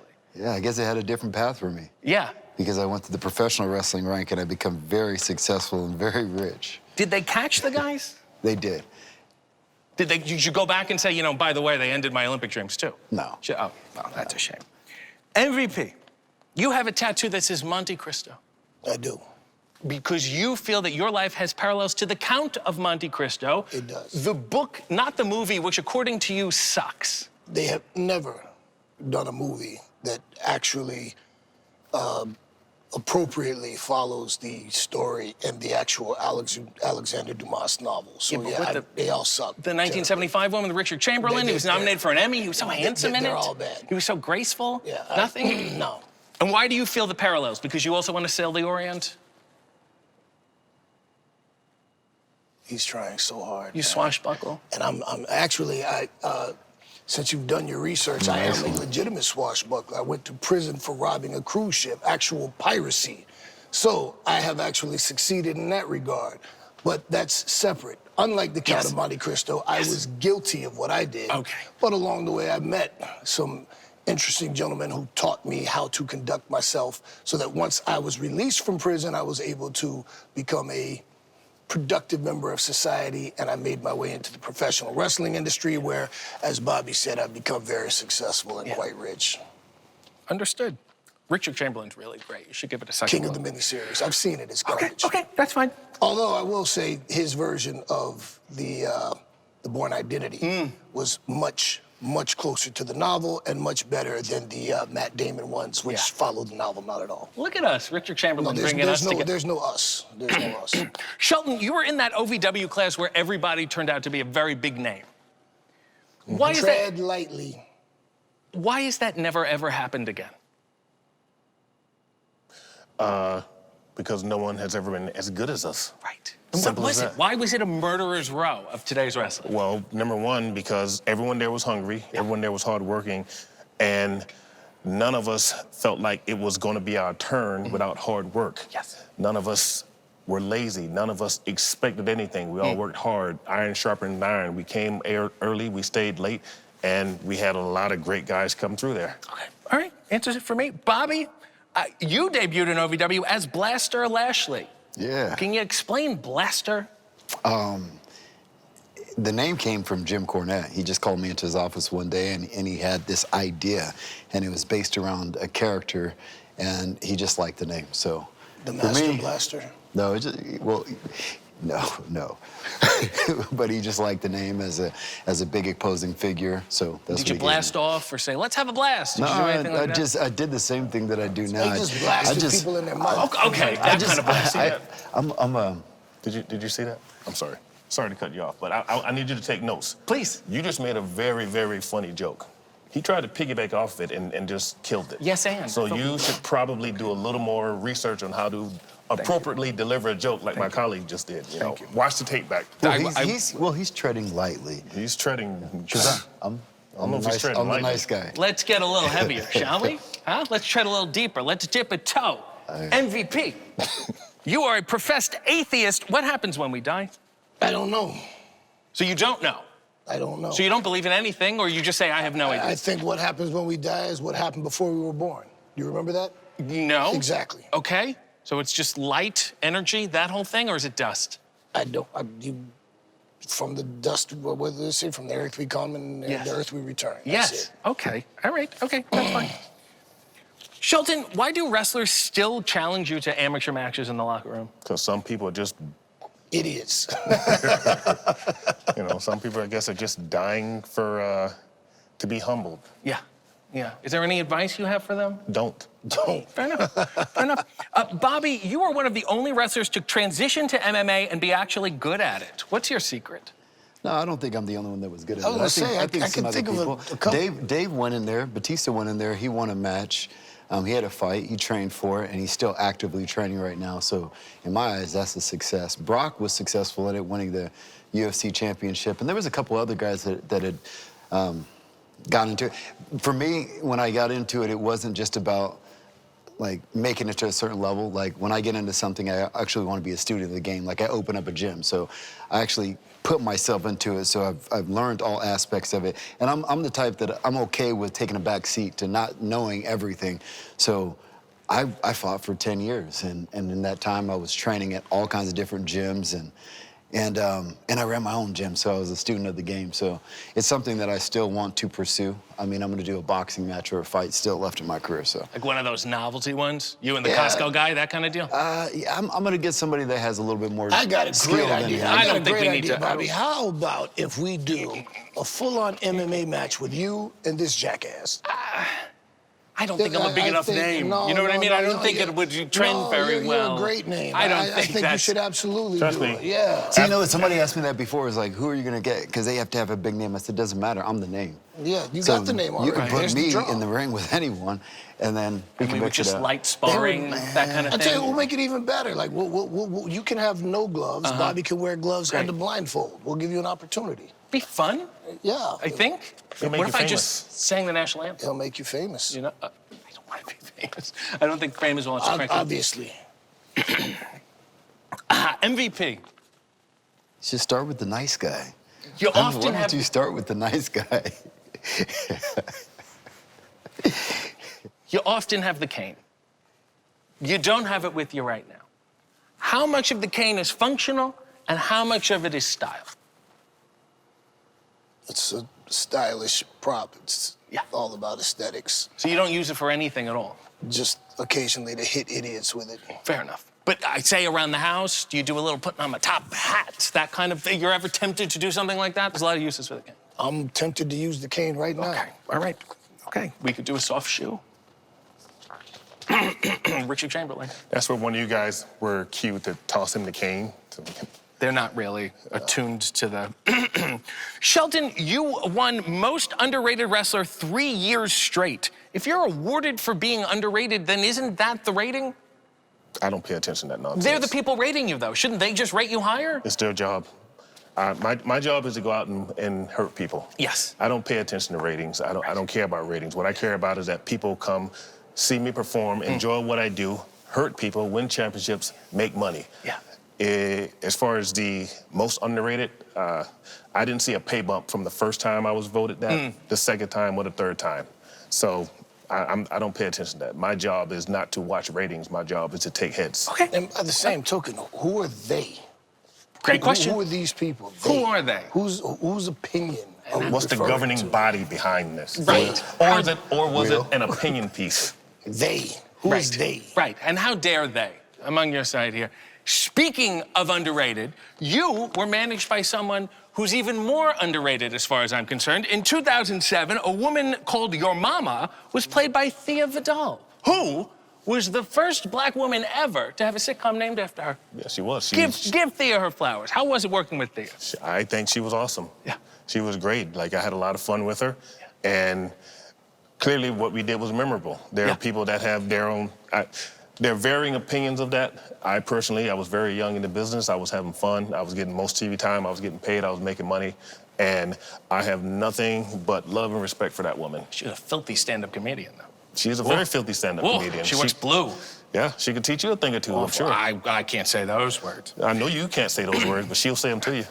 Bobby, in 2009, you played tattooed Hispanic man in Cuba Gooding Jr.'s The Way of the World. The Way of War? The Way of the War? The Way of the World. The War of the World. Never mind. Way the of point War. is, you're not tattooed. Yeah. Are you Hispanic?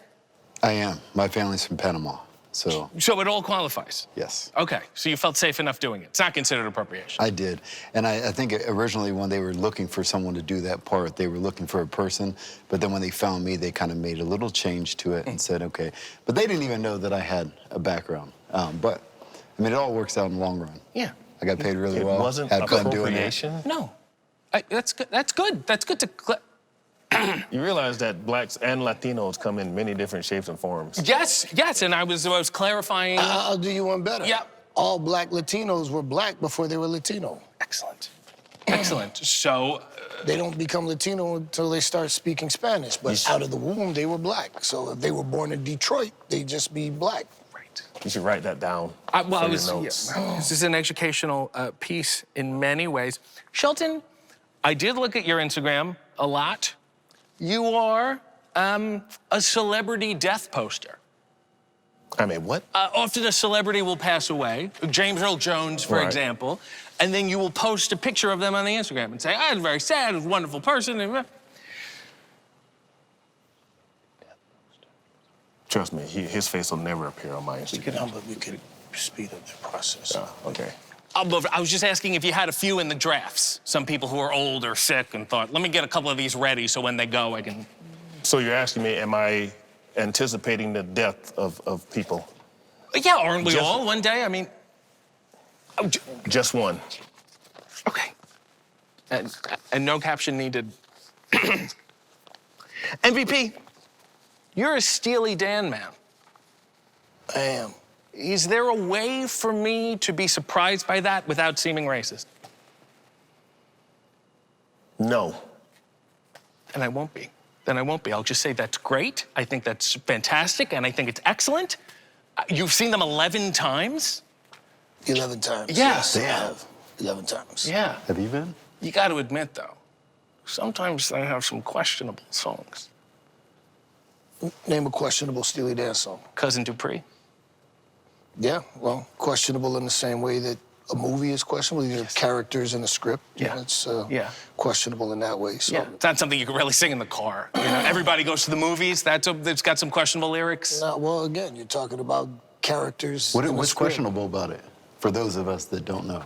The individual that they're singing about in the song are like some creepy, depraved sexual characters, just like weirdos and just unscrupulous. Unscrupulous, immoral. Yeah. We're just saying, but he's throwing out blanket terms, so we want him to actually elaborate for his fans. Yeah.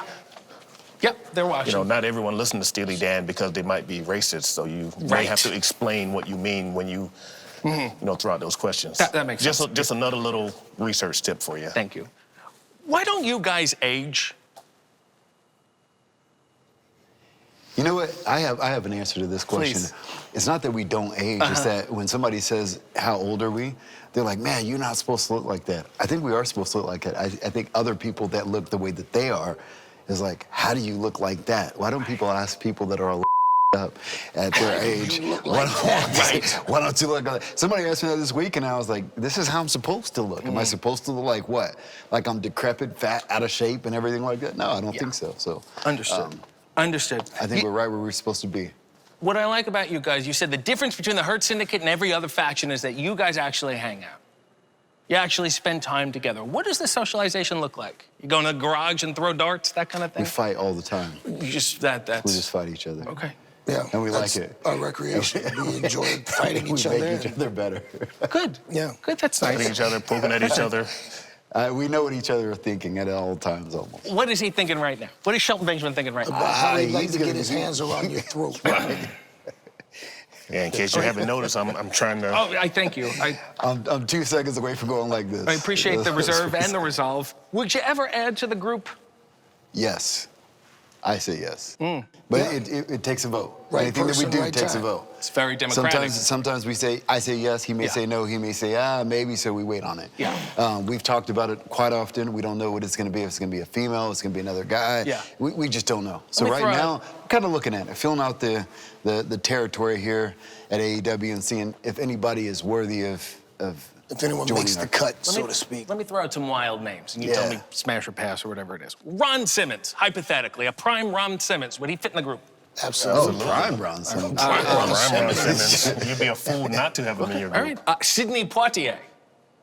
A little bit too calm, a little too reserved. I don't think he's a huge fan of his talents, but not a violent gentleman. He slapped that guy back once.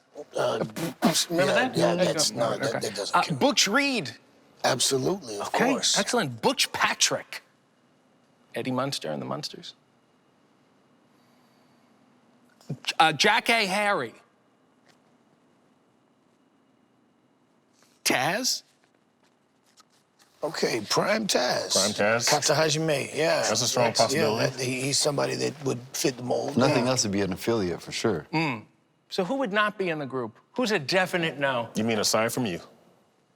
Well, why not me? Hypothetically, we're playing a fun game here, we're kicking around ideas. What if I, emotionally hurt people? Your parents, they're dysfunctional. What if I was that guy, sort of rounded out the hurt? No. Bobby, the nice one? The nice one, Bobby? I mean, we'd have to see. I don't know what you're capable of doing, but to me, you're talking too much. And for us, we we like to sit back a little bit, let P do a little bit more talking, so you kind of butt heads with him. So I personally don't think so, but we never know what you're able to do. You never know. Yeah. What if I was- maybe for a trial, if you can go and beat one of these guys up for us down here in the locker room, then we'd consider it. MVP? I don't think he could beat up any of the women in the locker room. See why we need to get into gender, but I could give it a shot. I don't think he could beat up any athletic person of any gender, for that matter. So I don't think. Do you have an athletic background at all? Not a background, but I used to take the tennis ball and whack it against the wall a bunch. And I got into a real groove. I bet you're a real monster at the ping pong table. I could be. I certainly got very impassioned, you know? But what if I'm like an assistant for the group? What if I just organize stuff? Hey, guys, we're having lunch at 11:30. Man, you're really starting to wear on my patience. Well, this has been a syndication. And as far as I'm concerned, I hurt myself today. And You're killing me. In the immortal words of the Count of Monte Cristo, setting you up for a little Richard Chamberlain there. I would quote Edmond Dantes, not Richard Chamberlain. Okay, fine. But that moment's past. Go ahead. All human wisdom is contained in these two words. Shut up. Nicely done. Very nicely It's wait and done. hope, but fine. Let's go win some titles. Let's go win some titles. Hey guys, look, this has been fun. No, it hasn't. I shut it off already. I shut it off already. Okay, it's great. Can I sell the T-shirt? Available now at shopaw.com. Is it for me? Yes. I knew he was the nice one. Okay, please, no, why? Wait and hope. I always thought Mr. Bean was weird. Welcome to Hey AEW. I am RJ City, and my guests are James Drake, Zach Gibson, the grizzled young veterans. Hey. All right.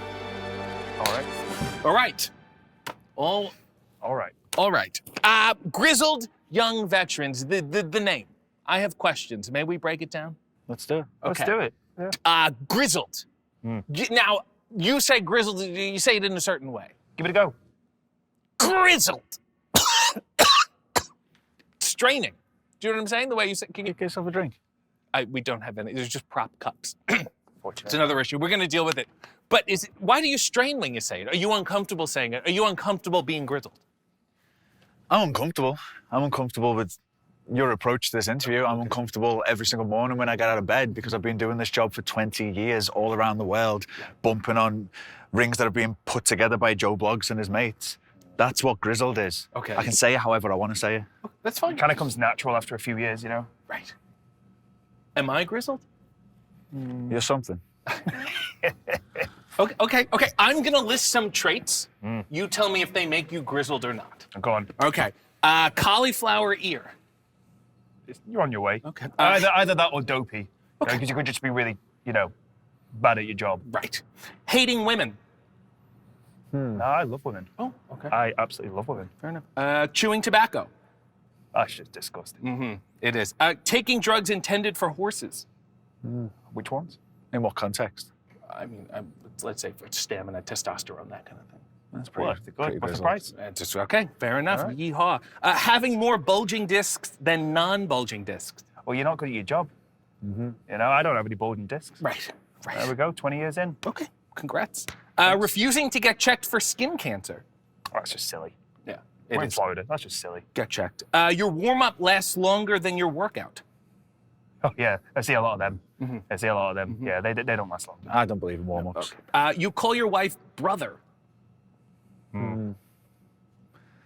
That's a hard one. You're asking two British guys. Yeah. There's a very American approach. Yeah, I'm sorry. Sorry. You keep all your cash in a white envelope. No. Who does that? Weird. Fair enough. Lastly, you masturbate without lube. Yeah. That's pretty that'll good. do it. Grizzled. That'll do Right? it. Yeah. I'm understanding You get this the now. calluses from weight training as well. Yeah. Ooh, Yeah. You're on your way. Good. So that's grizzled. Now young.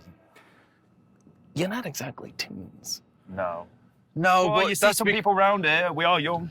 Right. Ooh. Let me just educate you a little bit, because obviously you are American, I assume.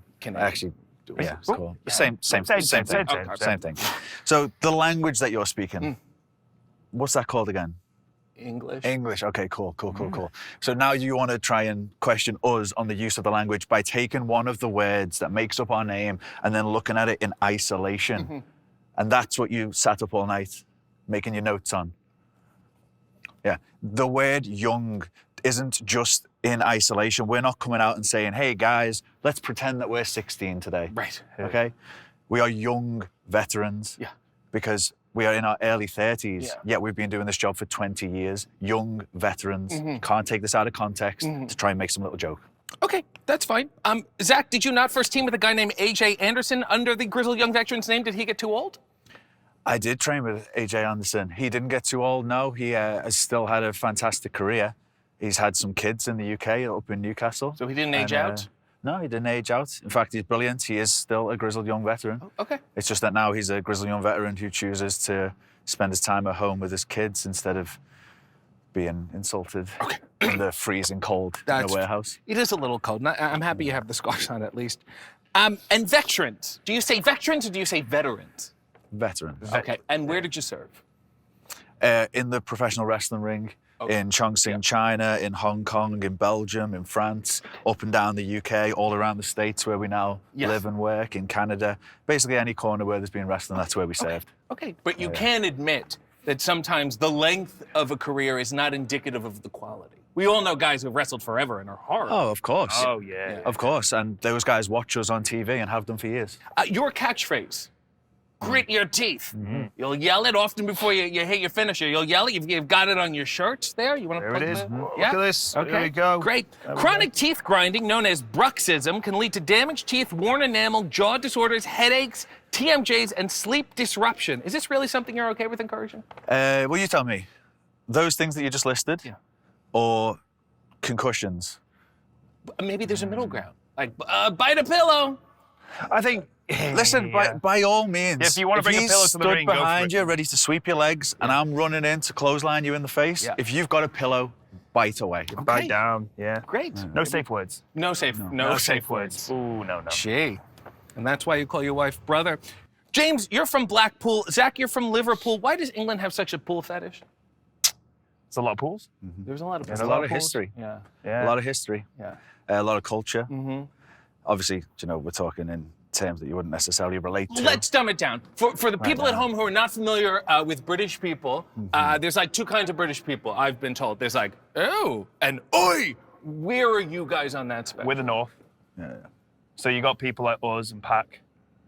Which is like, we're North. Oi! Right? That's fair enough to say. You're Working more... class, work hard. Yeah. For your money. Yeah. Not entitled. And then you've got the other. That's it. And they're soft. Yeah. You don't see them in wrestling. No. You don't No, see them. They're soft. Yeah, fair enough. James Drake. We already have one. JD Drake. The J stands for James. He's a James Drake. He's been here before you. He's older than you. Why steal his identity? I think he stole mine. Yeah, I mean, he changed his. Did you bully him into adding the D? Who knows? I know. You don't know. Okay. He knows. That's fine. You did previously wrestle under a name of the heir apparent J.D. Sassoon. Oh, you have done your research. Because of that wonderful, stunning, arresting mane you have. I always thought wrestling was bad for your hair. What's your secret? You just don't let anyone pull it, you know? That's the thing, like, half these lads have got the hair falling out. It's because, either they've been getting it pulled left, right, and center, or, they've just not looked after it. But for me, I just beat people up, and I guess I'm all right, You know what I love, though? You're like, I'm not even going to compete with this. And that's what I love. That's a true tag team to me. There should be a hair guy and a non-hair guy, and the non-hair guy has more facial hair, and the hair guy has put your heads together. That's a real tag team. Those are coordinated heads. And that's really, really what I appreciate. Balance. It's all about balance. Yeah. Zach, you went to John Moores University with a degree in accounting and finance. What about wrestling sounded fiscally responsible to you? The fact that I was good at it. Okay. Yeah. So my wife and my child, they don't complain with the roof over their heads and the lucrative life that I've provided for them. Yeah. And I've done the numbers, and it works. Has your child ever gritted their teeth? She's one. Okay, so just teething. Yeah, she has a lot of teeth. Yeah. But no gritting, yeah. Not threatened with the same violence, luckily, that our opponents get. You know who else went to that school? I believe someone from Queen. John Lennon. Yeah. Yeah. Yeah. Are you annoyed by people who always have to point out that he was actually an asshole? I just couldn't care less. Yeah. It seemed obvious to me. Why wouldn't the guy be an asshole? Great Right? musician. Great musician, but I think all great musicians are assholes. I think that's. I think you can say that about wrestlers as well, to be honest. Yeah. You know? Yeah, well, and the non-great ones too. Yeah, and then that's just double bad. Yeah. You know, sorry. The scarves. You wear them a lot, but you don't actually use them. You know, you don't do the double up like my grandfather when he's cold, or the big sweeping Amelia Earhart thing. Why are you afraid to use your scarves to their full potential? For someone Like who that? does, Like that? for someone who's done so much research, Yes. I think you've forgot to research the actual important things. So you've spent some time there on Jamie Ahmed, AJ Anderson's Facebook, looking up stats for the pop, which I appreciate. I do get it. Everyone has the spot. But you haven't watched the actual product where we have used our scarves to win a number of matches and a number of titles. What this is it's a sneaky weapon that we can hide in plain sight. Only today is it functionally necessary in this absolute Baltic studio. Again, I'm sorry. It's great. It's But great. normally, this is something that comes from our culture, comes from football culture in the UK, that we use as a weapon because the referees are busy checking for knives or whatever it is. They're looking for obvious weapons. No one sees the scarf. Right. We walk straight in, plain sight. And again, if you would have seen plenty of people on this very roster have fallen by getting throttled with the scarf and then having their heads ripped off. So here's the thing, like most people that aren't creatively violent will just go for knives, chairs, barbed wire, the obvious. But, you know, if you're creatively violent, anything can be used as a weapon, even fabric. And also, it looks great. I think you look great in it. Do you want it? May I? You're not going to choke. This isn't a choke. This isn't a throttling. It's not a throttling. This is a fashion thing? Because this isn't a show. This isn't that kind of show. This is an accessory show. Make yourself comfortable. I'm going to make myself comfortable. I'm comfortable. Relax. Oh, thank you, guys. Relax. This is what we do, see?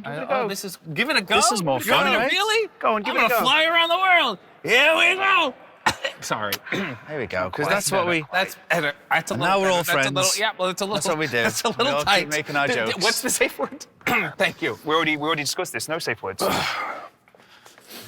Let's move on here. You guys have played a lot of football in your past. You know, not the CTE kind, the other kind. You say you're both. We played the one where you use your foot Correct. to kick the ball. That makes a lot of You sense. know, Yes. unlike what's this one out here? Soccer. You're both big fans of Liverpool FC. You guys doing? Liverpool football. Are you out of your mind? Well, again, it's loyalty. Yeah. Yeah, some concepts lost. Say something nice about Fulham FC. Say one little nice thing. I'll lose my passport and I'll lose the right to go to my hometown if I say something nice about football. Fulham Football Club. Something nice about the Jacksonville Jaguars. Say Oh, Jacksonville Jaguars, though. Yeah, have you seen that logo? That logo's Awesome. Okay. Incredible. Best team going in that black sport. Thank you. Much better. Now, your ring gear beyond the scarves is fantastic. The red and white, sometimes you got this blood pattern on it, sometimes it's a Victorian tie-up. There's no blood pattern. It's just blood. Okay. Well, it's very Jackson Pollock-y in that you suffered for your art. I think it looks wonderful. My issue is that sometimes, James, you continue the pattern down to your knees and the kick pads and the shoes, but Zach, you opt for plain black boots. Wow.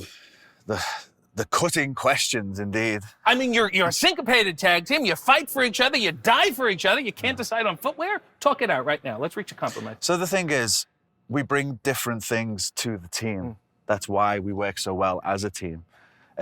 If James brought A, B, and C to the team, and then I also just brought A, B, and C, but now we've just got two guys doing the exact same things. James' selection of footwear, using kick pads and amateur wrestling boots, fits his style, allows him to do the things that he do. My more sturdy traditional boots allow me to do the things that I do, because our focus is on being one of the best tag teams in the world, not what people think about how we look.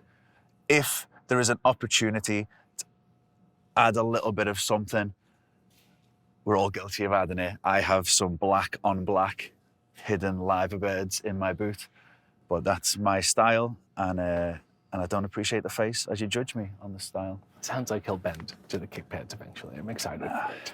This is going to be really, really fantastic. You were both formerly in a cult. Mm-hmm. Is it weird being out now? Any side effects? Yeah, sometimes I wake up in the night, and I'm like, no contacts. Yeah. And how is your vision? Oh, 20/20, it's great. Yeah, as when you've been in the job for this long, like I say, this is actually our job. This isn't just a hobby, but it has been our job for over 20 years. Famous old British wrestler told us that sometimes when the timing's right, when you've got to earn your money, you're painters and decorators. You may know what colour you want the wall to be painted, and you may know what colour it would be painted best. Yeah. But if the boss says that they want it to be painted a certain colour, you do your best job painting that colour. Over years, you alluded to a previous name that James had to work under in the past. People work under different names. I'm sure in your career, you've used other names. I heard someone in catering call you a dickhead. I think that may have been one of your previous gimmicks. No, that's one now. Oh, okay, This is sorry. size one. Informal. Yeah. Sorry. But yeah, people have to do certain things, and when it wasn't going the way that we wanted it to, we earned our money, and then we said, no, we're going to do things our way. Well, speaking of that, you both said that you hate the saying, pay it forward. Oh, and that it makes no sense. Tell people why you don't like it. Again, context. Yeah. The phrase pay it forward makes sense when used correctly. Uh-huh. The phrase pay it forward when being used, when being directed at us to get us to help people before we have been paid, before we have earned the money that we deserve on the spot that we deserve, that's when it doesn't make sense. Yeah, and I think I said, pay what forward when I was 30 years old. Yeah. When someone's telling me at 28, 29, 30 to pay it forward, two people who are 31, 32, 33, what are we doing? Yeah. Talk to me when I'm 75. Right. I'll pay it forward. Then I'll tell you all your secrets at that point, because I'm done. Because you were young then and now you're not? No, just when I'm 75 and I can't do this anymore, I will then pay it forward. Right now, I can do it and I'm in my prime. So I am not paying anything forward. If anything, I'm just taking. I'm taking. So if you had to pay someone backwards, who would it be? They're not born yet. They're not born yet. I like this. Really when they're looking at 30, I'll be 60. They're not born yet. Okay, makes sense to me. No one here. No one here. That's fine. You now run your own promotion in the UK called Burning Heart Pro Wrestling. What, does everyone have indigestion there? What's going on? It's a thing. It's a thing. Yeah. And also, again, good research-ish. We don't run a promotion in the UK. We are part of a larger team that help with this promotion. A committee? In the UK. If you will, if you want, if that's how you want to word it. And what is it? You thought, we've gotten scammed so much on the indies, you guys thought, let's pay that forward and do our own. No, again, what it was we saw an opportunity and a gap in the market to do some business, and we are in the wrestling business. Yeah. So any times that there's an opportunity for us to use the skills that we've accumulated over the years for us to make more money, to build a better life for our families, these are the things that we take. And we get told a lot that people want to see us when, back in the UK. Yeah. People want to watch us back in the UK. Well, why leave it to another promoter to make money off us? We'll make it ourselves. Yeah. Pay it inward. Pay exactly. it inward. Inward. I like that, Okay. And the like Burning Heart Pro Wrestling shows, whilst we're on the topic, are sick. So anyone in the area should be getting down to watch them. Instead of us just talking about them, you can just get down and see what it's about. Yeah. That's probably more important. Yeah, there's a lot of incredible talent in the UK. A lot of them that we actually taught ourselves. that we're giving them a spotlight that they truly deserve. Yeah. Yeah. So again, you talk about pay it forward. There's one instance where I don't mind paying it forward as much. No, yeah, that's Not, fine. but it's not at our expense. Right. Yeah. Right, because you have the money and you're expensing. Because we're in there with them, making the money with That's them. what I meant. That's what I meant. Thank you. Jack, you are a big Beatles fan. I like the Beatles. You got to move. It's called Ticket to Ride. Yeah. That is a reference to the Beatles. But believe it or not, that doesn't mean that that's all I do with my life. Yeah. I don't just go out of here and just listen to Beatles and watch Beatles videos and wear my Beatles merch and talk about the Beatles nonstop. Yeah. I just have a move, and the feeling and the flow of that move fits in with the phrase and Ticket to Ride, so I use it. I think you can lean into it more. You think I can lean into it more? I think all the moves here could be Beatles names. Go. Let's do it. All you need is move. Here comes the sunset flip. Back in the USS Armbar. Don't slam me down. Why don't we do it in the ring? Gotta get you into my hold. A hard day's fight. I want to hold your head. I've just seen a face wash. Maxwell's Silver Burning Hammer. Sergeant Pepper's Lonely Hearts Punch Band. Twist and shout. There's not much to do there. It's probably just a chain. While my gut wrench gently weeps, with a little help from my fists. Yellow submission. You're going to lose that match for the benefit of Mr. Khan. Get backbreaker. The Fool on the Rope. Lenny Lane. And finally, and in the end, the move you take I'll is be honest. equal to the... A lot of them are very sus. See, I gotta get a lot of these like one-liners in my inboxes, you know? And it's a bit strange. Have you got some burner accounts? What's going on here? Very, very hard on these. Some of them are good. This is sort of my, Credit where credit's due. That's my favorite thing you've ever done. Great. That was good. Pick your top 2 and we'll use them. Okay. Well, the Fool on the Rope.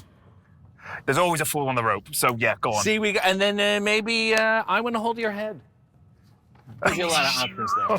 Huh? I like that. Yeah. Look at this. Well, there we go. Well, this has been a veterans memorial as far as I'm concerned. And I want to thank the both of you. Look at you getting into that. Look at this, huh? Look at that. Hey, you guys said something nice about the Jags. You want to spin the wheel? Let's do it. Go ahead, spin the wheels, guys. Let's see if you maybe get a T-shirt or something. This is not something we do all the time. We're probably going to get sued. But nevertheless, we have to take the risks. Give it a good spin, fellas. There we go. Wow. What are we getting? And we get this right now. Sun just broke. Whatever that was. Oh, it's an insulated cup. Yay! Yeah, congrats, guys. No expenses spared. A pleasure. We only have one. We're gonna have one. Yeah. He did the wheel. All right. He did it. Give myself a cup of tea. Lovely stuff. I'd really like to keep this scarf. You can have Yeah, $30. It's yours. What's your best grit your teeth impression? Go on. You gotta say it. You gotta feel it. Grit your teeth! It's okay. We'll work on it.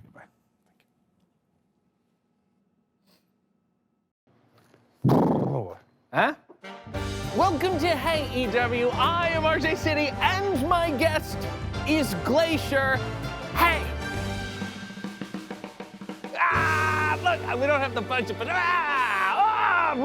you know, huh? Look out! Here we go. I got some ice. Hello. All right, is that the economy version of my entrance, I guess? I'm trying, you know, times are tough. All right. We're trying to cut back a little. It's great to see you. Thank you, RJ. Nice to be here. Thank you for having me on as a guest. Yeah. What's your stance on global warming? Well, come on, I'm Glacier, so as far as I'm concerned, blood's got to run cold forever. Right. Okay. See, you would be a nice spokesman. Save the environment. Save me. Maybe a nice little PSA for the kids at home. Just remember, global warming, very real thing. So we got to save the environment. Blood runs cold. I want to start recycling. You were born Ray Lloyd. Yes. In Brunswick, Georgia, to parents Harold, a commanding officer in the Georgia State Patrol. Yes. And Lois, who was at one time the highest-ranking female in the entire state. Yes, for the State Patrol, she was. She worked for the driver's license division? She did. And when she retired, she was the first woman to ever be lieutenant. And when she retired, she was the highest-ranking woman in the state. Yes, she was. So your family just really loved the rules. Yes, tough gal. Tough gal, yes. And you chose this wildlife as a form of rebellion? Yeah, I figured this is a lot safer than law enforcement. That makes sense. And you have a fraternal twin brother. I do. He And, looks nothing like you? Nothing like me. He's just like a short Asian woman? Not quite. Okay. But he actually followed in my parents' footsteps, became a Georgia State Trooper as well. Mm-hmm. Yeah. So they're just ashamed of you? Yes. I'm just kind of like the one who decided to venture out, like you said, away from law enforcement. Yeah. You went to Brunswick High School. I did, yeah. You played offensive tackle. I did, yeah. What are some offensive things you would do that would offend people? Well, actually, the story was I actually played center up until third game of my senior year. And my high school football coach, who was someone I really admired very much, came to me and our tackle quit. Offensive tackle quit. And I was getting recruited as a center for college. And he said, look, I want to move you to tackle. And he said, you know, this is a team sport, not an individual sport. So I moved to tackle and actually became the first All-State player ever from my high school as a tackle starting the third game of the season. Yeah. But that wasn't enough for you. No. Because at the age of 14, you took up a form of Kung Fu known as Hunga. I did, yes. And is it true that it was taught to you by two men that you've never revealed the identity of? No. That was all. I will say this. Okay. I will say this, yes. They were both father figures to me, men I still talk to this day. One is getting ready to turn, actually just turned 84, and I still wouldn't mess with either one of them. Right. So, yeah. Is it true that one of them had the Miami Vice show based on their life? Well, that also gets a little kind of stretched out. So these two men are liars and they tell you everything? No, actually one, Bob Nesky, actually did serve on the police force in Miami. And a lot of the stories that where Miami Vice episodes were taken from were from stories, original things with the law enforcement in Miami. And so some of that actually did come from some of his experiences. But he didn't wear the pastel and he didn't roll up the sleeves. That's a shame. Getting to do that. No, I'm not interested then. You joined the World Karate Association. Yes. You became the U.S. Southern Super Heavyweight Champion? I did, because I was playing college football at the time. And so super heavyweight was kind of just where I fell. Yeah. You were never knocked out or knocked down, and you were only disqualified once for stalling. Yes, which stalling was basically saying that I was doing too many low kicks. So in order to stall to get to later rounds, which I vehemently deny that I was not doing that. So you protest that loss. I protest that loss. Good. I protest that loss. Go on record. Then the World Karate Association changed the rules from kicks from the waist up to kicks from the knee up. Right. And you said Yes, I did. Well, my coaches basically said that. Yes. I was on scholarship playing college football. And from the waist up, I could get away with saying, hey, I was doing that in the offseason. Once it got to where it was knees up, where I might get a knee injury, and I was on scholarship, then it was a smart idea to walk away from it. Yeah, but, you said you want to protect your knees, that's right. and then you decided to become a professional wrestler. Right, not really the wisest. You were trained under Fred Avery and Mr. Wrestling 2. Fred Avery actually broke in with Fred, and then and actually Mr. Wrestling 2 was not a part of my original training, but I soon started working for Peach State Wrestling in Georgia, and I met Wrestling 2 and Bullet Bob Armstrong, Hall of Famer, and they just took me and my tag team partner, who was my former college teammate, under their wing. So so we early on we met them, and they really mentored us a lot. But Fred Avery and Rick Allen, who was Sandy Beach back in the day, were the ones who really trained me, brought me into wrestling. Speaking of fun names, you began wrestling under the name Sugar Ray Lloyd. That's right, A baby. name given to you by Tommy Rich. Wildfire Tommy Rich. Who sold you on it by saying you'd be the first white guy with the name. He actually did. He actually did. And what can I say? He had me there. You know. I don't know if it's a point of pride to be the first white guy to do anything. You know what? When someone like Tommy Rich gives you a name like that, you just kind of go, all right, yes, sir. And that's why you stuck with it forever. Yes, and ironically, all the guys that knew me from that era, but pre-Glacier days, which was like the first 9 years of my career, a lot of them, including the Armstrong family, they still to this day refer to me as Sugar Ray when we see each other. Yeah, just which to is kind remind of cool. you. Just to remind me. I understand. Yeah, so the outlandish name. You also wrestled for the UWFI. I did, yeah, The in Japan. Japanese shoot style promotion. You ever really somebody up? You know what? I kicked and hit pretty hard sometimes, but I will say I got kicked and hit pretty hard as well. Yes. So Yeah. I had to earn my stripes over there. I really did. Yes. So then they fold, you come back, you're talking to your friend DDP. Yes. And he Yes. says, hey, Mr. Karate Face, you should meet another karate face, Eric Bischoff. Yeah, yeah. So he sets up a meeting. Right. You two talk for 3 hours straight? We actually, a real quick recap of that is I had lunch with Dallas. Yes. And ironically, I wasn't doing a lot of martial arts stuff in my wrestling over in the States. And we were eating pizza, I'll never forget. And back when Dallas ate pizza, that wasn't, gluten-free. But I said, hey, I'm thinking about putting some martial arts into my stuff in the ring. And he says, bro, that'd be great if you knew some of that stuff. But if you know Dallas, he didn't say stuff. He said something else. And I said, duty. Yeah. And I said, well, Dallas, I do. And I told him all this. He goes, well, Bischoff's into all that stuff. I said, well, I didn't know that. So he says, give me all the details.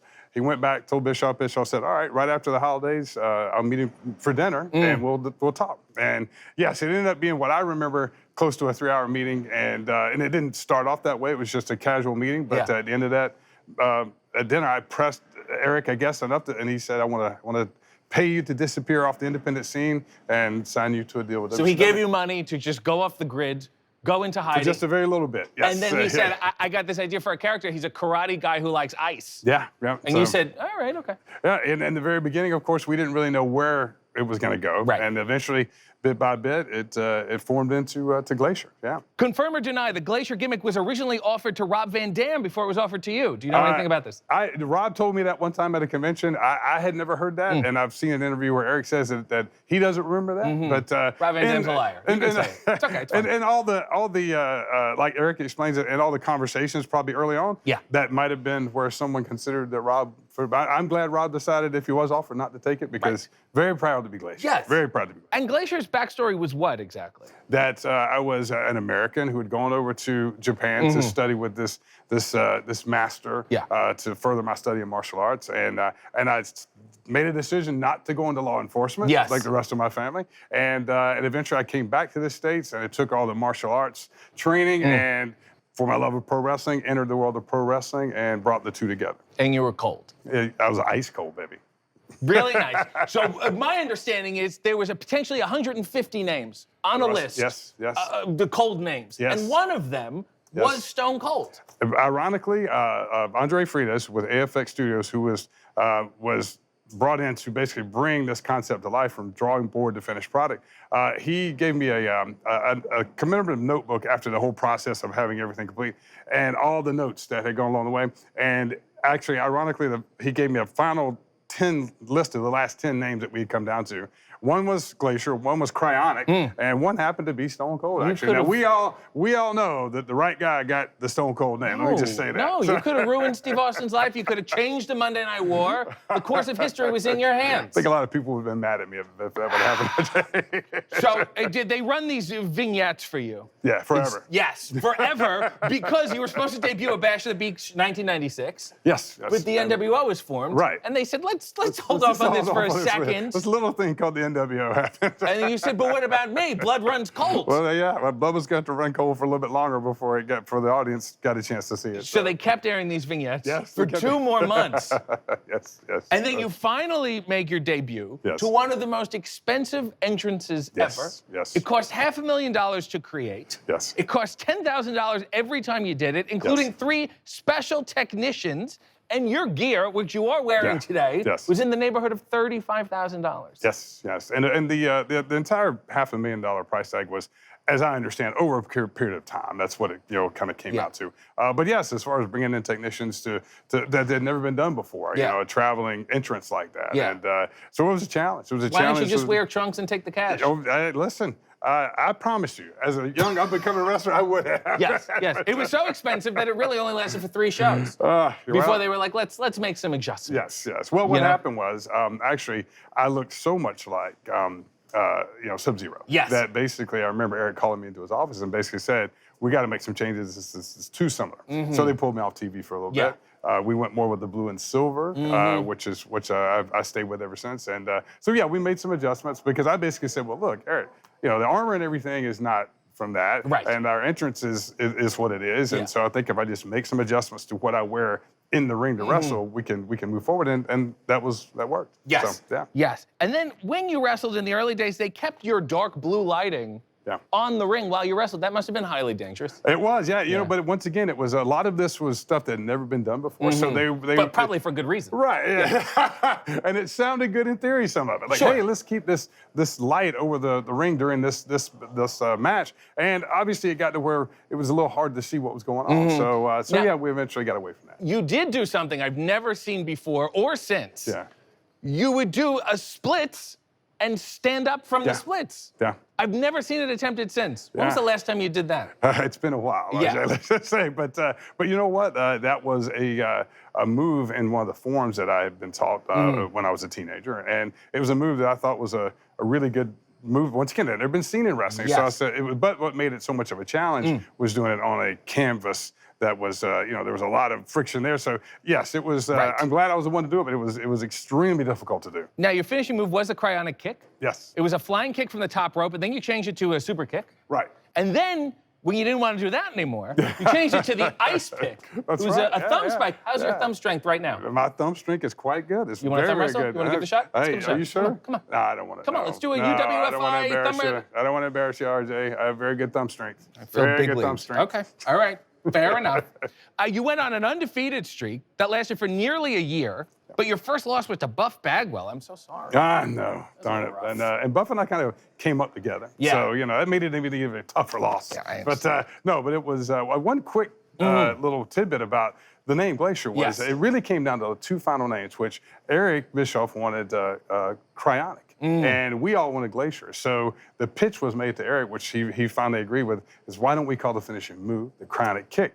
So that's how the name Cryonic Kick became for my finishing move. And we settled on Glacier, but that was the compromise. Yes. Yeah. So then you injure your knee. Yes. You go away.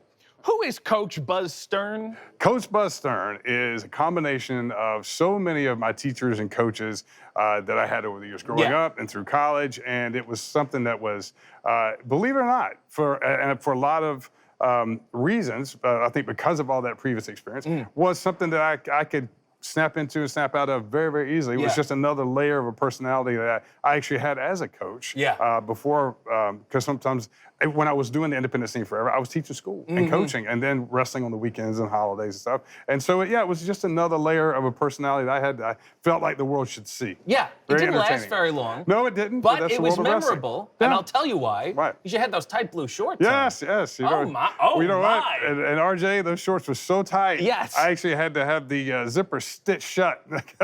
Wow. Wonder how much that entrance costs. Do you know what I'm saying? You then started Turnbuckle Championship Wrestling with Dusty Rhodes. Well, I did not start it. Dusty started, yes. But You aided Dusty, him in the... Dusty brought me along. Thank goodness. Dusty was my childhood wrestling hero. Yeah. So, and of course, we got to meet in WCW, but I never really got to really do a whole lot of work with him. He produced all the Coach Buzz Stern videos, so and he said, tighten up those shorts. Yeah.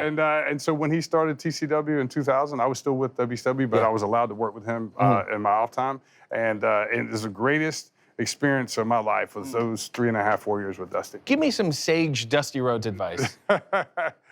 Dusty, my favorite bit of advice Dusty ever gave me was, just because it was entertaining, was he said, whenever you're telling a wrestling story, you're always main event, and it was always sold out. Excellent. Excellent. And I remember Joe Briscoe throwing something in when I told him that one time. He said, yeah, it was also for the title. I said, yes, so also for the title. See? Greg, just a dynasty of lying. It's excellent. You're friends with Disco Inferno? Oh, God, How hard is that? That must be difficult. These days, it's very hard. Yeah. As a matter of fact, I haven't talked to Disco in quite a while. But for the best, then. Yeah. Disco, if you're watching this, send him a text. Kick it back off again. It'll be fun. You auditioned unsuccessfully for Walker, Texas Ranger. What went wrong? Way back in the day. I believe, I think I was just, I was too big at the time. I don't think they were looking for someone who could, play beside Chuck Norris. And they were looking for someone, I think, that wasn't as tall and as big as I was. Yeah. So, However, and I was just a young actor. And it might have had a little bit to do with it. Maybe my acting skills weren't up to par. You did guest star in the season finale of Burn Notice. I did. And I love that. you played the role of German flight engineer in Indiana Jones's epic stunt spectacular at Disney MGM Orlando. You played a Nazi? For a brief period of time, yes. But a Disney version of a Nazi. Right. So. Give me one of your lines. Did you have a big line? No, they're all German. I can't really remember what they were now. So you don't want to get canceled. It's yeah, fine. Exactly, It's okay. Yeah. You now own Glacier, correct? Yes, that's on it. So why? Why not? You know, Fair enough. Exactly. I mean, here I am. I signed in January of '96. So I'm coming up on 30 years of being Glacier. Yeah. And it was just where I felt like, if I could own the rights to it and be able to do what I want to with it, because I dearly, dearly love being Glacier. Yes. And I love the fact that there's been so many fans out there that have loved Glacier, and the ones who are the critics, thank you too, because it made me work harder. Yes. But yes, I'm very proud to be Glacier. I'm very proud to hopefully be able to take this and branch out some new areas with it now that I own it. So yes. Your last AEW match was the Casino Battle Royal 2021. Yes. You were eliminated by MJF. Yes. Are you satisfied if that was the last one?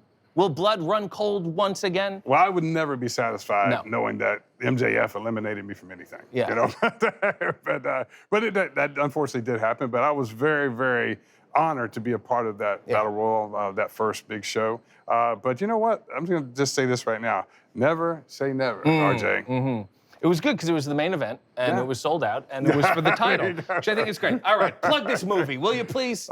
Yes. Well, The Unbreakable Bunch is a movie that we just recently released in November. It's been out a couple months. Listen to this plot. Go ahead. This is, if you ever could take a story of the Magnificent Seven meets John Carpenter's They Live. Okay? So it's a story where a group of veteran wrestlers come together to go on a tour. They work with this promoter they all swore they'd never work for again. So it's based in real life. Yes, and the promoter is played by Adam Manarvich, great actor if you're a Walking Dead fan. He played Carol's abusive husband on the first two series of Walking Dead. Yes. So a great actor. And also the parallel story that the viewer sees is there's a small Florida town where this alien presence is starting to take over. Yes. Eventually, on our day off, we stop off in this small town, and we end up finding out there about this alien presence. We end up standing with the town to take back the town. Tell them who's in it. Tell them who's in it. It's you. Man. My tag team partner, Ernest Miller. Yes. Ernest the Cat Miller. Stan Hansen. Stan Larry Hansen. Diamond Dallas Page. Yeah, well. The living legend, Larry Zbyszko. Gangrel, Dave Heath. Ming. And several.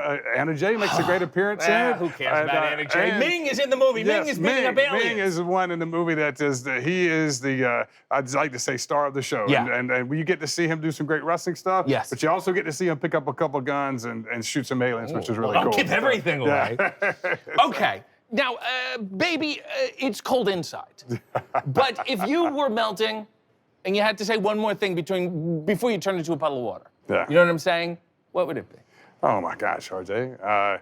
I'd just say thank you, all you wrestling fans who have been there in my corner for all these years. And whether you came to a wrestling show, you came to see me or anyone else, just know that you coming and supporting us is what drives us to do what we do. So thank you, the wrestling fan. I was hoping for so much more. Ice? Please, thank you. Pretty good. It's fresh. Technology. Welcome to Hey EW. I am RJ City, and my guest. What are we calling you? What would you like to call me? Can we say Scotty Too Hotty? No, you can't say We're not allowed to say it? That's like the clickable. Well, what else do you got? Scott Taylor? Can we do Scott Taylor? What about Scott? Scotty? Just Scott. You want me to just put Scott Hey EW in the title? What about lukewarm? That would be great for me. Yeah, okay. That's not bad at all. You've certainly cooled down over the years. You're all right, telling me. Hey, Scott. Hey, RJ. You were born July 2nd, 1973. I was. In Westbrook, Maine. Why don't you have one of those hideous accents? The truth is, I moved to Memphis in 1993, straight out of high school to work for the USWA, and everybody there made fun of my Maine accent, so I intentionally tried to lose it, and then I just never. You were shamed by people in Memphis? I was accent shamed. Wow. Yes. I mean, your accent isn't great now, but it isn't one of Memphis, those Maine. yes, Give everyone an example of how bad the Maine accent is. Park the car in the yard. See what I mean? People of Memphis were correct. You loved wrestling since the age of 10. And at the age of 14, you were so enamored with it that you wrote a letter to Stamford, Connecticut, asking if they knew of any schools. I did. And they said, no, good luck? Basically. But I did get a response from Sue Aitchison, who just recently left the company. But she said no, she didn't give you any information. At least she wrote back. Yeah, well, fair. But undeterred, you then tried to call the office? I've still tried to call the office. And just no answer? They just go straight to dial tone? Still no answer. Excellent. Really, really good stuff. You were never formally trained? Shocking, right? I mean, okay, so first of all, you went to Killer Kowalski school for like a day. You've never seen my matches. I have. We'll get into it later. All right. But you went to Killer Kowalski school for like a day. Yes. And then you were like, I don't like this guy. Who did he ever train? No, I did. But then I actually planned on going to the Hart School, which I would have been there at the same time as Chris Jericho and Lance Storm. But the day before I was going to leave, Helen Hart told us, don't bother coming. It's not the Harts running the school anymore. So you said, thanks, Helen. Thanks, Helen. And then you said, I'll do you one better. You went to your mom's garage and you and your friends built a ring out of mattresses, plywood, and you used your dad's workbench as a top rope. That's what I did. And your parents were okay with this? No. Okay. You then bought a VHS called 1987 Secrets of Pro Wrestling. It was actually a TV show. Oh, okay. So, Right. but you taped it off TV? Yes. Okay, Yes. excellent. Well, that's what we did back then. Sure. Yes. Yes. You Like could we play re- and record at the Yes, same time. yes. I'm familiar with the process. And you just learned everything from that? Yeah. They told you everything you need to know. Everything. So what the are you doing training people now? What do you know? You know nothing. You're a coach, you're a trainer, you're like, oh, put some mattresses in your garage? Yes. It's crazy, right? So you're a pro trying this at home? I say I was a backyard wrestler before there was a term for backyard wrestling. Oh, you're a real pioneer. I was ahead of my time. Yeah, Yes. yeah. Great stuff. You started hanging around house shows, and you befriended a ring crew guy who would let you roll around before the shows. Yeah. Wow, this is like the one good ring boy story. And your first match was in the Cumberland County Civic Center in front of the touring cast of the musical Cats, who was performing there that night. Man, you did your work. Yes, I did. This is the only story I'm interested in. That was the first crowd that I got to perform in front of was the cast of Cats. And how did that influence your work? Here I am. Yeah, here Yeah. you are. Do you do any cat stuff? You're like, wow. I got nothing. Do you have a favorite cat? Have you seen Cats since? I've never seen Cats. Okay, so wait a minute. These people watched you wrestle, a mom's garage trained wrestler, Yes. and then you wouldn't go see Cats. It's pretty shameful. Yeah. Apologize to the touring cast of Cats right now. Sorry, Cats. Thank you. From the worm. That's awful. You then became an enhancement talent on TV while you were in high school? I was still a junior in high school. You wouldn't have been the most popular kid in high school. You know what? That was a time when wrestling wasn't cool, so I didn't tell a lot of people. Okay. You know, so I would be literally in a locker room with Hulk Hogan and The Undertaker and Sid Vicious, and then 2 days later I'd be back in science class. And no one said, hey, I saw you on Saturday. You got your ass kicked by the Berserker. No one said that? Nobody was watching that. You know, it's not like now. Right. You know? So you were like a superhero if the superhero was embarrassed by being a superhero. If I was a backyard wrestler. Right. Yes. Right. That makes a lot more sense. I will say, though, we're at a time where the people that you wrestled was like better than anyone today. Oh, my God. Let's do a little speed shoot. Okay. I'm going to list people who destroyed you. Okay. You just give me maybe an expressive noise of how it felt to wrestle them. Okay. Okay. All right. Okay. Excellent. Expressive noise. Yes. Okay. Rick Martel. Arrogant. That's a word. It's not a noise. Sorry. Really following along here. Backyard. You were trained in your mother's garage, Backyard. weren't you? Yeah. Skinner. There you go. See, that's good. The Beverly Brothers. Ouch. The Ringmaster. Money. Steve Austin. Money. Triple H. Money. Owen Hart. One of the best. Kamala. Oh, really nice. Jeff Jarrett. J-double-F. Bam Bam Bigelow. Missed the first headbutt that he gave me on Monday Night Raw. Had to do another. He missed on the live headbutt? Television, yes. His head is like the size of a Volvo. He just missed you completely? I know. Wow. Santa Claus. His only match. Yeah. Yeah, you really know how to get people over. And the Tasmaniac. The Ringmaster. Mm-hmm. All right. That's right. Yeah, he did take off. I'll give you that one. The Tasmaniac. Who?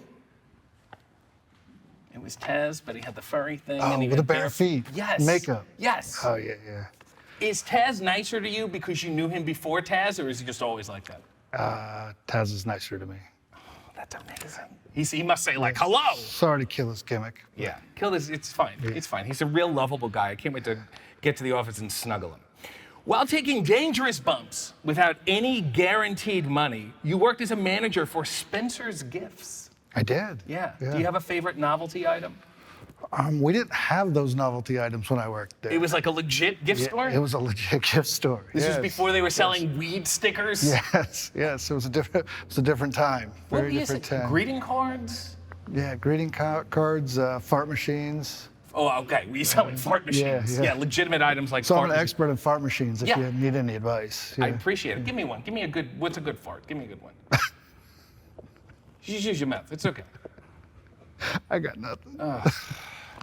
You know, is it wrong to say that you were a jobber? Is that a derogatory term? I always say it was jobber, enhancement, extra, light heavyweight. Right. All the same. Fair enough. All the same. Fair enough. Yeah. Give me your already in the ring pose.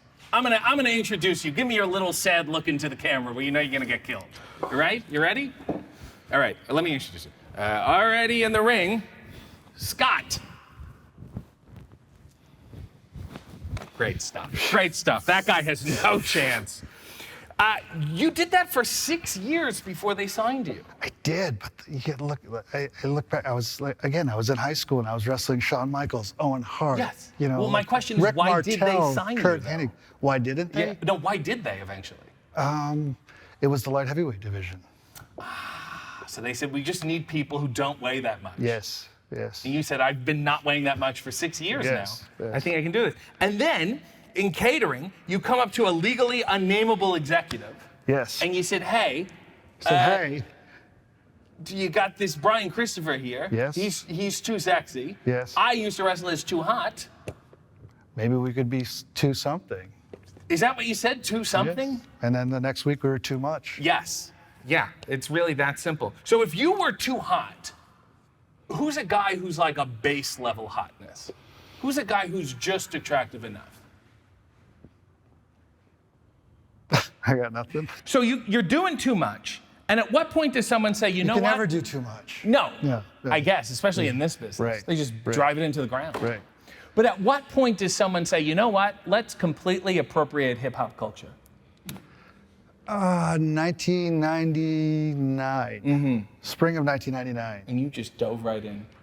Well, the idea was they wanted us to start dressing similar to what the Hardy Boys were doing with the street clothes. And the only direction we got was dress like the kids are dressing in the malls. Okay. So we took it and ran with it. Yeah, obviously. You ran straight to FUBU and you said, give me everything you have. Yes, yes. You did the robot. Yes. You were doing the moonwalk. I was doing the moonwalk. I think Brian was doing the robot. Oh, excuse me. I didn't want to get that confused. Yeah. What I think is fascinating is that you guys did this right before you could get canceled.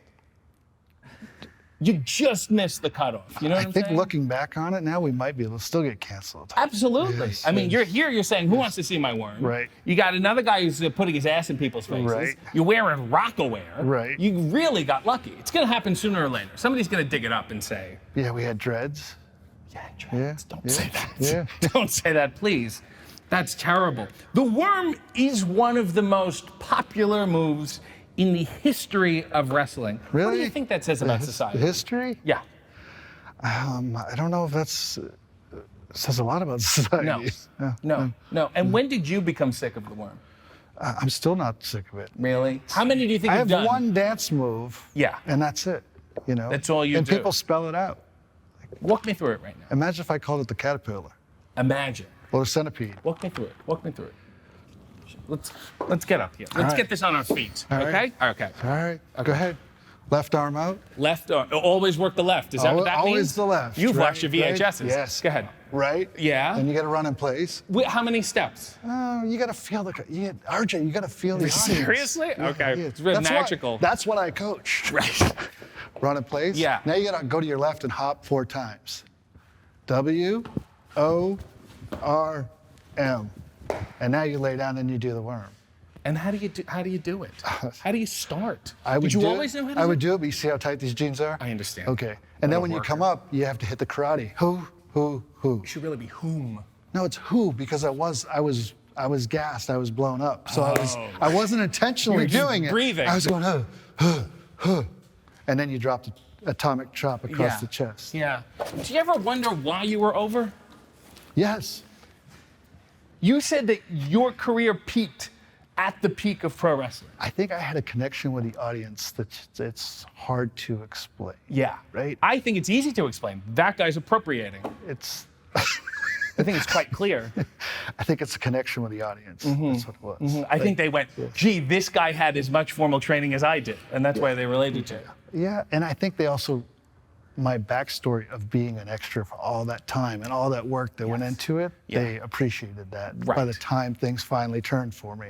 Long-term storytelling. Long-term. It's still being told. Yes. I'll say. You were like the last guy to wear a visor. Where did it go and when is it coming back? I'm thinking about bringing it back in LA for the pay-per-view, actually. Yes. Yeah. You'll just be in the back with a visor on saying, "My, is it sunny?" Lukewarm. Lukewarm.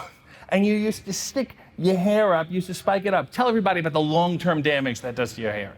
You have to go to Turkey 25 years later to get a hair replacement surgery. There you go. That's the risks you guys took. That was the Attitude Era. But I did it for the fans. Yes.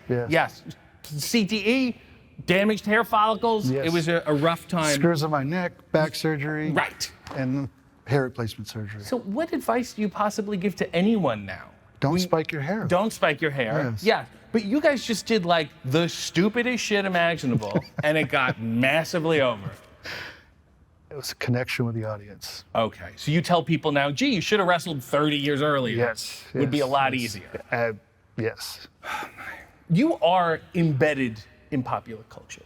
There is a rap group I've never heard of called Migos, and they have a song called Scotty Too Hotty. You've never heard of the Migos? Did they give you any money for this? No, of course not. Did they contact you at all? We can't even say the name. Did they give you a sticker or an album? Actually, they wanted me for the video. But you said no. Somebody else said no. Okay. Well, let me read some of the lyrics. Scotty Too Hotty done put the little bitch on the molly. She everybody too hotty. Shotties on bodies, lil N-words, gonna call them out about it. Don't know none about it. Scotty Too Hotty. Are you proud of this? Connect with the audience. This is what you inspired. It's not my fault. You've wrestled for 20 years and we got little on Molly. Those guys were little kids when I was doing the worm. They owe this to you. It's all my fault. This is what you influenced. I'm you sorry. buy one FUBU shirt and the whole world is turned over. There's also a weed strain called Scotty Too Hotty. Are you aware of this? No. Well, I'm sure you didn't get any money for it either. This is the description. Tell me if it fits you. Relaxing and euphoric. So far. Okay. Reviewers say it makes them feel focused and quite hungry. Quite hungry, never focused. Okay. Yeah. Sweet but gassy aroma. Gassy. Okay. Yes. Excellent. Yes, and notes of vanilla and diesel. Diesel? Mm-hmm. Not that part. No. Used for stress and moderate pain. I have those, both of those. Excellent. So Yes. that's the connection with the crowd that you're talking about again. I see how this is coming. After your last full-time contract, you trained to be a firefighter, but then you just didn't become one? No, I didn't. I went to firefighter school, went to EMT school. Yeah. And then started volunteering. And then you're like, this. Yeah, it wasn't my thing. No. Yeah. No, you said, let me just do one dance move. Yes. And have people fall in love with me. Yes. I don't want to save lives. Yes. Yeah. You also got your real estate agent's license. I did. What part of your gimmick would make me want to buy a house from you? None of it. No. Honey, the guy in the bucket hat says we need new grouting. The guy doing the worm in the kitchen wants to sell us a house. Yeah. You can see why this didn't work. Your son now wrestles. He does. Don't you wish you were a bigger name so the nepotism would actually work? I mean, he's grinding it out on the indies. That's rough. He is. He's grinding it. You're teaming with him. I teamed with him once. Yeah. Yes. And it went yes, poorly. Did yes. it help or hurt your relationship? It helped the relationship. It hurt the match, probably. Right. He would have been better off by himself. Yes. Yeah. And have you told him, like, hey, just roll around in the garage and then pick one dance move and just ride it into the ground? Connect with the audience. Uh-huh. Yes. Has he learned anything from you, or is he trying to go the opposite way? don't spike your hair up. Right, right. Maybe not dreadlocks either. You told your kids, don't do something for the money. Do it for the love, and the money will come. So you just want them to be dependent on you forever? No, I want to be dependent on them. I see. Yes. And you're just trying to bring them along. You say, take over the mantle when I retire. Yes. Does your son inherit your visors? The bucket hats. The bucket hats, right, because you don't want them to spike No the hair. visors, I the understand. buckets. You wrestled one untelevised match in AEW. They didn't see anything in you? They told me to just keep working at it, and they give me another shot, maybe a year or two down the road. But I'm in the developmental system now. Excellent. So, yeah. Excellent. I'm I just, think you just tighten up a little, you know? just waiting for that hair to come back in. Yes. Yes. Yes. Send me your tape. I know Yes. people. You know, for all the dancing you've done professionally. I haven't done a lot of dancing, just one move, RJ. Professionally. That's a lot. You say you've never danced recreationally. I never. Care to dance? Recreationally. Come on. I can't do it. See, my palms are all sweaty. Look, No, come on, look how slow sweaty dance. my Just a palms. little No, slow I dance. can't do it. Scotty. Nope. Scott. Nope. Scott. Nope. Come here. Nope. Just a little. RJ. Just a little sway with me. RJ. A little bit of this. I need HR. Well, this has been an early worm. Get the bird. Get the early bird gets the worm. Thanks for catching up. You know what? As far as I'm concerned, you're an inadequate amount of attractiveness. Wouldn't dance with me. And who's locking up these hammers? Welcome to Hey EW. I am RJ City, and my guest is Gabe Kidd. Hey. It's called Gabe EW when I'm on the show, yeah? Listen, I don't do nothing involving AEW apart from come here and beat up your wrestlers and make money. Fair enough. We're calling it Gabe EW. Oh, I told you to get the sign ready. Okay, I'm sorry. We could have tape. Do we have tape? We could maybe... Get some tape. We'll just do a tight shot. Yeah, you better get your camera editors on that. You pay man enough money here. Come on, man, sort the out. Welcome to Gabe EW. I am RJ City, and my guest is Gabe Kidd. Gabe. Well, if it's hey, I can't say hey, I'm saying Gabe. I should say Gabe. And then you would... Yeah, I know how conversation works, mate. Get on with it. All right, okay. Do you need the second D in your last name? Does it change the pronunciation? I don't think so. I feel like you're a kid either way. Why complicate things, especially for these people? It has a special meaning. You gonna tell me what the meaning? No, shut up. Okay. Get on to the next That's question. Fine. We'll get man. on to Stop the next pissing question. around. Let's move on. Quite a clip here. You hail from Nottingham, England.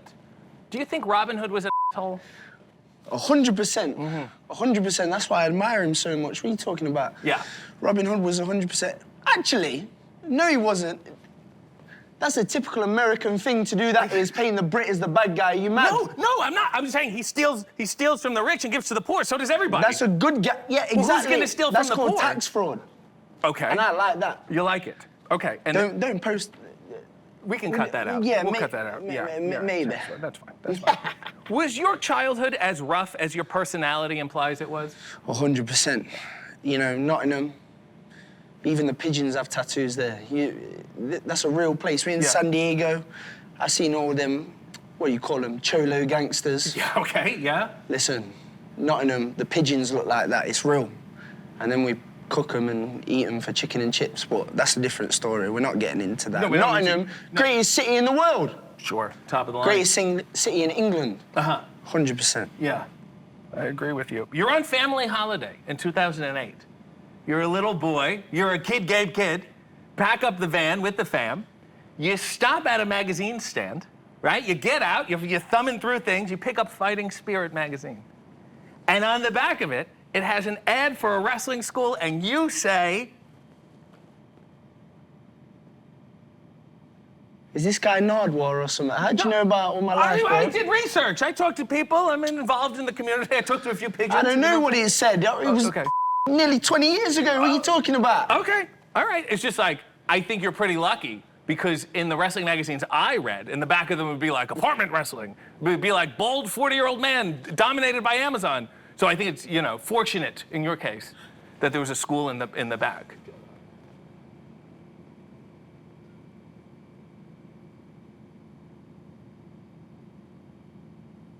You want to?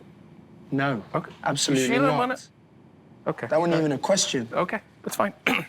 You started training at the age of 11. Did your parents just see no other prospects for you? Fam, who are you talking to, bro? Well, when you're that young, it's usually, hey, maybe you could become a teacher or an astronaut. No, and they I just used to watch Scott Steiner on TV every week and wanted to do bicep kiss elbow drops. What are you talking about? Okay. And they didn't say anything like, hey, maybe you should go into another line of work, the fam? Not at all. No. Okay. Nah, I had too much energy. Yeah, certainly. You wrestled your first 2 matches under the name Kid Danger, and you wore a mask to hide your age. Yeah. Here's a tip. If you're trying to hide your age, maybe don't call yourself Kid. You know? Here's a tip. Shut your I'm mouth. gonna shut and move on to the next question. I'm gonna move on to the next question. Okay. We're not talking. This ain't the show with Kid Danger. This is a show with Okay. You're asking a question. I don't even remember yesterday. What are you talking about? Okay. I was just trying to get the legacy behind you. And you know, the internet also alleges that you wrestled under the name Michael George, although I could find no match records. Was this a private thing or? This was working for a company that I didn't want to be publicly known that I was working for them, and now it's on all my profiles online, so thanks to the dickhead who did that. Prick. Apartment wrestling. What? I was apartment wrestling? I was wondering if... Never mind. What's We'll keep apartment going. wrestling? Okay. I don't want to know about it. I'll show you later. I'll put a blue mat down. No, We'll you roll certainly around. not will show me later. All right, okay. I don't want to know about any of your freaky No, it's not mine. It's not mine. It was in the That's magazines. crazy. It was in the magazines. I don't... So you're toiling on the UK indies. But even then, you always knew Japan was the place to be. Are you a Japanophile? One of those people who thinks Japan is the best place, they have the best of everything? I mean, I guess I am. I certainly would not describe myself as a Japanophile. What kind of... It's a term. What kind of language is that? It's a term. I looked it That's up. That's a bit... No. Okay. Why are you stuttering? I'm not... I'm just... Are you scared? I'm so struck by you. You scared? I'm not... yes, I am. I am. Of course you are. Let's keep it that way. Let's keep it that way. Shibata was so impressed with your work that he called up New Japan and said, you gotta sign this guy. I just find that hard to believe because I've never seen Shibata make an impressed face before. It's always been like this. Like, what was his impressed look? When he cooks tuna correctly. I lived with the geezer for 2 years. LA Dojo. How does Shibata like his tuna? Cooked. Okay. Just put it in the pan. Okay. So you're making your name. Things are happening. You're in the dojos, Japan, UK, LA. Things are moving along. Then the pandemic happens, and then. Do you want to tell everyone what happened so I don't have to? I went mad. Yeah. I went balmy. A little bit crazy. Yeah. In your words. Not a little bit. Actually, very crazy. I went. Nuts, you said. I got a crazy story as well. Give me some. I got COVID in Japan. Oof. I got COVID in Japan. And they had a tight ship running there. They put us in a COVID hotel. And I'm like, right, I want some food. They put food out 3 times a day. They put food out there. I sleep all day because I've got COVID. Sure. Then I wake up, go to open a bento box, it's got flies in it. Ugh. I say, that's not happening. No. Stop making noises, bro. What's up with you? I was. You stimming or something? I'm just. Chill yourself out. I'm gonna lay out. Listen, the food had flies in it, and I'm certainly not eating that. I get on the phone, I don't speak Japanese, they don't speak English. How brilliant's that? So I'm having a conversation over Google Translate. Next thing you know, the conversation escalates a little bit, and I translate on my phone, on my iPad actually. If you do not allow me to get food from the outside from Uber Eats, I will throw this TV out the window. The next thing that happens is that I slam the phone on the floor, nearly broke my hand, funnily enough. Then, I get a knock on my door 2 minutes later. I'm like, right, whoever this is, they're getting it. They're getting it. I don't give a If it's an 80-year-old Japanese woman, she's getting it. Slam open the door. It's Minoru Suzuki. And I was a young boy. I was a bit more respectful at the time. So I swing open the door like this. It's Minoru Suzuki. Otsukare-sama desu. And then the rest is history. You don't know about that. But I did stay in Japan for a long time, and I went crazy. And here we are. Here's my theory. What? Wrestling is nuts. It should drive you crazy. Anyone who succeeds in it is actually crazy, and it giving you a breakdown is actually a sign of normalcy. This business is nuts, not you. You okay, bro? I know we're in California. You had a bit of a... No, it makes me too anxious. Hypes me up a little. I see things and I don't like it. Yeah, well... Do you see what I'm saying, though? Is this good? Well, you're saying that I am normal, bro. Compared to wrestling, I'm flipping it around. I'm just putting it in a No, positive. I'm not. Okay, no, you're not normal. I'm not normal at all. No, you're not. You think anyone's crazier than me? Yeah. Actually, you met a lot of people. I have. Go on, who's crazier than me? You have a point. Why are you trying to normalize I'm not trying to normalize. Yeah, you are. Hey, but it's good to normalize. It was an olive branch. No, it's not. Okay, I'm gonna I'm crazy, bro. I'm gonna crazylize. I'm crazy. You're nuts. I'm not trying to normalize. I am. Madman, you know. If I may. Do you know? I do know. Do you? Just you know? Like, you know? In You respect, understand? I get it. I'm getting it. This guy speaks perfect English. I feel like I'm speaking to a Japanese person who knows no English. I'm sorry. You're moving like a ramen shop owner right now. I don't know what that means, and I don't really want to find out. You know? Yeah, well, let's keep it that way. Let's keep it that way. Are you happy that you went through that whole process? Did you learn any techniques that you're like, gee, other people should know this? I'll say this.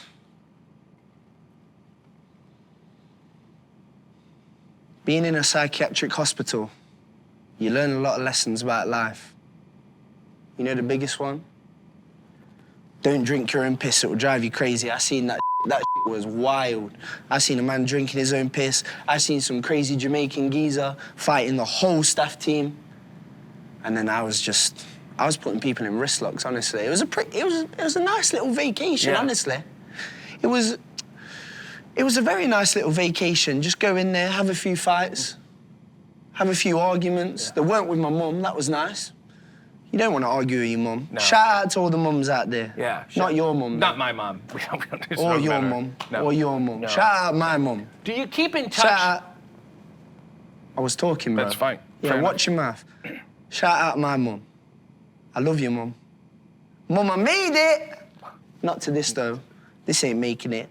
Get that changed, yo. I'm Get me sorry. some tape right now. We're gonna blur it out. We'll blur Come it out. on, Don't man. worry. Blur that out, man. While you were there, at what point did you go, I think I can get a nickname out of this? When it took over my whole life and I realized that I was, in fact, crazy. Yeah. Yeah. And you said, I'm just gonna incorporate this into the whole thing. Well, it is who I am. Listen, out of anything, I'll say this. I'm the realest man in pro wrestling. I'm the Nate Diaz of pro wrestling. I'm real as it comes. Yeah. Nobody's realer than me. Not Eddie Kingston, not Jon Moxley, none of these neeks. Yeah. I'm the realest in this. I'm sorry, So neeks? why am I... Neeks. Which is nerds. Like nerds. Otakus. Yes, otakus. Geeks. Yeah. Yeah, familiar. exactly. Oh, yeah. You look like one. You look like someone... Bro, you ever been to Japan? No. You would 100% go to one of them maid cafes, bro. Yeah. You'd be out there like, oh, can I have dinner with you for 3,000 yen? Is that okay? Sort of like apartment wrestling. It's all coming. Stop talking Okay, about all that. right, I was just freaky. asking. It's not. I mean, it's a legitimate finish. But so you do call yourself the Mad Man. Personally, I think John Hamm is overrated. But the term mad doesn't just mean angry. There's a gamut of emotions within you. So I'm going to call out some other kinds of men, and you could perhaps demonstrate them for me. You know? What are you talking about? Impressions? Glad man. Great. Sad man.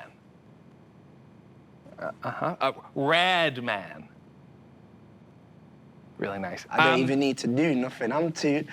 Rad is a stupid word, bro. Oh, trying to dude, rhyme that's there. so rad, dude. That's so rad. No, it's not. Shut up, you little California We don't use that word. I'm from England, bro. Yeah. I'm a real pub man. Look at me, I'm bold at 27. I'm a real pub man.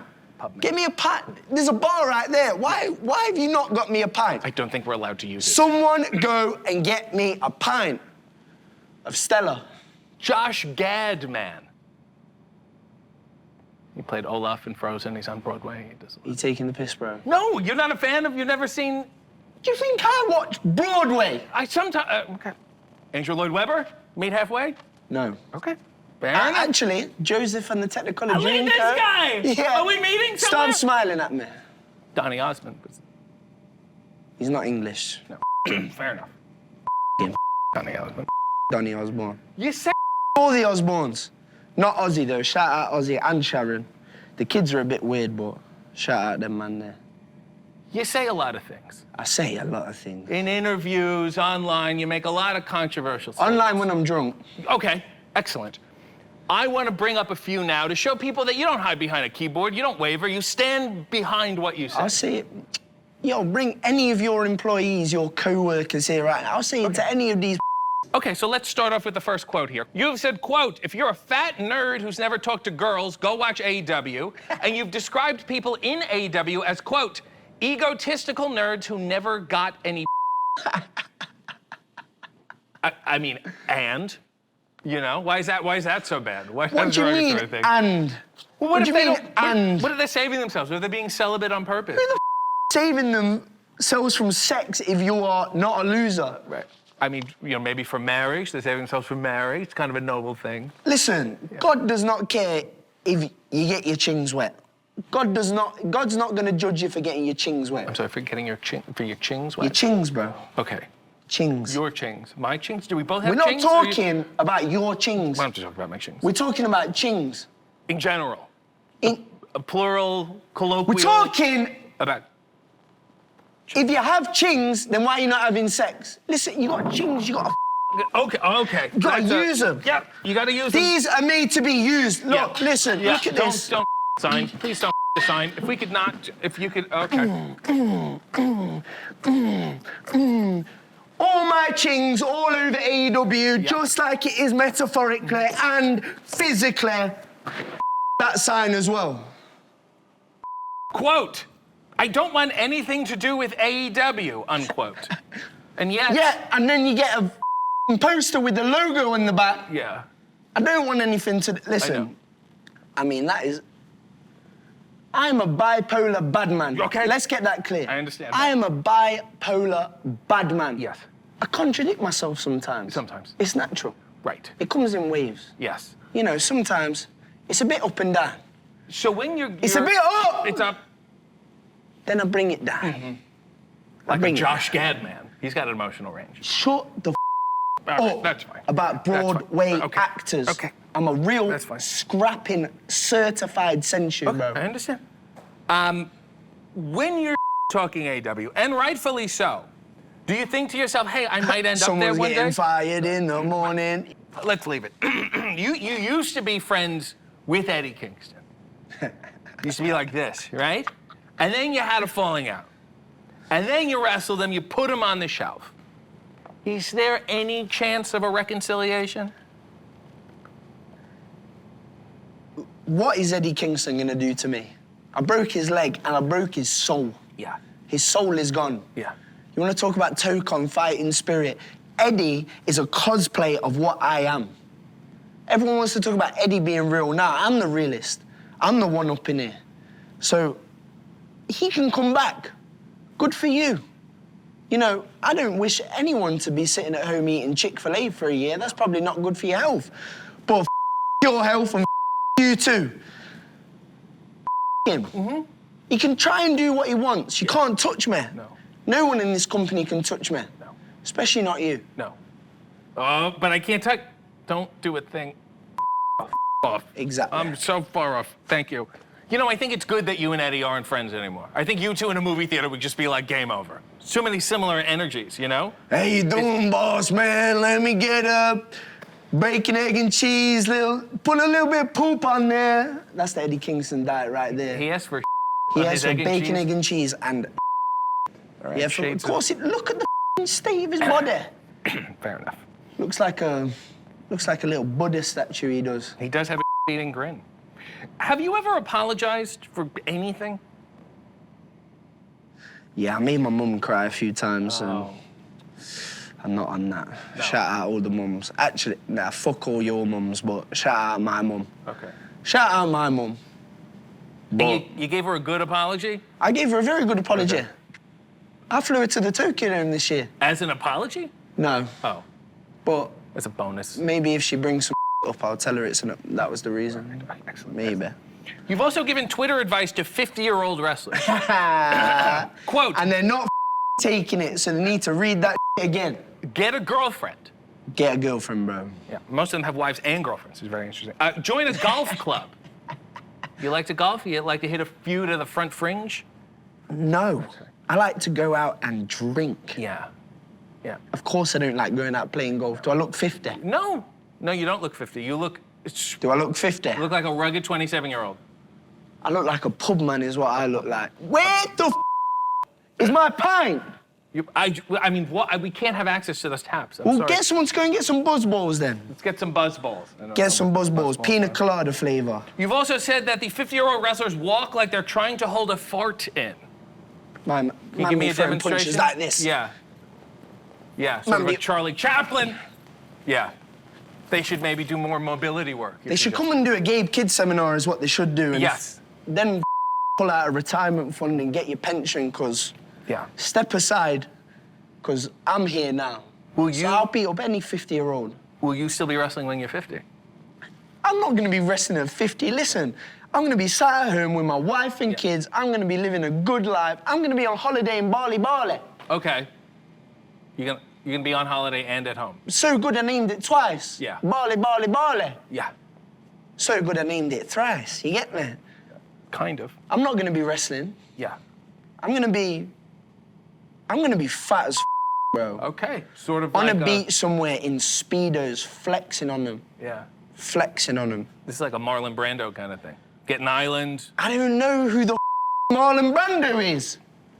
I'll send you some tapes. Josh Gad, apartment wrestling, Marlon Brando. You'll have a great evening. You'll send me nothing. If you ever get my contact, I will stab you. That's fair enough. That's fair enough. You're one of the few wrestlers with good tattoos. Yeah. I'll tell you who isn't. Go ahead. I don't know if we can say his name. Nerd! Let's ignore that and move on. Nerd! I'll send for anyone from any company. I don't give a I don't work here. Yeah. They just pay me handsomely to come in because they know I'm hot as Yes. Handsome, hot. You got any questions about New Japan? I was gonna ask you about the tattoos. What about him? Well, you got a sword behind your ear. Yeah. You got a samurai sword behind your ear. Who's that for? You can't see it. I can barely see it. I'd have to spoon you to see it. That's what people walking in the street, when they see me coming, they're like, oh, I don't want to mess with him. And then I walk past them and they go, oh, he got a sword tattooed on his head. Yeah. As his first one as well. Yeah. They don't know that. I'll make them know when I headbutt them. From behind? From anywhere. Well, they're behind you when they see the I got headbutts tattoo. at any angles. Okay. I got more range of motion in my neck than D'Lo Brown. Are you mad? Am I mad? I'm not. I'm You're having. certainly not as mad as me. No. Nobody is. You have an Oni mask tattoo on your knee. Symbolizes the struggle of good and evil. It's actually a hanya. Sorry. I couldn't. I tried to look it up. Talking about racist, that's racist. Oh, it's it a is hanya. racist. It's racist of An me. Oni is the mask. Yeah. This is a hanya demon. Okay. Get it correct. Oh, sorry. You have a hanging demon on your knee. Does that mean you have a bad knee? You don't like that knee? Nah, this means when this knee smacks you in the jaw that you're gonna feel some demon energy going into your body. Right. And then you're gonna wake up in a hospital like, Was Barbra Streisand an actress before she was a singer? Or was she a singer before she was an actress? Nope. I get man thinking different thoughts in there. Yeah. I have man thinking about their first kiss when I knock them out. Huh. Because it comes with love. I see. In my way. Yeah. I'm a man full of love, you know. Yeah, well, I do. You know Barbra Streisand. I will stab you if you interrupt me again. Sorry. As I said, I'm a loving man. Loving man. What is this? My shoes? No, this. This show? What we're doing right now, is this a therapy session? In a sense. I feel like I'm on the phone to my therapist. What are you playing at? Isn't that good? You're opening up. You're exploring new emotions. We're seeing a new Go on, side then, of you. let's open up. Go on, ask me something deep. Okay. What anger management techniques did you learn in there that you want to share with the rest of the world? What was something that was good? You took away and you're like, this is great. If you're feeling angry, if you're feeling down, the world's against you, angry, just punch someone in the face, bro. Punch them square in the face, hurt them, and then you feel better about your bad going on. Yeah. Go on, this is good. I'm starting to. I'm opening up a little. I'm loosening up right now. Go on, let's carry this on. This is a good. Okay, you're like the guy now. Everyone says he's the guy, he's the next guy, this is a big thing. Did you know you were going to be the guy? Or did you Always. look around and you're like, oh, I'm the guy now? Always. Really? I always knew it. Yeah. That Kenny Omega match was the calmest I've ever been in the ring. I was thinking about taking my gran out to breakfast when he was beating up on me. He was beating up on me, you can't even say that. When he was getting his offense in, I was thinking about taking my grandma out for poached eggs and avocado on toast. But no on the sandwich, like Watch Eddie Kingston. your mouth and you're talking about my nan. I'm saying not like... No, my grandma is not Eddie Kingston. Right. My grandma is not Eddie Kingston, so she don't eat on bagels. Let's get that clear. Noted. This is a good platform to call someone out. Have at it.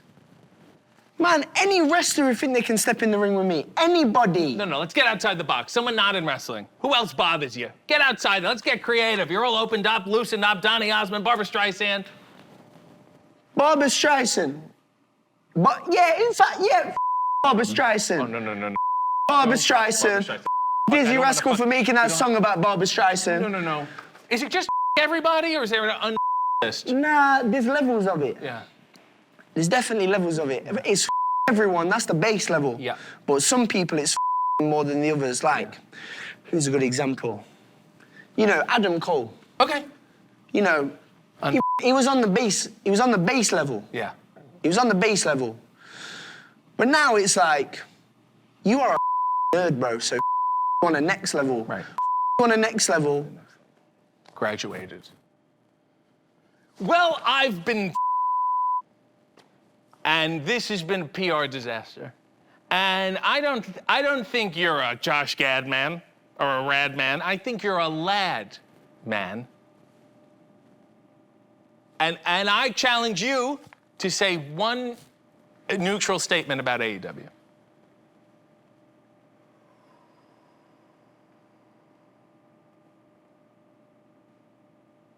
Okay. You ready? Camera ready? We framed up. All right.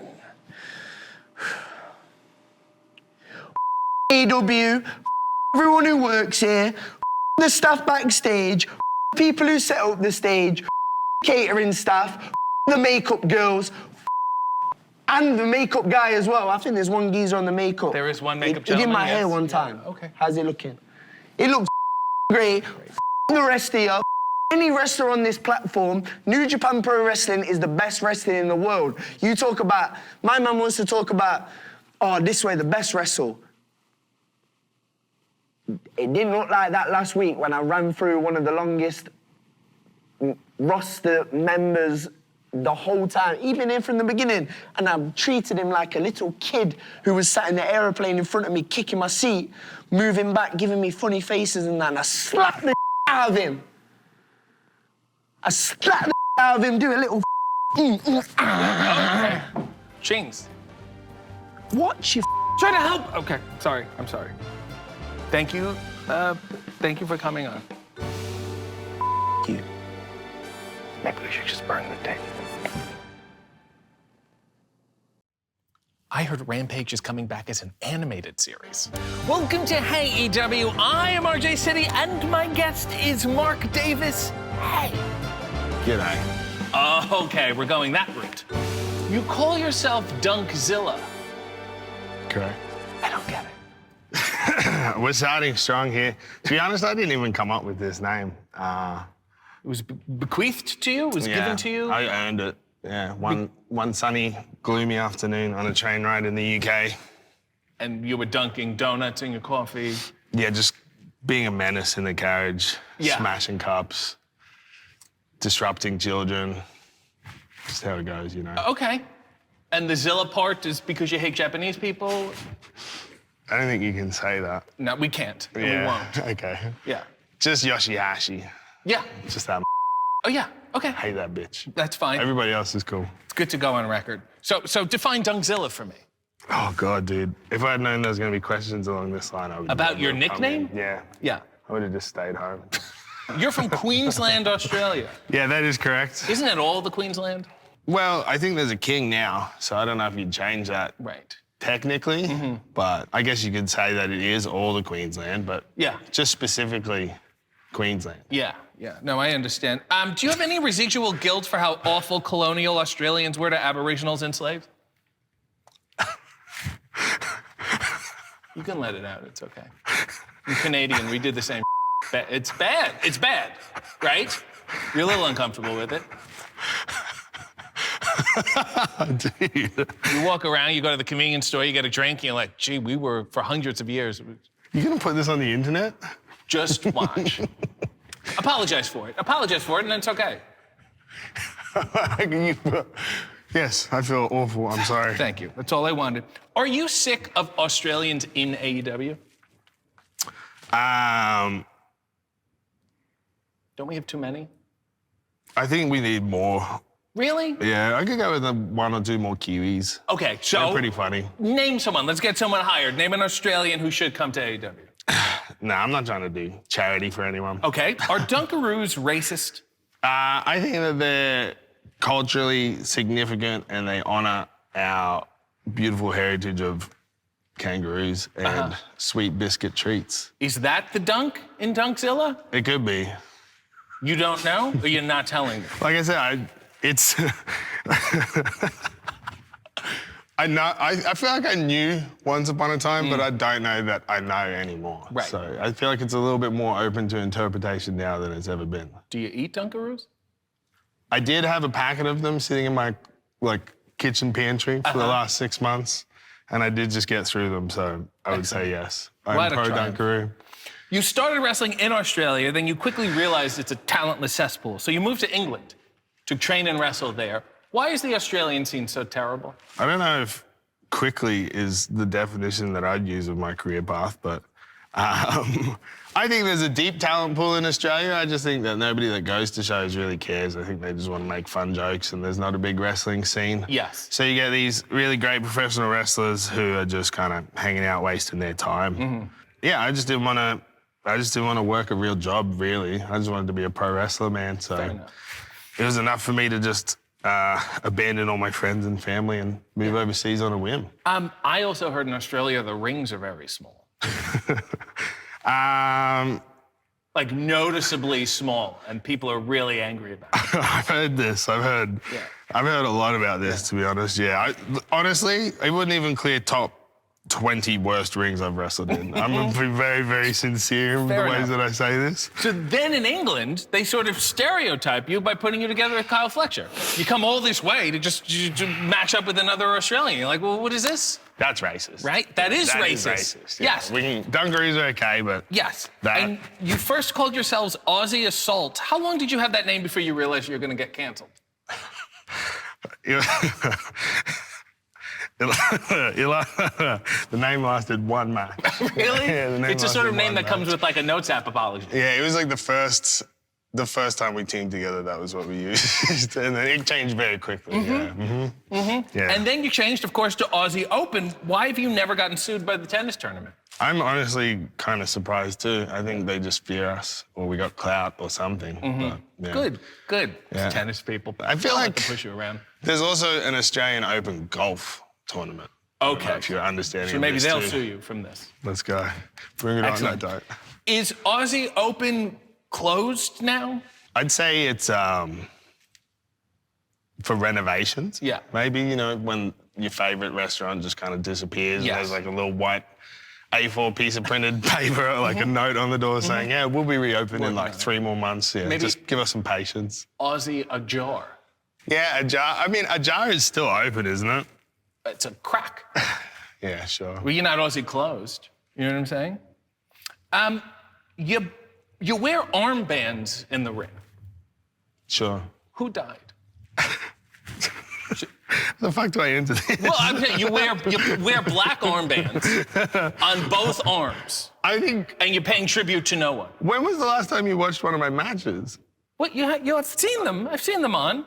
You have worn them previously, yeah. For no reason at all. There was no death. No. Well, I mean, unfortunately, in this industry, yeah. Many. Could be anyone. Many. Yeah. So you put them on and you just say, that'll cover all of those guys. It's my contingency plan. Yeah. It's my, yeah. Yeah. If you did have to put the armbands back on again. Yes, if I had to. Who could die that you would pay tribute to? David Attenborough. Okay. Yeah. Let's pretend he's dead right now. He did so many nice documentaries. He's just the voice of so much. I'm really gonna miss him. So many hours spent on the couch, stoned and gridlocked, listening to Big Dave. Talk about bugs. Yeah. Great work. You do an unusual pile driver that many people deem physically impossible. Please explain the physics now. It's just because I got a big fat dumper. Yeah. These thighs, I'm they sorry. really You help. have a Dumper, big, dump truck, fat booty. Dumper. Yes, sir. Yeah. Yeah. So that really, like, honestly helps with the physics. I don't understand. Some people get really high and mighty about stuff, but I don't know, man. I'd be seeing some crazy stuff on the internet that I think shouldn't really, like, how did that happen? Right. So. And they don't have the dumper, so they don't know. They don't get it. So it's really, honestly, yeah, it's all in the booty. Do you have a name for it? I'm going to call it the Hunter driver. For what reason? Just because I stole it off a dude named Jim Hunter. Oh, okay, great. A paying who's still alive? Shout out. Yeah, Hunter Brothers from the UK, killing it. Because I was going to also suggest thick thighs and lives. No, that's not as good. Fine. Hunter driver it is. One of your other moves was called close your eyes and count to Yeah. How does one do that? Is it 1, 2, or do I just close and then? Yeah, then you just let the So come if upon we were you. if we were to do it together, let's close our eyes, and then when we feel it, we'll say it. Okay. That's not bad. That worked out quite well. This is maybe my new favorite move. To hell with Jim Hunter. When you come to the ring, you make a hand signal. Yeah. Yeah, that one? Sort of like you hate fisting. Yeah, yeah, sure. Right? Yeah. So because you went from this, which quite frankly is a vagina, to I hate fisting. Is that the allegory here? Is that the journey we've been taking? The path that we've been on, no. Yeah. No. Well, then No, what does not this mean? necessarily. Define this. This is from Run the Jewels, who's like a rap duo, right? And it just basically means like you're snatching somebody's like robbing them. Yeah. I'm not going to listen to Run the Jewels. I'm not asking you to. So Okay. it's Okay. Yeah. I understand. You asked for an explanation and I gave You gave it to me. You At also. no point did I say you should listen to them. No, I'm just saying. I'm just not going to seek it out. You Here, came where's out my to phone? Close Your Eyes and Count to by Run the Jewels. Yeah. Yes. Yeah. You also came out to Don't Stop Believing by the cast of Glee. I sure did for many years. What demo were you cornering there? Over actors? Yeah, exactly. Yeah. The theater kids, I was really trying to like bring them in, you know, trying to make it a whole experience every time. Do you think Leah Michelle is racist? Yeah, we'll say yeah. Yeah, she seems like it. That's excellent. That works for me. October 2023, you broke your wrist. Yeah, How this one. did that alter your masturbation habits? It was okay because I'm a righty, so. Yeah, but don't you have to like the computer? I just use you my need 2 hands? imagination. Old school stuff. What is wrong with you? Sometimes I'll draw a picture on a piece of paper if I'm really feeling a little bit thirsty, but mostly just imagination. Yeah, and that grounded you? Yeah. You disconnect. Let's unplug. Let's do Exactly. some old school masturbation. Such a virtually connected world. I just want to kick it old school sometimes. Yeah, good. Analog. I understand. Thank and you. then why did it take so long to heal? Because you were just too busy whacking off? Yeah. Yeah, I just got lost in the sauce. No, it didn't take that long to heal, to be honest with you. I broke it in October, and then I was cleared by December. But then I'd had a broken neck for like 6 years. So Oh, okay. I also had some neck surgery. Yeah. Like April last year. Yeah. So what is it like to masturbate with a broken neck? Honestly, pretty chill. Yeah, pretty chill. I'll tell you what the problem with the wrist is, though. I'm going to tell you why you broke your wrist. Is because it wasn't limp enough. You have stiff wrists. I've never broken my wrist. Can you do that? Are you flexible with it now? It doesn't really work that great now, but. No, I understand. Mark Davis is also the name of the controlling owner of the Las Vegas Knights. Does Tony Khan have residual NFL team owner heat with you? He's never expressly like communicated that to me, but I have got that vibe from him a few different times. Yeah, it's in the air for sure. And I think that the thing that I feel most chapped about in the whole situation is that the other Mark Davis has such a better haircut. than you. Yeah. Yeah. It pisses me off every single time. I see bro tagged on stuff. I'm like, damn, that's a haircut I could get behind. You could really set your watch to it. You're saying he's the better Mark Davis. I'm saying hair-wise, Yeah. he's got me beat. Hair Maybe on as like- head-wise. Maybe as like a NFL team owner, also perhaps has me a little bit beat. Right. But maybe everything else I got him. In homosexual culture, Yes. the slang term bear refers to a man who is typically larger, hairier, and projects a ruggedly masculine image. Is it weird being a bear without being gay unless you are gay, and in which case I should have asked if you were gay, and if you are gay, I'm fine with it. I just want to know, are you gay? Not gay. Okay. No, I hold it. I hold my bear status to high prestige and esteem. Yes. Without Yes, because you are of service to the online homosexual community. I see tweets all the time of these thighs, this dump, this big fat dumper, as you said. They're going nuts. What is it like being a straight gay icon? It's kind of high. I feel pretty good about myself. It makes me feel nice, yeah. I'm not gonna lie. Yeah. Yeah. And if you ever need to switch, you know the support is there. We got it. Yeah, there's like one Twitter account that specifically posts GIFs of my butt. And then I've had people send me like cartoon drawings of me. Very graphic cartoon drawings, like Instagram DMs. Yeah. Awesome. They're great to masturbate to when you only have one wrist. Just let it all hang out. I think that's great. Would you like to say anything to the straight bear community right now? The straight bear community. Yeah. I'm saying the men who are not gay but are of service to Like the bear. my fellows? Yeah, your fellows. My peers? Yeah. Let's keep it real. May I make one small note? Yeah. You gotta let the thighs out. Like this? There you go. Go full trunk. Do that bikini cut. Let it all happen. Okay, so I'm on a 5-inch short right now. Yeah. What you're saying is I should switch to like a 3-inch inseam. Okay. I'll take it. May I? May I? What? Yeah. Just- oh, you want to? Yeah. Get them up Because, there. like, come on. Growl, Kodiak, hibernation. You know what I mean? There we go. Yeah, the bear market, as far as I'm concerned. I have like 3 friends who are gonna DM me and thank me. You're trying. I want you to know that. And not so much with the flip-flops and the purple socks, but nevertheless. Okay. I don't need that many people DMing me. Speaking of Twitter accounts who post pictures of you, there is a Twitter account called Daily Dunkzilla. And they post daily pictures of you. Why don't you follow them? Dude, that's disrespectful, huh? Yeah. I just don't want to look at myself that much. Yeah, you can put them on mute. I feel that's more disrespectful. Look at what they're follow missing them out on, mute. though. They're missing out on this. Do you like that? It's a good beard, right? This is what you're missing out on. I just wanted to plug this. It's very nice. You know, Okay. maybe you should. Daily Dunkzilla, hit him Yeah. up. Yeah, There you okay, go. good, That's good. what's more than a follow.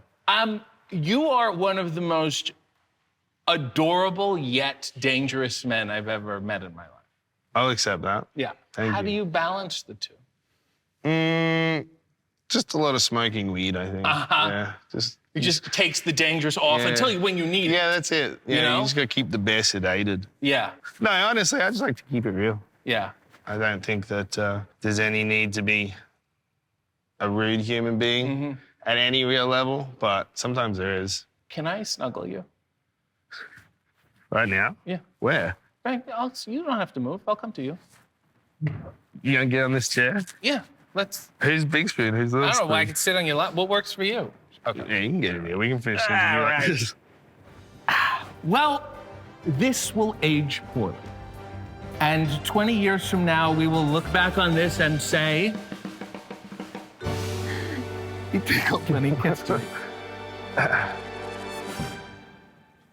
We're just gonna hold here for a few minutes. Feels good. We haven't been taping for a while. Yeah, good. It's okay. Saving this one for a memory later. This mug is filthy. Welcome to AEW. I am RJ City, and my guest is Willie Mack. Hey. What's happening? Oh, what is happening? Can I get a little? Would you mind? Can we share a pic like that? You ain't got no facial here. All it right. wouldn't work. Your full first name is Willie. Yeah. Your parents named a baby Willie. Well, my mom was from St. Louis, Missouri, and my daddy from Hattiesburg, Mississippi. Yeah. That mean they country as hell, so if they say Willie, that mean Willie. No William, no Bill, no Billy, none of that. My name is Willie. Mm-hmm. It's on my birth certificate. Okay, I believe you. Now I'm talking to them other people out there. Yeah, they will believe you. You're a junior, though. Yep. So your father's a Willie. There's two Willies. That's the legacy. It's a dynasty of Willies. Well, I guess so. It's a few of us out there flopping around. Yeah, there is a pro golfer named Willie Mack III. Is that your son? Hell no. I ain't got no kids. Oh, are you sure? Oh, I'm sure. Okay. So there's 3 of them and 2 of you. So there's 5 Willie Macks in the world. How do you feel about that? Well, I'm the only one that's doing anything in this industry, so I'm the one that count. Okay. All right. Because there's a country singer too, and a football player, and an MMA dude, and we all had to fight for the usernames, but I got the top end of the stick. Good for you. I'm like, yes. I'm proud of you. Victory is mine. How do I put this delicately? Were you a crack baby? Well, yeah. You made it, though. You're a success story. Are you ultimately now pro crack baby? Well, it's probably not a good thing, but you can turn your situation around afterwards, like I did. Look at me. Yeah. I'm on national TV every once in a while, but yeah. This is on YouTube and really doesn't get much reach, so I wouldn't worry about that. You grew up in South Central LA. Yeah. If I was to visit there, how could I keep myself safe? Don't do nothing stupid. Like? Nothing stupid. Okay. I don't know how All to right. I'll just stay in the house. Okay, that's fine. So you're in high school. A teacher told you should start training to wrestle. You start training, and then you stop. Then you finish high school, and then start training again the day after you graduated. When you first started training, did you think, oh my God, I'm horrible, I should have a plan B? No, not really. It's all I knew. Like, as soon as I fumbled around and turned on the TV and saw Macho Man and all them other people on TV looked like they was making people happy, traveling and having fun. So I said, this is what I want to do. Because I want to get out and see the world, not just down the street in my city. If this failed, though, I did have a backup plan of being a firefighter or a ninja. Oh, okay. When you say backup plan, did you investigate these avenues at all? You investigated becoming a ninja, and you said this probably isn't for me. Oh, no, I didn't give up on it. I succeeded at the wrestling part, so I just was like, all right, I'll just keep that on the back burner. Here's a quote I'd like you to address. Filipinos got me into vaping. Oh, yeah. I had a lot of Filipino homies, and they was the first few people I saw vaping other than like the regular like little cigarette ones. They had like the big old boxes, blowing all the big vapor and stuff, and they had this one flavor called ube. Yes. That is delicious. And like they gave me some, and I'm like, I don't even smoke, but I do this every day. And you said the vaping actually helped your wind. Yeah, it's different because it's not actually smoke or nothing, it's just water vapor. Right, right. And you got a lot of wrestlers turned on to it. Do you think that's your legacy in the business? You're the vaping guy. I mean, you're the George Hackenschmidt of vaping and wrestling. I mean, I guess. Can you show me how to do it? Maybe on a pen here? Like a real pen? I don't know what that pen being. Well, okay, just tell me how to do it. You ain't gonna get nothing but ink. Like that? Is this how it goes? I guess you're on the right path. It's cool. I feel cool. You know, I feel closer to you now. This is excellent. Thank you so much for this. I'm going to list some names that you've wrestled under. On a scale from 1 to 10, tell me how racist they are. 10 being like Saba Simba. Downtown Daddy Brown. That ain't that bad, so I guess like a 7, 8. Okay. Chocolate Caliente. That's hot chocolate in Spanish, so I guess 1. Really? It's mixing in Latin, too. I feel like it's like cross-racist. Okay. Milk chocolate. It's whatever. Chocolate Thunder. Well, that's awesome. Okay. Think about it. Chocolate Juggalo. Whoa, whoa. Are you a Juggalo? Are you in or you just Juggalo adjacent? No, I'm a full-fledged Juggalo. I've been down since 95, 97. Yeah, they just seem like Hell's Angels, but for annoying people. Damn. I mean, no, hell no. Okay, They ain't. all right, defend them. Defend vaping and the juggalos. Vaping is cool because you can do it inside and outside. Yes, I understand. And being a juggalo is thinking outside of the box. Yeah. Everybody's welcome in the Dark Carnival, baby. Okay. You're a big fan of Ahmed Johnson. Oh, yeah, Pearl River Plunge. Why don't you hurt people and wear thigh pads? Because that would make me unprofessional, and thigh pads, I can never find something big enough. Yeah. But somehow he did. Yeah. But that'll be too much stuff to put in my gear bag if I invested in it. I understand. You also said your dream match is with Too Cold Scorpio. Mm-hmm. It's because you want to see his giant penis? No, I actually wrestled him, and... You got a peek? I guess I got a peek, and I got a unintentional feel, because I was down on the ground selling. He did a front flip leg drop, and somehow his leg hit me, but then something else hit my jaw, and I'm like, oh, hell no, that was it. That show was it. That was the legend, so. Wow. Wow, nothing. So he made you a believer, is what you're saying. He made me something. He didn't make me no believer. It was just, yeah. Wow. I understand. Scorpio season indeed. You have a move called the Chocolate Thunder Bomb.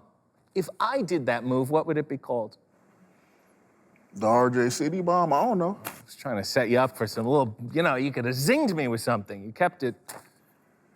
I don't know. The Lemon Drop? Now I'm insulted. Oh. One of your finishing moves is the 6-star Frog Splash. Why is your Frog Splash 1 star better than RVD's 5-star Frog Splash? Because I'm big and black. But don't you understand that you're skewing the whole star rating system? 5, everyone thought 5 was the max. Is 6 the max? Or is there gonna be some guy in Japan years from now who does a 7? Listen, they got it all messed up because of that Meltzer person, but my 6, fight me if you want to. You have another move called MDX. Why don't you tell everybody what that stands for? Oh, on PG shows, it's the Mac Daddy Express. Mm-hmm. But back when I was doing it on the indies, it meant for my explodes. And that's because you love this business so much that your body gushes with delight? I guess you could put it that way. Yeah. But yeah. It's like a premature ejaculation of passion. Premature?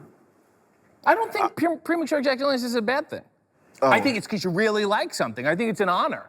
People shame the premature ejaculators, but I think we should be nicer to them. I mean, I guess so. Sometimes if it's that good, you just got to go with the flow. And, Mm-hmm. That's the sound you make? Not really me, but I heard some people sound like they dying. You often come to the ring with an Afro pick in your hair. Yeah. Why not just pick it all before you come out there? Or you worried somebody's gonna steal it in the locker room? No, that's my thing. You gotta keep that comb in your head at all times because you might never know when you have to use it and poke a few people. I see what you're saying. Yeah. What? No, I'm saying you use it well, you handle it well. I think that's excellent. The clothes you wear. What? What the are we doing? What you mean? It's just all over the place. You got these outfits, they sometimes have your name on them. Are they yours? Well, the ones with my name on them, yeah. But do you have a clothing line? Somewhat, but mostly collaborations with other people like Psychopathic Records, ICP, Lazy and Crazy. Yeah. So yeah, I gotta put it out there. Yeah. Plug it, Lazy and Crazy. Yes, Lazy and Crazy Clothing. Hit them up on the Instagram and the Twitnot and everything else. Yes, on the Twitnot, correct. Why don't you have a cameo? I got one. You sure? Yeah. Okay, well, I so. think you should plug it more. I think you should use it more. I didn't know you have one, and you're such a trove of wisdom that I think people would seek your counsel. I mean, all my things is the same name, Willie Mack or Willie_Mack or Willie Mack 87, something along that line. So Let's give people a preview of how versatile your cameos can be. I'm gonna call out some scenarios and you give a cameo for them, okay? My nephew is a big fan of yours, but he's falling behind in school. Oh, well, I'm glad you're down with the Mac, but another thing you need to be down with is that schoolwork. Get you an education so you can have you something to fall back on, and you could come see me in person. I'll give you some tickets if you get up to a B. Really good. Or a B plus. Really good. Okay, next. My aunt needs a kidney and she's waiting for a donor. Oh. Well, glad you came on to my cameo. You know that list is kind of long, so you got to be patient. Somebody gonna get hit by a bus or something, and they gonna rush that kidney right to you unless it's like 25 other people waiting. But yeah, hang on in there and back to Mac, baby. Whoop, whoop. Wonderful. My dog is dead. This is the message to the person that ran them over. Oh, so you go around hitting dogs, huh? You hit and running? You think all dogs go to heaven? No, that dog went up under your tire. When I find out who you is, I'm gonna hunt you down. I'm gonna be like Dog the Bounty Hunter. And I love animals. You took an animal's life, now I might have to take yours. I'll take a few fingers and toes first and maybe an ear, but yeah, little Wolf gonna get his get back. I'm gonna have my pound of flesh. What happened? And finally... God damn, we still going? Too Cold Scorpio. Oh. Too Cold Scorpio, it was great to have the experience of wrestling with you. I watched you since I was yay high when you was Flash Funk, and yeah, when you hit me with that manhood, I don't even know what to say. It felt like one of them little, you know, them little bats you get from the ballpark, them little souvenir ones. That's what it felt like across my jaw, and I hope not to experience that again. We could tag team up and have somebody else feel it, but yeah, that thing ain't going across there no more. That's what I felt. I understand. But thank you. Well, this has ultimately disproven Reaganism. And if I've learned anything, it's that vaping is good for your health. Do you like when people say Mac is back, or does it find it distasteful? No, it's cool. All right, well, The Mac is back, There baby. you go. Mac and lemon drop and having a good time. Hell yeah. I'm not gonna do that. AEW. You just figured it out. Hey. It's itchy. No, absolutely not. We're not doing this. Leave. Leave. No, I'm not doing this. You have to leave. Get out. Will you leave? Please leave. Please leave now. Thank you. Hologram. I need you to leave. Just go. Portal start, portal engage. I don't...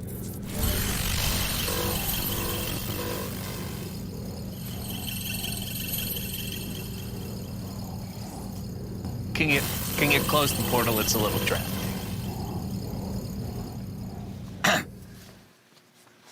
Thank you. Welcome to Hey AEW. I am RJ City, and my guest is Hologram Hey. Hey.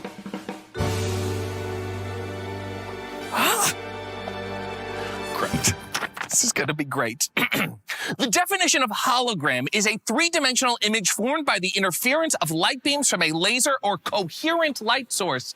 What is your light source? A light source is a device whose primary function is to produce visible or near visible radiant energy for general illumination and specialty applications. How did you come to be? A Nintendo 64 and your mom.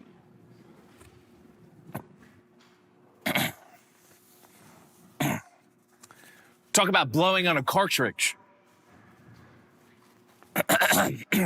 Do you do any other voices?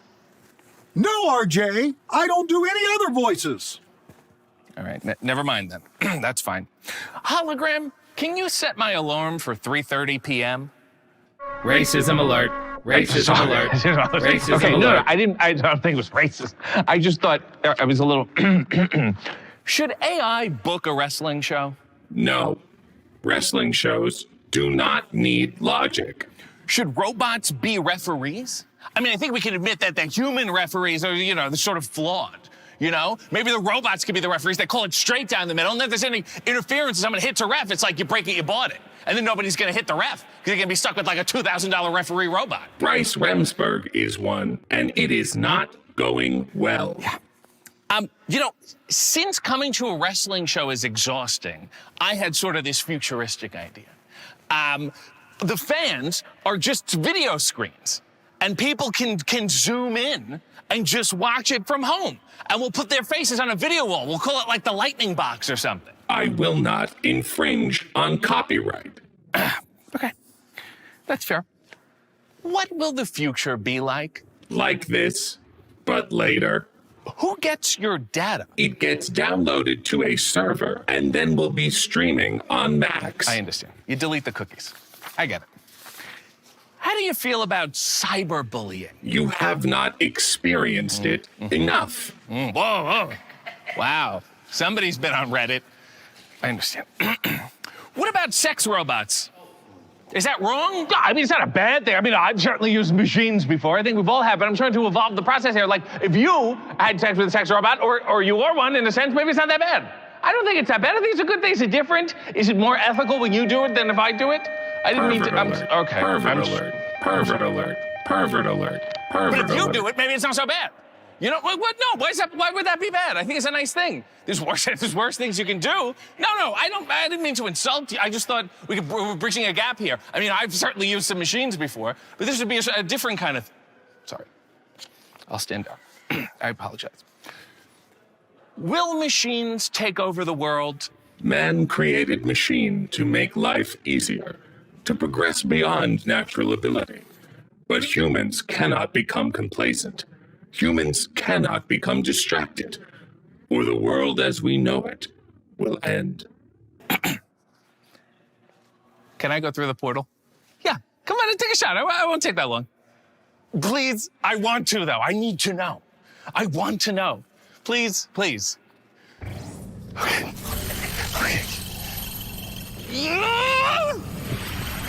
So picture it. Rose is sitting at the table. She's waiting for Blanche. But when she comes over to the table, it's not Blanche. It's actually Dorothy. I gotta go. Spornak. It was Dorothy Spornak.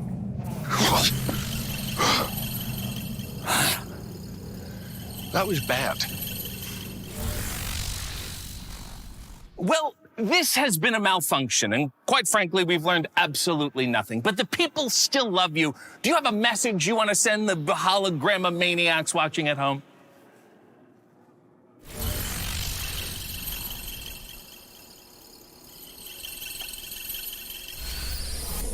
Message received. That was great.